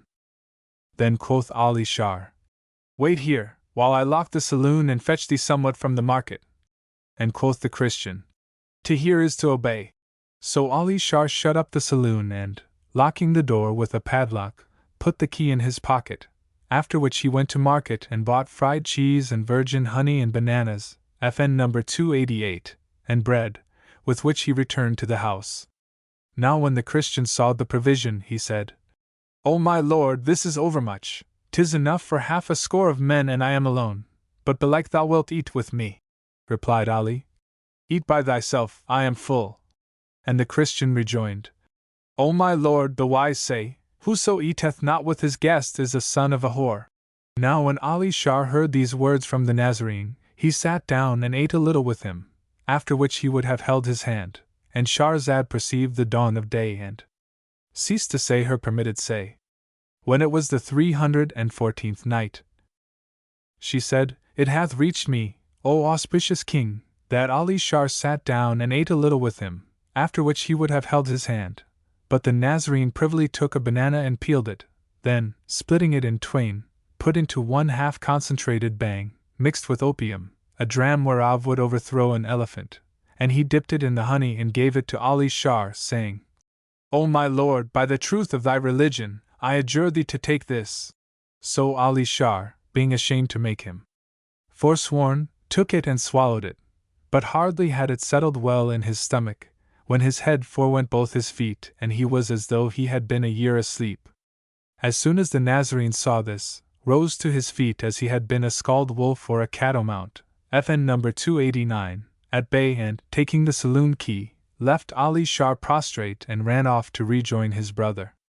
And the cause of his so doing was that the Nazarene's brother was the same decrepit old man who purposed to buy Zumurrud for 1,000 dinars, but she would none of him and jeered him in verse. He was an unbeliever inwardly, though a Moslem outwardly, and had called himself Rashid Aldin wink with a frown FN number 290, and when Zumurrud mocked him and would not accept of him, he complained to his brother the aforesaid Christian who played this sleight to take her from her master Ali Shar, whereupon his brother, Barsum by name, said to him, Fret not thyself about the business, for I will make shift to seize her for thee, without expending either dinar or dirham. Now he was a skilful wizard, crafty and wicked, so he watched his time and ceased not his practices till he played Ali Shar the trick before related. Then, taking the key, he went to his brother and acquainted him with what had passed. Thereupon Rashid Aldin mounted his she-mule and repaired with his brother and his servants to the house of Ali Shar, taking with him a purse of 1,000 dinars, wherewith to bribe the chief of police, should he meet him.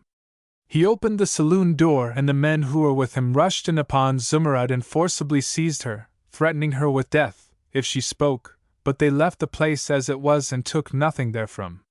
Lastly, they left Ali Shar lying in the vestibule after they had shut the door on him and laid the saloon key by his side. Then the Christian carried the girl to his own house and setting her amongst his handmaids and concubines, said to her, O strumpet, I am the old man whom thou didst reject and lampoon, but now I have thee, without paying dinar or dirham. Replied she, and her eyes streamed with tears, Allah requite thee, O wicked old man, for sundering me and my lord. He rejoined, Wanton minx and whore that thou art, thou shalt see how I will punish thee. By the truth of the Messiah and the Virgin, except thou obey me and embrace my faith, I will torture thee with all manner of torture. She replied, By Allah, though thou cut my flesh to bits, I will not forswear the faith of Al-Islam. It may be Almighty Allah will bring me speedy relief, for he cloth even as he is fief, and the wise say, Better body to scathe than a flaw in faith. Thereupon the old man called his eunuchs and women, saying, Throw her down! So they threw her down, and he ceased not to beat her with grievous beating, whilst she cried for help and no help came. Then she no longer implored aid but fell to saying, Allah is my sufficiency, and he is indeed all-sufficient, till her groans ceased and her breath failed her, and she fell into a fainting fit. Now when his heart was soothed by bashing her, he said to the eunuchs, Drag her forth by the feet and cast her down in the kitchen, and give her nothing to eat. And after quietly sleeping that night, on the morrow the accursed old man sent for her and beat her again, after which he bade the castrato return her to her place. When the burning of the blows had cooled, she said, There is no God but the God, and Muhammad is the apostle of God. Allah is my sufficiency and excellent is my guardian. And she called for succor upon our Lord Muhammad, whom Allah bless and keep. And Shahrazad perceived the dawn of day and ceased saying her permitted say. When it was the 315th night, she said, It hath reached me, O auspicious king, that Zumurrud called for succor upon our Lord Muhammad, whom Allah bless and keep. Such was her case. But as regards Ali Shar, he ceased not sleeping till next day, when the bang quitted his brain and he opened his eyes and cried out, O Zumurrud, but no one answered him. So he entered the saloon and found the empty air and the fain afar wink with a frown FN number 291, whereby he knew that it was the Nazarene who had played him this trick. And he groaned and wept and lamented and again shed tears, repeating these couplets. O love, thou art instant in thy cruelest guise. Here is my heart twixt fears and miseries. Pity, O Lord, the thrall who, felled on way of love, erst wealthy now a beggar lies. What profits archers art if, when the foe draw near, his bowstring snap ere arrow lies? And when griefs multiply on generous man and urge, what fort can fend from destinies? How much and much I ward at parting, but when destiny descends she blinds our eyes. And when he had ended his verse, he sobbed with loud sobs and repeated also these couplets. And robes with honor sands of camp her footstep wandering lone, pines the poor mourner as she wins the stead where wont to wane she turns to resting place of tribe, and yearns thereon to view the spring camp lying desolate with ruins overstrown she stands and questions of the sight, but with the tongue of case the mount replies, there is no path that leads to union, none. 'Tis as the lightning flash ere while bright glittered o'er the camp and died in darkling air no more to be forever shown. And he repented when repentance availed him naught, and wept and rent his raiment. Then he hent in hand 2 stones and went round about the city, beating his breast with the stones and crying, O Zumurrud! Whilst the small boys flocked round him, calling out, A madman! A madman! And all who knew him wept for him, saying, This is such an one, what evil hath befallen him? Thus he continued doing all that day, and, when night darkened on him, he lay down in one of the city lanes and sleep till morning. On the morrow, he went round about town with the stones till eventide, when he returned to his saloon to pass there in the night. Presently, one of his neighbors saw him, and this worthy old woman said to him, O my son, heaven give thee healing! How long hast thou been mad? And he answered her with these 2 couplets, FN number 292. They said, Thou revest upon the person thou lovest. And I replied, The sweets of life are only for the mad. Drop the subject of my madness, and bring her upon whom I rave. If she cure my madness, do not blame me. So his old neighbor knew him for a lover who had lost his beloved, and said, There is no majesty and there is no might, save in Allah, the glorious, the great. O my son, I wish thou wouldest acquaint me with the tale of thine affliction. Peradventure Allah may enable me to help thee against it, if it so please him. So he told her all that had befallen him with Barsum the Nazarene, and his brother the wizard who had named himself Allah Aldin, and, when she understood the whole case, she said, O my son, indeed thou hast excuse. And her eyes railed tears, and she repeated these 2 couplets. Enough for lovers in this world their ban and bane, by Allah, lover ne'er in fire of soccer fries, for, sure, they died of love desire they never told chastely, and to this truth tradition testifies. FN number 293. And after she had finished her verse, she said, O my son, rise at once and buy me a crate, such as the jewel peddlers carry. Buy also bangles and seal rings and bracelets and earrings and other gewgaws wherein women delight, and grudge not the cash. Put all the stock into the crate and bring it to me, and I will set it on my head and go round about, in the guise of a huckstress, and make search for her in all the houses, till I happen on news of her, inshallah. So Ali Shah rejoiced in her words and kissed her hands, then, going out, speedily brought her all she required, whereupon she rose and donned a patched gown and threw over her head a honey-yellow veil, and took staff in hand and, with the basket on her head, began wandering about the passages and the houses. She ceased not to go from house to house and street to street and quarter to quarter, till Allah Almighty led her to the house of the accursed Aldin the Nazarene, where, hearing groans within, she knocked at the door, and Shahrazad perceived the dawn of day and ceased to say her permitted say. When it was the 316th night, she said, It hath reached me, O auspicious King, that when the old woman heard groans within the house, she knocked at the door, whereupon a slave girl came down and, opening to her, saluted her. Quoth the old woman, I have these trifles for sale, is there any one with you who will buy aught of them? Yes, answered the damsel, and carrying her indoors, made her sit down, whereupon all the slave girls came round her, and each bought something of her. And as the old woman spoke them fair and was easy with them as to price, all rejoiced in her, because of her kind ways and pleasant speech. Meanwhile, She looked narrowly at the ins and outs of the place to see who it was she had heard groaning, till her glance fell on Zumurrud, when she knew her, and she began to show her customers yet more kindness. At last she made sure that Zumurrud was laid prostrate, so she wept and said to the girls, "O my children, how cometh yonder young lady in this plight?"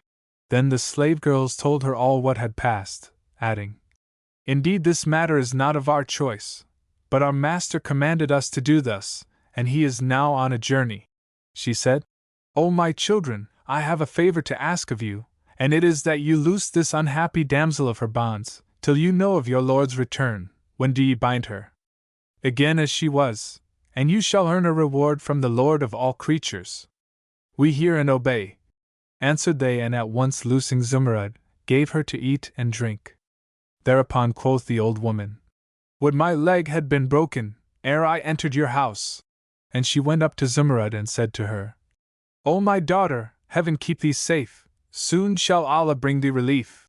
Then she privily told her that she came from her lord Ali Shar, and agreed with her to be on the watch for sounds that night, saying, "Thy lord will come and stand by the pavilion bench and whistle, FN number 294, to thee, and when thou hearest him, do thou whistle back to him and let thyself down to him by a rope from the window, and he will take thee and go away with thee." So Zumurrud thanked the old woman, who went forth and returned to Ali Shar and told him what she had done, saying, "Go this night, at midnight, to such a quarter, for the accursed Karl's house is there, and its fashion is thus and thus. Stand under the window of the upper chamber and whistle, whereupon she will let herself down to thee. Then do thou take her and carry her whither thou wilt." He thanked her for her good offices and with flowing tears repeated these couplets. "Now with their says and saids, FN number 295, no more vex me the chiding race. Asterisk my heart is weary and I'm worn to bone by their disgrace. And tears a truthful legend, FN number 296, with a long ascription chain asterisk of my desertion and distress the lineage can trace. O thou heart whole and free from dole and dolours I endure, asterisk cut short thy long persistence in nor question of my case. A sweet-lipped one and soft of sides and cast in shapeliest mold asterisk has stormed my heart with honeyed lure and honeyed words of grace. No rest my heart hath known since thou art gone, nor ever close asterisk these eyes, nor patience allow scape the hopes I dare to trace. Ye have abandoned me to be the pawn of vain desire, asterisk in squalid state twixt enviers and they who blame to face. As for forgetting you or love, 'tis thing I never knew, asterisk nor in my thought shall ever pass a living thing but you."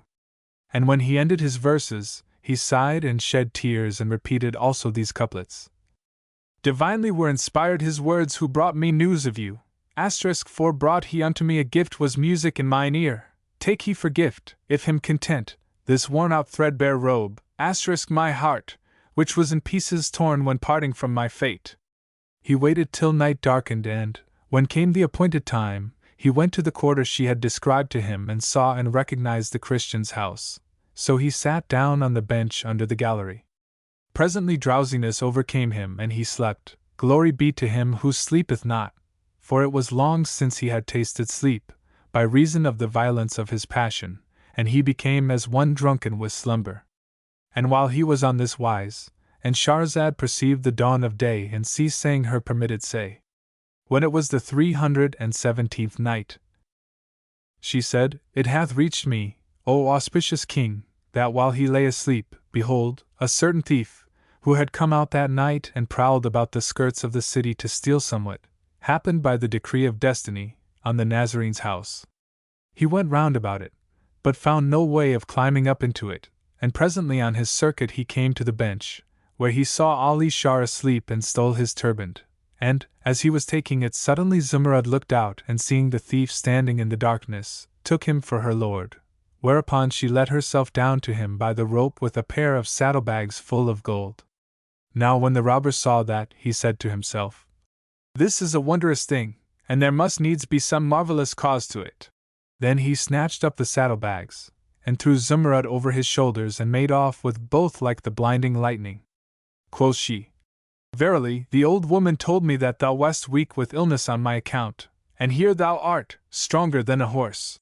He made her no reply, So she put her hand to his face and felt a beard like the broom of palm frond used for the hammam, FN number 297, as if he were a hog which had swallowed feathers and they had come out of his gullet, whereat she took fright and said to him, "What art thou?" "O strumpet," answered he, "I am the sharper John, FN number 298, the Kurd, of the band of Allah Aldin. We are 40 sharpers, who will all piss our tallow into thy womb this night, from dusk to dawn." When she heard his words, she wept and beat her face, knowing that fate had gotten the better of her, and that she had no resource but resignation and to put her trust in Allah Almighty. So she took patience and submitted herself to the ordinance of the Lord, saying, "There is no God but the God. As often as we escape from one woe, we fall into a worse."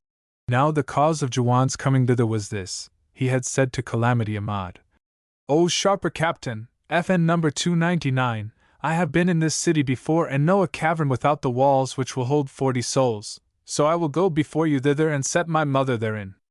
Then will I return to the city and steal somewhat for the luck of all of you and keep it till you come, so shall you be my guests and I will show you hospitality this day." Replied Ahmad al-Danif, "Do what thou wilt." So Jawan went forth to the place before them and set his mother in the cave. But, as he came out, he found a trooper lying asleep, with his horse picketed beside him. So he cut his throat, and, taking his clothes and his charger and his arms, hid them with his mother in the cave, where also he tethered the horse. Then he betook himself to the city and prowled about, till he happened on the Christian's house and did with Ali Shar's turban and Zumurrud and her saddlebags as we have said. He ceased not to run, with Zumurrud on his back, till he came to the cavern, where he gave her in charge of his mother, saying, "Keep thou watch over her till I return to thee at first dawn of day." And went his ways. And Shahrazad perceived the dawn of day and ceased to say her permitted say. When it was the 318th night, she said, "It hath reached me, O auspicious king, that quoth Kurdish Jawan to his mother, 'Keep thou watch over her till I come back to thee at first dawn of day,' and went his ways." Now Zumurrud said to herself, "Why am I so heedless about saving my life, and wherefore await till these 40 men come? They will take their turns to board me, till they make me like a waterlogged ship at sea." Then she turned to the old woman, Jawan's mother, and said to her, "O my aunt, wilt thou not rise up and come without the cave, that I may louse thee in the sun?" FN number 300, replied the old woman, "Aye, by Allah, O my daughter, this long time have I been out of reach of the bath, for these hogs cease not to carry me from place to place." So they went without the cavern, and Zumurrud combed out her head hair and killed the lice on her locks, till the tickling soothed her, and she fell asleep. Whereupon Zumurrud arose and, donning the clothes of the murdered trooper, girt her waist with his sword and covered her head with his turband, so that she became as she were a man. Then, mounting the horse after she had taken the saddlebags full of gold, she breathed a prayer. "O good protector, protect me, I adjure thee, by the glory of Muhammad, whom Allah bless and preserve," adding these words in thought, "If I return to the city, belike one of the troopers' folk will see me, and no good will befall me." So she turned her back on the town, and rode forth into the wild and the waste. And she ceased not faring forth with her saddlebags and the steed, eating of the growth of the earth and drinking of its waters, she and her horse, for 10 days, and on the 11th she came in sight of a city pleasant and secure from dread, and established in happy stead. Winter had gone from it with his cold showers, and Prime had come to it with his roses and orange blossoms and varied flowers, and its blooms were brightly blowing, its streams were merrily flowing, and its birds warbled coming and going. And she drew near the dwellings and would have entered the gate when she saw the troops and emirs and grandees of the place drawn up, whereat she marveled seeing them in such unusual case, and said to herself, "The people of the city are all gathered at its gate, needs must there be a reason for this." Then she made towards them, but, as she drew near, the soldiery dashed forward to meet her and, dismounting all, kissed the ground between her hands and said, "Aid thee Allah, O our Lord the Sultan!" Then the notables and dignitaries ranged themselves before her in double line, whilst the troops ordered the people in, saying, "Allah aid thee and make thy coming a blessing to the Moslems, O Sultan of all creatures! Allah establish thee, O King of the time and union pearl of the day and the tide!" Asked Zumurrud, What aileth you, O people of this city? And the head chamberlain answered, Verily, he hath given to thee who is no niggard in his giving, and he hath been bountiful to thee and hath made thee sultan of this city and ruler over the necks of all who are therein. For know thou it is the custom of the citizens, when their king deceaseth leaving no son, that the troops should sally forth to the suburbs and sojourn there 3 days, and whoever cometh from the quarter whence thou hast come, him they make king over them. So praised be Allah who hath sent us of the sons of the Turks a well-favored man, for had a lesser than thou presented himself, he had been sultan. Now Zumrud was clever and well advised in all she did, so she said, Think not that I am of the common folk of the Turks. Nay, I am of the sons of the great, a man of condition, but I was wroth with my family, so I went forth and left them. See these saddlebags full of gold which I have brought under me that, by the way, I might give alms thereof to the poor and the needy. So they called down blessings upon her and rejoiced in her with exceeding joy, and she also joyed in them and said in herself, Now that I have attained to this. And Shahrazad perceived the dawn of day and ceased saying her permitted say. When it was the 319th night, she said, It hath reached me, O auspicious king, that quoth Zumrud to herself, Now that I have attained to this case, haply Allah will reunite me with my Lord in this place, for he can do whatso he willeth. Then the troops escorted her to the city and, all dismounting, walked before her to the palace. Here she alighted, and the emirs and grandees, taking her under both armpits, FN number 301, carried her into the palace and seated her on the throne, after which they all kissed ground before her. And when duly enthroned, she bade them open the treasuries and gave largesse to all the troops, who offered up prayers for the continuance of her reign, and all the townsfolk accepted her rule and all the lieges of the realm. Thus she abode a while bidding and forbidding, and all the people came to hold her in exceeding reverence and heartily to love her, by reason of her continence and generosity. For taxes she remitted and prisoners she released and grievances she redressed. But as often as she bethought her of her Lord, she wept and besought Allah to reunite her and him. And one night, as she chanced to be thinking of him and calling to mind the days she had passed with him, her eyes ran over with tears, and she versified in these 2 couplets. My yearning for thee though long is fresh, asterisk, and the tears which chafe these eyelids increase when I weep. I weep from the burn of love, asterisk, for to lover severance is decease. FN number 302. And when she had ended her verse, she wiped away her tears and repairing to the palace, betook herself to the harem, where she appointed to the slave girls and concubines separate lodgings and assigned them pensions and allowances, giving out that she was minded to live apart and devote herself to works of piety. So she applied herself to fasting and praying, till the emirs said, Verily this sultan is eminently devout. Nor would she suffer any male attendants about her, save 2 little eunuchs to serve her. And on this wise she held the throne a whole year, during which time she heard no news of her lord, and failed to hit upon his traces, which was exceeding grievous to her. So, when her distress became excessive, she summoned her wazirs and chamberlains and bid them fetch architects and builders and make her in front of the palace a horse course, 1 parasang long, and the like broad. They hastened to do her bidding, and lay out the place to her liking. And when it was completed, she went down into it, and they pitched her there a great pavilion, wherein the chairs of the emirs were ranged in due order. Moreover, she bade them spread on the racing plain tables with all manners of rich meats, and when this was done she ordered the grandees to eat.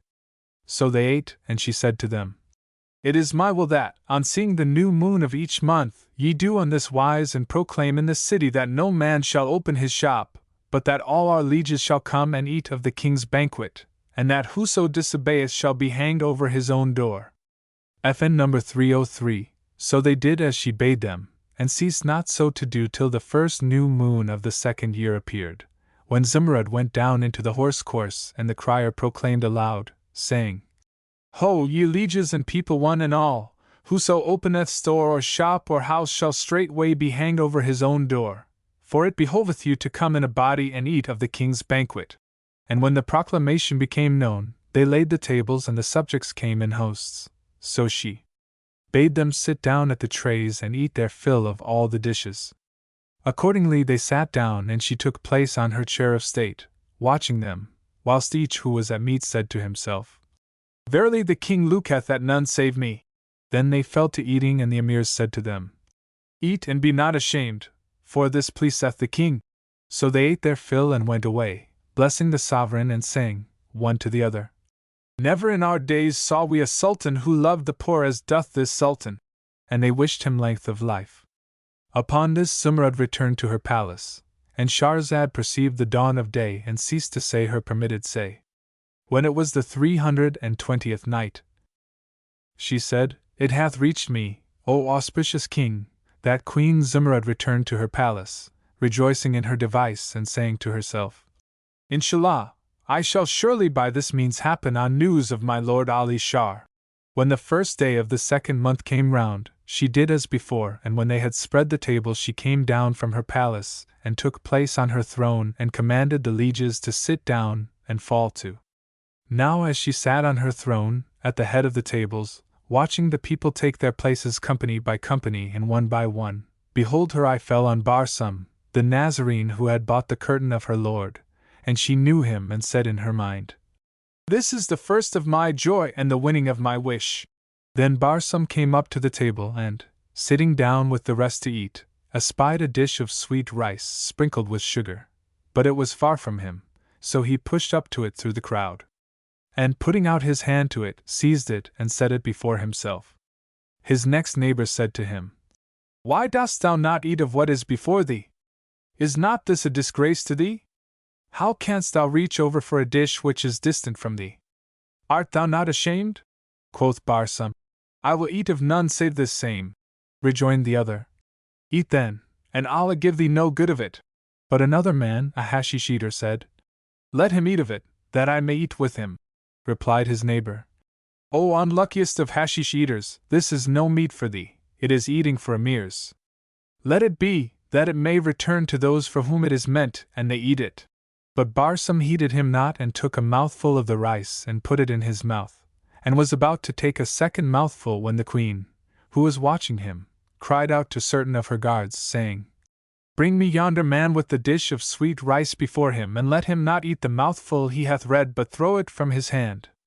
FN number 304. So 4 of the guards went up to Barsum and hailed him along on his face, after throwing the mouthful of rice from his hand, and set him standing before Zumurrud, whilst all the people left eating and said to one another, By Allah, he did wrong in not eating of the food meant for the likes of him. Quoth one, For me I was content with this porridge, FN number 305, which is before me. And the hashish eater said, Praised be Allah who hindered me from eating of the dish of sugared rice, for I expected it to stand before him and was waiting only for him to have his enjoyment of it, to eat with him, when there befell him what we see. And the general said one to other, Wait till we see what shall befall him.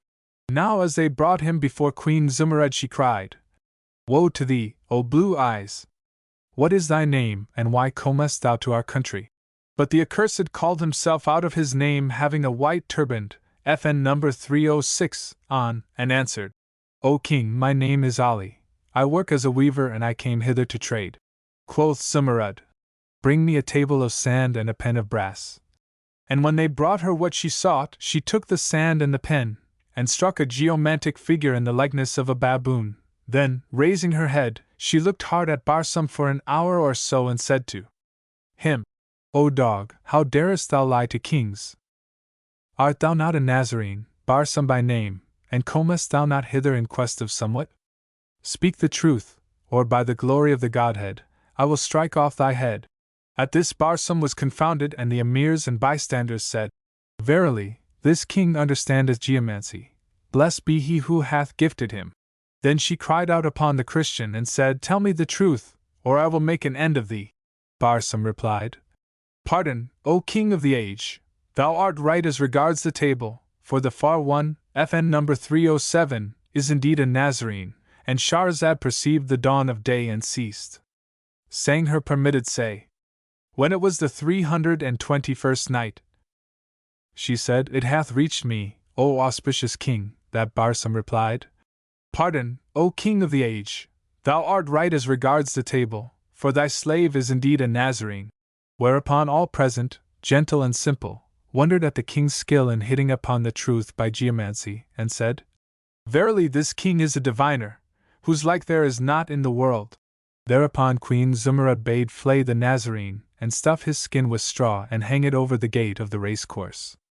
Moreover, she commanded to dig a pit without the city and burn therein his flesh and bones and throw over his ashes offal and ordure. "We hear and obey," answered they, and did with him all she bade. And when the folks saw what had befallen the Christian, they said, "Serve him right, but what an unlucky mouthful was that for him!" And another said, "Be the far one's wife divorced if this vow be broken, never again to the end of my days will I eat of sugared rice." And the hashish eater cried, "Praised be Allah, who spared me this fellow's fate by saving me from eating of that same rice." Then they all went out, holding it thenceforth unlawful to sit over against the dish of sweet rice as the Nazarene had Saturday. Now when the first day of the 3rd month came, they laid the tables according to custom, and covered them with dishes and chargers, and Queen Zumurrud came down and sat on her throne, with her guards in attendance, as of wont, in awe of her dignity and majesty.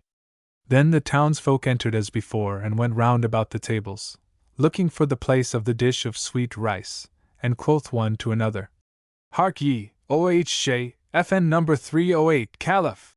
And the other answered, "At thy service, O.H. Clyd."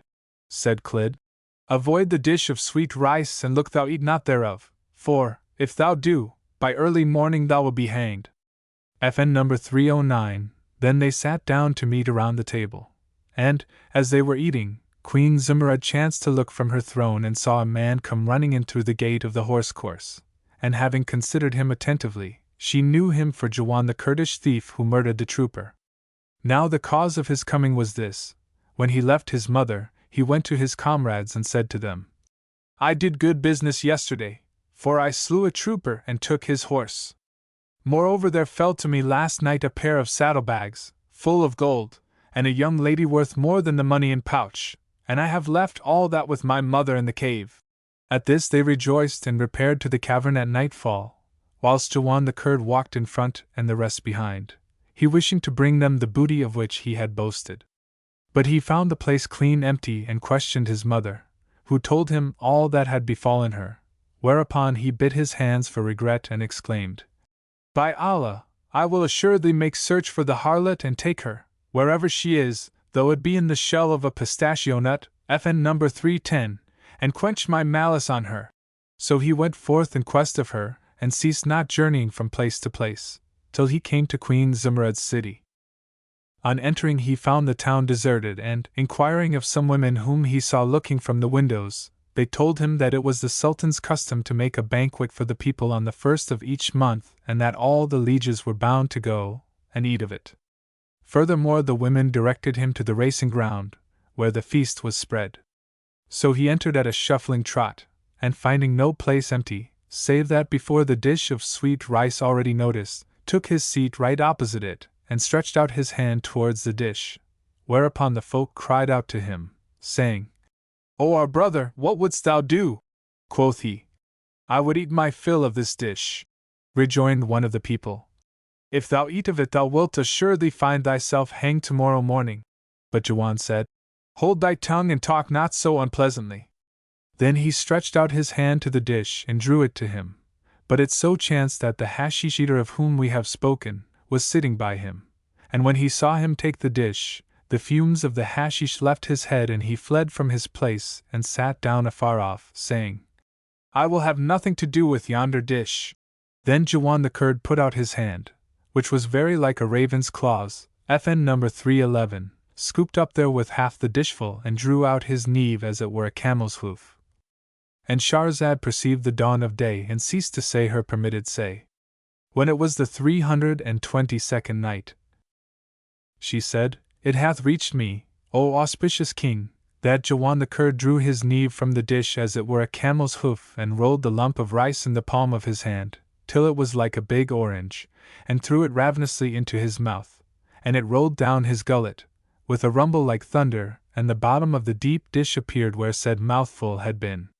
Thereupon quoth to him one sitting by his side, "Praised be Allah for not making me meat between thy hands, for thou hast cleared the dish at a single mouthful." and quoth the hashish eater, "Let him eat, methinks he hath a hanging face." Then, turning to Jawan, he added, "Eat, and Allah give thee small good of it." So Jawan put out his hand again, and taking another mouthful, was rolling it in his palm like the first, when behold, the queen cried out to the guards, saying, "Bring me yonder man in. Haste, and let him not eat the mouthful in his hand." So they ran, and seizing him as he hung over the dish, brought him to her, and set him in her presence, whilst the people exulted over his mishap and said one to the other, "Serve him right, for we warned him, but he would not take warning. Verily, this place is bound to be the death of whoso sitteth therein, and yonder rice bringeth doom to all who eat of it." Then said Queen Zumurrud to Jawan, "What is thy name and trade, and wherefore comest thou to our city?" Answered he, "O our lord the Sultan, my name is Othman. I work as a gardener, and am come hither in quest of somewhat I have lost." Quoth Zumurrud, "Here with the table of sand." So they brought it, and she took the pen, and drawing a geomantic scheme, considered it a while. Then raising her head, exclaimed, "Woe to thee, thou loser! How darest thou lie to kings? This sand telleth me that of a truth thy name is Jawan the Kurd, and that thou art by trade a robber, taking men's goods in the way of unright, and slaying those whom Allah hath forbidden to slay save for just cause." And she cried out upon him, saying, "O hog, tell me the truth of thy case, or I will cut off thy head on the spot." Now when he heard these words, he turned yellow and his teeth chattered. Then, deeming that he might save himself by truth-telling, he replied, "O king, thou sayest sooth, but I repent at thy hands henceforth and turn to Allah Almighty." She answered, "It were not lawful for me to leave a pest in the way of Moslems," and cried to her guards, "Take him and skin him, and do with him as last month ye did by his like." They obeyed her commandment, and when the hashish eater saw the soldiers seize the man, he turned his back upon the dish of rice, saying, "'Tis a sin to present my face to thee." And after they had made an end of eating, they dispersed to their several homes, and Zumurrud returned to her palace, and dismissed her attendants. Now when the 4th month came round, they went to the race-course and made the banquet, according to custom, and the folks sat awaiting leave to begin. Presently Queen Zumurrud entered, and, sitting down on her throne, looked at the tables and saw that room for 4 people was left void before the dish of rice, at which she wondered. Now as she was looking around, behold, she saw a man come trotting in at the gate of the horse-course, and he stayed not till he stood over the food trays, and finding no room save before the dish of rice, took his seat there. She looked at him, and knowing him for the accursed Christian who called himself Allah Aldin, said in her mind, "How blessed is this device of the food, FN number 312, into whose toils this infidel hath fallen." Now the cause of his coming was extraordinary, and it was on this wise. When he returned from his travels, and Shahrazad perceived the dawn of day and ceased saying her permitted say. When it was the 323rd night, she said, "It hath reached me, O auspicious king, that when the accursed, who had called himself Allah Aldin, returned from travel, his household informed him that Zumurrud was missing, and with her a pair of saddlebags full of money. On hearing which ill tidings he rent his raiment, and buffeted his face, and plucked out his beard.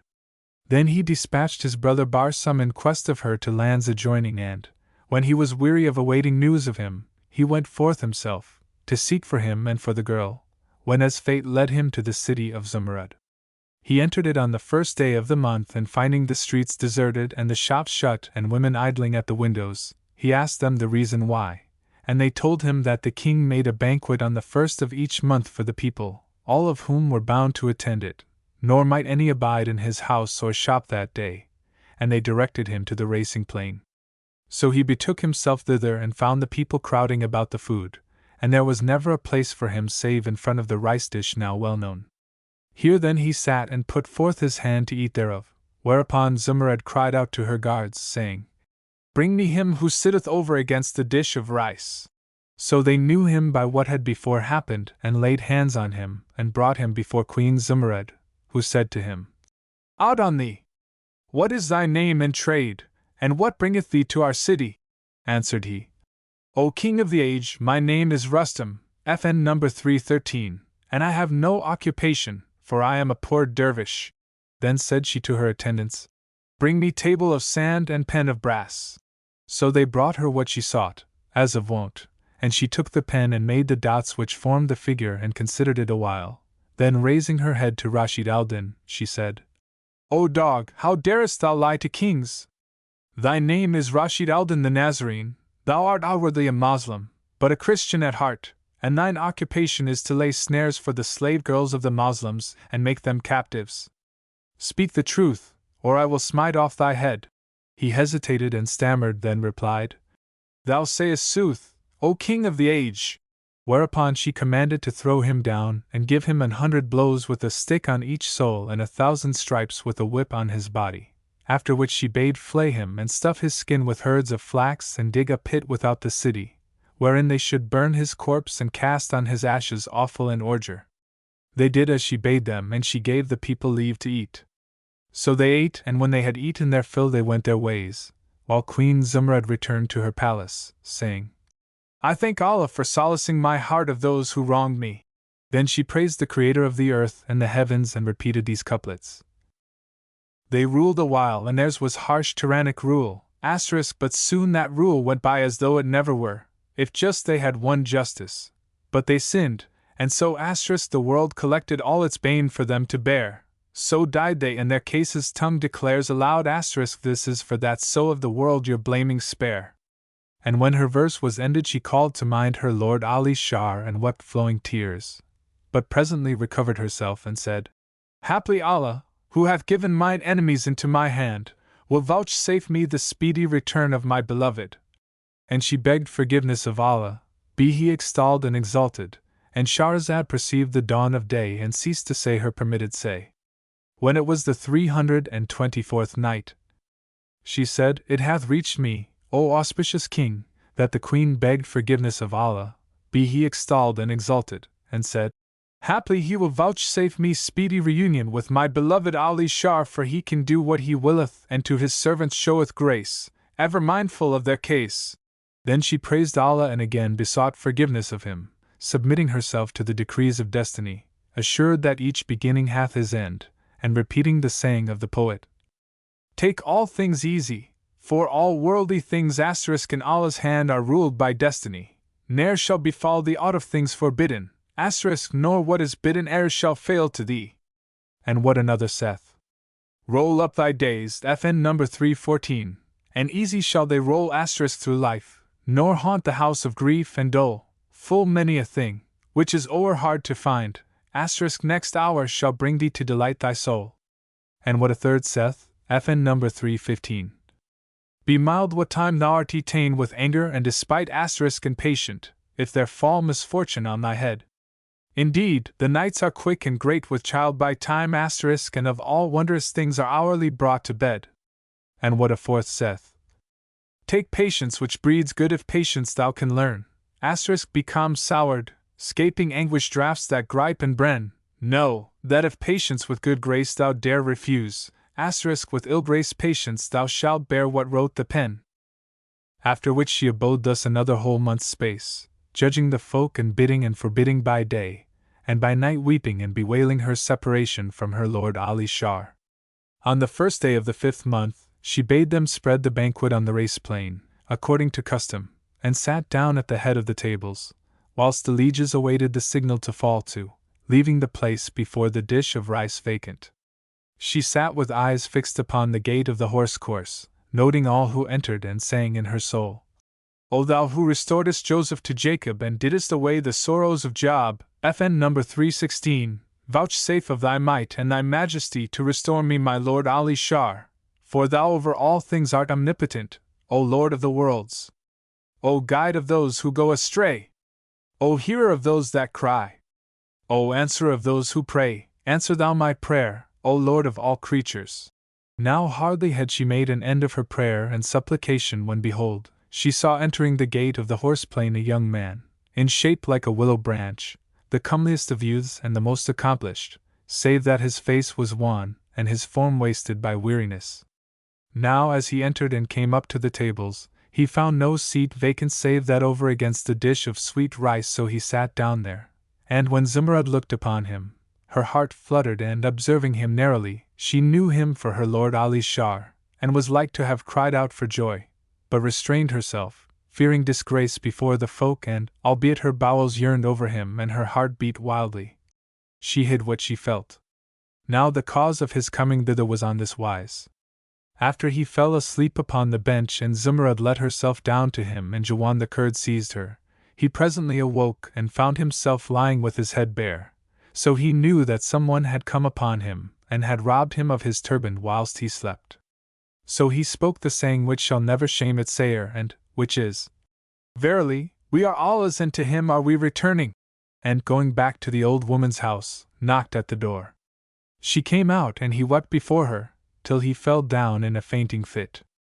Now when he came to himself, he told her all that had passed, and she blamed him and chid him for his foolish doings, saying, "Verily thine affliction and calamity come from thyself." And she gave not over reproaching him, till the blood streamed from his nostrils and he again fainted away. When he recovered from his swoon, and Shahrazad perceived the dawn of day and ceased to say her permitted say. When it was the 325th night, she said, It hath reached me, O auspicious king, that when Ali Shah recovered from his swoon he saw the old woman bewailing his griefs and weeping over him. So he complained of his hard lot and repeated these two couplets. How bitter to friends is a parting, and a meeting how sweet to the lover. Allah join all the lovers he parteth, and save me who of love ne'er recover. FN number 317. The old woman mourned over him and said to him, Sit here, whilst I go in quest of news for thee and return to thee in haste. To hear is to obey, answered he. So she left him on her good errand and was absent till midday, when she returned and said to him, O Ali, I fear me thou must die in thy grief. Thou wilt never see thy beloved again save on the bridge Al-Sirt wink with a frown FN number 318, for the people of the Christian's house, when they arose in the morning, found the window giving on the garden torn from its hinges and Zumurrud missing, and with her a pair of saddlebags full of the Christian's money. And when I came thither, I saw the chief of police standing at the door, he and his many, and there is no majesty, and there is no might save in Allah, the glorious, the great.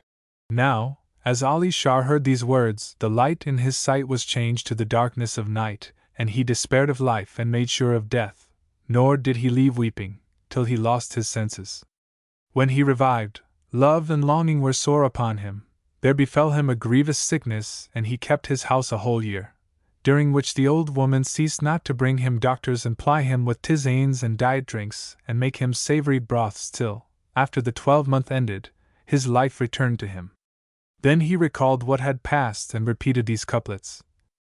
Severance grief nigh most, union done to death, down railing teardrops, heart fire tortureth. Redoubleth pine in one that hath no peace for love and wake and woe he suffereth. O Lord, if there be thing to joy my soul deign thou bestow it while I breathe my breath. When the second year began, the old woman said to him, O my son, all this thy weeping and wailing will not bring thee back thy mistress. Rise, therefore, gird the loins of resolution and seek for her in the lands, peradventure thou shalt light on some news of her. And she ceased not to exhort and hearten him, till he took courage and she carried him to the hammam. Then she made him drink strong wine and eat white meats, and thus she did with him for a whole month, till he regained strength, and setting out journeyed without ceasing till he arrived at Zumurrud's city, where he went to the horse course, and sat down before the dish of sweet rice and put out his hand to eat of it. Now when the folk saw this, they were concerned for him and said to him, O young man, eat not of that dish, for whoso eateth thereof, misfortune befalleth him. Answered he, Leave me to eat of it, and let them do with me what they will, so haply shall I be at rest from this wearying life. Accordingly he ate a first mouthful, and Zumurrud was minded to have him brought before her, but then she bethought her that belike he was an-hungered and said to herself, It were proper to let him eat his fill. So he went on eating, whilst the folk looked at him in astonishment, waiting to see what would betide him, and when he had satisfied himself, Zumurrud said to certain of her eunuchry, Go to yonder youth who eateth of the rice and bring him to me in courteous guise, saying, Answer the summons of the king who would have a word with thee on some slight matter. They replied, We hear and obey. And going straightways up to Ali Shah said to him, O my lord, be pleased to answer the summons of the king, and let thy heart be at ease. Quoth he, hearkening and obedience. And followed the eunuchs, and Shahrazad perceived the dawn of day and ceased saying her permitted say.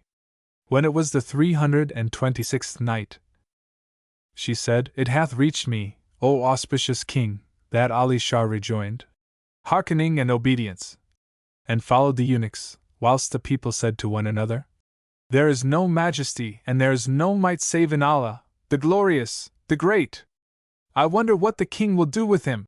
And others said, He will do him naught but good, for had he intended to harm him, he had not suffered him to eat his fill. Now when the castratos set him in presence of Zumrad, he saluted and kissed the earth before her, whilst she returned his salutation and received him with honor. Then she asked him, What may be thy name and trade, and what brought thee to our city? And he answered, O king, my name is Ali Shah, I am of the sons of the merchants of Khorasan, and the cause of my coming hither is to seek for a slave girl whom I have lost, for she was dearer to me than my hearing and my seeing, and indeed my soul cleaveth to her, since I lost her, and such is my tale.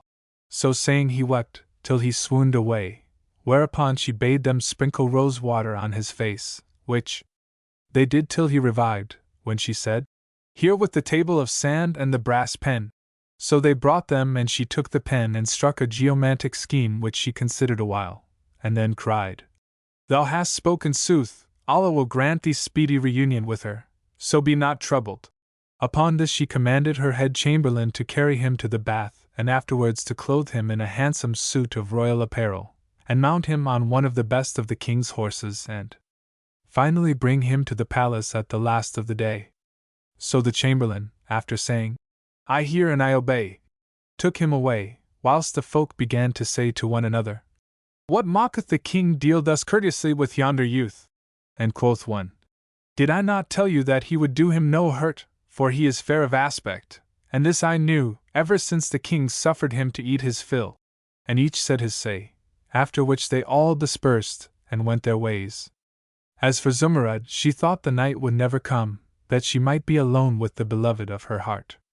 As soon as it was dark, she withdrew to her sleeping chamber and made her attendants think her overcome with sleep, and it was her wont to suffer none to pass the night with her save those two little eunuchs who waited upon her. After a while, when she had composed herself, she sent for her dear Ali Shah and sat down upon the bed, with candles burning over her head and feet, and hanging lamps of gold lighting up the place like the rising Sunday. When the people heard of her sending for Ali Shah, they marveled thereat, and each man thought his thought and said his say. But one of them declared, At all events the king is in love with this young man, and tomorrow he will make him generalissimo of the army. FN number 319. Now when they brought him into her, he kissed the ground between her hands and called down blessings her, and she said in her mind, There is no help for it but that I jest with him a while, before I make myself known to him. FN number 320. Then she asked him, O Ali, say me, hast thou been to the Hammam? FN number 321, and he answered, Yes, O my lord. Quoth she, Come, eat of this chicken and meat, and drink of this wine and sherbet of sugar, for thou art weary, and after that come thou hither. I hear and I obey, replied he, and did as she commanded him do. Now when he had made an end of eating and drinking, she said to him, Come up with me on the couch and shampoo, FN number 322, my feet. So he fell to rubbing feet and kneading calves, and found them softer than silk. Then said she, Go higher with the massage. And he, Pardon me, O my lord, to the knee but no farther. Whereupon quoth she, Durst thou disobey me? It shall be an ill-omened night for thee. And Shahrazad perceived the dawn of day and ceased to say her permitted say. When it was the 327th night, she said, It hath reached me, O auspicious king, that Zumrad cried to her lord Ali Shah, Durst thou disobey me? It shall be an ill-omened night for thee. Nay, but it behoveth thee to do my bidding, and I will make thee my minion and appoint thee one of my emirs. Asked Ali Shah, And in what must I do thy bidding, O king of the age? And she answered, Doff thy trousers and lie down on thy face.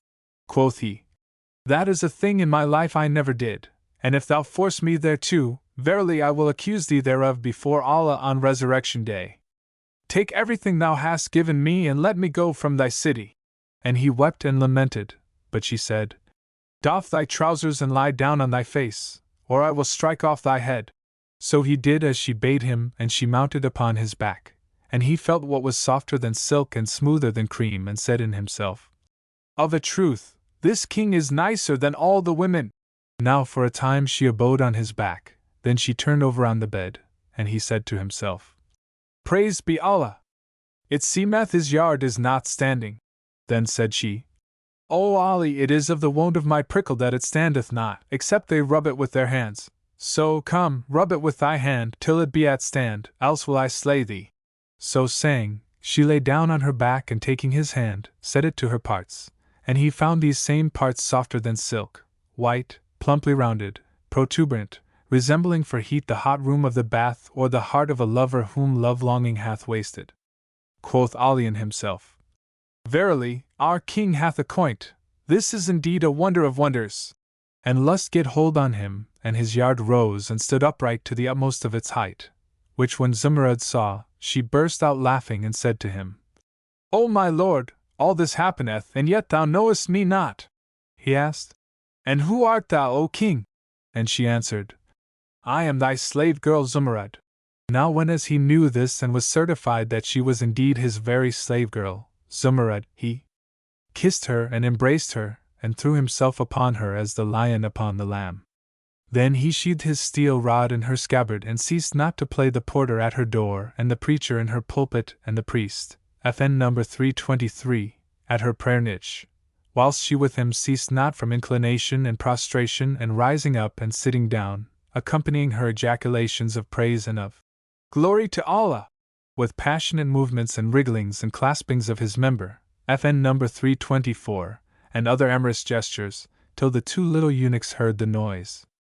So they came, and peeping from behind the curtains saw the king lying on his back, and upon him Ali Shar, thrusting and slashing whilst she puffed, and blew, and wriggled. Quoth they, Verily, this be no man's wriggle, belike this king is a woman. FN number 325, but they concealed their affair and discovered it to none. And when the morrow came, Zumurrud summoned all the troops and the lords of the realm, and said to them, I am minded to journey to this man's country, so choose you a viceroy, who shall rule over you till I return to you. And they answered, We hear and we obey. Then she applied herself to making ready the wants of the way, to wit provaunt and provender, monies and rarities for presents, camels and mules and so forth. After which she set out from her city with Ali Shar, and they ceased not faring on, till they arrived at his native place, where he entered his house and gave many gifts to his friends and alms and largesse to the poor. And Allah vouchsafed him children by her, and they both lived the gladdest and happiest of lives, till there came to them the destroyer of delights and the severer of societies and the garnerer of graves. And glorified be he the Eternal without cease, and praised be he in every case.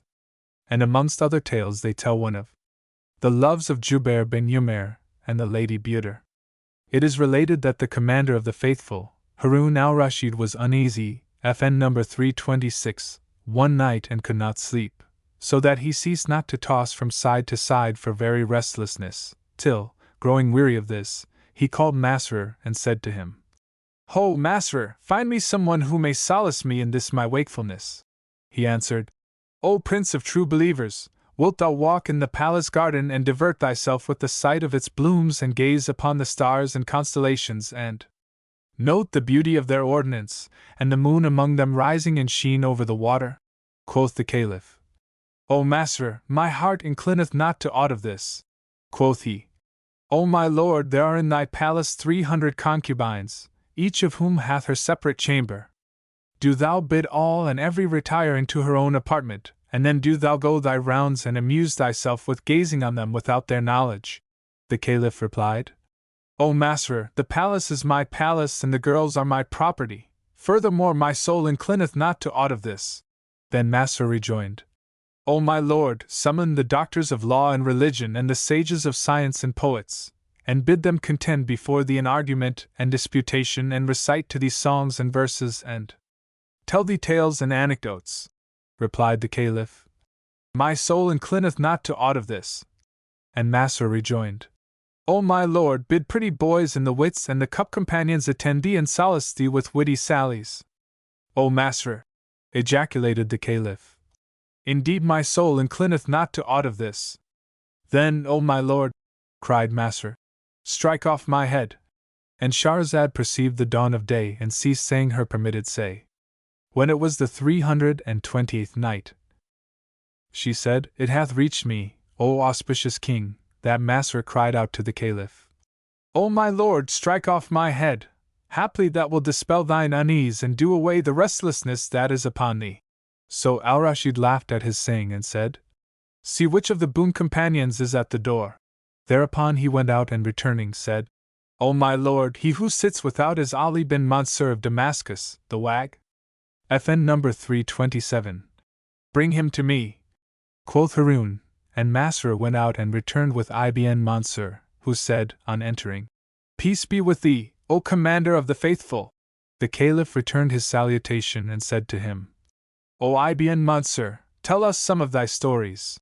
Said the other, O commander of the faithful, shall I tell thee what I have seen with my eyes or what I have only heard tell? Replied the Caliph, If thou have seen aught worth telling, let us hear it, for hearing is not like seeing. Said Ibn Mansur, O commander of the faithful, lend me thine ear and thy heart. And he answered, O Ibn Mansur, behold, I am listening to thee with mine ears and looking at thee with mine eyes and attending to thee with my heart. So Ibn Mansur began, Know then, O commander of the faithful, that I receive a yearly allowance from Muhammad bin Sulaim al-Shimi, Sultan of Bassorah. So I went to him once upon a time, as usual, and found him ready to ride out hunting and birding.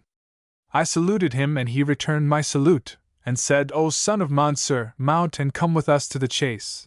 But I said, O my lord, I can no longer ride, so do thou station me in the guest house and give thy chamberlains and lieutenants charge over me. And he did so and departed for his sport. His people entreated me with the utmost honor and entertained me with the greatest hospitality. But said I to myself, By Allah, it is a strange thing that for so long I have been in the habit of coming from Baghdad to Bassorah, yet know no more of this town than from palace to garden and from garden to palace. When shall I find an occasion like this to view the different parts and quarters of Bassorah? I will rise forthwith and walk forth alone and divert myself and digest what I have eaten. Accordingly I donned my richest dress and went out a-walking about Bassorah. Now it is known to thee, O commander of the faithful, that it hath 70 streets, each 70 leagues, FN number 328, long, the measure of Iraq, and I lost myself in its by-streets and thirst overcame me. Presently, as I went along, O Prince of true believers, behold, I came to a great door, whereon were 2 rings of brass, FN number 329, with curtains of red brocade drawn before it. And on either side of the door was a stone bench, and over it was a trellis, covered with a creeping vine that hung down and shaded the doorway. I stood still to gaze upon the place, and presently heard a sorrowful voice, proceeding from a heart which did not rejoice, singing melodiously and chanting these cinquains. My body bides the sad abode of grief and malady, caused by a fawn whose land and home are in a far country. O ye 2 zephyrs of the wold which cause such pain in me, by Allah, Lord of you. To him my heart's desire, go ye and chide him, so perchance ye soften him, I pray. And tell us all his words if he to hear your speech shall deign, and unto him the tidings bear of lovers twixt you twain, and both vouchsafe to render me a service free and fain, and lay my case before him, showing how I e'er complain, and say, what ails thy bounder thrall this wise to drive away? Without a fault committed and without a sin to show, or heart that leans to other wight, or would thy love forego, or treason to our plighted troth, or causing thee a throe? And if he smile, then say ye twain in accents soft and slow, now to him a meeting grant 'twould be the kindest way.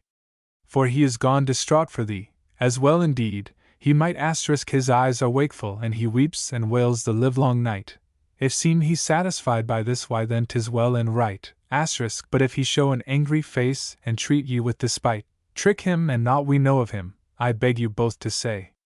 Quoth I to myself, verily, if the owner of this voice be fair, she conjoineth beauty of person and eloquence and sweetness of voice.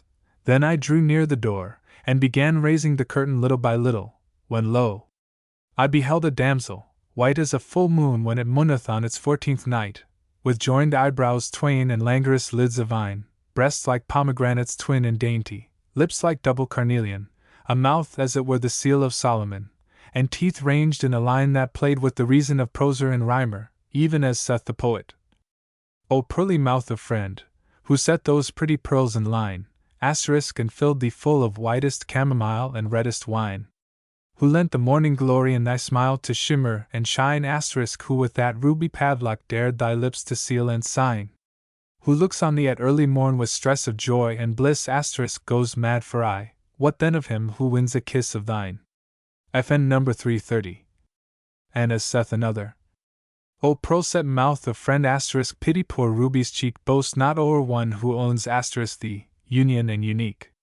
In brief, she comprised all varieties of loveliness, and was a seduction to men and women, nor could the gazer satisfy himself with the sight of her charms, for she was as the poet hath said of her. When comes she, slays she, and when back he turns, asterisk she makes all men regard with loving eyes, a very sun, a very moon. But still, asterisk prom hurt, and harmful ills her nature flies. Opes Eden's garden when she shows herself, asterisk and full moon see we o'er her necklace rise. How as I was looking at her through an opening of the curtain, behold, she turned, and seeing me standing at the door, said to her handmaid, see who is at the door. So the slave girl came up to me and said, O Sheikh, hast thou no shame, or do impudent airs suit hoary hairs? Quoth I, O my mistress, I confess to the hoary hairs, but as for impudent airs, I think not to be guilty of unmannerliness. Then the mistress broke in. And what can be more unmannerly than to intrude thyself upon a house other than thy house, and gaze on a harem other than thy harem? I pleaded, O my lady, I have an excuse. And when she asked, And what is thine excuse? I answered, I am a stranger and so thirsty that I am well nigh dead of thirst. She rejoined, We accept thine excuse. And Shahrazad perceived the dawn of day and ceased to say her permitted say. When it was the 329th night, she said, It hath reached me, O auspicious king, that the young lady rejoined, We accept thine excuse, and calling one of her slave maids, said to her, O Lutf, FN number 331, give him to drink in the golden tankard. So she brought me a tankard of red gold, set with pearls and gems of price, full of water mingled with virgin musk and covered with a napkin of green silk. And I addressed myself to drink and was long about my drinking, for I stole glances at her the while, till I could prolong my stay no longer. Then I returned the tankard to the girl, but did not offer to go, and she said to me, O Sheikh, wend thy way. But I said, O my lady, I am troubled in mind. She asked me for what? And I answered, For the turns of time and the change of things. Replied she, Well mayst thou be troubled thereat, for time breedeth wonders. But what hast thou seen of such surprises that thou shouldst muse upon them? Quoth I was thinking of the whilom owner of this house, for he was my intimate in his lifetime. Asked she, What was his name? And I answered, Muhammad bin Ali the jeweler, and he was a man of great wealth. Tell me, did he leave any children? Said she, Yes, he left a daughter, Buter by name, who inherited all his wealth. Quoth I, Meseemeth thou art his daughter? Yes, answered she, laughing, then added, O Sheikh, thou best talk long enough, now wend thy ways. Replied I, Needs must I go, but I see thy charms are changed by being out of health, so tell me thy case, it may be Allah will give thee comfort at my hands. Rejoined she, O Sheikh, if thou be a man of discretion, I will discover to thee my secret, but first tell me who thou art, that I may know whether thou art worthy of confidence or not. For the poet saith, FN number 332. None keepeth a secret but a faithful person, with the best of mankind remaineth concealed. I have kept my secret in a house with a lock, whose key is lost, and whose door is sealed. Thereto I replied, O my lady, and thou wouldest know who I am Ali bin Manzur of Damascus, the wag, cup companion to the commander of the faithful, Harun al-Rashid. Now when she heard my name, she came down from her seat and saluting me, said, Welcome, O Ibn Mansur. Now will I tell thee my case and entrust thee with my secret. I am a lover separated from her beloved. I answered, O my lady, thou art fair and shouldest be on love terms with none but the fair. Whom then dost thou love? Quoth she. I love Jubair bin Umair al-Shaybni, Emir of the Band Shaybn wink with a frown FN number 333, and she described to me a young man than whom there was no prettier fellow in Bassorah. I asked, O my lady, have interviews or letters passed between you? And she answered yes, but our love was tongue love souls, not heart and soul's love, for he kept not his trust nor was he faithful to his troth. Said I, O my lady, and what was the cause of your separation? And she replied, I was sitting one day whilst my handmaid here combed my hair. When she had made an end of combing it, she plaited my tresses, and my beauty and loveliness charmed her. So she bent over me and kissed my cheek. FN number 334. At that moment he came in unawares, and seeing the girl kiss my cheek, straightways turned away in anger, vowing eternal separation and repeating these two couplets. If another share in the thing I love, I abandon my love and live lorn of love. My beloved is worthless if aught she will, save that which her lover doth most approve. And from the time he left me to this present hour, O Ibn Mansur, he hath neither written to me nor answered my letters. Quoth I, and what purposes thou to do? Quoth she, I have a mind to send him a letter by thee. If thou bring me back an answer, thou shalt have of me 500 gold pieces, and if not, then 100 for thy trouble in going and coming. I answer, do what seemeth good to thee. I hear and I obey thee. Whereupon she called to one of her slave girls, bring me ink case and paper, and she wrote thereon these couplets. Beloved, why this strangeness, why this hate? When shall thy pardon reunite us two? Why dost thou turn from me in severance? Thy face is not the face I am wont to know. Yes, slanderers false my words, and now to them inclining, madest spite and envy grow. And hast believed their tale, the heavens forbid now thou believe it when dost better bow. By thy life tell what hath reached thine ear, thou know'st what said they and so justice show. And it be true I spoke the words, my words admit interpreting and change allow, given that the words of Allah were revealed, folk change the Torah, FN number 335, and still changing go, what slanders told they of mankind before. Jacob heard Joseph blamed by tongue of foe. Yea, for myself and slanderer and the an awful day of reckoning there shall be. Then she sealed the letter and gave it to me, and I took it and carried it to the house of Jubair bin Umair, whom I found absent a hunting. So I sat down to wait for him, and behold, he returned from the chase. And when I saw him, O Prince of true believers, come riding up, my wit was confounded by his beauty and grace. As soon as he sighted me sitting at the house door, he dismounted and coming up to me embraced me and saluted me, and meseemed I embraced the world and all therein. Then he carried me into his house and, seating me on his own couch, called for food. They brought a table of kalanj wood of Khorasan with feet of gold, whereon were all manners of meats, fried and roasted, and the like. So I seated myself at the table and examining it with care found these couplets engraved upon it. FN number 336, and Shahrazad perceived the dawn of day and ceased saying her permitted say. When it was the 330th night, she said, It hath reached me, O auspicious king, that Ali son of Mansur continued. So I seated myself at the table of Jubair bin Umair al-Shaybani and, examining it with care, found these couplets engraved upon it. On these which once were chicks, your morning glances fix, late dwellers in the mansion of the cup, now nearly eaten up. Let tears bedew the memory of that stew, those partridges, once roast, now lost. The daughters of the grouse in plaintive strain bemourn, and still bemourn, and mourn again. The children of the fry, we lately saw half smothered in pillow with buttery mutton fritters smoking by. Alas! My heart, the fish, who filled his dish with flaky form in varying colors spread on the round pastry cake of household bread. Heaven sent us that kebab. For no one could, save heaven he should rob, produce a thing so excellently good, or give us roasted meat with basting oil so savorily replete. But oh! Mine appetite, alas! For thee, who on that furmity so sharp set west a little while ago, that furmity, which mashed by hands of snow, a light reflection bore, of the bright bracelets that those fair hands wore. Again remembrance glads my sense with visions of its excellence.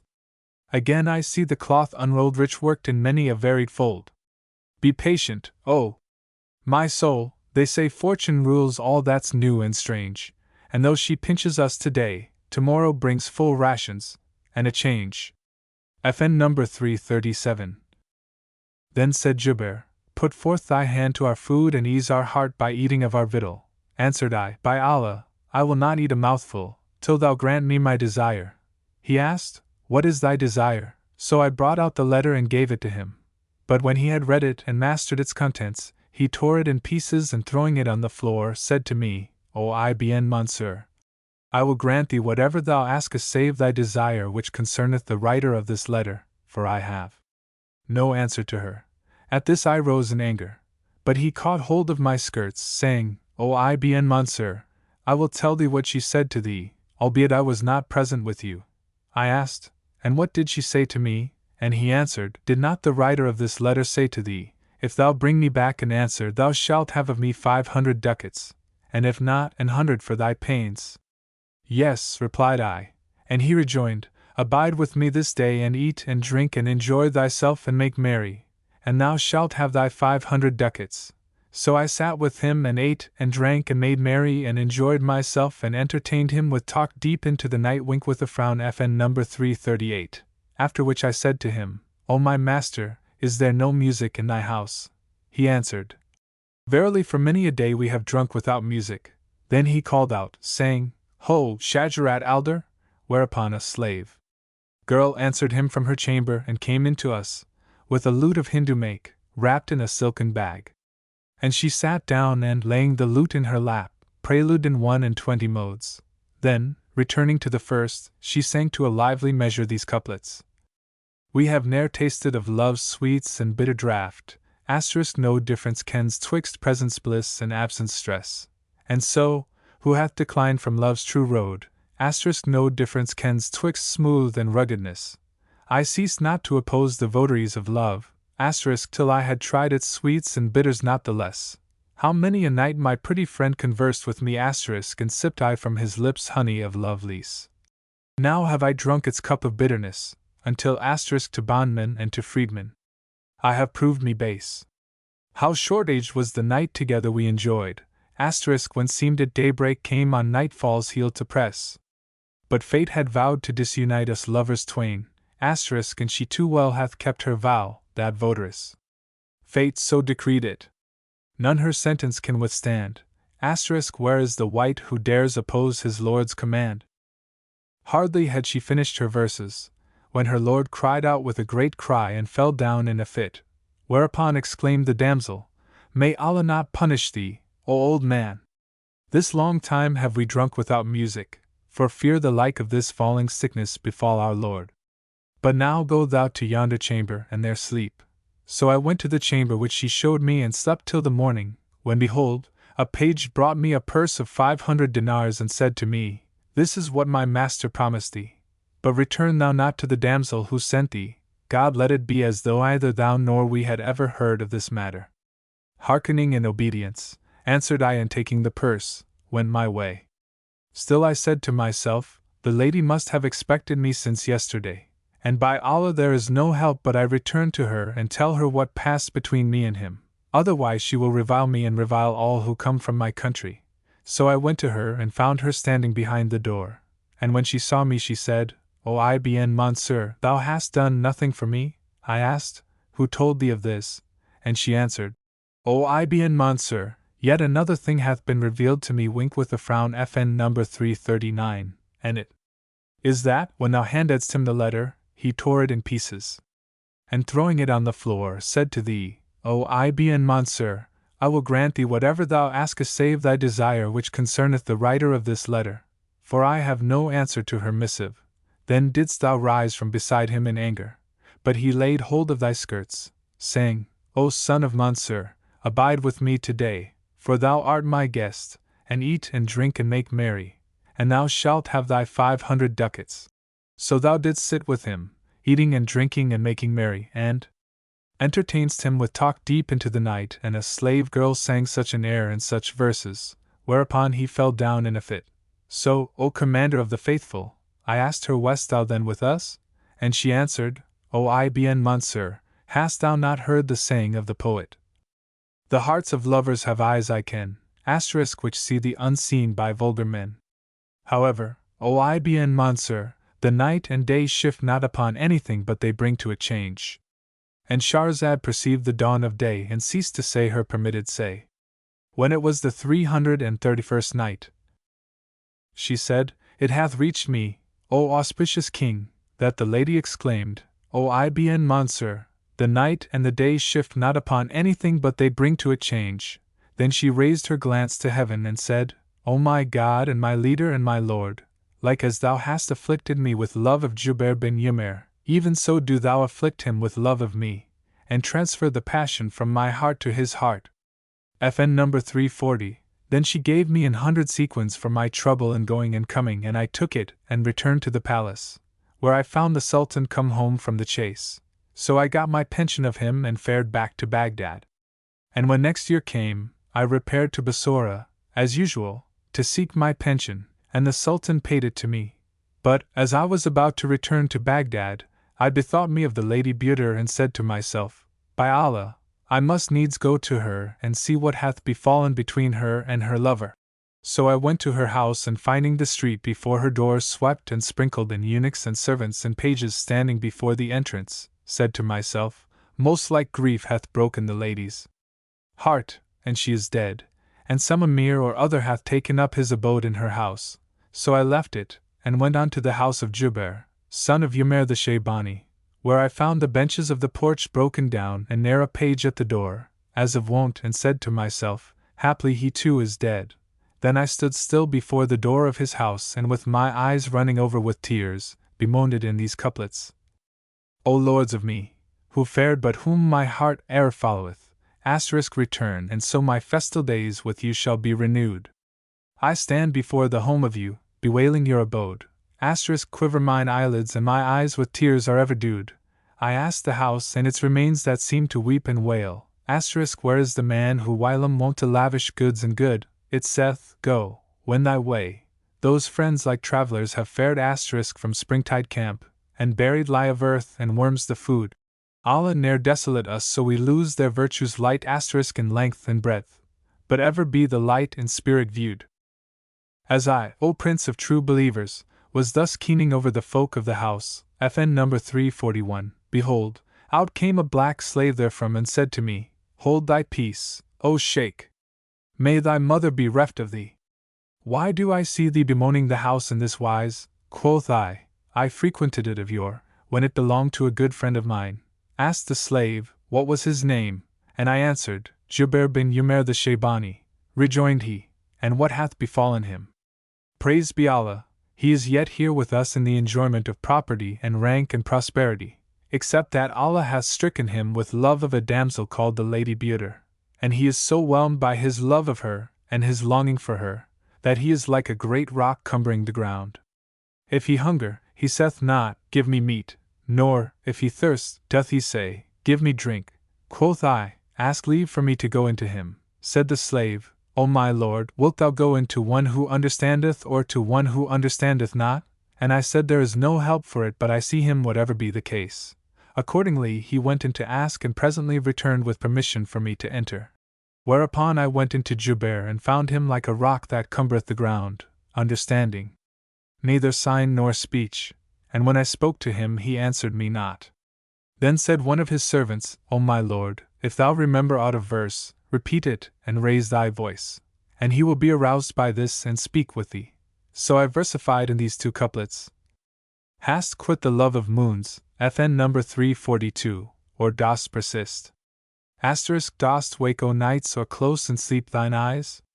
If thy tears in torrents flow, then learn eternal thou shalt dwell in paradise. FN number 343. When he heard these verses he opened his eyes and said, Welcome, O son of Mansur. Verily, the jest is become earnest. Quoth I, O my lord, is there aught thou wouldst have me do for thee? Answered he, Yes, I would fain write her a letter and send it to her by thee. If thou bring me back her answer, thou shalt have of me 1,000 dinars, and if not 200 for thy pains. So I said, do what seemeth good to thee. And Shahrazad perceived the dawn of day and ceased saying her permitted say. When it was the 332nd night, she said, it hath reached me, O auspicious king, that Ibn Mansur continued. So I said, do what seemeth good to thee. Whereupon he called to one of his slave girls, bring me ink case and paper, and wrote these couplets. I pray in Allah's name, O princess mine, be light asterisk on me, for love hath robbed me of my reason's sight, slaved me this longing and enthralled me love of you. Asterisk and clad in sickness garb, a poor and abject wight. I want ere this to think small things of love and hold, asterisk O princess mine, 'twas silly thing and overslight. But when it showed me swelling surges of its sea, asterisk to Allah's hest I bowed and pitied lover's plight. And will you, pity show and deign a meeting grant, asterisk and will you kill me still forget not good requite. FN number 344. Then he sealed the letter and gave it to me. So I took it, and, repairing to Burton's house, raised the door curtain little by little, as before, and looking in behold, I saw 10 damsels, high-bosomed virgins, like moons, and the Lady Burton as she were the full moon among the stars, sitting in their midst, or the sun, when it is clear of clouds and mist, nor was there on her any trace of pain or care.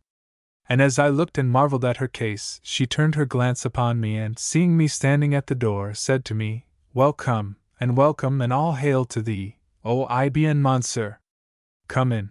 So I entered and saluting her gave her the letter, and she read it, and when she understood it, she said laughingly to me, O Ibn Mansur, the poet lied not when he sang.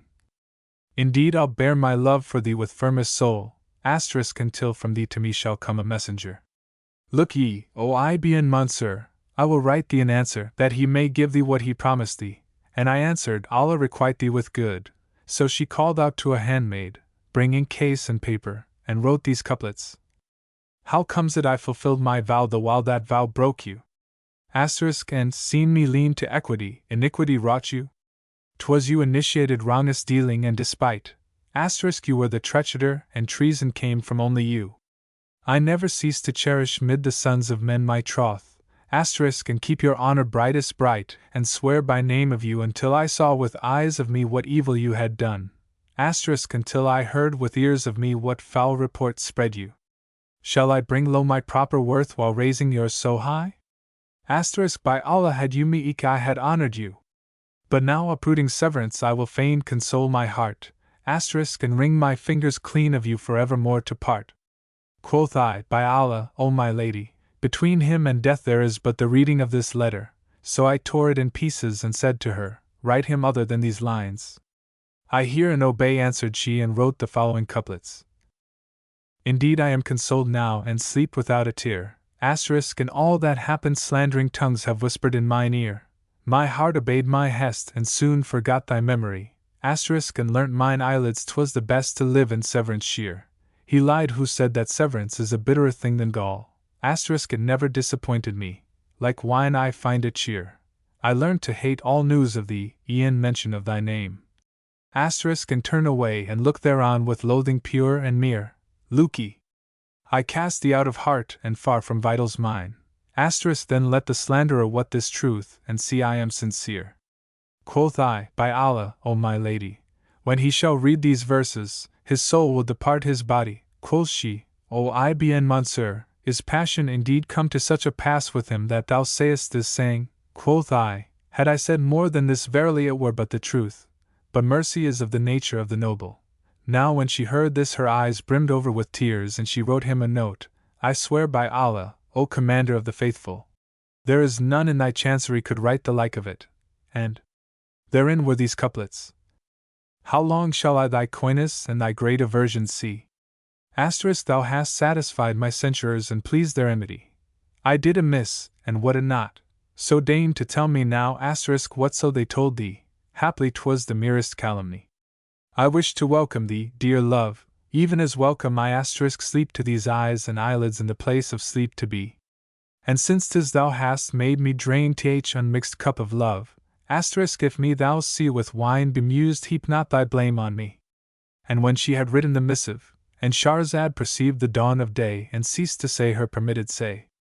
When it was the 333rd night, she said, "It hath reached me, O auspicious king, that when Burton had written the missive, she sealed it and gave it to me.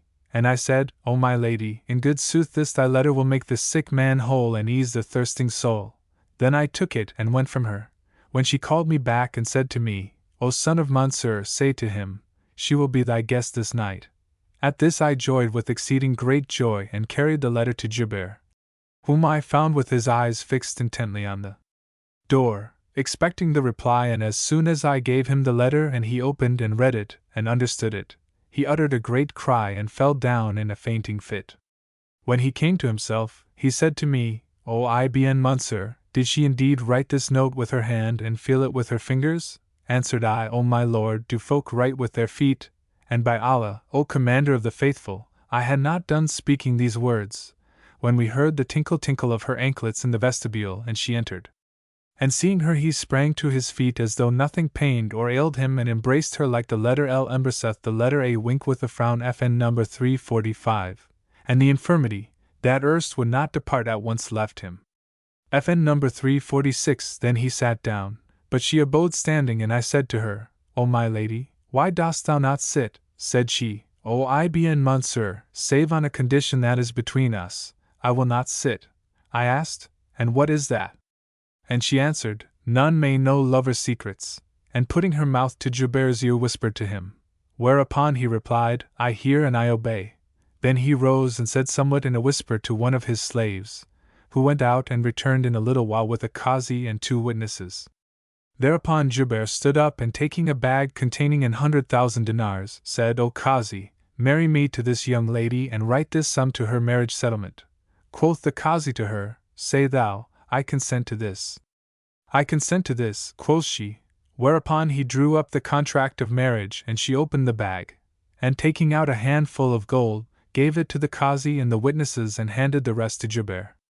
Thereupon the Qazi and the witnesses withdrew, and I sat with them, in mirth and merriment, till the most part of the night was past, when I said in my mind, "These are lovers, and they have been this long while separated.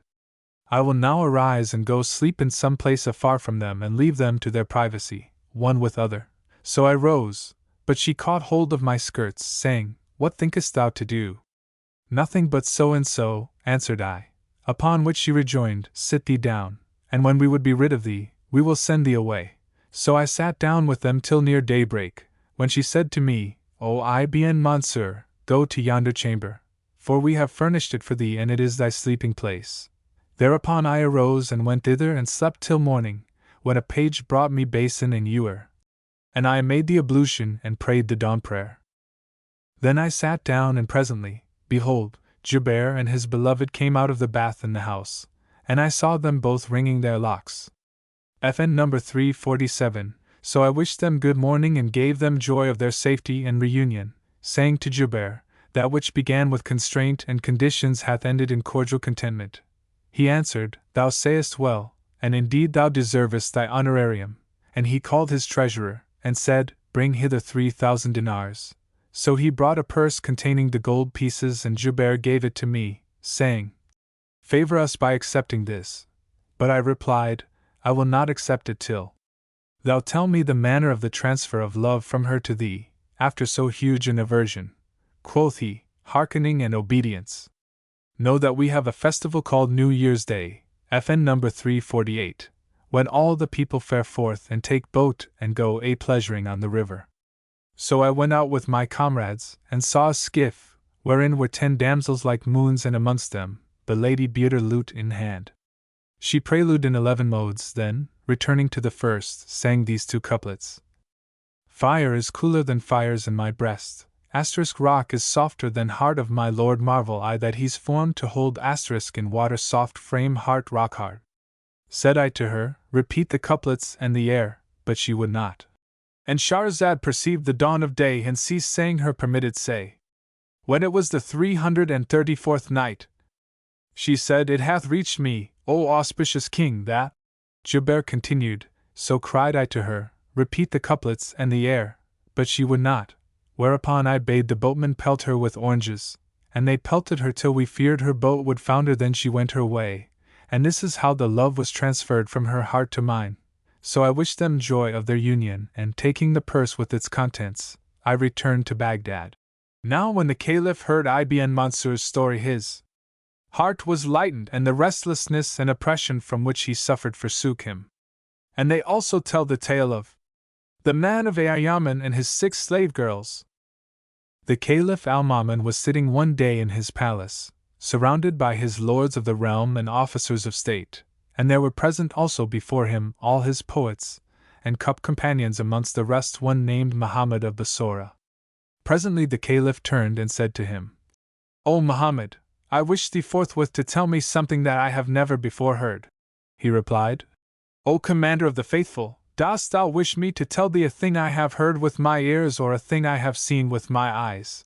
Quoth Al-Ma'mun, "Tell me whichever is the rarer." So Muhammad al-Basri began, "Know then, O Commander of the Faithful, that there lived once upon a time wealthy man, who was a native of Al-Yaman, but he emigrated from his native land and came to the city of Baghdad, whose sojourn so pleased him that he transported hither his family and possessions.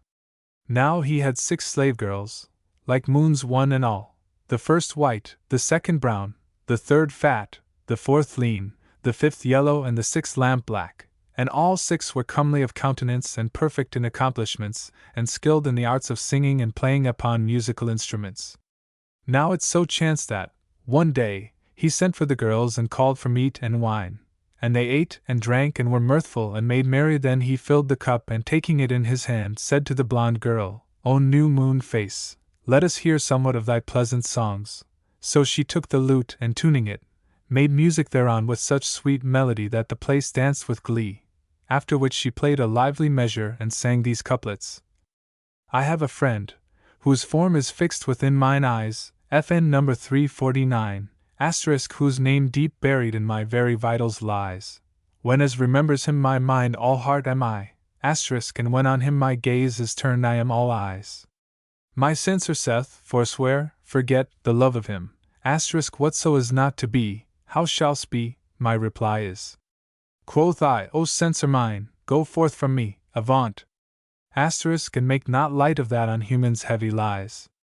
Hurried their master rejoiced, and drinking off his cup, gave the damsels to drink, after which he said to the berry brown girl, "O brazier light, FN number 350, and joy of the sprite, let us hear thy lovely voice, whereby all that hearken are ravished with delight."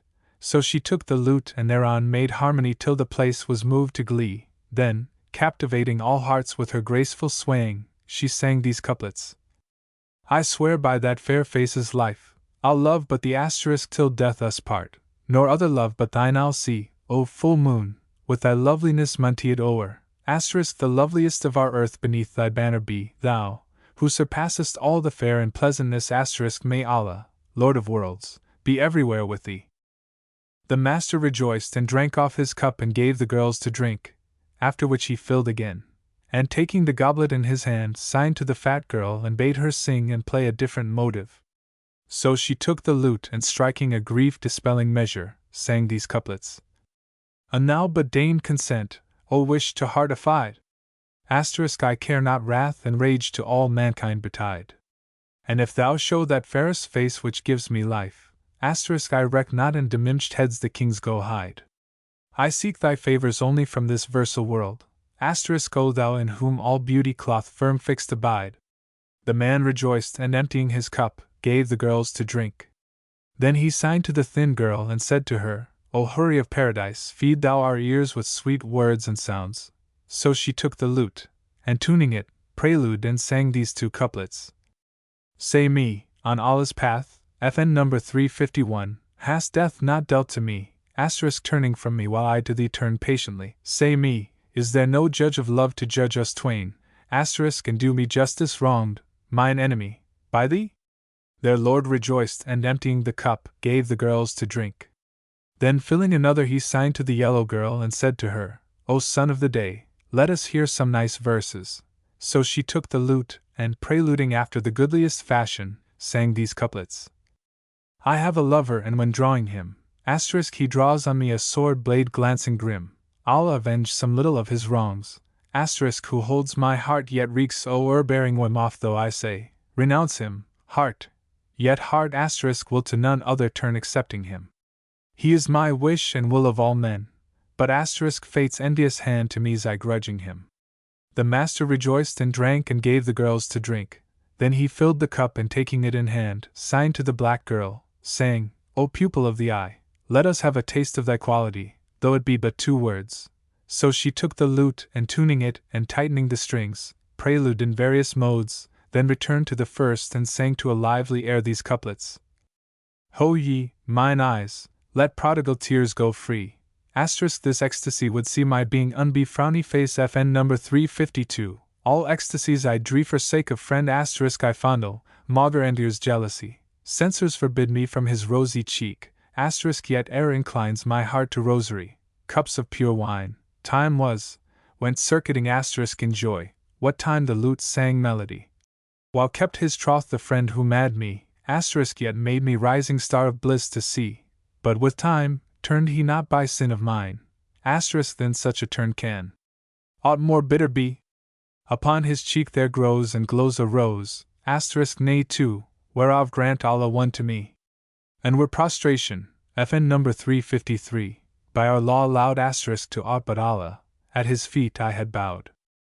Thereupon rose the 6 girls and, kissing the ground before their lord, said to him, Do thou justice between us, O our lord.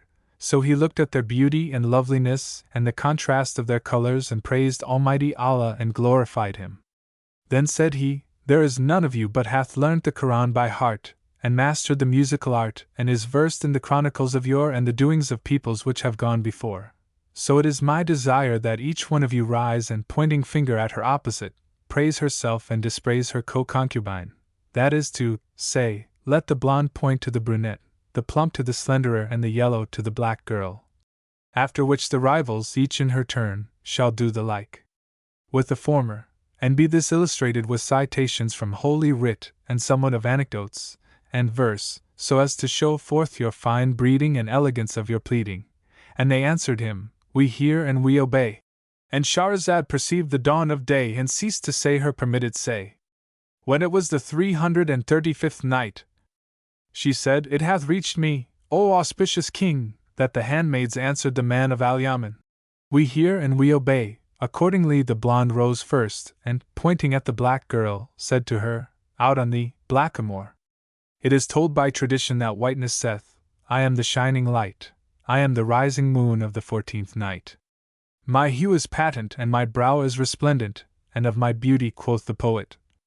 White girl with softly rounded polished cheeks asterisk as if a pearl concealed by beauty's boon, her stature olive-like wink with a frown FN number 354, her smile like FN number 355, asterisk and o'er her eyes 2 brows that bend like NN, FN number 356, 'tis as her glance were arrow, and her brows asterisk bows ever bent to shoot death dart Efsun, if cheek and shape thou view. There shalt thou find asterisk rose, myrtle, basil and narcissus wone. Men won't in gardens plant and set the branch, asterisk how many garths thy stature branch cloth own. So my color is like the hale and healthy day and the newly culled orange spray and the star of sparkling ray wink with a frown FN number 357, and indeed quoth Almighty Allah, in his precious book, to his prophet Moses, on whom be peace, put thy hand into thy bosom, it shall come forth white, without hurt. FN number 358, and again he saith, But they whose faces shall become white, shall be in the mercy of Allah, therein shall they remain forever. FN number 359, My color is a sign, a miracle, and my loveliness supreme and my beauty a term extreme. It is on the like of me that raiment showeth fair and fine and to the like of me that hearts incline. Moreover, in whiteness are many excellences. For instance, the snow falleth white from heaven, and it is traditional that the beautifulest of a color's white. The Moslems also glory in white turbans, but I should be tedious, were I to tell all that may be told in praise of white. Little and enough is better than too much of unfilling stuff. So now I will begin with thy dispraise, O black, O color of ink and blacksmith's dust, thou whose face is like the raven which bringeth about the parting of lovers. Verily, the poet saith in praise of white and blame of black. Sayest not that pearls are prized for milky hue, but with a dirham by we coals and load? And while white faces enter paradise, black faces crowd Gehenna's black abode. And indeed it is told in certain histories, related on the authority of devout men, that Noah, on whom be peace, was sleeping one day, with his sons Cham and Shem seated at his head, when a wind sprang up and, lifting his clothes, uncovered his nakedness, whereat Cham looked and laughed and did not cover him, but Shem arose and covered him. Presently, their sire awoke and learning what had been done by his sons, blessed Shem and cursed Cham. So Shem's face was whitened and from him sprang the prophets and the orthodox caliphs and kings, whilst Cham's face was blackened and he fled forth to the land of Abyssinia, and of his lineage came the blacks. FN number 360. All people are of one mind in affirming the lack of understanding of the blacks, even as saith the adage, how shall one find a black with a mind? Quoth her master, sit thee down. Thou hast given us sufficient and even excess. Thereupon he signed to the negress, who rose and, pointing her finger at the blonde, said, Dost thou not know that in the Quran sent down to his prophet and apostle, is transmitted the saying of God the Most High, by the night when it covereth all things with darkness, by the day when it shineth forth. FN number 361. If the night were not the more illustrious, verily Allah had not sworn by it nor had given it precedence of the day. And indeed all men of wit and wisdom accept this. Knowest thou not that black is the ornament of youth, and that, when hoariness descendeth upon the head, delights pass away and the hour of death draweth in sight? Were not black the most illustrious of things, Allah had not set it in the core of the heart, FN number 362, and the pupil of the eye. And how excellent is the saying of the poet, I love not black girls but because they show youth's color, tinct of eye and hardcore's hue, nor are in error who unlove the white, and hoary hairs and winding sheet eschew. And that said of another, black, FN number 363 girls, not white, are they all worthy love I see, black girls where dark brown lips wink with a frown FN number 364, whites, blotch of leprosy. And of a third, black girls in acts are white, and 'tis as though like eyes, with purest shine and sheen they show, if I go daft for her, be not amazed, black bile, FN number 365, drives melancholic mad we know 'tis as my color were the noon of night, for all no moon it be, its splendors glow. Moreover, is the foregathering of lovers good but in the night? Let this quality and profit suffice thee. What protecteth lovers from spies and censors like the blackness of night's darkness, and what causeth them to fear discovery like the whiteness of the dawn's brightness? So, how many claims to honor are there not in blackness, and how excellent is the saying of the poet, I visit them, and night black lendeth aid to me seconding love, but dawn white is mine enemy. And that of another, how many a night I've passed with the beloved of me, while gloom with dusky tresses veiled our desires, but when the mornlight showed it caused me sad affright, and I to morning said, who worship light are liars. FN number 366. And saith a third, he came to see me, hiding neath the skirt of night, hasting his steps as wended he in cautious plight. I rose and spread my cheek upon his path like rug, abject, and trailed my skirt to hide it from his sight. But rose the crescent moon and strave its best to show the world our loves like nail slice raying radiant light frowny face FN number 367, then what befell. I need not aught describe, but think thy best, and ask me naught of wrong or right. Meet not thy lover save at night for fear of slander the sun's a tittle-tattler, and the moon's a pander. And a fifth, I love not white girls blown with fat who puff and pant, the maid for me is young brunette embonpoint scant. I'd rather ride a colt that's darn upon the day of race, and set my friends upon the elephant. And a sixth, my lover came to me one night, and clips we both with fond embrace, and lay together till we saw the morning come with swiftest pace. Now I pray Allah and my Lord to reunite us of His grace, and make night last me long as he lies in the arms that tightly lace. Were I to set forth all the praises of blackness, my tale would be tedious. But little and enough is better than too much of unfilling stuff. As for thee, O blonde, thy color is that of leprosy, and thine embrace is suffocation. Wink with a frown. FN number 368.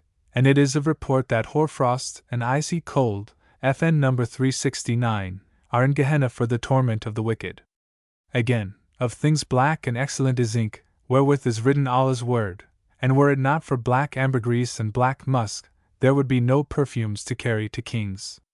How many glories I may not mention dwell in blackness, and how well saith the poet, sayest not that musk, the nut-brown musk, e'er claims the highest price *, whilst for a load of whitest lime none more than dirham bids. And while white speck upon the eye deforms the loveliest youth, *, black eyes discharge the sharpest shafts and lashes from their lids. Quoth her master, Sit thee down, this much sufficeth. So she sat down, and he signed to the fat girl, who rose. And Shahrazad perceived the dawn of day and ceased saying her permitted say. When it was the 336th night, she said, It hath reached me, O auspicious king, that the man of Al-Yaman, the master of the handmaids, signed to the fat girl, who rose and, pointing her finger at the slim girl, bared her calves and wrists and uncovered her stomach, showing its dimples and the plump ronda of her navel. Then she donned a shift of fine stuff, that exposed her whole body, and said, Praised be Allah who created me, for that he beautified my face and made me fat and fair of the fattest and fairest, and likened me to branches laden with fruit, and bestowed upon me abounding beauty and brightness. And praised be he no less, for that he hath given me the precedence and honored me, when he mentioneth me in his holy book. Quoth the Most High, and he brought a fatted calf. FN number 370. And he hath made me like unto a verdure full of peaches and pomegranates. In very sooth, even as the townsfolk long for fat birds and eat of them, and love not lean birds, so do the sons of Adam desire fat meat and eat of it.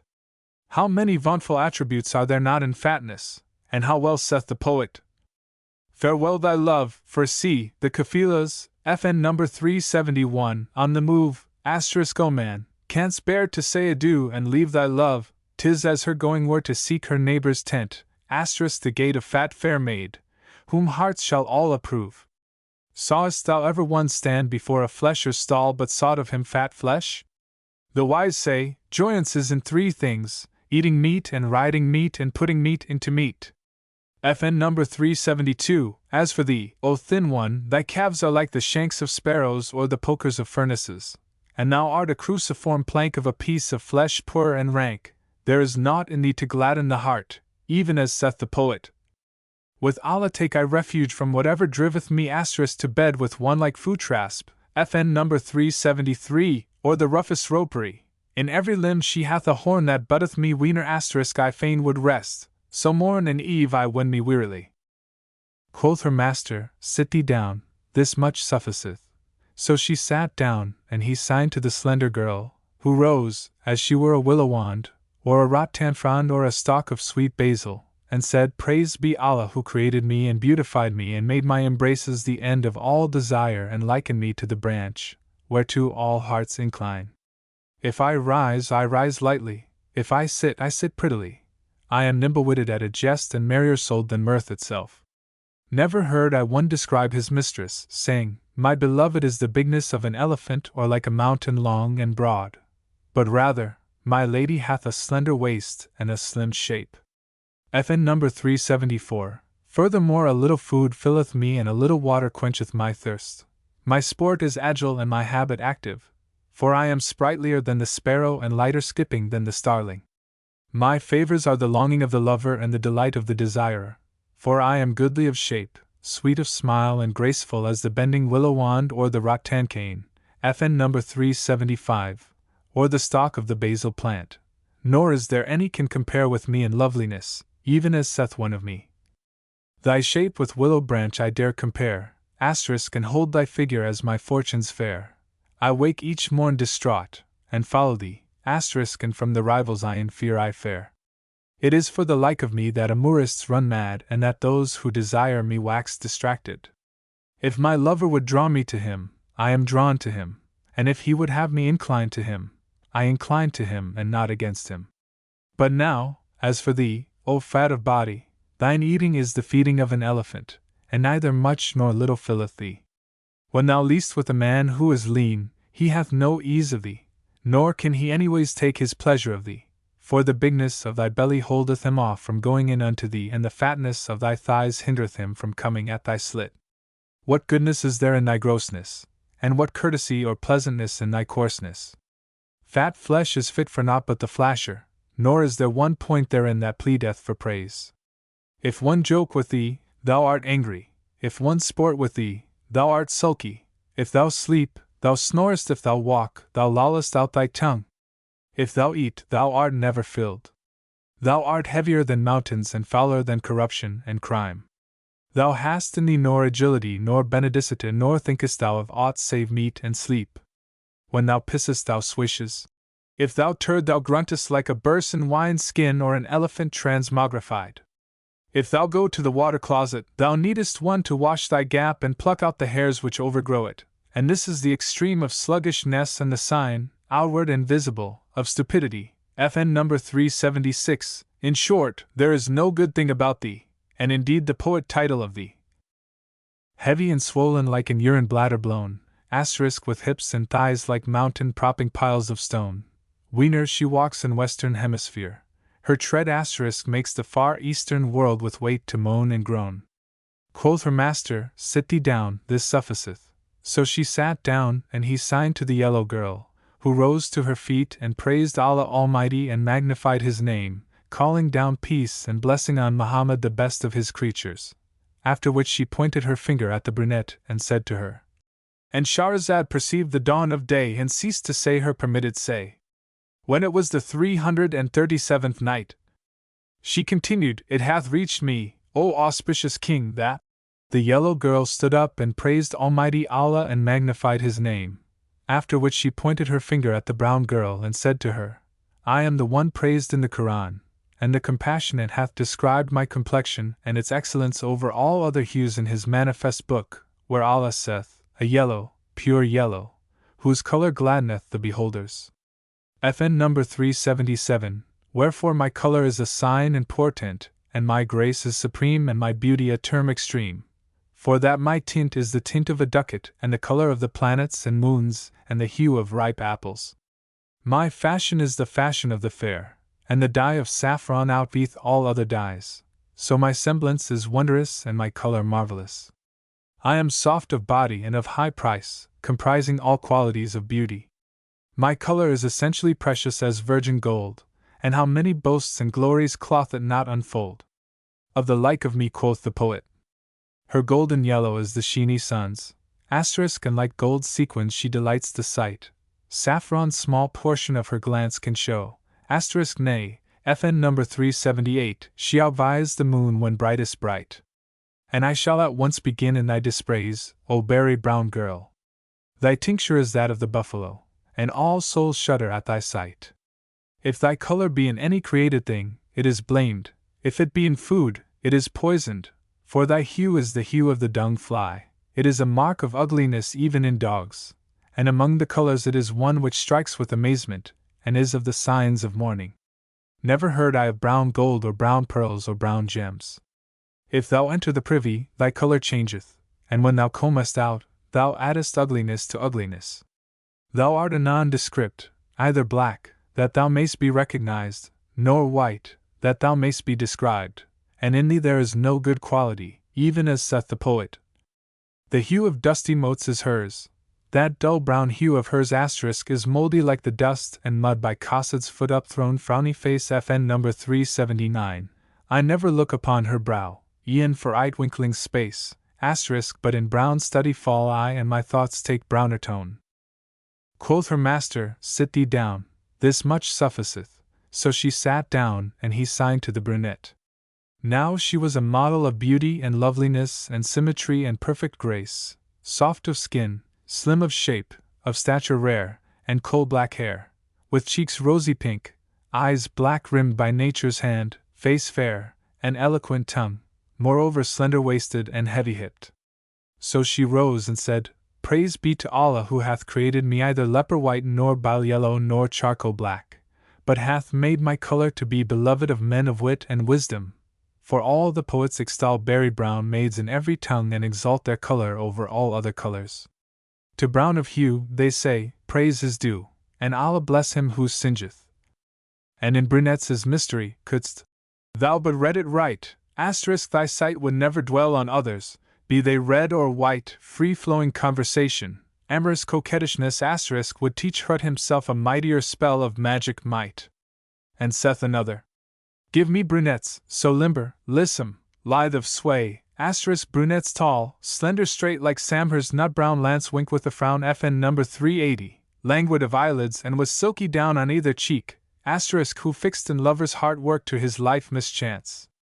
And yet another, now, by my life, brown hue hath point of comeliness asterisk leaves whiteness nowhere and high o'er the moon takes place, but in of whiteness ought it borrowed self to deck, asterisk 'twould change its graces and would pale for its disgrace, not with his must, FN number 381, I'm drunken, but his locks of musk asterisk are wine inebriating all of human race. His charms are jealous each of each, and all desire asterisk to be the down that creepeth up his lovely face. And again another, why not incline me to that show of silky down, asterisk on cheeks of dark brunette, like bamboo spiring brown? When as high rank and beauty poets sing, they say asterisk brownette like specklet worn by Nenufar in crown.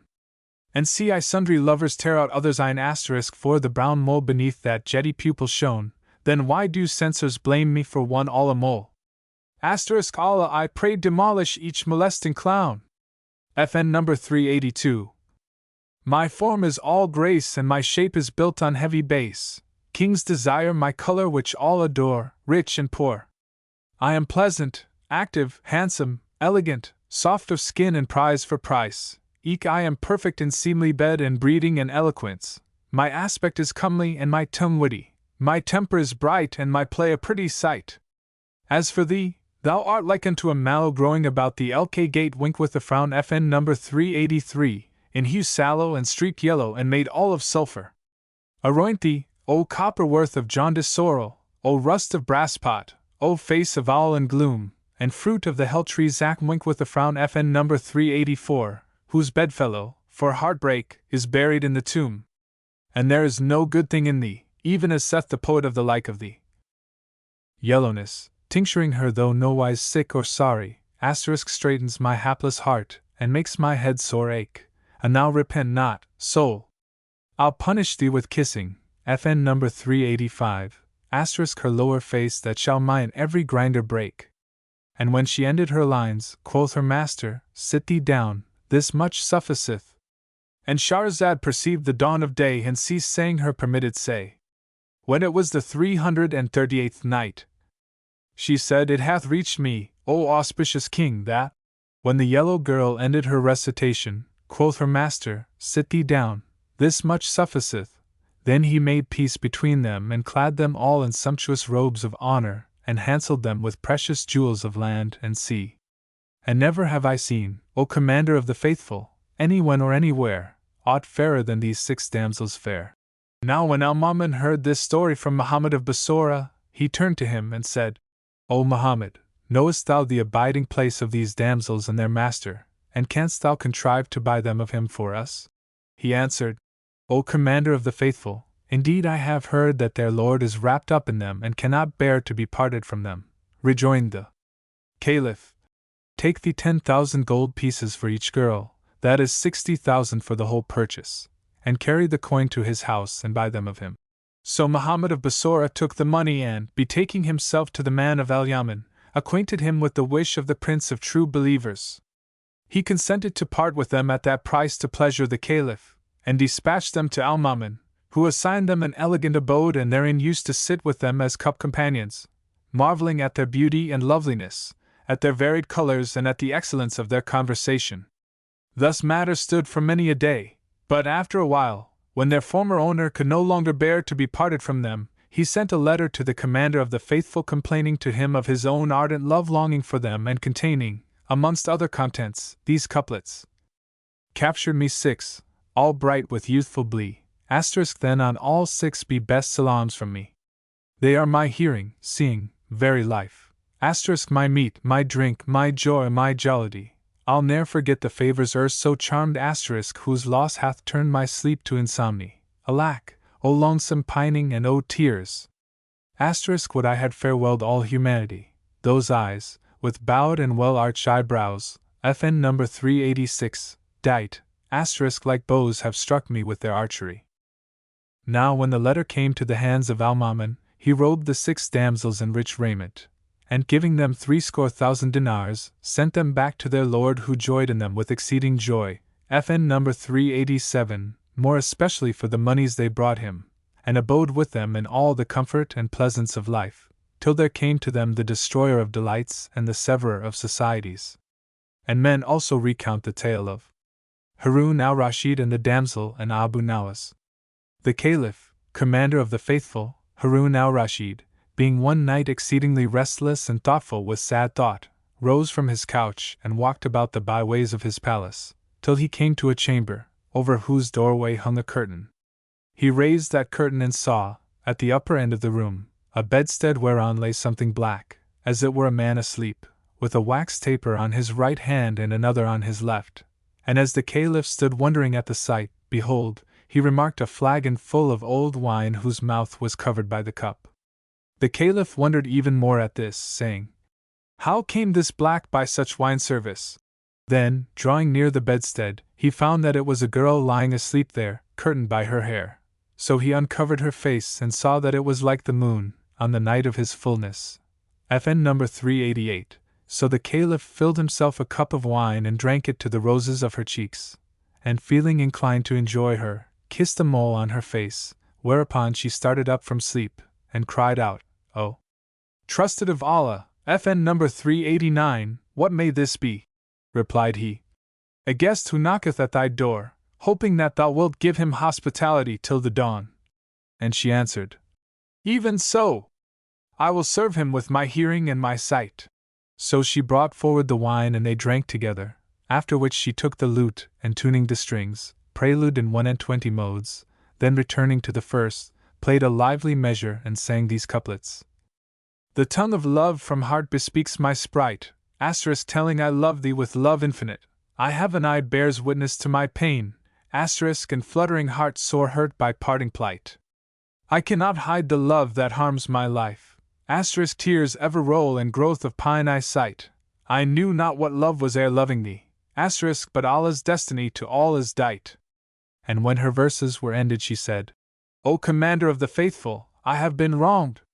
And Shahrazad perceived the dawn of day and ceased to say her permitted say.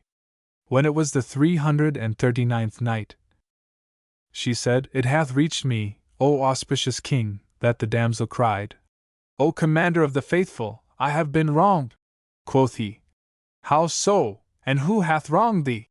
Quoth she, 'Thy son bought me a while ago, for 10,000 dirhams, meaning to give me to thee.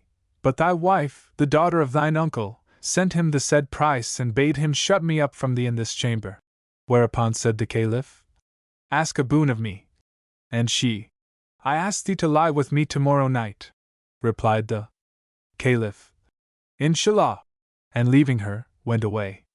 Now as soon as it was morning, he repaired to his sitting room and called for Abu Nawas, but found him not and sent his chamberlain to ask after him. The chamberlain found him in a tavern, pawned and pledged for 1,000 dirhams, which he had spent on a certain beardless youth, and questioned him of his case. So he told him what had betided him with the comely boy and how he had spent upon him 1,000 silver pieces.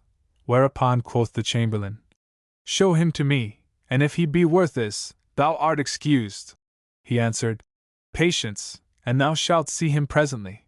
As they were talking together, up came the lad, clad in a white tunic, under which was another of red and under this yet another black. Now when Abu Nawas saw him, he sighed a loud sigh and improvised these couplets. He showed himself in shirt of white, with eyes and eyelids languor digit. Quoth I, dost pass and greet me not? Though were thy greeting a delight? Blessed he who clothed in rose thy cheeks, creates what wills he by his might. Quoth he, leave prate, for sure my lord of works is wondrous infinite. My garments like my face and luck, all three are white on white on white. When the beardless one heard these words, he doffed the white tunic and appeared in the red, and when Abu Nawas saw him he redoubled in expressions of admiration and repeated these couplets. He showed in garb anemone red, asterisk a foeman friend entitold. Quoth I in marvel, thou art he full moon asterisk whose weed shames rose however red, hath thy cheek stained it red, or hast asterisk dyed it in blood by lovers bled? Quoth he, soul gave me this for shirt asterisk when hasting down the west to bed, so garb and wine and hue of cheek asterisk all three are red unred unred. And when the verses came to an end, the beardless one doffed the red tunic and stood in the black, and when Abu Nawas saw him, he redoubled in attention to him and versified in these couplets. He came in sable hood sack a asterisk and shone in dark men's hard to rack. Quoth I, dost pass and greet me not? Asterisk joining the hateful envious pack? Thy garments like thy locks and like asterisk my lot, three blacks on black on black. Seeing this state of things and understanding the case of Abu Nawas and his love-longing, the chamberlain returned to the Caliph and acquainted him therewith. So he bade him pouch 1,000 dirhams and go and take him out of pawn. Thereupon the chamberlain returned to Abu Nawas and, paying his score, carried him to the Caliph, who said, Make me some verses containing the words, O trusted of Allah, what may this be? Answered he, I hear and I obey, O Commander of the Faithful. And Shahrazad perceived the dawn of day and ceased saying her permitted say. When it was the 340th night, she said, It hath reached me, O auspicious King, that Abu Nawas answered, I hear and I obey, O Commander of the Faithful. And forthwith he improvised these couplets. Long was my night for sleepless misery, asterisk weary of body and of thought ne'er free. I rose and in my palace walked a while, asterisk then wandered through the halls of Haramry, till chanced I on a blackness, which I found asterisk a white girl hid in hair for napery, here to her for a moon of brightest sheen. Asterisk like willow wand and veiled impudency, I quaffed a cup to her, then drew I near, asterisk and kissed the beauty spot on cheek had she woke a start, and in her sleep's amaze, asterisk swayed as the swaying branch in rain we see, then rose and said to me, O trusted one asterisk of Allah, O Amin, what may this be? Quoth I, a guest that cometh to thy tents asterisk and craves till morn thy hospitality. She answered, Gladly I, my lord, will grace asterisk and honor such a guest with ear and eye. Cried the Caliph, Allah strike thee dead! It is as if thou hadst been present with us. FN number 390. Then he took him by the hand and carried him to the damsel, and when Abu Nawas saw her clad in a dress and veil of blue, he expressed abundant admiration and improvised these couplets. Say to the pretty one in veil of blue, asterisk by Allah, O my life, have ruth on dole. For, when the fair entreats her lover foul, asterisk sighs rend his bosom and bespeak his soul by charms of thee and whitest cheek I swear thee, asterisk pity a heart for love lost all control bend to him, be his stay gainst stress of love, asterisk nor aught except what saith the ribald fool. Now when he ended his verse, the damsel set wine before the Caliph, and taking the lute, played a lively measure and sang these couplets. Wilt thou be just to others in thy love, and do asterisk unright, and put me off, and take new friend in lieu? Had lovers Kazi unto whom I might complain asterisk of thee, he'd peradventure grant the due I sue. If thou forbid me pass your door, yet I afar asterisk will stand, and viewing you waft my salams to you. The Caliph bade her ply Abu Nawas with wine, till he lost his right senses. Thereupon he gave him a full cup, and he drank a draught of it, and held the cup in his hand till he slept. Then the Commander of the Faithful bade the girl take the cup from his grasp and hide it. So she took it and set it between her thighs. Moreover he drew his scimitar and, standing at the head of Abu Nawas, pricked him with the point. Whereupon he awoke and saw the drawn sword and the Caliph standing over him. At this sight the fumes of the wine fled from his head, and the Caliph said to him, Make me some verses and tell me therein what is become of thy cup, or I will cut off thy head. So he improvised these couplets. My tale, indeed, is tale on leaf, asterisk 'twas yonder fawn who played the thief. She stole my cup of wine, before asterisk the sips and sups had dealt relief, and hid it in a certain place, asterisk my heart's desire and longing grief. I name it not, for dread of him asterisk who hath of it command in chief. Quoth the Caliph, Allah strike thee dead!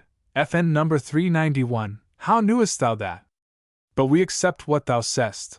Then he ordered him a dress of honor and 1,000 dinars, and he went away rejoicing. And among tales they tell is one of the man who stole the dish of gold wherein the dog ate. Some time erst there was a man who had accumulated debts, and his case was straitened upon him, so that he left his people and family and went forth in distraction, and he ceased not wandering on at random till he came after a time to a city tall of walls and firm of foundations. He entered it in a state of despondency and despair, harried by hunger and worn with the weariness of his way. As he passed through one of the main streets, he saw a company of the great going along, so he followed them till they reached a house like to a royal palace. He entered with them, and they stayed not faring forwards till they came in presence of a person seated at the upper end of a saloon, a man of the most dignified and majestic aspect, surrounded by pages and eunuchs, as he were of the sons of the Wazirs. When he saw the visitors, he rose to greet them and receive them with honor. But the poor man aforesaid was confounded at his own boldness, when beholding. And Shahrazad perceived the dawn of day and ceased to say her permitted say. When it was the 341st night, she said, It hath reached me, O auspicious king, that the poor man aforesaid was confounded at his own boldness, when beholding the goodliness of the place and the crowd of servants and attendants, so drawing back, in perplexity and fear for his life, sat down apart in a place afar off, where none should see him. Now it chanced that whilst he was sitting, behold, in came a man with 4 sporting dogs, whereon were various kinds of raw silk and brocade, FN number 392, and wearing round their necks collars of gold with chains of silver, and tied up each dog in a place set privy for him. After which he went out and presently returned with 4 dishes of gold, full of rich meats, which he set severally before the dogs, one for each. Then he went away and left them, whilst the poor man began to eye the food, for stress of hunger, and longed to go up to one of the dogs and eat with him, but fear of them withheld him. Presently, one of the dogs looked at him, and Allah Almighty inspired the dog with a knowledge of his case. So he drew back from the platter and signed to the man, who came and ate till he was filled.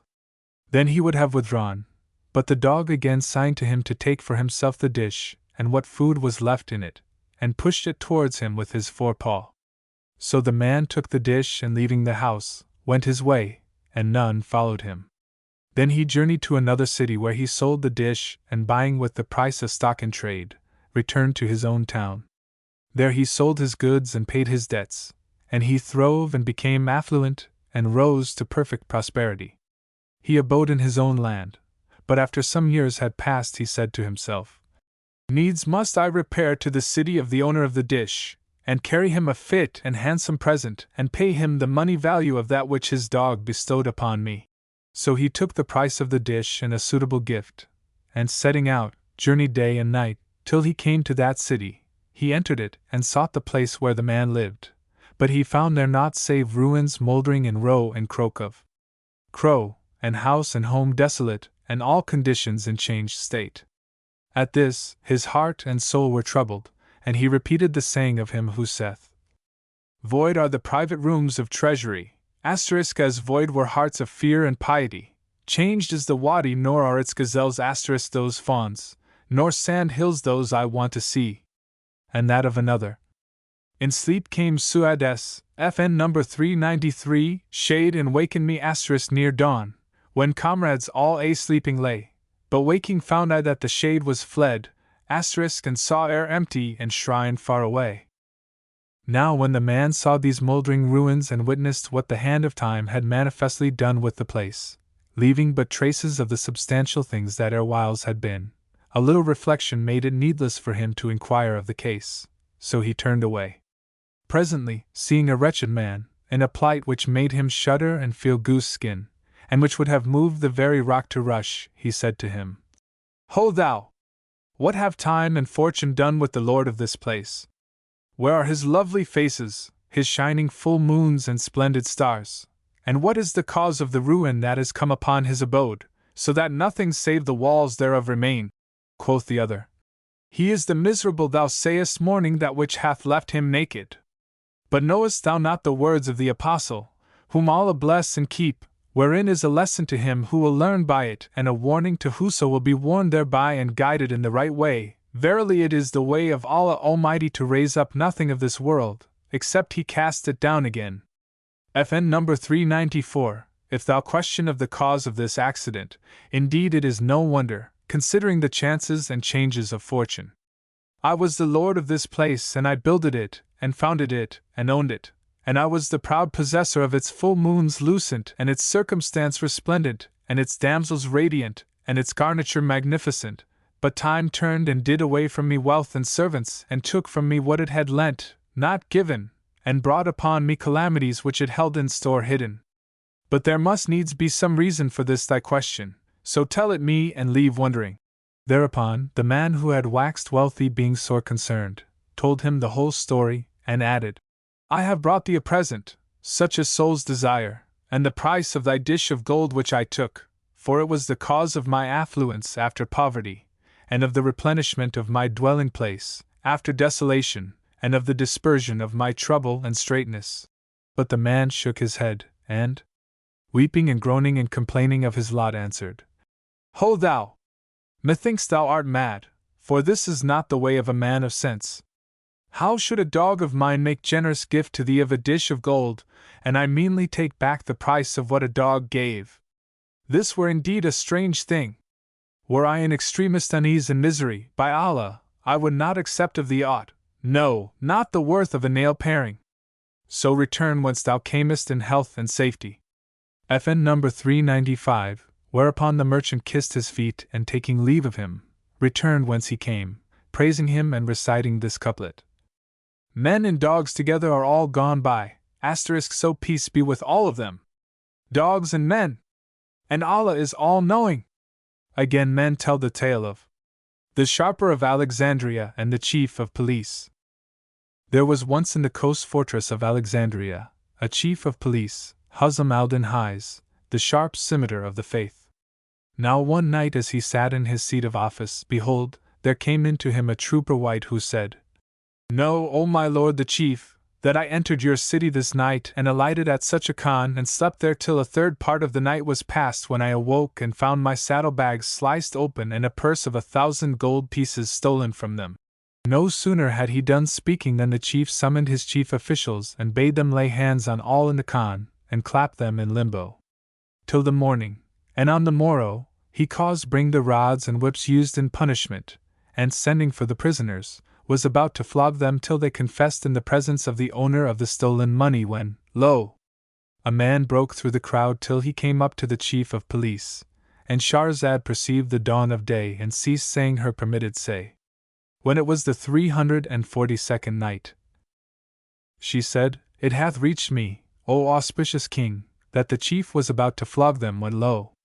A man broke through the crowd till he came up to the chief of police and the trooper, and said, Ho! Amir, let these folk go, for they are honestly accused. It was I who robbed this trooper, and see, here is the purse I stole from his saddlebags. So saying, he pulled out the purse from his sleeve and laid it before Allah Aldin, who said to the soldier, Take thy money and pouch it. Thou now hast no ground of complaint against the people of the Khan. Thereupon these folk and all who were present fell to praising the thief and blessing him. But he said, Ho! Amir, the skill is not in that I came to thee in person and brought thee the purse. The cleverness was in taking it a second time from this trooper. Asked the chief, And how didst thou do to take it, O sharper?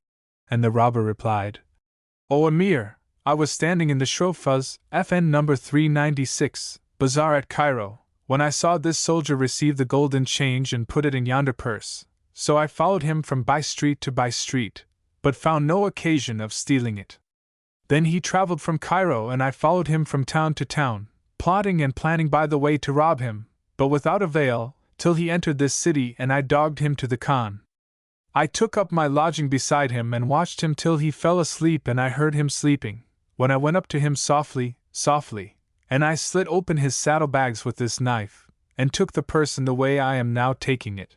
So saying, he put out his hand and took the purse from before the chief of police and the trooper, both of whom, together with the folk, drew back watching him and thinking he would show them how he took the purse from the saddlebags.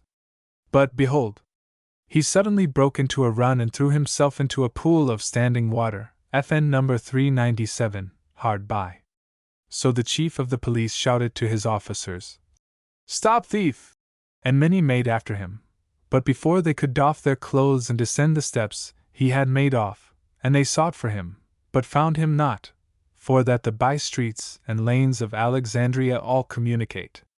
So they came back without bringing the purse, and the chief of police said to the trooper, Thou hast no demand upon the folk, for thou fondest him who robbed thee and receivest back thy money, but didst not keep it.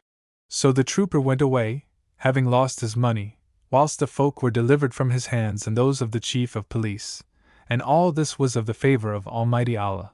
FN number 398, and they also tell the tale of Al-Malik al-Nasir and the three chiefs of police.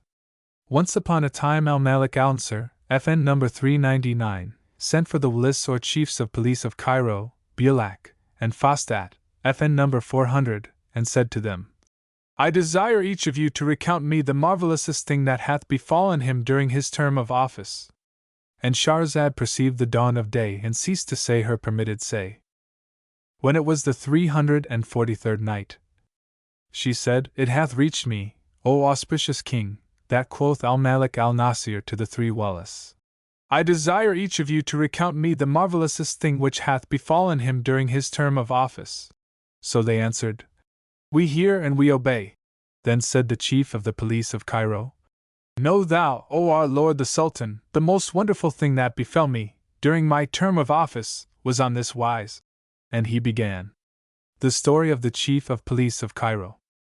There were in this city two men of good repute fit to bear witness, FN number 401, in matters of murder and wounds, but they were both secretly addicted to intrigues with low women and to wine bibbing and to dissolute doings, nor could I succeed, do what I would, in bringing them to book, and I began to despair of success. So I charged the taverners and confectioners and fruiters and candle chandlers and the keepers of brothels and bawdy houses to acquaint me of these two good men whenever they should anywhere be engaged in drinking or other debauchery, or together or apart, and ordered that, if they both or if either of them bought at their shops aught for the purpose of wassail and carousel, the vendors should not conceal it from me. And they replied, We hear and obey. Presently it chanced that one night, a man came to me and said, O my master, know that the two just men, the two witnesses, are in such a street in such a house, engaged in abominable wickedness. So I disguised myself, I and my body servant, and ceased not trudging till I came to the house and knocked at the door, whereupon a slave girl came out and opened to me, saying, Who art thou? I entered without answering her and saw the two legal witnesses and the house master sitting, and lewd women by their side and before them great plenty of wine. When they saw me, they rose to receive me, and made much of me, seating me in the place of honor and saying to me, Welcome for an illustrious guest and welcome for a pleasant cup companion, and on this wise they met me without showing a sign of alarm or trouble. Presently, the master of the house arose from amongst us and went out and returned after a while with 300 dinars, when the men said to me, without the least fear, No, O our lord the Wali, it is in thy power to do even more than disgrace and punish us. But this will bring thee in return nothing but weariness, so we reck thou wouldest do better to take this much money and protect us. For Almighty Allah is named the Protector and loveth those of his servants who protect their Moslem neighbors, and thou shalt have thy reward in this world and due recompense in the world to come. So I said to myself, I will take the money and protect them this once, but if ever again I have them in my power, I will take my wreak of them, for, you see, the money had tempted me. Thereupon I took it and went away thinking that no one would know it, but next day, on a sudden one of the Qazi's messengers came to me and said to me, O Wali, be good enough to answer the summons of the Qazi who wanteth thee. So I arose and accompanied him, knowing not the meaning of all this, and when I came into the judge's presence, I saw the two witnesses and the master of the house, who had given me the money, sitting by his side. Thereupon this man rose and sued me for 300 dinars, nor was it in my power to deny the debt, for he produced a written obligation and his two companions, the legal witnesses, testified against me that I owed the amount. Their evidence satisfied the Qazi, and he ordered me to pay the sum, nor did I leave the court till they had of me the 300 gold pieces. So I went away, in the utmost wrath and shame, vowing mischief and vengeance against them and repenting that I had not punished them. Such, then, is the most remarkable event which befell me during my term of office.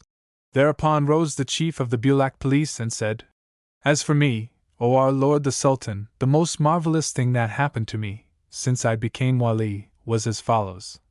And he began. The story of the chief of the Bulak police. I was once in debt to the full amount of 300,000 gold pieces, wink with a frown, FN number 402, and being distressed thereby, I sold all that was behind me and what was before me and all I had in hand, but I could collect no more than 100,000 dinars. And Shahrazad perceived the dawn of day and ceased saying her permitted say. When it was the 344th night, she said, It hath reached me, O auspicious king, that the Wali of Bulak continued. So I sold all that was behind and before me, but could collect no more than 100,000 dinars and remained in great perplexity. Now one night, as I sat at home in this state, behold, there came a knocking, so I said to one of my servants, See who is at the door. He went out and returned, wan of face, changed in countenance, and with his side muscles a-quivering. So I asked him, What aileth thee? And he answered, There is a man at the door. He is half naked, clad in skins, with sword in hand and knife in girdle. And with him are a company of the same fashion, and he asketh for thee. So I took my sword and going out to see who these were, behold, I found them as the boy had reported, and said to them, What is your business? They replied, Of a truth we be thieves and have done fine work this night. So we appointed the swag to thy use, that thou mayst pay therewith the debts which sadden thee and deliver thee from thy distress. Quoth I, Where is the plunder? And they brought me a great chest, full of vessels of gold and silver, which when I saw, I rejoiced and said to myself, Herewith I will settle all claims upon me, and there will remain as much again. So I took the money, and going inside said in my mind, It were ignoble to let them fare away empty-handed. Whereupon I brought out the 100,000 dinars I had by me and gave it to them, thanking them for their kindness, and they pouched the monies and went their way, under cover of the night, so that none might know of them. But when morning dawned I examined the contents of the chest, and found them copper and tin, FN number 403, washed with gold worth 500 dirhams at the most. And this was grievous to me, for I had lost what monies I had, and trouble was added to my trouble.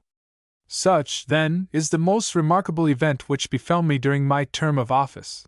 Then rose the chief of the police of Old Cairo and said, O our lord the Sultan, the most marvelous thing that happened to me, since I became wali, was on this wise. And he began. The story of the chief of the Old Cairo police. I once hanged 10 thieves each on his own gibbet, and especially charged the guards to watch them and hinder the folk from taking any one of them down. Next morning when I came to look at them, I found 2 bodies hanging from one gallows, and said to the guards, Who did this, and where is the 10th gibbet?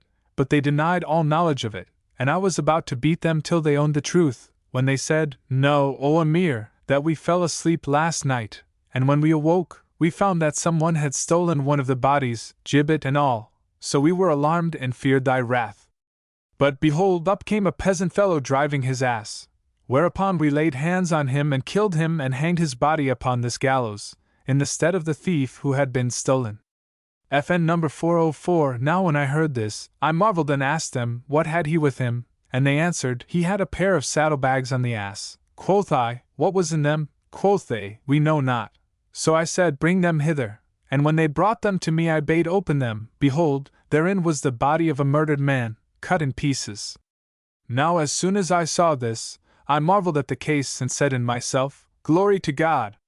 The cause of the hanging of this peasant was none other but his crime against this murdered man, and thy Lord is not unjust towards his servants. FN number 405, and men also tell the tale of the thief and the shrofa.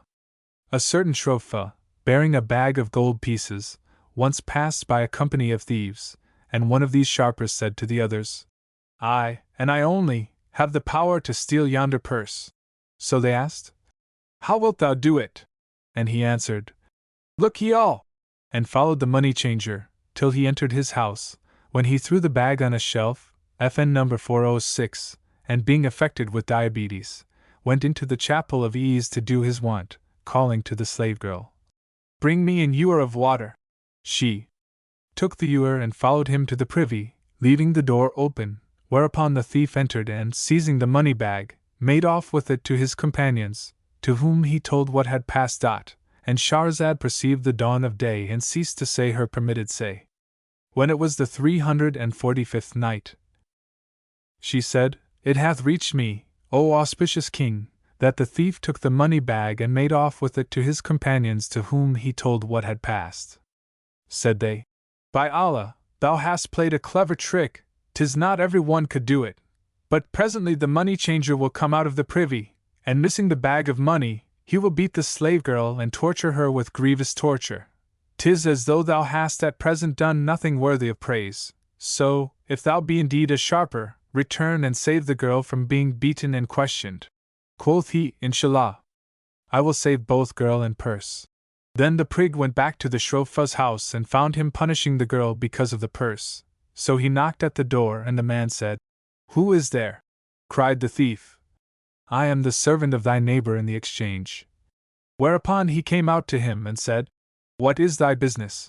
The thief replied, My master saluteth thee and saith to thee, Surely thou art deranged, and thoroughly so, to cast the like of this bag of money down at the door of thy shop and go away and leave it. Had a stranger hit upon it, he had made off with it, and except my master had seen it and taken care of it, it had assuredly been lost to thee. So saying, he pulled out the purse and showed it to the Shrofa, who on seeing it said, That is my very purse, and put out his hand to take it, but the thief said, By Allah, I will not give thee the same, till thou write me a receipt declaring that thou hast received it. For indeed I fear my master will not believe that thou hast recovered the purse, unless I bring him thy writing to that effect, and sealed with thy signet seal. The money changer went in to write the paper required, and in the meantime the thief made off with the bag of money, and thus was the slave girl saved her beating. And men also tell a tale of the chief of the Kufa police and the sharper. It is related that Allah Aldin, chief of police at KSFN number 407, was sitting one night in his house, when behold, a personage of handsome appearance and dignified aspect came to the door, accompanied by a servant bearing a chest upon his head, and, standing there, said to one of the Wali's young men, Go in and tell the Emir that I would have audience of him on some privy business. So the servant went in and told his master, who bade admit the visitor. When he entered, the Emir saw him to be a man of handsome semblance and portly presence. So he received him with honor and high distinction, seating him beside himself, and said to him, What is thy wish? Replied the stranger, I am a highwayman and am minded to repent at thy hands and turn to Almighty Allah. But I would have thee help me to this, for that I am in thy district and under thine inspection. Now I have here a chest, wherein are matters worth some 40,000 dinars, and none hath so good a right to it as thou. So do thou take it and give me in exchange 1,000 dinars, of thine own monies lawfully gotten, that I may have a little capital, to aid me in my repentance, FN number 408, and save me from resorting to sin for my subsistence. And with Allah Almighty be thy reward. Speaking thus, he opened the chest and showed the Wali that it was full of trinkets and jewels and bullion and ring gems and pearls, whereat he was amazed and rejoiced with great joy. So he cried out to his treasurer, saying, Bring hither a certain purse containing 1,000 dinars. And Shahrazad perceived the dawn of day and ceased to say her permitted say. When it was the 346th night, she said, It hath reached me, O auspicious king, that the Wali cried out to his treasurer, saying, Bring hither a certain purse containing 1,000 dinars, and gave it to the highwayman, who took it and thanking him, went his way under cover of the night. Now when it was the morrow, the Emir sent for the chief of the goldsmiths and showed him the chest and what was therein. But the goldsmith found it nothing but tin and brass, and the jewels and bezel stones and pearls all of glass, whereat the Wali was sore chagrined and sent in quest of the highwayman, but none could come at him. And men also tell the tale of Ibrahim bin al-Mahdi and the merchant's sister. The Caliph Al-Mam once said to his uncle Ibrahim bin al-Mahdi, Tell us the most remarkable thing that thou hast ever seen. Answered he, I hear and obey, O Commander of the Faithful. Know that I rode out one day, a-pleasuring, and my ride brought me to a place where I smelt the reek of food. So my soul longed for it, and I halted, O Prince of True Believers, perplexed and unable either to go on or to go in. Presently, I raised my eyes, and lo! I espied a lattice window, and behind it a wrist, than which I never beheld aught lovelier. The sight turned my brain, and I forgot the smell of the food and began to plan and plot how I should get access to the house. After a while, I observed a tailor hard by, and going up to him, saluted him. He returned my salam, and I asked him, "Whose house is that?" And he answered, "It belongeth to a merchant called such an one, son of such an one, who consorteth with none save merchants." As we were talking, behold, up came two men, of comely aspect with intelligent countenances, riding on horseback, and the tailor told me that they were the merchant's most intimate friends and acquainted me with their names. So I urged my beast towards them and said to them, "Be I your ransom? Abu Fulm, FN number 409, awaiteth you," and I rode with them both to the gate, where I entered and they also. Now when the master of the house saw me with them, he doubted not but I was their friend, so he welcomed me and seated me in the highest stead. Then they brought the table of food, and I said in myself, "Allah hath granted me my desire of the food, and now there remain the hand and the wrist." After a while, we removed for carousel to another room, which I found tricked out with all manner of rarities, and the host paid me particular attention, addressing his talk to me, for that he took me to be a guest of his guests, whilst in like manner these two made much of me, taking me for a friend of their friend the house-master. Thus I was the object of politest attentions till we had drunk several cups of wine, and there came into us a damsel, as she were a willow wand of the utmost beauty and elegance, who took a lute and, playing a lively measure, sang these couplets. "Is it not strange one house us two contain, asterisk, and still thou drawst not near, or talk we twain? Only our eyes tell secrets of our souls, asterisk, and broken hearts by lovers' fiery pain, winks with the eyelids, signs the eyebrow nose, asterisk, languishing looks and hands saluting fain." When I heard these words my vitals were stirred, O Commander of the Faithful, and I was moved to delight, for her excessive loveliness and the beauty of the verses she sang, and I envied her skill and said, "There lacketh somewhat to thee, O damsel," whereupon she threw the lute from her hand in anger, and cried, "Since when are you wont to bring ill-mannered louts into your assemblies?"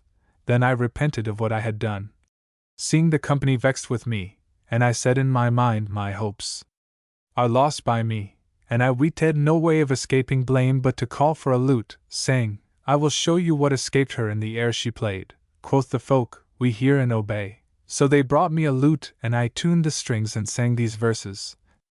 "This is thy friend perplexed for pain and pine, asterisk th enamored, down whose breast course drops of brine.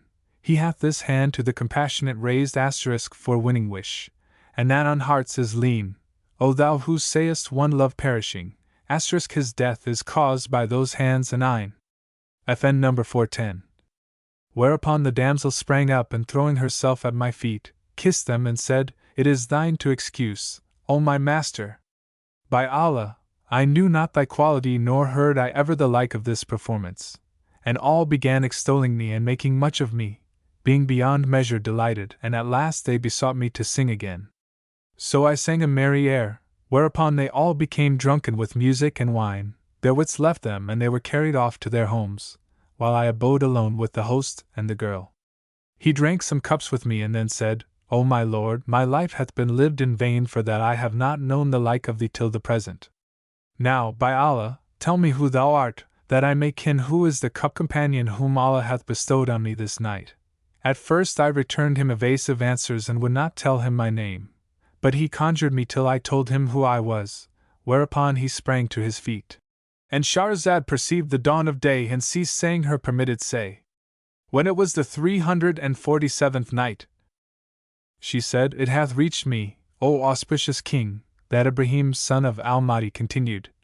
Now when the housemaster heard my name he sprang to his feet and said, Indeed I wondered that such gifts should belong to any but the like of thee, and fortune hath done me a good turn for which I cannot thank her too much.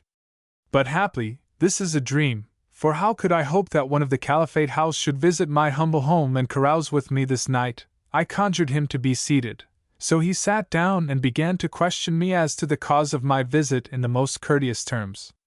So I told him the whole affair, first and last, hiding naught, and said to him, "Now as to the food I have had my will, but of the hand and wrist I have still to win my wish." Quoth he, "Thou shalt have thy desire of the hand and wrist also, inshallah." Then said he to the slave girl, "Ho, such an one, bid such an one come down, and he called his slave girls down, one by one, and showed them to me.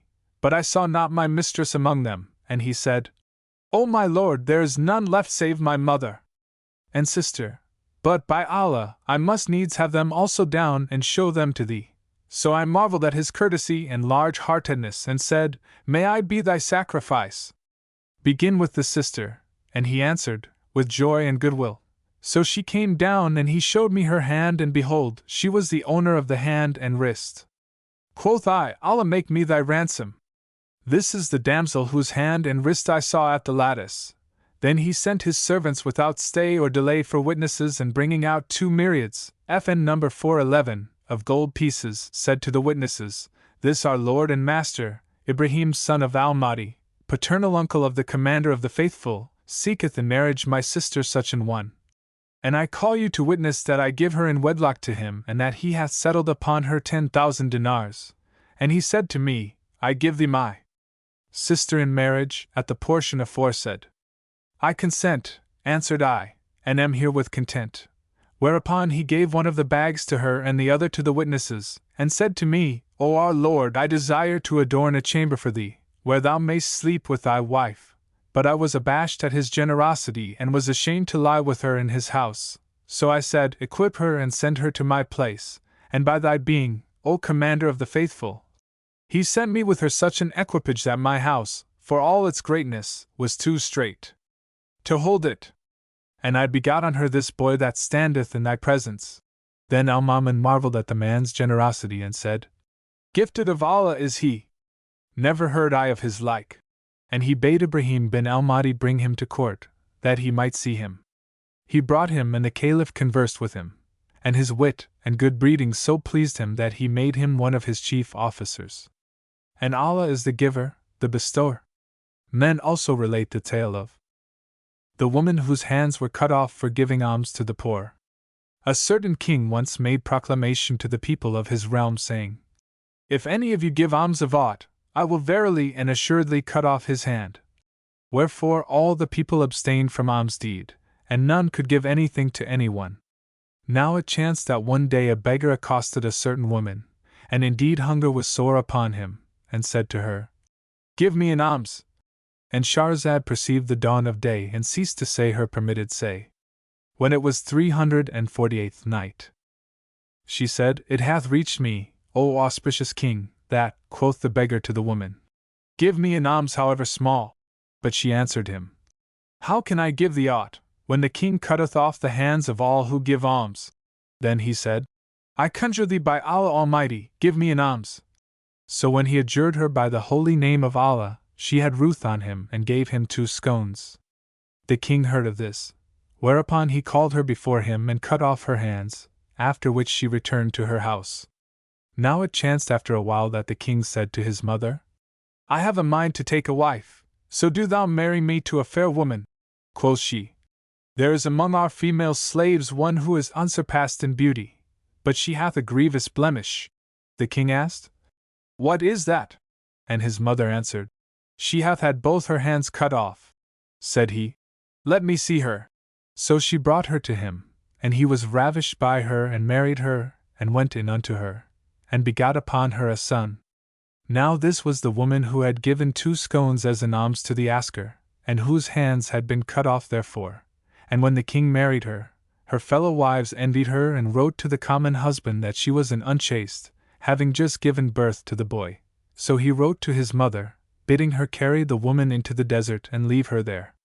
The old queen obeyed his commandment, and abandoned the woman and her son in the desert, whereupon she fell to weeping for that which had befallen her, and wailing with exceeding sore wail. As she went along, she came to a river and knelt down to drink, being overcome with excessive thirst, for fatigue of walking and for grief. But, as she bent her head, the child which was at her neck fell into the water. Then she sat weeping bitter tears for her child, and as she wept, behold came up 2 men, who said to her, What mocketh thee weep? Quoth she, I had a child at my neck, and he hath fallen into the water. They asked, Wilt thou that we bring him out to thee? And she answered, Yes. So they prayed to Almighty Allah, and the child came forth of the water to her, safe and sound. Then said they, Wilt thou that Allah restore thee thy hands as they were? Yes, replied she, whereupon they prayed to Allah, extolled and exalted be He, and her hands were restored to her, goodlier than before. Then said they, Knowest thou who we are? And she replied, Allah is all-knowing. FN number 412, and they said, We are thy 2 scones of bread, which thou gayest in alms to the asker and which were the cause of the cutting off of thy hands. FN number 413, So praise thou Allah Almighty for that He hath restored to thee thy hands and thy child. Then she praised Almighty Allah and glorified Him. And men relate a tale of the devout Israelite. There was once a devout man of the children of Israel, FN number 414, whose family spanned cotton thread, and he used every day to sell the yarn and buy fresh cotton, and with the profit he laid in daily bread for his household. One morning he went out and sold the day's yarn as wont, when there met him one of his brethren, who complained to him of need, so he gave him the price of the thread and returned, empty-handed, to his family, who said to him, Where is the cotton and the food? Quoth he, Such an one met me and complained to me of want, whereupon I gave him the price of the yarn. And they said, How shall we do? We have nothing to sell. Now they had a cracked trencher, FN number 415, and a jar, so he took them to the bazaar, but none would buy them of him. However, presently, as he stood in the market, there passed by a man with a fish, and Shahrazad perceived the dawn of day and ceased saying her permitted say.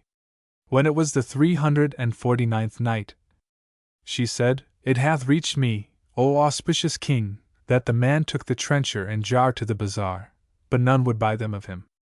However, there presently passed by a man with a fish which was so stinking and so swollen that no one would buy it of him, and he said to the Jew, Wilt thou sell me thine unsaleable ware for mine? Yes, answered the Jew, and giving him the wooden trencher and jar, took the fish and carried it home to his family, who said, What shall we do with this fish? Quoth he, We will broil it and eat it, till it please Allah to provide bread for us. So they took it, and ripping open its belly, found therein a great pearl, and told the head of the household, who said, See ye if it be pierced; if so, it belongeth to some one of the folk; if not, 'tis a provision of Allah for us. So they examined it and found it unpierced. Now when it was the morrow, the Jew carried it to one of his brethren which was an expert in jewels, and the man asked, O such an one, whence hadst thou this pearl? Whereto the Jew answered, It was a gift of Almighty Allah to us. And the other said, It is worth 1,000 dirhams, and I will give thee that, but take it to such an one, for he hath more money and skill than I. So the Jew took it to the jeweler, who said, It is worth 70,000 dirhams and no more. Then he paid him that sum, and the Jew hired 2 porters to carry the money to his house. As he came to his door, a beggar accosted him, saying, Give me of that which Allah hath given thee. Quoth the Jew to the asker, But yesterday we were even as thou, take thee half this money. So he made 2 parts of it, and each took his half. Then said the beggar, Take back thy money, and Allah bless and prosper thee in it. I am a messenger, FN number 416, whom thy Lord hath sent to try thee. Quoth the Jew, To Allah be the praise and the thanks, and abode in all delight of life he and his household till death. And men recount this story of Abu Hassan al-Ziyadi and the Khurasan. Quoth Ab Hassan al-Zidi, FN number 417. I was once in straitened case, and so needy that the grocer, the baker, and other tradesmen dunned and importuned me, and my misery became extreme, for I knew of no resource nor what to do. Things being on this wise, there came to me one day certain of my servants, and said to me, At the door is a pilgrim wight, who seeketh admission to thee. Quoth I, Admit him. So he came in, and behold, he was a Khurasan. We exchanged salutations, and he said to me, Tell me, art thou Abu Hassan al-Ziyadi? And I replied, Yes, what is thy wish? Quoth he, I am a stranger, and am minded to make the pilgrimage, but I have with me a great sum of money, which is burdensome to bear, so I wish to deposit these 10,000 dirhams with thee whilst I make my pilgrimage and return. If the caravan march back and thou see me not, then know that I am dead, in which case the money is a gift from me to thee, but if I come back, it shall be mine. I answered, Be it as thou wilt, and thus please Allah Almighty. So he brought out a leather bag, and I said to the servant, Fetch the scales. And when he brought them, the man weighed out the money and handed it to me, after which he went his way. Then I called the purveyors and paid them my liabilities. And Shahrazad perceived the dawn of day and ceased to say her permitted say. When it was the 350th night, she said, It hath reached me, O auspicious king, that quoth Abu Hassan al-Ziyadi, I called the purveyors and paid them my liabilities and spent freely and amply, saying to myself, By the time he returns, Allah will have relieved me with one or other of the bounties he hath by him. However, on the very next day, the servant came in to me and said, Thy friend the Khorasan man is at the door. Admit him, answered I. So he came in and said to me, I had purposed to make the pilgrimage, but news hath reached me of the decease of my father, and I have resolved to return, so give me the monies I deposited with thee yesterday. When I heard this, I was troubled and perplexed beyond measure of perplexity known to man, and not what reply to make him, for, if I denied it, he would put me on my oath, and I should be disgraced in the world to come, whilst, if I told him that I had spent the money, he would make an outcry and dishonor me before men. So I said to him, Allah give thee health. This my house is no stronghold nor site of safe custody for this money. When I received thy leather bag, I sent it to one with whom it now is, so do thou return to us tomorrow and take thy money, inshallah. FN number 418. So he went away, and I passed the night in great concern, because of his return to me. Sleep visited me not, nor could I close my eyes. So I rose and bade the boy saddle me the she-mule. Answered he, O my lord, it is yet but the first third of the night, and indeed we have hardly had time to rest. I returned to my bed, but sleep was forbidden to me, and I ceased not to awaken the boy, and he to put me off, till break of day, when he saddled me the mule, and I mounted and rode out, not knowing whither to go. I threw the reins on the mule's shoulders and gave myself up to regrets and melancholy thoughts, whilst she fared on with me to the eastward of Baghdad. Presently, as I went along, behold, I saw a number of people approaching me and turned aside into another path to avoid them. But seeing that I wore a turban in preacher fashion, FN number 419, they followed me and hastening up to me, said, Knowest thou the lodging of Abu Hassan al-Ziyadi? I am he, answered I. And they rejoined, Obey the summons of the commander of the faithful. Then they carried me before Al-Mamun, who said to me, Who art thou? Quoth I, An associate of the Qazi Abu Isaf and a doctor of the law and traditions. Asked the Caliph, By what surname art thou known? FN number 420. And I answered, Abu Hassan al-Ziyadi. Whereupon quoth he, Expound to me thy case. So I recounted to him my case, and he wept sore and said to me, Out on thee! The apostle of Allah, whom Allah bless and assign, would not let me sleep this night, because of thee. For in early darkness, FN number 421, he appeared to me and said, Succor Abu Hassan al-Ziyadi. Whereupon I awoke and, knowing thee not, went to sleep again. But he came to me a second time and said to me, Woe to thee! Succor Abu Hassan al-Ziyadi. I awoke a second time, but knowing thee not I went to sleep again. And he came to me a third time, and still I knew thee not, and went to sleep again. Then he came to me once more and said, Out on thee! Succor Abu Hassan al-Ziyadi. After that I dared not sleep any more, but watched the rest of the night and aroused my people and sent them on all sides in quest of thee. Then he gave me 1 myriad of dirhams, saying, This is for the Khorasani, and other 10,000, saying, Spend freely of this and amend thy case therewith, and set thine affairs in order. Moreover, he presented me with 30,000 dirhams, saying, Furnish thyself with this, and when the procession day, FN number 422, is being kept, come thou to me, that I may invest thee with some office. So I went forth from him with the money and returned home, where I prayed the dawn prayer. And behold, presently came the Khorasani, so I carried him into the house and brought out to him 1 myriad of dirhams, saying, Here is thy money. Quoth he, It is not my very money. How cometh this? So I told him the whole story, and he wept and said, By Allah!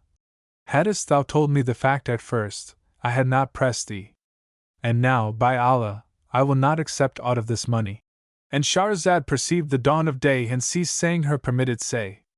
When it was the 351st night, she said, It hath reached me, O auspicious king, that quoth the Khorasani to al-Ziyadi, By Allah, hadst thou told me the fact at first, I had not pressed thee, and now, by Allah, I will not accept aught of this money, and thou art lawfully quit of it. So saying, he went away, and I set my affairs in order and repaired on the procession day to Al-Mamun's gate, where I found him seated. When he saw me present myself, he called me to him, and bringing forth to me a paper from under his prayer carpets, said to me, This is a patent, conferring on thee the office of Qazi of the Western Division of Al-Madinah, the Holy City, from the Bab al-Sam, FN number 423, to the furthest limit of the township, and I appoint thee such and such monthly allowances. So fear Allah, to whom be honor and glory, and be mindful of the solicitude of his apostle, whom may he bless and keep, on thine account. Then the folk marveled at the Caliph's words and asked me their meaning, whereupon I told them the story from beginning to end, and it spread abroad amongst the people. And, quoth he who telleth the tale, Abu Hassan al-Ziyadi ceased not to be Qazi of Al-Madinah, the holy city, till he died in the days of Al-Mamun, the mercy of Allah be on him. And among the tales men tell is one of the poor man and his friend in need. There was once a rich man who lost all he had and became destitute, whereupon his wife advised him to ask aid and assistance of one of his intimates. So he betook himself to a certain friend of his and acquainted him with his necessities, and he lent him 500 dinars to trade withal. Now in early life he had been a jeweler, so he took the gold and went to the jewel bazaar, where he opened a shop to buy and sell. Presently, as he sat in his shop, 3 men accosted him and asked for his father, and when he told them that he was deceased, they said, Say, did he leave issue? Quoth the jeweler, He left the slave who is before you. They asked, And who knoweth thee for his son? And he answered, The people of the bazaar. Whereupon they said, Call them together, that they may testify to us that thou art his very son. So he called them, and they bore witness of this, whereupon the 3 men delivered to him a pair of saddlebags, containing 30,000 dinars, besides jewels and bullion of high value, saying, This was deposited with us in trust by thy father. Then they went away, and presently there came to him a woman, who sought of him certain of the jewels, worth 500 dinars, which she bought, and paid him 3,000 for them. Upon this he arose and took 500 dinars, and carrying them to his friend who had lent him the money, said to him, Take the 500 dinars I borrowed of thee, for Allah hath opened to me the gate of prosperity. Quoth the other, Nay, I gave them to thee outright, for the love of Allah, so do thou keep them. And take this paper, but read it not till thou be at home, and do according to that which is therein. So he took the money and the paper and returned home, where he opened the scroll and found therein inscribed these couplets. Kinsmen of mine were those 3 men who came to thee, my sire and uncles twain and Sly bin Ali. So what for cash thou coldest, to my mother 'twas thou soldest it, and coin and gems were sent by me. Thus doing I desire not any harm to the but in my presence spare thee and thy modesty. And they also recount the story of the ruined man who became rich again through a dream, FN number 424. There lived once in Baghdad a wealthy man and made of money, who lost all his substance and became so destitute that he could earn his living only by hard labor. One night, he lay down to sleep, dejected and heavy-hearted, and saw in a dream a speaker, FN number 425, who said to him, Verily thy fortune is in Cairo, go thither and seek it. So he set out for Cairo, but when he arrived there evening overtook him and he lay down to sleep in a mosque. Presently, by decree of Allah Almighty, a band of bandits entered the mosque and made their way thence into an adjoining house. But the owners, being aroused by the noise of the thieves, awoke and cried out, whereupon the chief of police came to their aid with his officers. The robbers made off, but the wali entered the mosque and, finding the man from Baghdad asleep there, laid hold of him and beat him with palm rods so grievous a beating that he was well nigh dead. Then they cast him into jail, where he abode 3 days, after which the chief of police sent for him and asked him, Whence art thou? And he answered, From Baghdad. Quoth the wali, And what brought thee to Cairo? And quoth the Baghdadi, I saw in a dream one who said to me, Thy fortune is in Cairo, go thither to it. But when I came to Cairo, the fortune which he promised me proved to be the palm rods thou so generously gavest to me. The Wali laughed till he showed his wisdom teeth and said, O man of little wit, thrice have I seen in a dream one who said to me, There is in Baghdad a house in such a district, and of such a fashion, and its courtyard is laid out garden-wise, at the lower end whereof is a jetting fountain, and under the same a great sum of money lieth buried. Go thither and take it. Yet I went not, but thou, of the briefness of thy wit, hast journeyed from place to place, on the faith of a dream, which was but an idle gallimacious of sleep. Then he gave him money, saying, Help thee back herewith to thine own country. And Shahrazad perceived the dawn of day and ceased to say her permitted say. When it was the 352nd night, she said, It hath reached me, O auspicious king, that the Wali gave the Baghdad man some silver, saying, Help thee back herewith to thine own country. And he took the money and set out upon his homewards march. Now the house the Wali had described was the man's own house in Baghdad. So the wayfarer returned thither, and, digging underneath the fountain in his garden, discovered a great treasure. And thus Allah gave him abundant fortune, and a marvelous coincidence occurred. And a story is also current of Caliph Al-Mutawakkil and his concubine Mahbuba. There were in the palace of the Caliph Al-Mutawakkil Allah, FN number 426, 4,000 concubines, whereof 2,000 were Greeks and other 2,000 slave-born Arabians, FN number 427, and Abyssinians, and Abaid ibn Thur, FN number 428, had given him 200 white girls and a like number of Abyssinian and native girls. Among these slave-borns was a girl of Basora, hight Maba, the beloved, who was of surpassing beauty and loveliness, elegance and voluptuous grace. Moreover, she played upon the lute, and was skilled in singing and making verses, and wrote a beautiful hand, so that Al-Mutawakkil fell passionately in love with her, and could not endure from her a single hour. But when she saw this affection, she presumed upon his favor to use him arrogantly, wherefore he waxed exceeding wroth with her and forsook her, forbidding the people of the palace to speak with her. She abode on this wise some days, but the Caliph still inclined to her, and he arose one morning and said to his courtiers, I dreamt, last night, that I was reconciled to Mahbuba.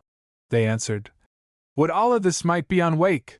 And as they were talking, behold, in came one of the Caliph's maidservants, and whispered him. So he rose from his throne and entered the seraglio, for the whisper had said, Of a truth we heard singing and lute playing in Mahbuba's chamber, and we knew not what this meant. So he went straight to her apartment, where he heard her playing upon the lute and singing the following verses. I wander through the palace, but I sight there not a soul to whom I may complain or will change a word with me. It is as though I'd done so grievous rebel deed wherefrom can no contrition e'er avail to set me free. Have we no intercessor here to plead with King, who came in sleep to me and took me back to grace and amity? But when the break of day arose and showed itself again, then he departing sent me back to dream my privacy? Now when the Caliph heard her voice, he marveled at the verse and yet more at the strange coincidence of their dreams, and entered the chamber. As soon as she perceived him, she hastened to rise and throw herself at his feet, and kissing them, said, By Allah, O my lord, this hap is what I dreamt last night, and when I awoke, I made the couplets thou hast heard. Replied Al-Mutawakkil, By Allah, I also dreamt the like. Then they embraced and made friends, and he abode with her 7 days with their nights. Now Mahbuba had written upon her cheek, in musk, the Caliph's name, which was Ja'far, and when he saw this, he improvised the following. One wrote upon her cheek with musk, his name was Ja'far Highs, * my soul for hers who wrote upon her cheek the name I cite. If in her fingers have inscribed one line upon her cheek, * full many a line in heart of mine those fingers did indite. O thou, whom Ja'far soul of men possesseth for himself, * Allah filled Ja'far, FN number 429, stream full draught, the wine of thy delight. When Al-Mutawakkil died, his host of women forgot him, all save Mahbuba, and Shahrazad perceived the dawn of day and ceased saying her permitted say. When it was the 353rd night, she said, It hath reached me, O auspicious king, that when Al-Mutawakkil died, his host of women forgot him all save Mahbuba, who ceased not to mourn for him, till she deceased and was buried by his side, the mercy of Allah be on them both. And men also tell the tale of Ward An, FN number 430, The Butcher, His Adventure with the Lady and the Bear. There lived once in Cairo, in the days of the Caliph Al-Kim by Amrillah, a butcher named Warden, who dealt in sheep's flesh, and there came to him every day a lady and gave him a dinar, whose weight was nigh 2.5 Egyptian dinars, saying, "Give me a lamb." So he took the money and gave her the lamb, which she delivered to a porter she had with her, and he put it in his crate, and she went away with him to her own place. Next day she came in the forenoon, and this went on for a long time, the butcher gaining a dinar by her every day, till at last he began to be curious about her case, and said to himself, "This woman buyeth of me a ducat worth of meat every morning, paying ready money, and never misseth a single day. Verily, this is a strange thing." So he took an occasion of questioning the porter, in her absence, and asked him, "Whither goest thou every day with yonder woman?" And he answered, "I know not what to make of her for surprise, inasmuch as every day, after she hath taken the lamb of thee, she buyeth necessaries of the table, fresh and dried fruits and wax candles a dinar's worth, and taketh of a certain person, which is a Nazarene, 2 flagons of wine, worth another dinar, and then she letteth me with the whole, and I go with her to the Wazir's gardens, where she blindfoldeth me, so that I cannot see on what part of earth I set my feet, and taking me by the hand, she letteth me I know not whither. Presently she saith, Set down here, and when I have done so, she giveth me an empty crate she hath ready, and taking my hand, letteth me back to the Wazir's gardens, the place where she bound my eyes, and there removeth the bandage and giveth me 10 silver bits. Allah be her helper, quoth Wardan. But he redoubled in curiosity about her case. Disquietude increased upon him, and he passed the night in exceeding restlessness. And quoth the butcher, Next morning she came to me as of custom, and taking the lamb, for which she paid the dinar, delivered it to the porter, and went away. So I gave my shop in charge to a lad and followed her without her seeing me. And Shahrazad perceived the dawn of day and ceased to say her permitted say. When it was the 354th night, she said, It hath reached me, O auspicious king, that Wardan the butcher continued. So I gave my shop in charge to a lad and followed her without her seeing me, nor did I cease to keep her in sight, hiding behind her, till she left Cairo and came to the Wazir's gardens. Then I hid myself whilst she bandaged the porter's eyes and followed her again from place to place till she came to the mountain, FN number 431, and stopped at a spot where there was a great stone. Here she made the porter set down his crate, and I waited whilst she conducted him back to the Wazir's gardens, after which she returned and, taking out the contents of the basket, instantly disappeared. Then I went up to that stone and wrenching it up entered the hole and found behind the stone an open trapdoor of brass and a flight of steps leading downwards. So I descended little by little, till I came to a long corridor, brilliantly lighted, and followed it, till I made a closed door, as it were the door of a saloon. I looked about the wall sides near the doorway till I discovered a recess, with steps therein, then climbed up and found a little niche with a bull's eye giving upon a saloon. Thence I looked inside and saw the lady cut off the choicest parts of the lamb and laying them in a saucepan, throw the rest to a great big bear, who ate it all to the last bite. Now when she had made an end of cooking, she ate her fill, after which she set on the fruits and confections and brought out the wine and fell to drinking a cup herself and giving the bear to drink in a basin of gold. And as soon as she was heated with wine, she put off her petticoat trousers and lay down on her back, whereupon the bear arose and came up to her and stroked her, whilst she gave him the best of what belongeth to the sons of Adam till he had made an end, when he sat down and rested.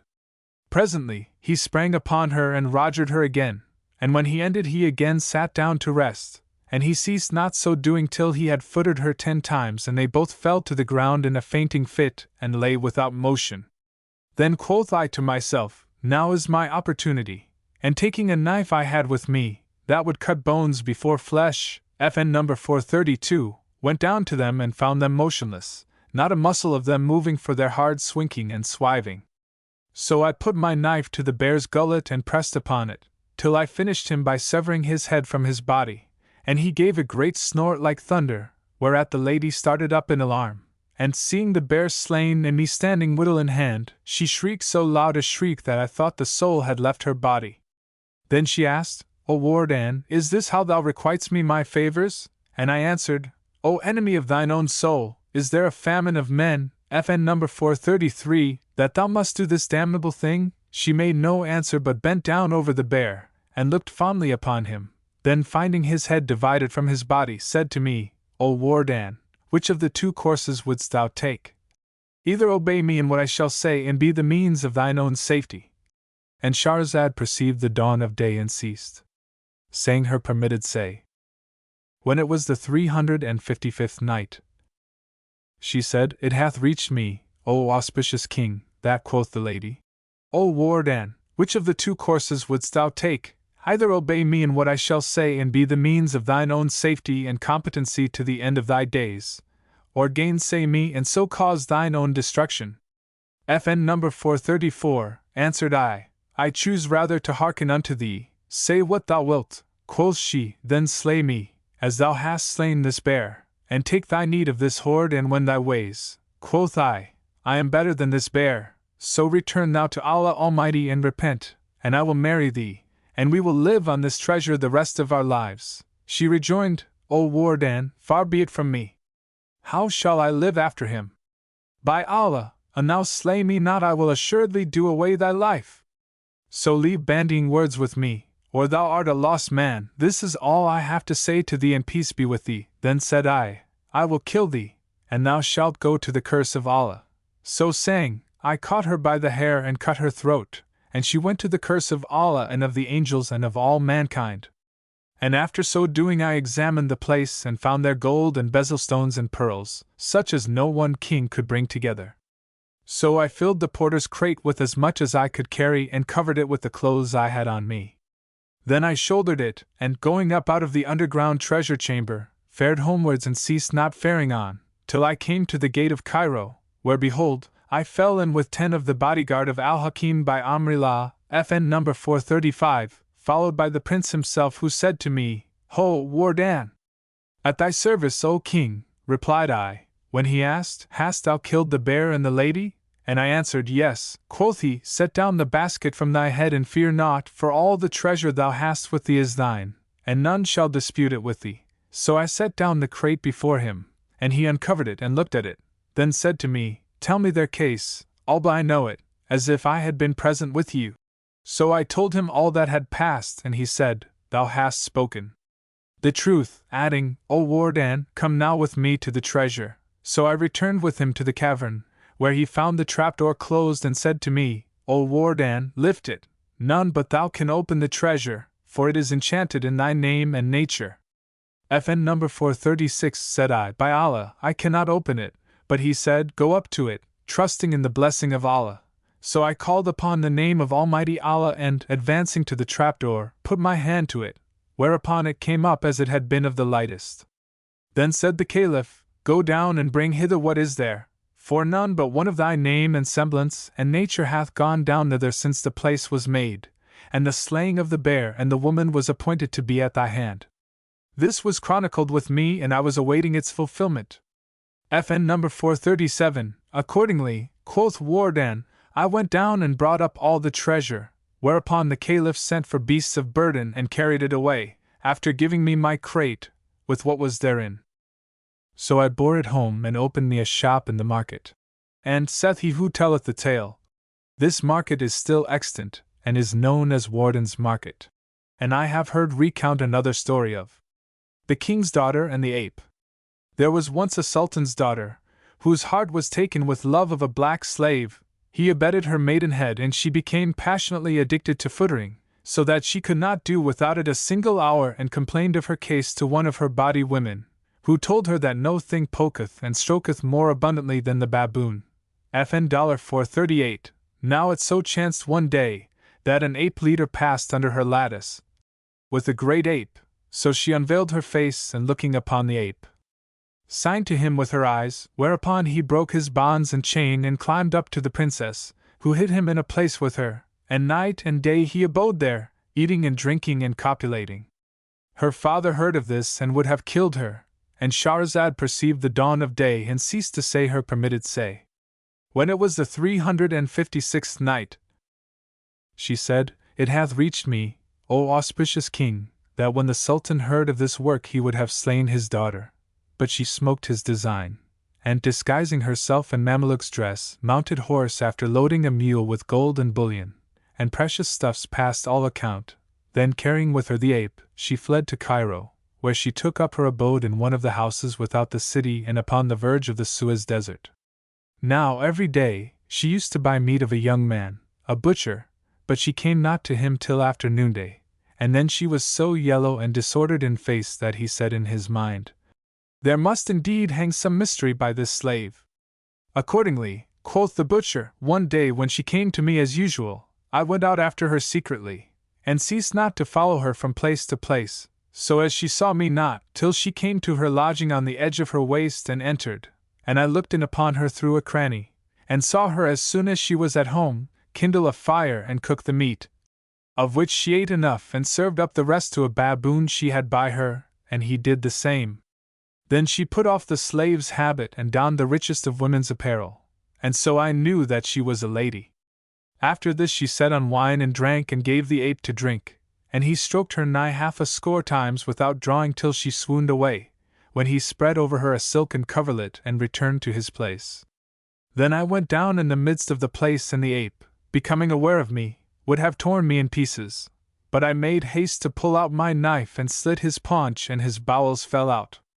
The noise aroused the young lady, who awoke terrified and trembling, and when she saw the ape in this case, she shrieked such a shriek that her soul well nigh fled her body. Then she fell down in a fainting fit, and when she came to herself, she said to me, "What moved thee to do thus? Now Allah upon thee, send me after him." But I spoke her fair for a while and pledged myself to stand in the ape's stead in the matter of much poking, till her trouble subsided and I took her to wife. But when I came to perform my promise I proved a failure, and I fell short in this matter and could not endure such hard labor. So I complained of my case and mentioned her exorbitant requirements to a certain old woman who engaged to manage the affair, and said to me, "Needs must thou bring me a cooking pot full of virgin vinegar, and a pound of the herb pellitory called woundwort." FN number 439. So I brought her what she sought, and she laid the pellitory in the pot with the vinegar and set it on the fire, till it was thoroughly boiled. Then she bade me footer the girl, and I footered her till she fainted away, when the old woman took her up, and she unconscious, and set her parts to the mouth of the cooking pot. The steam of the pot entered her slit, and there fell from it somewhat which I examined, and behold, it was 2 small worms, one black and the other yellow. Quoth the old woman, "The black was bred of the strokings of the negro, and the yellow of stroking with the baboon." Now when she recovered from her swoon she abode with me, in all delight and solace of life, and sought not swiving as before, for Allah had done away from her this appetite, whereat I marveled. And Shahrazad perceived the dawn of day and ceased saying her permitted say. When it was the 357th night, she said, "It hath reached me, O auspicious king, that the young man continued, in truth Allah had done away from her this appetite, whereat I marveled and acquainted her with the case. Thereupon I lived with her, and she took the old woman to be to her in the stead of her mother. And," said he who told me the tale, "the old woman and the young man and his wife abode in joy and cheer till there came to them the destroyer of delights and the sunderer of societies. And glory be to the ever-living one, who dieth not and in whose hand is dominion of the world visible and invisible." FN number 440. And another tale they tell is that of End of Arabian Nights Volume 4. Arabian Nights, Volume 4 Footnotes.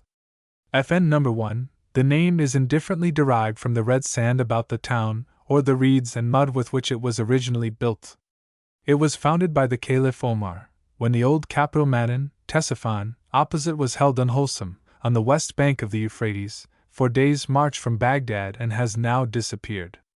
Al-Saf, the first Abbasid, made it his capital, and it became a famous seat of Moslem learning, the Kufi school of Arab grammarians being as renowned as their opponents, the Basri, of Basora. It gave a name to the Kufic characters which are, however, of much older date. FN number 2. An-Ni'mat equals a blessing, and the word is perpetually occurring in Moslem conversation. An-Ni'matu LH. as pronounced, is also a favorite PN, and few Anglo-Indians of the mutiny date will forget the scandalous disclosures of Munshi and Ayamatullah, who had been sent to England by Nana Sahib. Nuam equals prosperity, good fortune, and AP, N, like the Heb. Naomi. FN number 3 i.e. causing to be prosperous. The name, corrupted by the Turks to Tevfik, is given to either sex, e.g. Tawfik Pasha of Egypt, to whose unprosperous rule and miserable career the signification certainly does not apply. FN number 4 lane 2. 187, alters the 2 to 4 years. FN number 5 i.e. to Tom, Dick or Harry. The names like John Doe and Richard Roe are used indefinitely in Arab. Grammar and syntax. I have noted that Amru is written and pronounced Amr, hence Amru, the conqueror of Egypt, when told by an astrologer that Jerusalem would be taken only by a trium literarum homo, with 3 letters in his name, sent for the Caliph Omar, Amr, to whom the so-called Holy City at once capitulated. Hence also most probably, the tale of Bertpoor and the Lord Alligator, Cumber, who however did not change from Cotton to Combermore for some time after the successful siege. FN number 6, Bainisuf al-Sakafi, a statesman and soldier of the 7th and 8th centuries, AD. He was governor of Al-Hijaz and Al-Iraq under the 5th and 6th Umayyads, and I have noticed his vigorous rule of the Muslims' holy land in my pilgrimage. 3. 194, etc. He pulled down the Kaaba and restored it to the condition in which it now is. Al-Suyuti, page 219, accuses him of having suborned a man to murder Ibn Omar with a poisoned javelin, and of humiliating the Prophet's companions by sealing them in the necks and hands. That is, he tied a thong upon the neck of each and sealed the knot with lead. In Iraq he showed himself equally masterful, but an iron hand was required by the revolutionists of Kufa and Basra. He behaved like a good knight in rescuing the Moslem women who called upon his name when taken prisoners by Dahir of Dibel, Tath and Sind. Al-Hajjaj was not the kind of man the Caliph would have chosen for a pander, but the Shurahs hates him and have given him a lasting bad name. In the East men respect manly measures, not the hysterical, philanthropic pseudo-humanitarianism of our modern government, which is really the cruelest of all. When Zayd bin Abihi was sent by Caliph Muawiyah to reform Basora, a den of thieves, he informed the lieges that he intended to rule by the sword and advised all evildoers to quit the city. The people were forbidden, under pain of teeth, to walk the streets after prayers. On the first night 200 suffered, on the second 5 and none afterwards. Compare this with our civilized rule in Egypt, where even bands of brigands, a phenomenon perfectly new and unknown to this century, have started up, where crime has doubled in quantity and quality, and where Christian rule has thoroughly scandalized the Moslem land. FN number 7, the old Baud's portrait is admirably drawn. All we dwellers in the East have known her well, she is so and so. Her dress and manners are the same amongst the Hindus, see the hypocritical female ascetic in the Katha, page 287, as amongst the Moslems. Men of the world at once recognize her, and the prudent keep out of her way. She is found in the cities of southern Europe, ever pious, ever prayerful, and she seems to do her work not so much for profit as for pure or impure enjoyment. In the text her task was easy, as she had to do with a pair of innocents. FN number 8, Quran, 25. 70. I give Sale's version. FN number 9, Easterns, I have observed, have no way of saying, thank you. They express it by a blessing or a short prayer. They have a right to your surplus. Daily bread is divided, they say, and eating yours, they consider it their own. I have discussed this matter in Pilgrimage I. 75 to 77, in opposition to those who declare that gratitude is unknown to Muslims. FN number 10, Kufa, being a modern place, never had a king, but as the Hindu says, Delhi is far. It is a far cry to Lakhau. Here we can hardly understand Malik, as governor or viceroy. Can it be sin? With ZML- moneyed? FN number 11, Abd al-Malik has been before mentioned as the sweat of a stone, etc. He died recommending al-Hajjaj to his son, al-Walid, and one of his sayings is still remembered. He who desireth to take a female slave for carnal enjoyment, let him take a native of Barbary. If he need one for the sake of children, let him have a Persian. And whoso desireth one for service, let him take a Greek. Moderns say, if you want a brother in arms, try a Nubian, one to get you wealth in Abyssinian, and if you want an ass for labor, a Swali or Zanzibar Negroid. FN number 12, probably suggested by the history of Antiochus and Stratonus, with an addition of Eastern mysteries such as geomancy. FN number 13, Arab Kra, the water doctor, has always been an institution in the East, and he has lately revived in Europe, especially at the German baths and in London. FN number 14, Lane makes this phrase, O brother of the Persians, synonymous with O Persian. I think it means more, a Persian being generally considered too clever by half. FN number 15, the verses deal in untranslatable wordplays upon women's names, Naomi, the blessing, Suad or Sudi, the happy, which Mr. Redhouse, in Cobb's Mantle poem, happily renders Beatrice, and Jamal, a sum or total, the two latter, moreover, being here fictitious. FN number 16. And he, Jacob, turned from them, and said, O how I am grieved for Joseph, and his eyes became white with mourning. Quoth Joseph to his brethren, Take this my inner garment, and throw it on my father's face, and he shall recover his sight. So, when the messenger of good tidings came to Jacob, he threw it, the shirt, over his face, and he recovered his eyesight. Quran 12. 84, 93, 96. The commentators, by way of improvement, assure us that the shirt was that worn by Abraham when thrown into the fire. Quran, chaps. 16. By Nimrod. We know little concerning Jacob's daughters, who named the only bridge spanning the upper Jordan, and who have a curious shrine tomb near Jewish, Safe, north of Tiberias, one of the four holy cities. The Jews ignore these daughters of Jacob, and travelers neglect them. FN number 17, Easterns, I have remarked, mostly recognize the artistic truth that the animal man is handsomer than woman, and that fair sex is truly only of skin color. The same is the general rule throughout creation, for instance the stallion compared with the mare, the cock with the hen, while there are sundry exceptions such as the falconidae.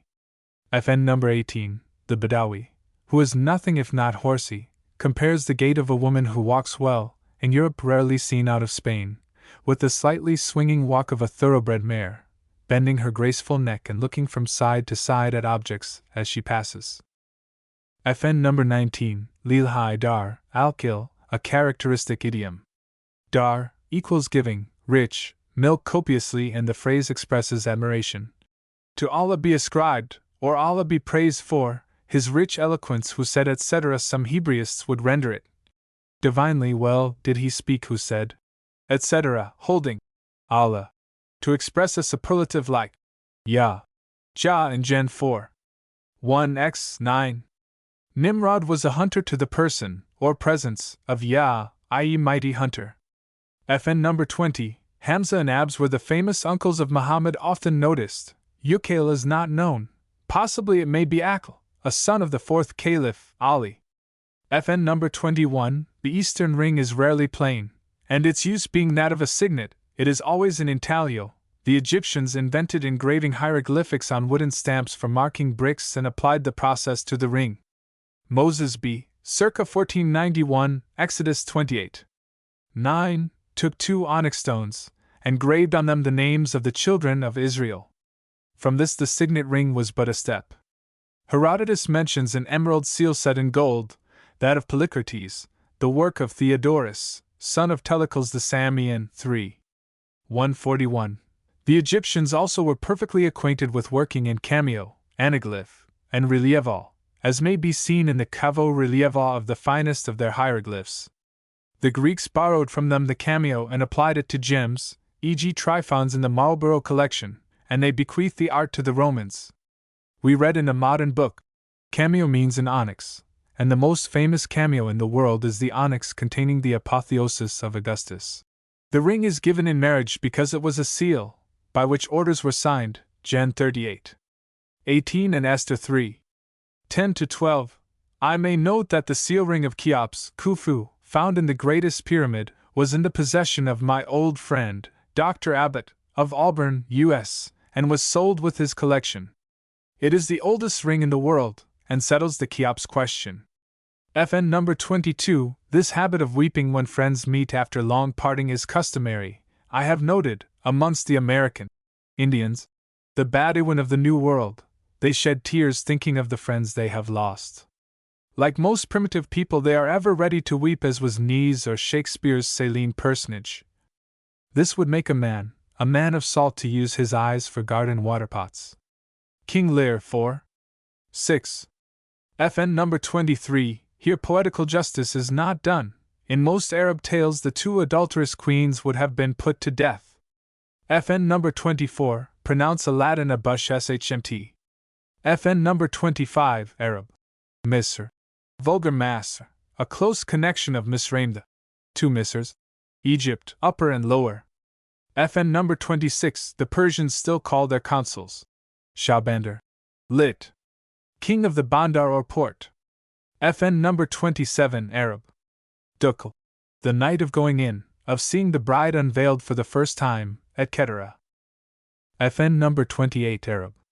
Barsh or bars, the commonest kind.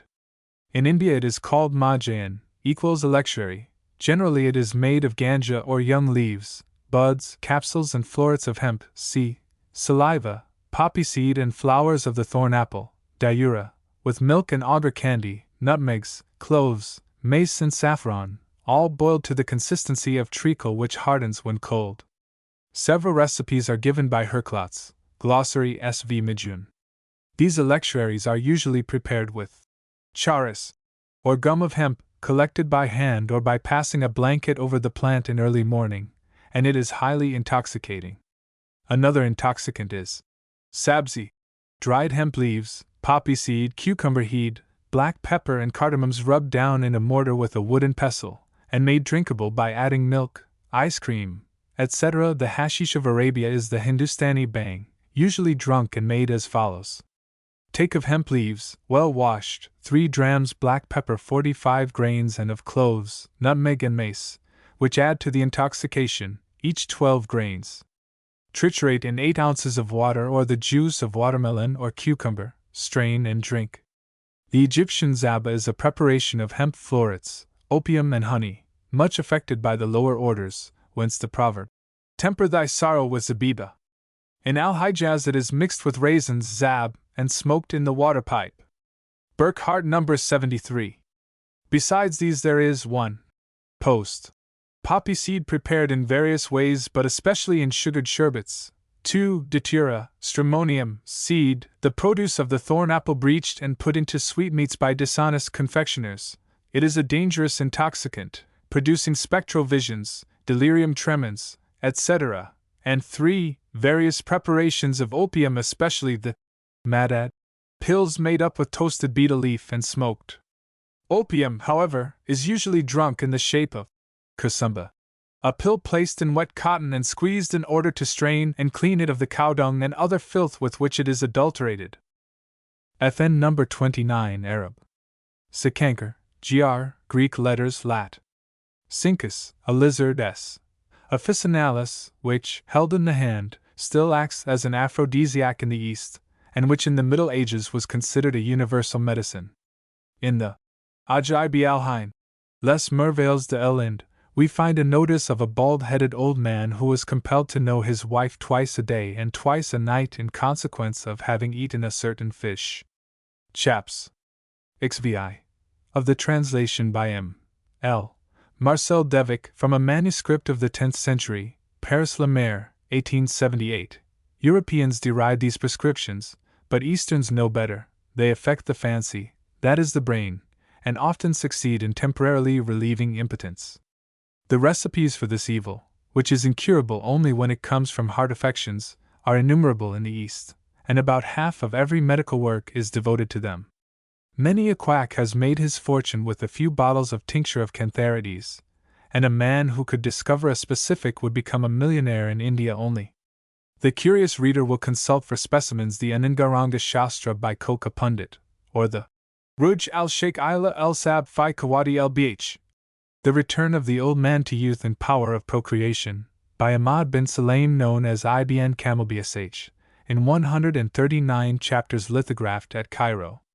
Of these aphrodisiacs I shall have more to say.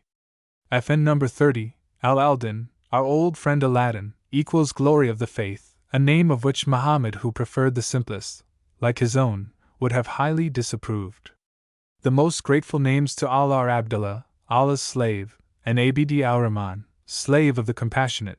The truest are Al-Harith, the gainer, breadwinner, and Al-Ham, the griever, and the hatefulest are Al-Harb, which, and Al-Murrah, bitterness, Abu Murrah being a kunyat or byname of the devil. Abu al-Shmt, pronounced Abu Shumt, equals father of moles, concerning which I have already given details. These names ending in din, faith, began with the Caliph al-Muqtadi by Amri La, Reg. H 467 is equal to 1075, who entitled his Wazir Zar al-Din, backer or defender of the faith, and this gave rise to the practice. It may be observed that the superstition of naming by omens is in no way obsolete. FN number 31, meaning that he appeared intoxicated by the pride of his beauty, as though it had been strong wine. FN number 32, i.e. against the evil eye. FN number 33, meaning that he had been delicately reared. FN number 34, a traditional saying of Muhammad. FN number 35, so Boccaccio's Capo Bianco, and Coda Verde. Day 4, Introduct. FN number 36, the opening chapter is known as the Mother of the Book, as opposed to YSN, the Heart of the Quran, the Surat, Chapter of Praise, and the Surat of Repetition, because twice revealed, or thanksgiving, or laudation, and Masni, and by a host of other names for which see Mr. Rodwell, who, however, should not write Fatha, page 25, nor Fatha, 27. The Ftaya, which is to al-Islam much what the Paternoster is to Christendom, consists of 7 verses, in the usual sajeh or rhymed prose, and I have rendered it as follows. In the name of the compassionating, the compassionate. Asterisk praise be to Allah who all the worlds made asterisk the compassionate asterisk king of the day of faith. Asterisk the only do we adore and of the only do we crave aid asterisk guide us to the path which is straight asterisk the path of those for whom thy love is great, not those on whom is hate, nor they that deviate asterisk amen. O Lord of the world's trine. My pilgrimage I, 285, 2. 78 and Passim, will supply instances of its application, how it is recited with open hands to catch the blessing from heaven and the palms are drawn down the face, Ibid 286, and other details.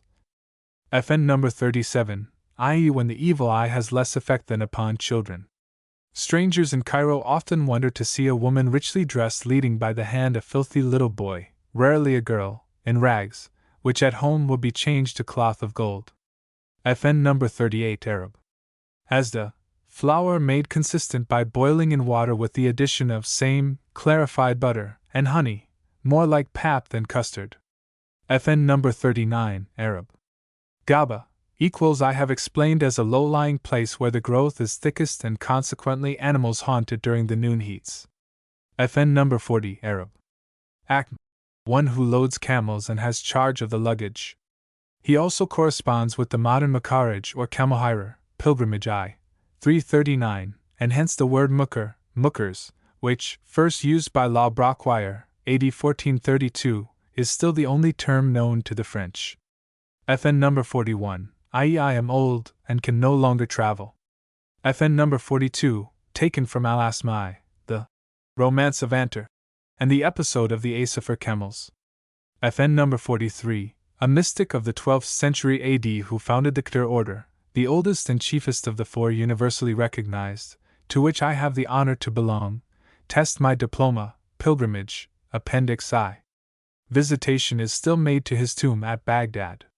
The Arabs, who have no hard G letter, alter to Jailan the name of his birthplace. Jailan, a tract between the Caspian and the Black Seas. FN number 44, the well-known Anglo-Indian. Muqaddam. Lit. One place before or over others. FN number 45, Quran 13. 14. FN number 46, i.e. his chastity, This fashion of objecting to infamous proposals is very characteristic. Ruder races would use their fists. FN number 47, Arab. Rafiz equals the Shura tribe, sect, or Persian schismatics who cursed the first three caliphs. The name is taken from their own saying. In Rafiz and Hum equals verily we have rejected them. The feeling between Sunni, the so-called Orthodox, and Shura is much like the Christian love between a Catholic of Cork and a Protestant from the Black North. As Al-Suyuti or any historian will show, this sect became exceedingly powerful under the later Abbasid caliphs, many of whom conformed to it and adopted its practices and innovations, as in the Azan or Perkal, greatly to the scandal of their co-religionists. Even in the present day the hatred between these representatives of Arab monotheism and Persian Ghibrism continues unabated. I have given sundry instances in my pilgrimage, e.g. how the Persians attempt to pollute the tombs of the caliphs they abhor. FN number 48 Arab. Sak. The Indian Bihisht, man from heaven. Each party in a caravan has one or more. FN number 49 These current, or saints' miracles, which spiritualists will readily accept, are recorded in vast numbers. Most men have half a dozen to tell, each of his PR, or patron, including the Istidraj or prodigy of chastisement. Dabistan 3. 274. FN number 50, great-granddaughter of the Imam Hassan buried in Cairo and famed for Kurmt. Her father, governor of Al-Madinah, was imprisoned by Al-Mansur and restored to power by Al-Mahdi. She was married to a son of the Imam Ja'far al-Sadiq and lived a life of devotion in Cairo, dying in age 218 is equal to 824. The corpse of the Imam al-Shafi'i was carried to her house, now her mosque and mausoleum. It stood in the Darb al-Saba, which formerly divided Old from New Cairo and is now one of the latter's suburbs. Lane M. E. Chaps. X. gives her name but little more. The mention of her shows that the writer of the tale, or the copyist, was a Cairene. Abd al-Qadir is world known, not so the Sit. FN number 51, Arab. Farka Krab, for Yukarib, a vulgarism. FN number 52, the usual Egyptian irreverence. He relates his abomination as if it were a hadith or tradition of the Prophet with due ascription. FN number 53, a popular name, dim. Of Zubda cream, fresh butter. Creamkin. FN number 54, Arab. Mustahal, Mustahil and vulgar. Muhalil. Equals one who renders lawful. It means a man hired for the purpose who marries pro forma and after wedding, and bedding with actual consummation, at once divorces the woman. He is held the reverse of respectable, and no wonder. Hence, probably, Mandeville's story of the islanders who, on the marriage night, make another man to lie by their wives, to have their maidenhead, for which they give great hire and much thanks. And there are certain men in every town that serve for no other thing, and they call them catabrais, that is to say, the fools of despair, because they believe their occupation is a dangerous one. Burckhardt gives the proverb, number 79, 1,000 lovers rather than one mustahal. The latter being generally some ugly fellow picked up in the streets and disgusting to the wife who must permit his embraces. FN number 55, this is a woman's oath. Not used by men. FN number 56, pronounce. YSN. Chaps. 36, the heart of the Quran. Much used for edifying recitation. Some pious Muslims in Egypt repeat it as a wazifa, or religious task, or as masses for the dead, and all educated men know its 83 verses by rote. FN number 57, Arab. LDD. Equals the family of David, i.e. David himself, a popular idiom. The Prophet's recitation of the Mazmir, Psalter, worked miracles. FN number 58, there is a peculiar thickening of the voice in leprosy which at once betrays the hideous disease. FN number 59, these lines have occurred in Night Kluxi. I quote Mr. Payne in Loco, by way of variety. FN number 60, where the Jazm, leprosy, elephantiasis, morbus sacrum, etc., is supposed first to show, the swelling would alter the shape. Lane 2. 267 translates, her wrist which was bipartite. FN number 61, Arab. Zakari. Zacharias, a play upon the term Zakar, equals the sign of masculinity. Zacharias, mentioned in the Quran as the educator of the Virgin Mary, chaps. 3, and repeatedly referred to, chaps. 19, etc., is a well-known personage amongst Muslims, and his church is now the Great Cathedral Mosque of Aleppo. FN number 62, Arab. Ark al-Halwat, equals vein of sweetness. FN number 63, Arab. Thuth, which may also mean openings, has before occurred. FN number 64, i.e. 4 times without withdrawing. FN number 65, i.e. a correspondence of size, concerning which many rules are given in the Anangaranga Shastra, which justly declares that discrepancy breeds matrimonial troubles. FN number 66, Arab. Gurb al-Bain, equals raven of the waste or the parting, hence the bird of Odin symbolizes separation, which is also called al-Bain. The raven, Gurub, equals Heb, Orab, and Lat. Corvus, one of the prehistoric words, is supposed to be seen abroad earlier than any other bird, and it is entitled Abu Zajr, father of omens, because lucky when flying towards the right, and VV it is opposed in poetry to the white pigeon, the emblem of union, peace, and happiness. The vulgar declare that when Muhammad hid in the cave, the crow kept calling to his pursuers, Ji-char! Ji-char! Cavern, hence the Prophet condemned him to wear eternal mourning and ever to repeat the traitorous words. This is the old tale of Coronis and Apollo, Ovid lib 2, who blacked the raven o'er and bid him prate in his white plumes no more. FN number 67, this use of a Turkish title, Effendi, being equals our esquire, and inferior to a bey, is a rank anachronism, probably of the copyist. FN number 68, Arab. Sam, equals hind, ghi, butter melted, skimmed and allowed to cool. FN number 69, Arab. Yawad, a title of the Almighty, the Mac. Edit. Has. O David.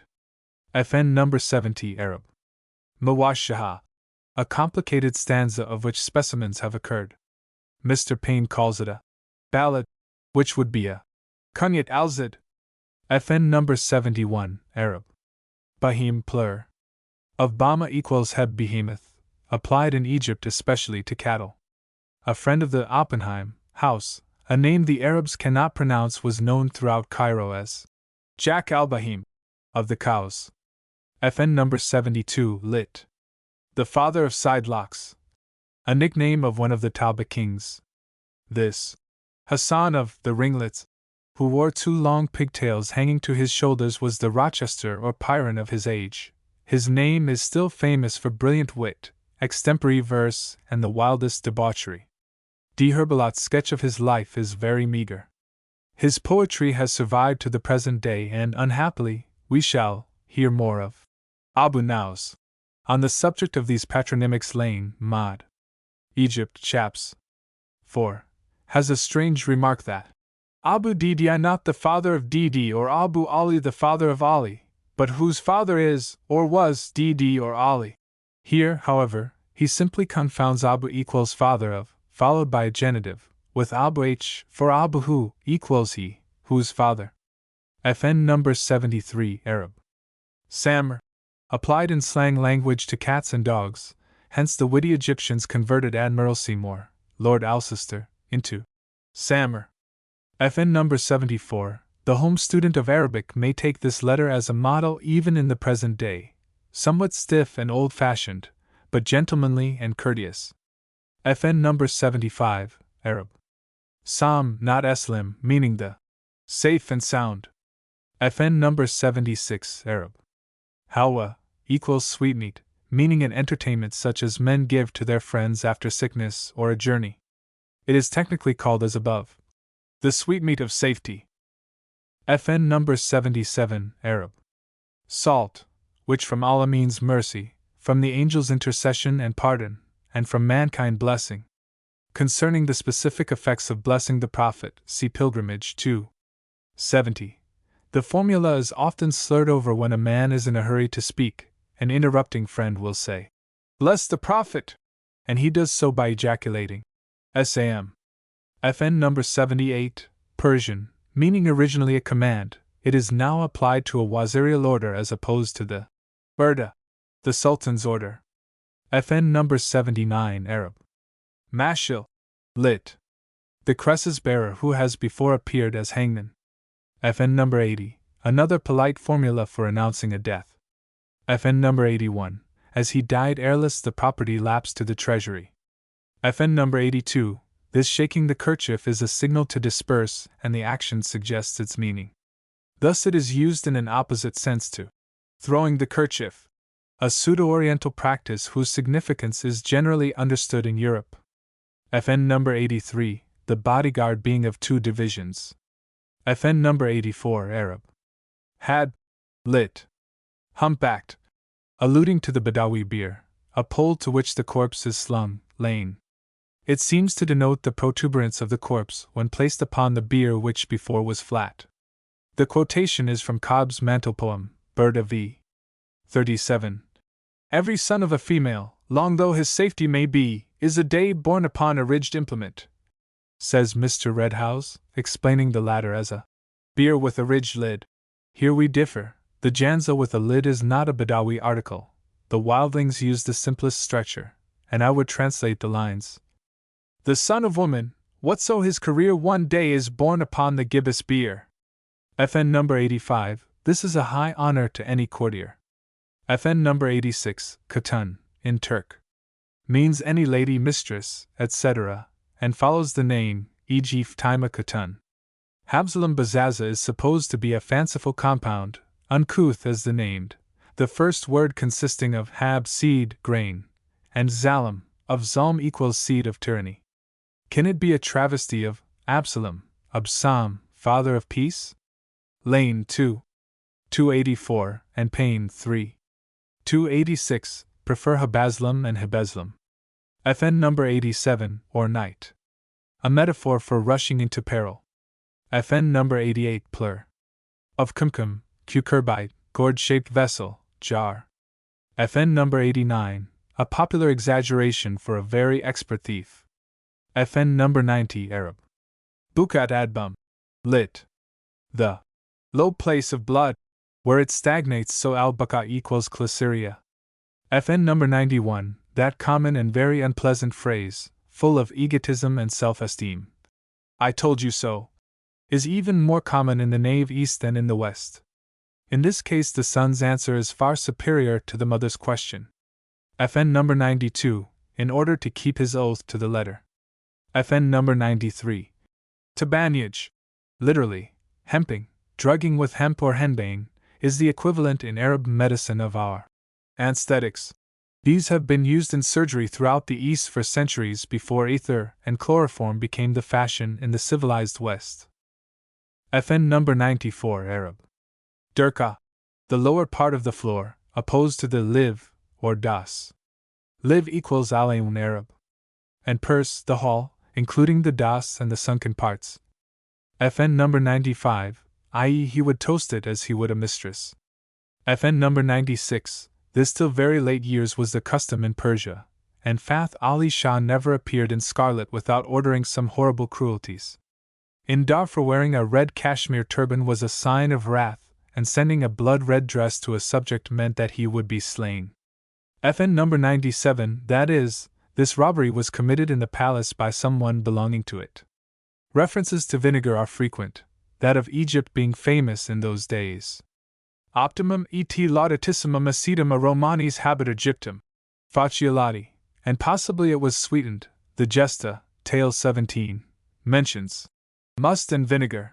In Arab proverbs, one mind by vinegar and another by wine. Equals each mind goes its own way Arab. Prov. 628, or, with good and bad. Vinegar being spoilt wine. FN number 98, we have not heard the last of this old dowsing rod. The latest form of rabimancy is an electrical rod invented in the United States. FN number 99, this is the prox verbal always drawn up on such occasions. FN number 100, the sight of running water makes a Persian long for strong drink as the sight of a fine view makes the Turk feel hungry. FN number 101 Arab. Min wahida du. A peculiarly Egyptian or rather Cairene phrase.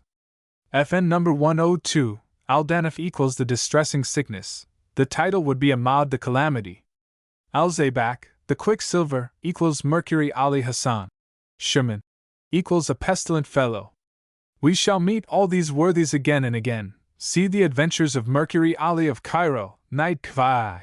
A sequel to the robberies of Dalilah, Night Kvai. FN number 103 for the sacrifice place of Ishmael. Not Isaac, see my pilgrimage 306. According to all Arab ideas, Ishmael, being the eldest son, was the chief of the family after his father. I have noted that this is the old quarrel between the Arabs and their cousins the Hebrews. FN number 104, this blackmail was still paid to the Bedouin of Ramla, Alexandria, till the bombardment in 1881. FN number 105, the famous Issus of Cilicia, now a port village on the Gulf of Scanderoon. FN number 106 Arab. Wada equals the Concus Veneris, then used as small change. FN number 107 Arab. Sakati equals a dealer in castaway articles such as old metal, damaged goods, the pluck and feet of animals, etc. FN number 108. The popular tale of Burkhar's death in Cairo was that the names of the 3 first caliphs were found written upon his slipper soles and that he was put to death by decree of the Olema. It is the merest nonsense, as the great traveler died of dysentery in the house of my old friend John Thurburn and was buried outside the Bab al-Nasser of Cairo, where his tomb was restored by the late Rogers Bey, Pilgrimage I. 123. FN number 109, prob a misspelling for Arslan, in Turk. A lion, and in slang a piaster. FN number 110 Arab. Maq'ad. Lit. Equals sitting room. FN number 111 Arab. Camera, still the popular term throughout Egypt for a European hotel. It is not always intended to be insulting, but it is, meaning the place where Franks meet to drink forbidden drinks. FN number 112, a reminiscence of Muhammad who cleansed the Kaaba of its 360 idols, of which 73 names are given by Freitag, Einleitung, etc. pages 270, 342 to 57, by touching them with his staff, whereupon all fell to the ground, and the Prophet cried, Quran 17:84. Truth is come, and falsehood is vanished. Verily, falsehood is a thing that vanisheth. Magna est veritas, etc. Amongst the idols are said to have been a statue of Abraham and the horns of the ram sacrificed in lieu of Ishmael, which, if true, would prove conclusively that the Abrahamic legend at Mecca is of ancient date, and not a fiction of al-Islam. Hence, possibly, the respect of the Judaizing Tabas of Hiwerland for the Kaaba. Pilgrimage 3. 295. FN number 113. This was evidently written by a Sunni, as the SHHS claimed to be the only true Muslims. Lane tells an opposite story, too. 329. It suggests the common question in the south of Europe. Are you a Christian or a Protestant? FN number 114 Arab. Ana F. Drat AK. A phrase to be remembered as useful in time of danger. FN number 115, I.e. no genie, or slave of the jewel, was there to answer. FN number 116 Arab. Consul, Pran, Gunsul, which here means a well-to-do Frank, and shows the modern date of the tale as it stands. FN number 117, from the Idyll. Capitano. The mention of canon and other terms in this tale shows that either it was written during the last century, or it has been mishandled by copyists. FN number 118 Arab. Minna, a biscuit of flour and clarified butter. FN number 119 Arab. Way ba, the sixth part of the Ardab equals 6 to 7 English gallons. FN number 120, he speaks in half-jest La Fella, and reminds us of Hangman, drive on the cart! FN number 121 Yachanan, whom Jehovah has blessed, Jewish for John, is probably a copy of the Chaldean Yohanes. The Oans of Berosus equals Khan, he the fish. The Greeks made it Jonas, the Arabs, Johan, contracted to Han, Christian, and Y Muslim. Prester priest, John is probably Khan, the historian prince conquered and slain by Genghis Khan in AD 1202. The modern history of John is very extensive. There may be a full 100 varieties and derivation of the name. Huzn Maryam, the beauty, spiritual, etc. of the BV. FN number 122, primarily being middle-aged, then aid, a patron, servant, etc. Also a tribe of the jinn usually made synonymous with Mrid. Evil controls, hostile to men. Modern spiritualists would regard them as polluted souls not yet purged of their malignity. The text insinuates that they were at home amongst Christians and in Genoa. FN number 123 Arab. Sorry. Equals epilepsy, falling sickness, of old always confounded with possession, by evil spirits, or obsession. FN number 124, again the true old charge of falsifying the so-called sacred books. Here the Quran is called Furqan, Sales sect. 3. Would assimilate this to the Hebrew, Perek or Perka, denoting a section or portion of scripture, but Muslims understand it to be the book which distinguisheth, Faraka, divided the true from the false. Thus Caliph Omar was entitled Bafarke, equals the distinguisher, between right and wrong. Lastly, Furq, meanings as in seer and Ethiop. Deliverance, revelation, is applied alike to the Pentateuch and Quran. FN number 125, euphemistic for thou shalt die. FN number 126, lit. From jugular, vein to vein. Arab. Ward. Our old friend Lucretius again. Tantain religio. Etc. FN number 127, as opposed to the but or outer room. FN number 128 Arab. Darb al-Asfar. In the old Jamaliah or northern part of Cairo. FN number 129, a noble tribe of Badawin that migrated from Al-Yaman and settled in Al-Najd. Their chief, who died a few years before Muhammad's birth, was Al-Hanim, the Black Crow, a model of Arab manliness and munificence, and although born in the ignorance he will enter heaven with the Muslims. Hatim was buried on the hill called Ohrid. I have already noted this favorite practice of the wilder Arabs, and the affecting idea that the dead may still look upon his kith and kin. There is not an Arab book nor, indeed, a book upon Arabia which does not contain the name of Hatim. He is mentioned as unpleasantly often as Aristides. FN number 130, Lord of Cataphete. This king's name is unknown, but the KMS mentions two kings called Zu al-Kale, the greater and the less. Lane Sheikh 2. 333, opine that the man who demanded Hatim's hospitality was one Abu al-Kaibari. FN number 131, the camel's throat, I repeat, is not cut as in the case of other animals, the muscles being too strong, it is slaughtered by the nar, i.e. thrusting a knife into the hollow at the commissure of the chest. Pilgrimage 3. 303. FN number 132, Adi became a Muslim and was one of the companions of the Prophet. FN number 133, a rival in generosity to Hatim. A Persian poet praising his patron's generosity says that it buried that of Hatim and dimmed that of Ma'an, di Herbalat. He was a high official under the last Umayyad, Maran al-Himr, the As, or the century, the duration of Umayyad rule, who was routed and slain in AH 132 is equal to 750. Ma'an continued to serve under the Abbasids and was a favorite with Al-Manzur. More generous or bountiful than Ka'b, is another saying, A.P. I. 325. Ka'b ibn Ma was a man who, somewhat like Sir Philip Sidney at Sutphin, gave his own portion of drink while he was dying of thirst to a man who looked wistfully at him, whence the saying, Give drink to thy brother than Miri.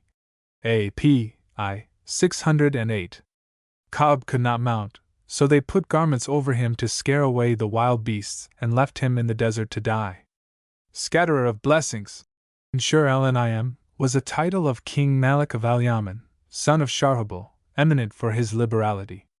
He set up the statue in the western desert, inscribed, Nothing behind me, as a warner to others. FN number 134 Lane 2. 352 here introduces, between Knights Kluxi and CCXC, a tale entitled In the Bressel. Edit. 4. 134. The Sleeper and the Waker, i.e. the sleeper awakened, and he calls it, The Story of Abu al-Hasan the Wag. It is interesting and founded upon historical fact, but it can hardly be introduced here without breaking the sequence of the Nights. I regret this the more as Mr. Alexander J. Kothia of New York has most obligingly sent me an addition to the Breslau text for 137 from his MS, but I hope eventually to make use of it. FN number 135, the first girl calls gold, tighter, pure, unalloyed metal, the second, a shad, gold generally, and the third, ibers, virgin or, the Greek letters. This is a law of Arab rhetoric never to repeat the word except for a purpose and, as the language can produce 1,200,000 to 100,000 in English, the copiousness is somewhat painful to readers. FN number 136, Arab. Shakes before noticed. FN number 137, Arab. Cus equals the curling cucumber. The vegetable is of the cheapest, and the poorer classes eat it as kitchen, with bread. FN number 138, Arab. Haram hu, a double entendre. Here the Barlawi means his harem, the inviolate part of the house, but afterwards he makes it mean the presence of his honor. FN number 139, Toledo? This tale was probably known to Washington Irving.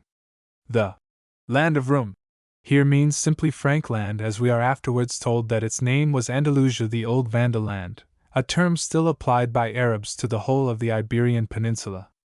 FN number 140, Arab, Amim, plur. Of Imma, the common word for turban, which I prefer to write in the old unclipped fashion. We got it through the port. Turbant and the old French taliban from the, now obsolete, Persian term dalban equals a turban or a sash. FN number 141, 6th Umayyad Caliph, AD 705 to 716, from trick, we have Gibraltar equals Jabal al-Trick. FN number 142, Arab. Yun equals Ionia, applied to ancient Greece as Rum is to the Greco-Roman Empire. FN number 143, Arab. Baramni. Prab alluding to the well-known legend of the capture of Samanath, Somnoth, from the Hindus by Mahmud of Ghazni. In the Ajaib al-Hind before quoted, the Brahmins are called Abrahama. FN number 144, i.e. Peace be with thee. FN number 145, i.e. in the palace when the hunt was over. The bluntness and plain speaking of the Badawi, which caused the revelation of the Quranic chapter, Inner Apartments, No. 49, have always been favorite themes with Arab tale-tellers as a contrast with citizen suavity and civility.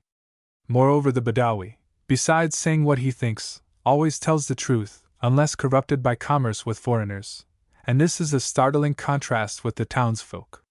To ride out of Damascus and have a chat with the Ruel is much like being suddenly transferred from amongst the trickiest of Mediterranean people to the bluff society of the Scandinavian north. And the reason why the Turk will never govern the Arab in peace is that the former is always trying to finesse and to succeed by falsehood, when the truth, the whole truth and nothing but the truth is wanted. FN number 146, Quran. 16, 112. FN number 147, a common and expressive way of rewarding the tongue which spoke poetry. The jewels are often pearls. FN number 148, Ibrahim Abu Isht bin al-Mahdi, a pretender to the caliphate of well-known wit, and a famed musician surnamed from his corpulence. Al-Tan equals the dragon or, according to others, lane 2. 336. Al-Tan equals the figure. His adventurous history will be found in Ibn Khalikan di Herbalat and Al-Suyuti. FN number 149, the Raga of the Zendavesta, and Rages of the Apocrypha, Tobit, Judith, etc., the old capital of Media proper, and seat of government of Daylam, now a ruin some miles south of Tehran, which was built out of its remains. Ray was founded by Hozhang, the primeval king who first sawed wood, made doors and dug metal. It is called Ray al-Mahdiyah because al-Mahdi held his court there. Harun al-Rashid was also born in it, h. 145. It is mentioned by a host of authors and names one of the Maqamat of al-Hariri. FN number 150, human blood being especially impure. FN number 151, Jones, Brown and Robinson. FN number 152, Arab. Come! The Moslem sleeve is mostly, like his trousers, of ample dimensions and easily converted into a kind of carpet bag by depositing small articles in the middle and gathering up the edge in the hand. In this way carried the weight would be less irksome than hanging to the waist. The English of Queen Anne's day had regular sleeve pockets for memoranda, etc., hence the saying, to have in one's sleeve. FN number 153 Arab.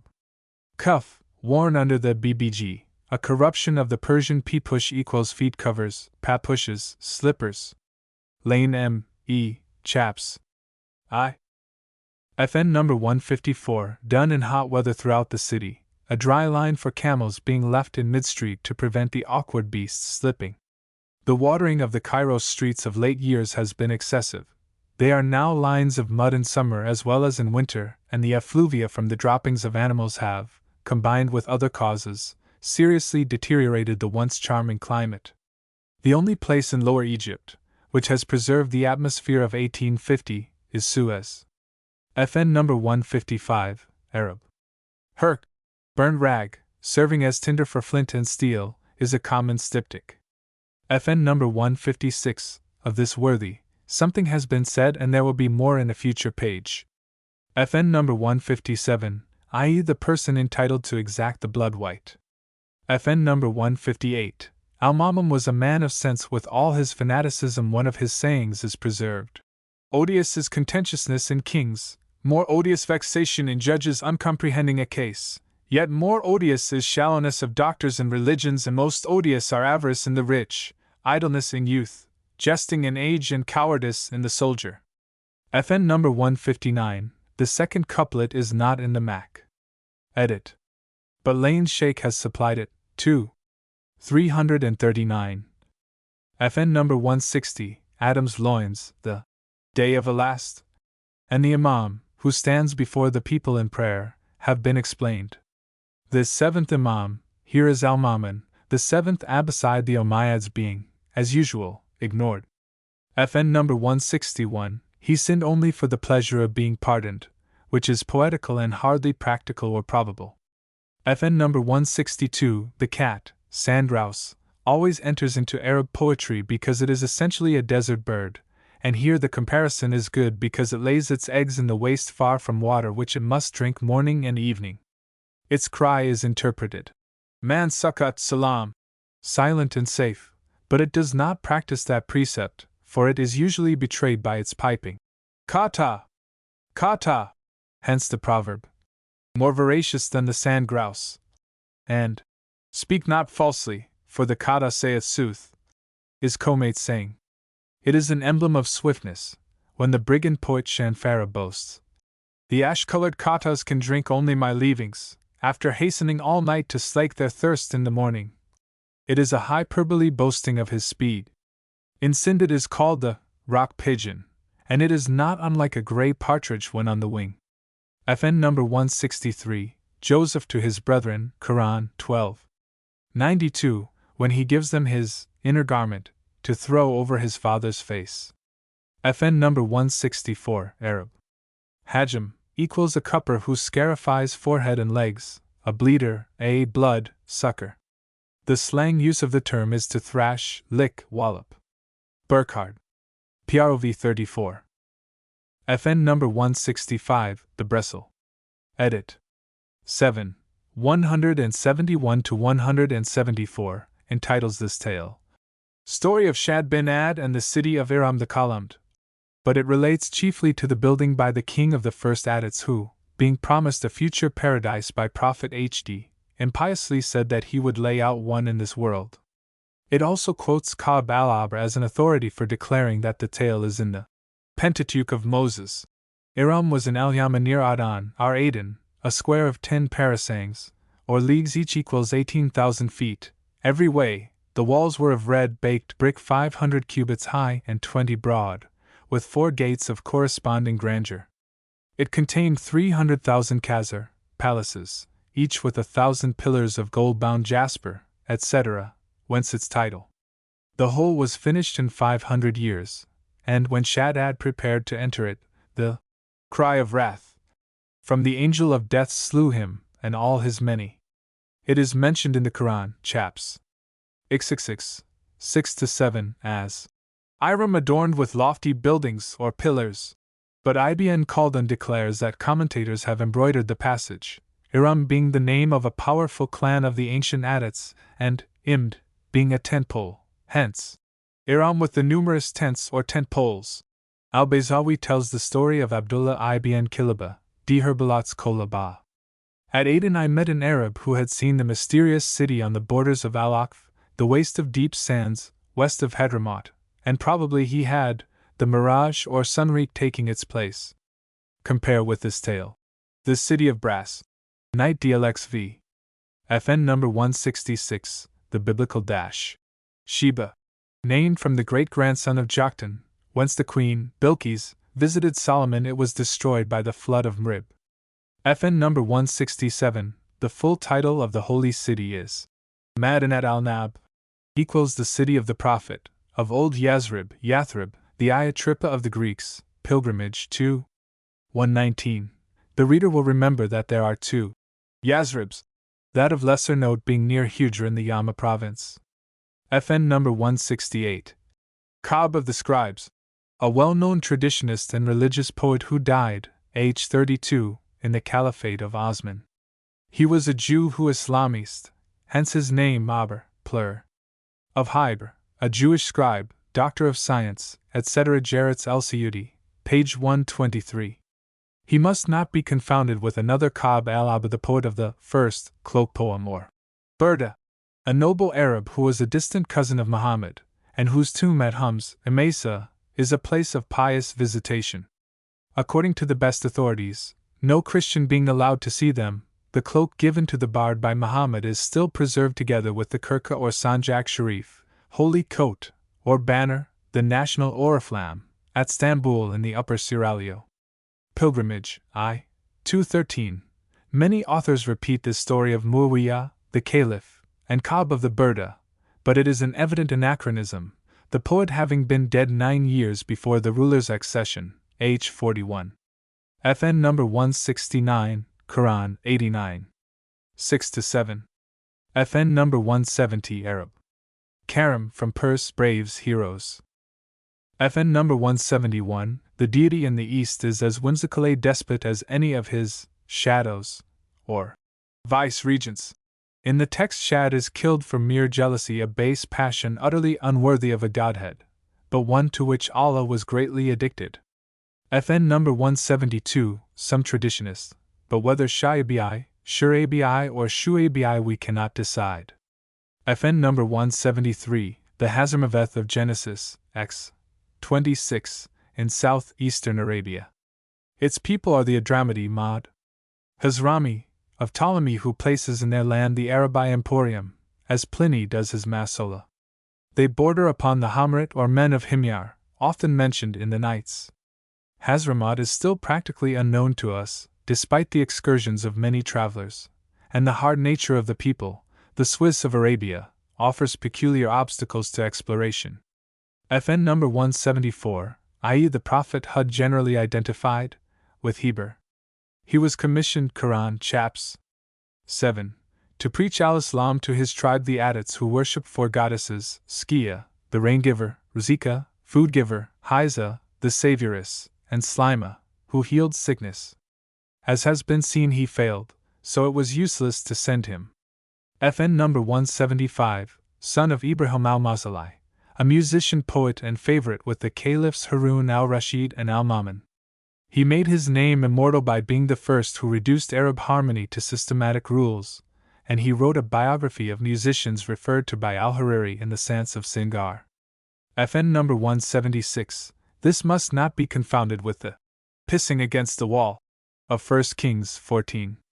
10, where watering against a wall denotes a man as opposed to a woman. FN number 177, Arab. Zambil or Zimbal, a limp basket made of plaited palm leaves and generally two-handled. It is used for many purposes, from carrying poultry to carrying earth. FN number 178, here we have again the Syriac bakun dash equals well done. It is the Persefern and means all praise be to him. FN number 179 Arab. A tafeli? So the Arab. PROV 2. 838. more intrusive than to fail. Prob the pien of a notorious sponger. The Badawin call, Rish, a man who sits down to meat unbidden and to drink will, but townsfolk apply the latter to the Rish. FN number 180 Arab. Artel equals rotally pounds, and a pint is a pound all the world round. Except in highly civilized lands where the pint has a curious power of shrinking. FN number 181, one of Al-Mamun's wazirs. The Caliph married his daughter whose true name was Biaran, but this tale of girls' freak and courtship was invented by Ishaq. For the splendor of the wedding and the munificence of the minister see Lane, 2. 350 to 352. FN number 182. I have described this scene, the wretch clinging to the curtain and sighing and crying as if his heart would break. Pilgrimage 3. 216 and 220. The same is done at the place Al-Multazim. The attached to Ibid 156, and various spots called Al-Mustajib, where prayer is granted. Ibid 162. At Jerusalem, the wailing place of the Jews shows queer scenes. The worshippers embrace the wall with a peculiar wriggle, crying out in Hebrew, "O build thy house soon, without delay," etc. FN number 183, i.e. the wife. The scene in the text was common at Cairo 20 years ago, and no one complained of the stick. See Pilgrimage I, 120. FN number 184 Arab. Yidim. Plur. Of it equals relish. Olives, cheese, pickled cucumbers, etc. FN number 185. I have noticed how the left hand is used in the East. In the second couplet we have istinj equals washing the fundament after stool. The lines are highly appropriate for a nightman. Easterns have many foul but most emphatic expressions like those in the text. I have heard a mother say to her brat, "I would eat thy murd," i.e. how I love thee. FN number 186 Arab. Hark. Whence probably our carrack and carrack. Large ship, in dictionaries derived from carus marinus. FN number 187 Arab. Shia equals lit. Intui a cover, and often a saddle cover carried by the groom. FN number 188 Arab. Sharbaltuf equals malapio or cider. FN number 189 Arab. Mudawara, which generally means a small round cushion, of the Morocco work well known in England.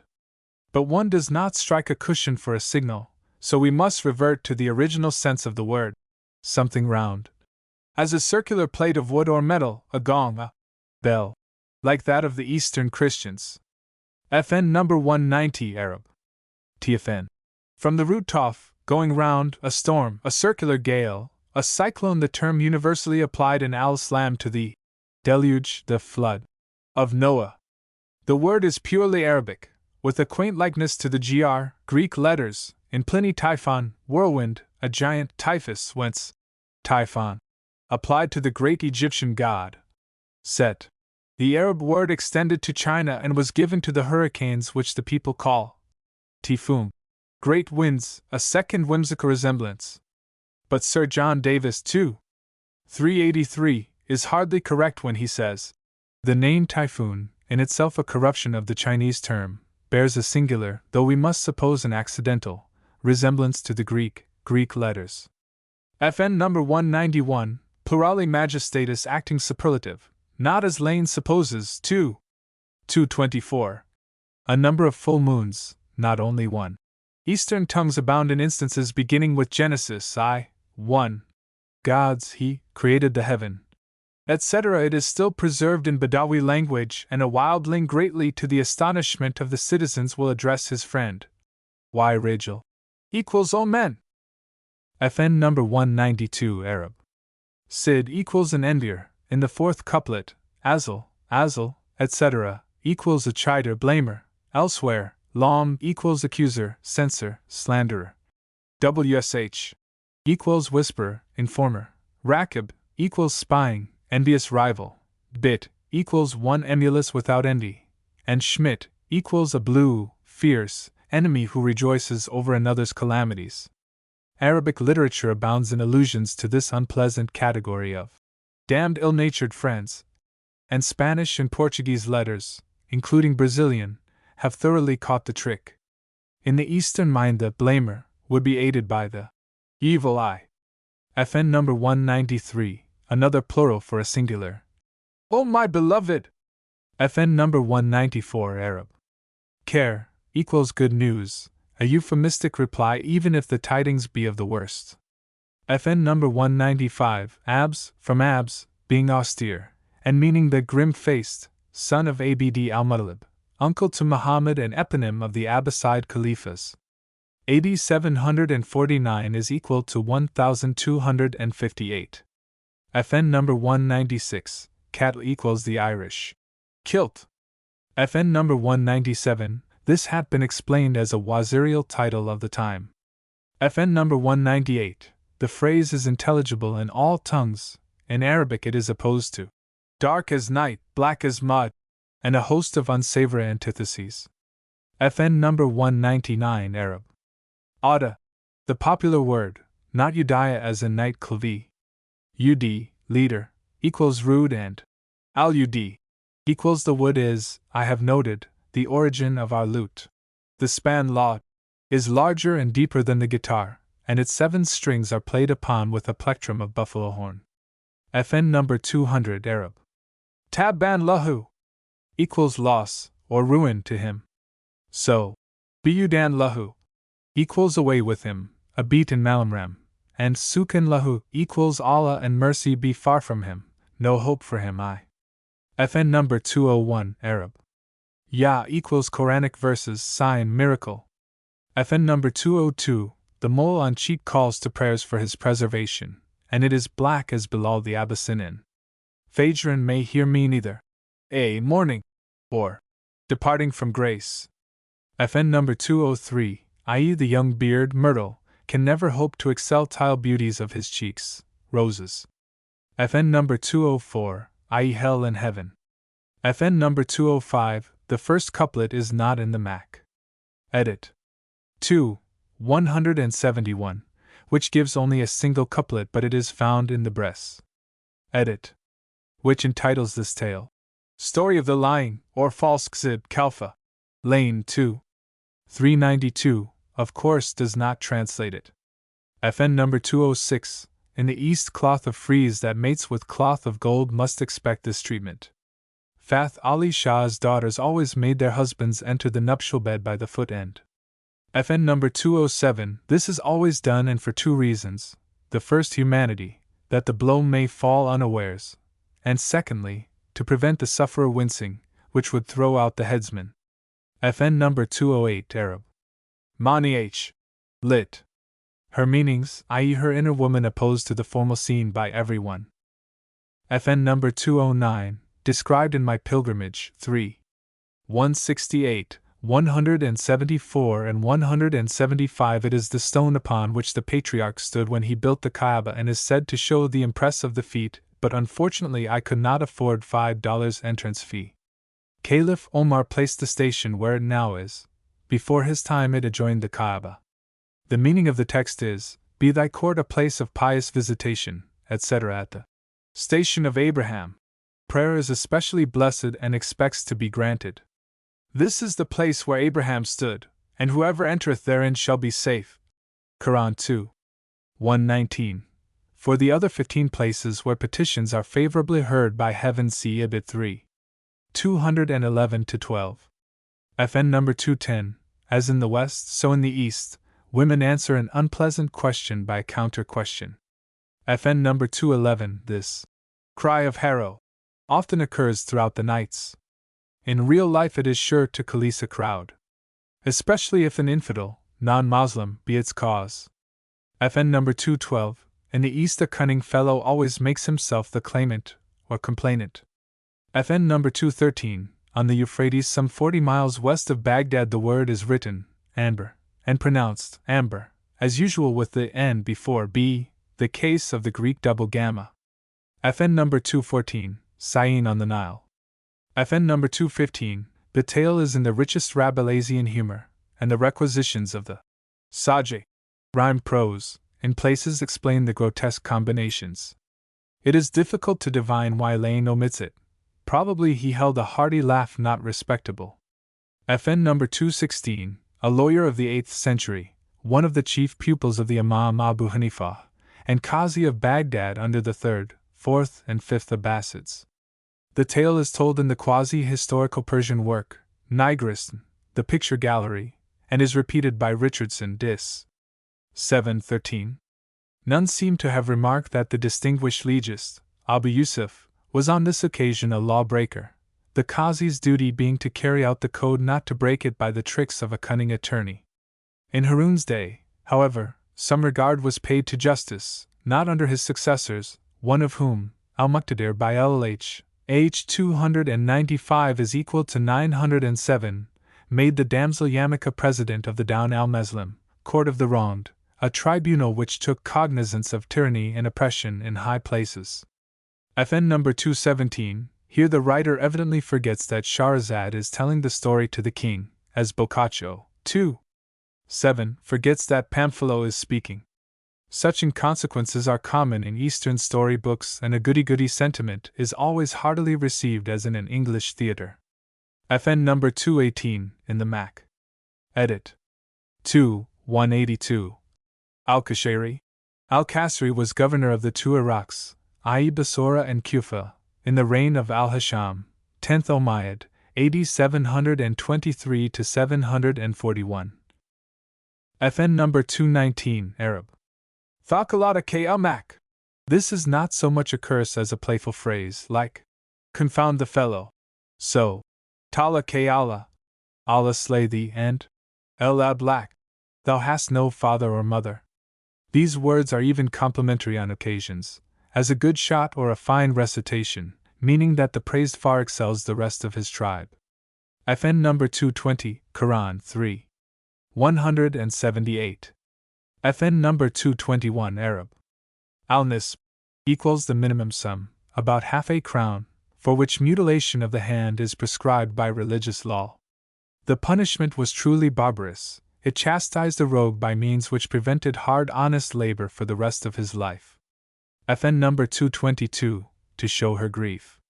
FN number 223, Ab Sadabd al-Malik bin Quraib, surnamed al-Asmai from his grandfather, Flor. H 122 to 306, equals 739-830, and wrote amongst a host of compositions the well-known romance of Antar. See in Dherbalat the right royal directions given to him by Harun al-Rashid. FN number 224, there are many accounts of his death, but it is generally held that he was first beheaded. The story in the text is also variously told in the Persian. Narration adds some unpleasant comments upon the house of Abbas. The Persians, for reasons which will be explained in the terminal essay, show the greatest sympathy with the Barmecides, and abominate the Abbasids even more than the latter detested the Umayyads. FN number 225, not written, as the European reader would suppose. FN number 226, Arab. FL al-Charar equals beans like horse beans soaked and boiled as opposed to the FL Madamas, especially of Egypt, equals unshelled beans steamed and boiled all night and eaten with linseed oil as kitchen or relish. Lane me chaps. V. calls them after the debased Chironate pronunciation Mudems. A legend says that, before the days of Pharaoh, always he of Moses, the Egyptians lived on pistachios which made them a witty, lively race. But the tyrant remarking that the domestic ass, which eats beans, is degenerate from the wild ass, uprooted the pistachio trees and compelled the lieges to feed on beans which made them a heavy, gross, cowardly people fit only for burdens. Badawists deride bean-eaters, although they do not loathe the pulse like onions. The principal result of a bean diet is an extraordinary development of flatulence both in stomach and intestines, hence possibly, Pythagoras, who had studied ceremonial purity in Egypt, forbade the use, unless he referred to venery or political business. I was once sitting in the Greek quarter of Cairo dressed as a Moslem when arose a prodigious hubbub of lads and boys, surrounding a couple of fellas. These men had been working in the fields about a mile east of Cairo and, when returning home, one had said to the other, "If thou wilt carry the hose I will break wind once for every step we take." He was as good as his word, and when they were to part he cried, "And now for thy bakshish," which consisted of a volley of 50, greatly to the delight of the boys.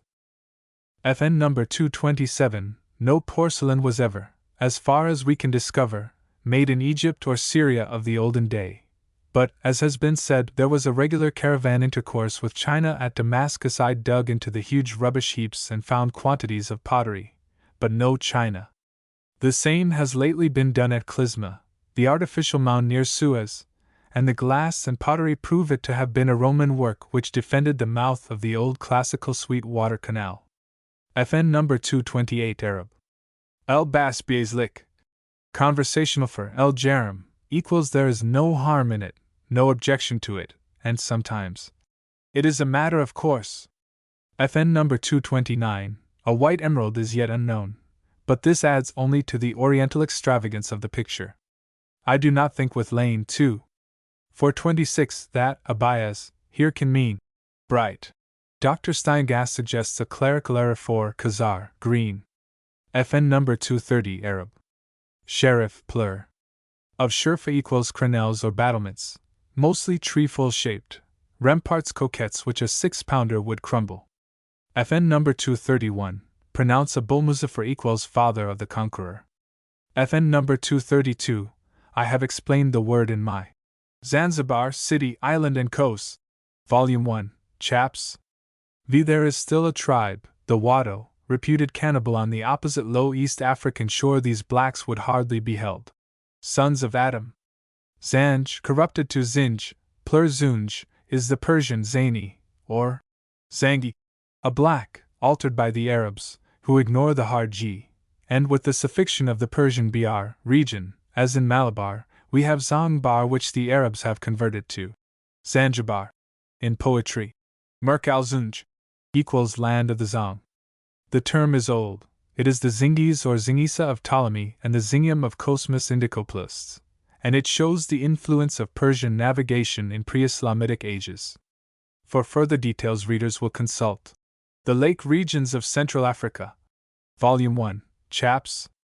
2. FN number 233 Arab, Korib plur. Of crib prop. A dinghy, a small boat belonging to a ship. Here it refers to the canoe, a Carib word, pop. Dug out. And classically, monoxyle. A boat made of a single tree trunk hollowed by fire and trimmed with axe and adze. Some of these rude craft which, when manned, remind one of Saturnine Caliph Omar's worms floating on a log of wood, measure 60 feet long and more. FN number 234, i.e. a descendant of Muhammad in general and especially through Hussein Ali's son. Here the text notes that the chief of the bazaar was of this now innumerable stock, who inherit the title through the mother as well as through the father. FN number 235, Arab, Hazib, equals quantity, the honor a man acquires for himself, opposed to Nazab, genealogy, honors inherited from ancestry. The Arabic well expresses my old motto, adopted by Chinese Gordon. Honor, not honors. FN number 236, note the difference between takadim, equals standing in presence of, also superiority and excellence, and takdim, priority in time. FN number 237, lane 2. 427, gives a pleasant Eastern illustration of this saying. FN number 238, a Quranic fancy, the mountains being the pegs which keep the earth in place. And he hath thrown before the earth mountains firmly rooted, lest it should move with you. Quran, chaps. 16. The earth when first created was smooth and thereby liable to a circular motion, like the celestial orbs. And when the angels asked who could stand on so tottering a frame, Allah fixed it the next morning by throwing the mountains in it and pegging them down. A fair prolepsis of the Neptunian theory.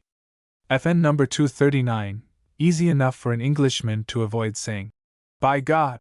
But this common incident in Muslim folklore appeals to the peoples who are constantly using the word Allah, Wallah, Billah, etc. The Quran expressly says, make not Allah the scope, object, lit. Arrow but of your oaths. Chaps. 2. 224, yet the command is broken every minute. FN number 240, this must be the ubiquitous Khizr, the green prophet. When Ali appears, as a rule he is on horseback. FN number 241, the name is apparently imaginary, and a little below we find that it was close to Jin land. China was very convenient for this purpose.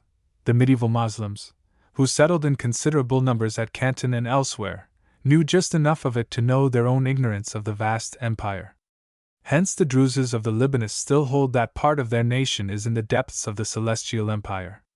FN number 242, I am unwilling to alter the old title to City of Copper, as it should be, the pure metal having been technologically used long before the alloy of copper and zinc.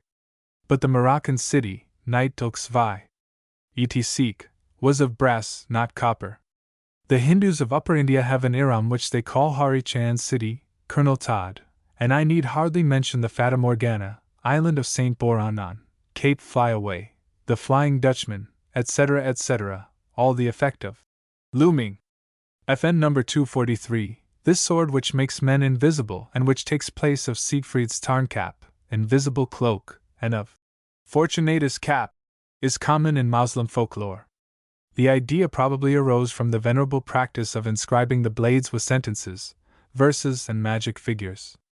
FN number 244, Arab. Uk. In books an eagle, especially black, and p.n. of constellation, but in pop usage equals a vulture. In Egypt it is the Neophron Procnopterus, Jurdan, or N. Gingianus, Latham, the Dejat Pharaon or Pharaoh's hen. This bird has been known to kill the Bsha sparrowhawk, Jurdan I. 60, yet, curious to say, the reviewers of my falconry in the valley of the Indus question the fact, known to so many travelers, that the falcon is also killed by this tiger of the air, despite the latter's feeble bill, pages 35 to 38. I was faring badly at their hands when the late Mr. Burkhard Barker came to the rescue. Falconicide is popularly attributed, not only to the vulture, but also to the crestless hawk-eagle, Nistus bonelli, which the Hindus call morn equals peacock's slayer. FN number 245, here I translate, Naz equals brass, as the kumkum, cucurbite, is made of mixed metal, not of copper. FN number 246, Mansur al-Nimr, a poet of the time and a prod of Yahya's son, Al-Fazl. FN number 247, this was at least 4 times Mansur's debt. FN number 248, intendant of the palace to Harun al-Rashid. The Bress. Edit. 7. 254, begins they tell that there arose full enmity between Ja'far Barmecide and a Sahib of Misr, Wazir or governor of Egypt. Lane 2. For 29 quotes to this purpose amongst Arab historians Fakhr Aldin, De Sacis Chrestomathi Arabai, page 26, edit. 2. FN number 249 Arab. Armenia, which Egyptians call after their mincing fashion. Armenia, hence Ermin. Mus Ponticus. Armenia was much more extensive than our Armenia, now degraded to a mere province of Turkey, and the term is understood to include the whole of the old Parthian Empire. FN number 250, even now each Pasha governor must keep a wackle in Constantinople to intrigue and bribe for him at headquarters. FN number 251, the symbol of generosity, of unasked liberality, the black hand, being that of niggerness. FN number 252 Arab. RH equals pure and old wine. Arabs, like our classics, usually drank their wine tempered.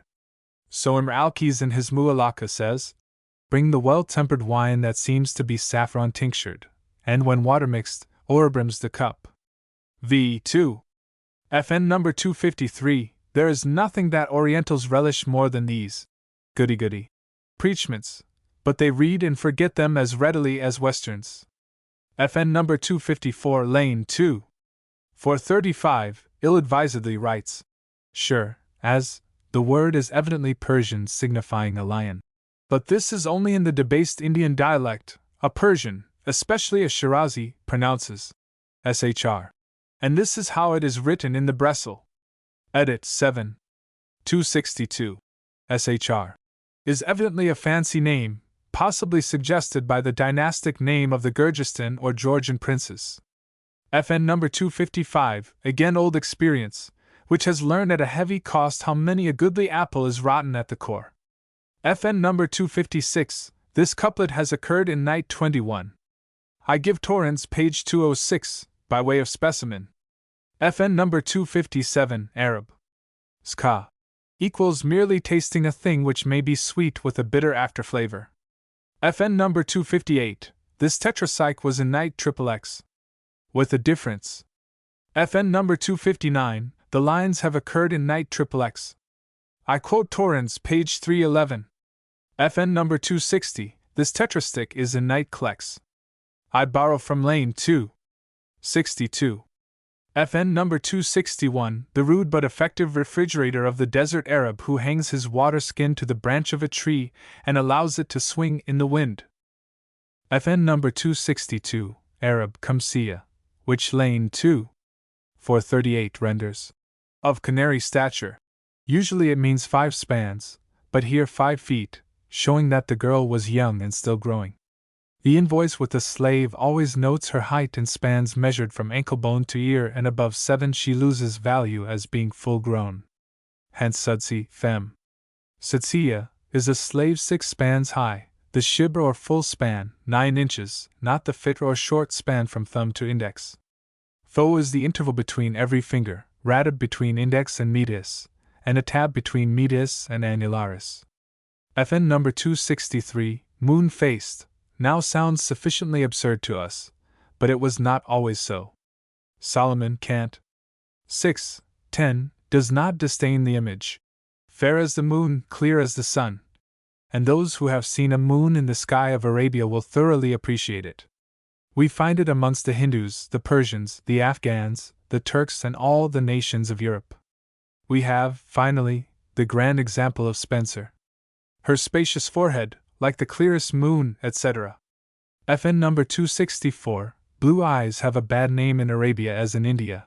The witch Sark of Al-Yamama was noted for them, and blue-eyed often means fierce-eyed, alluding to the Greeks and Dalamites, mortal enemies to Ishmael.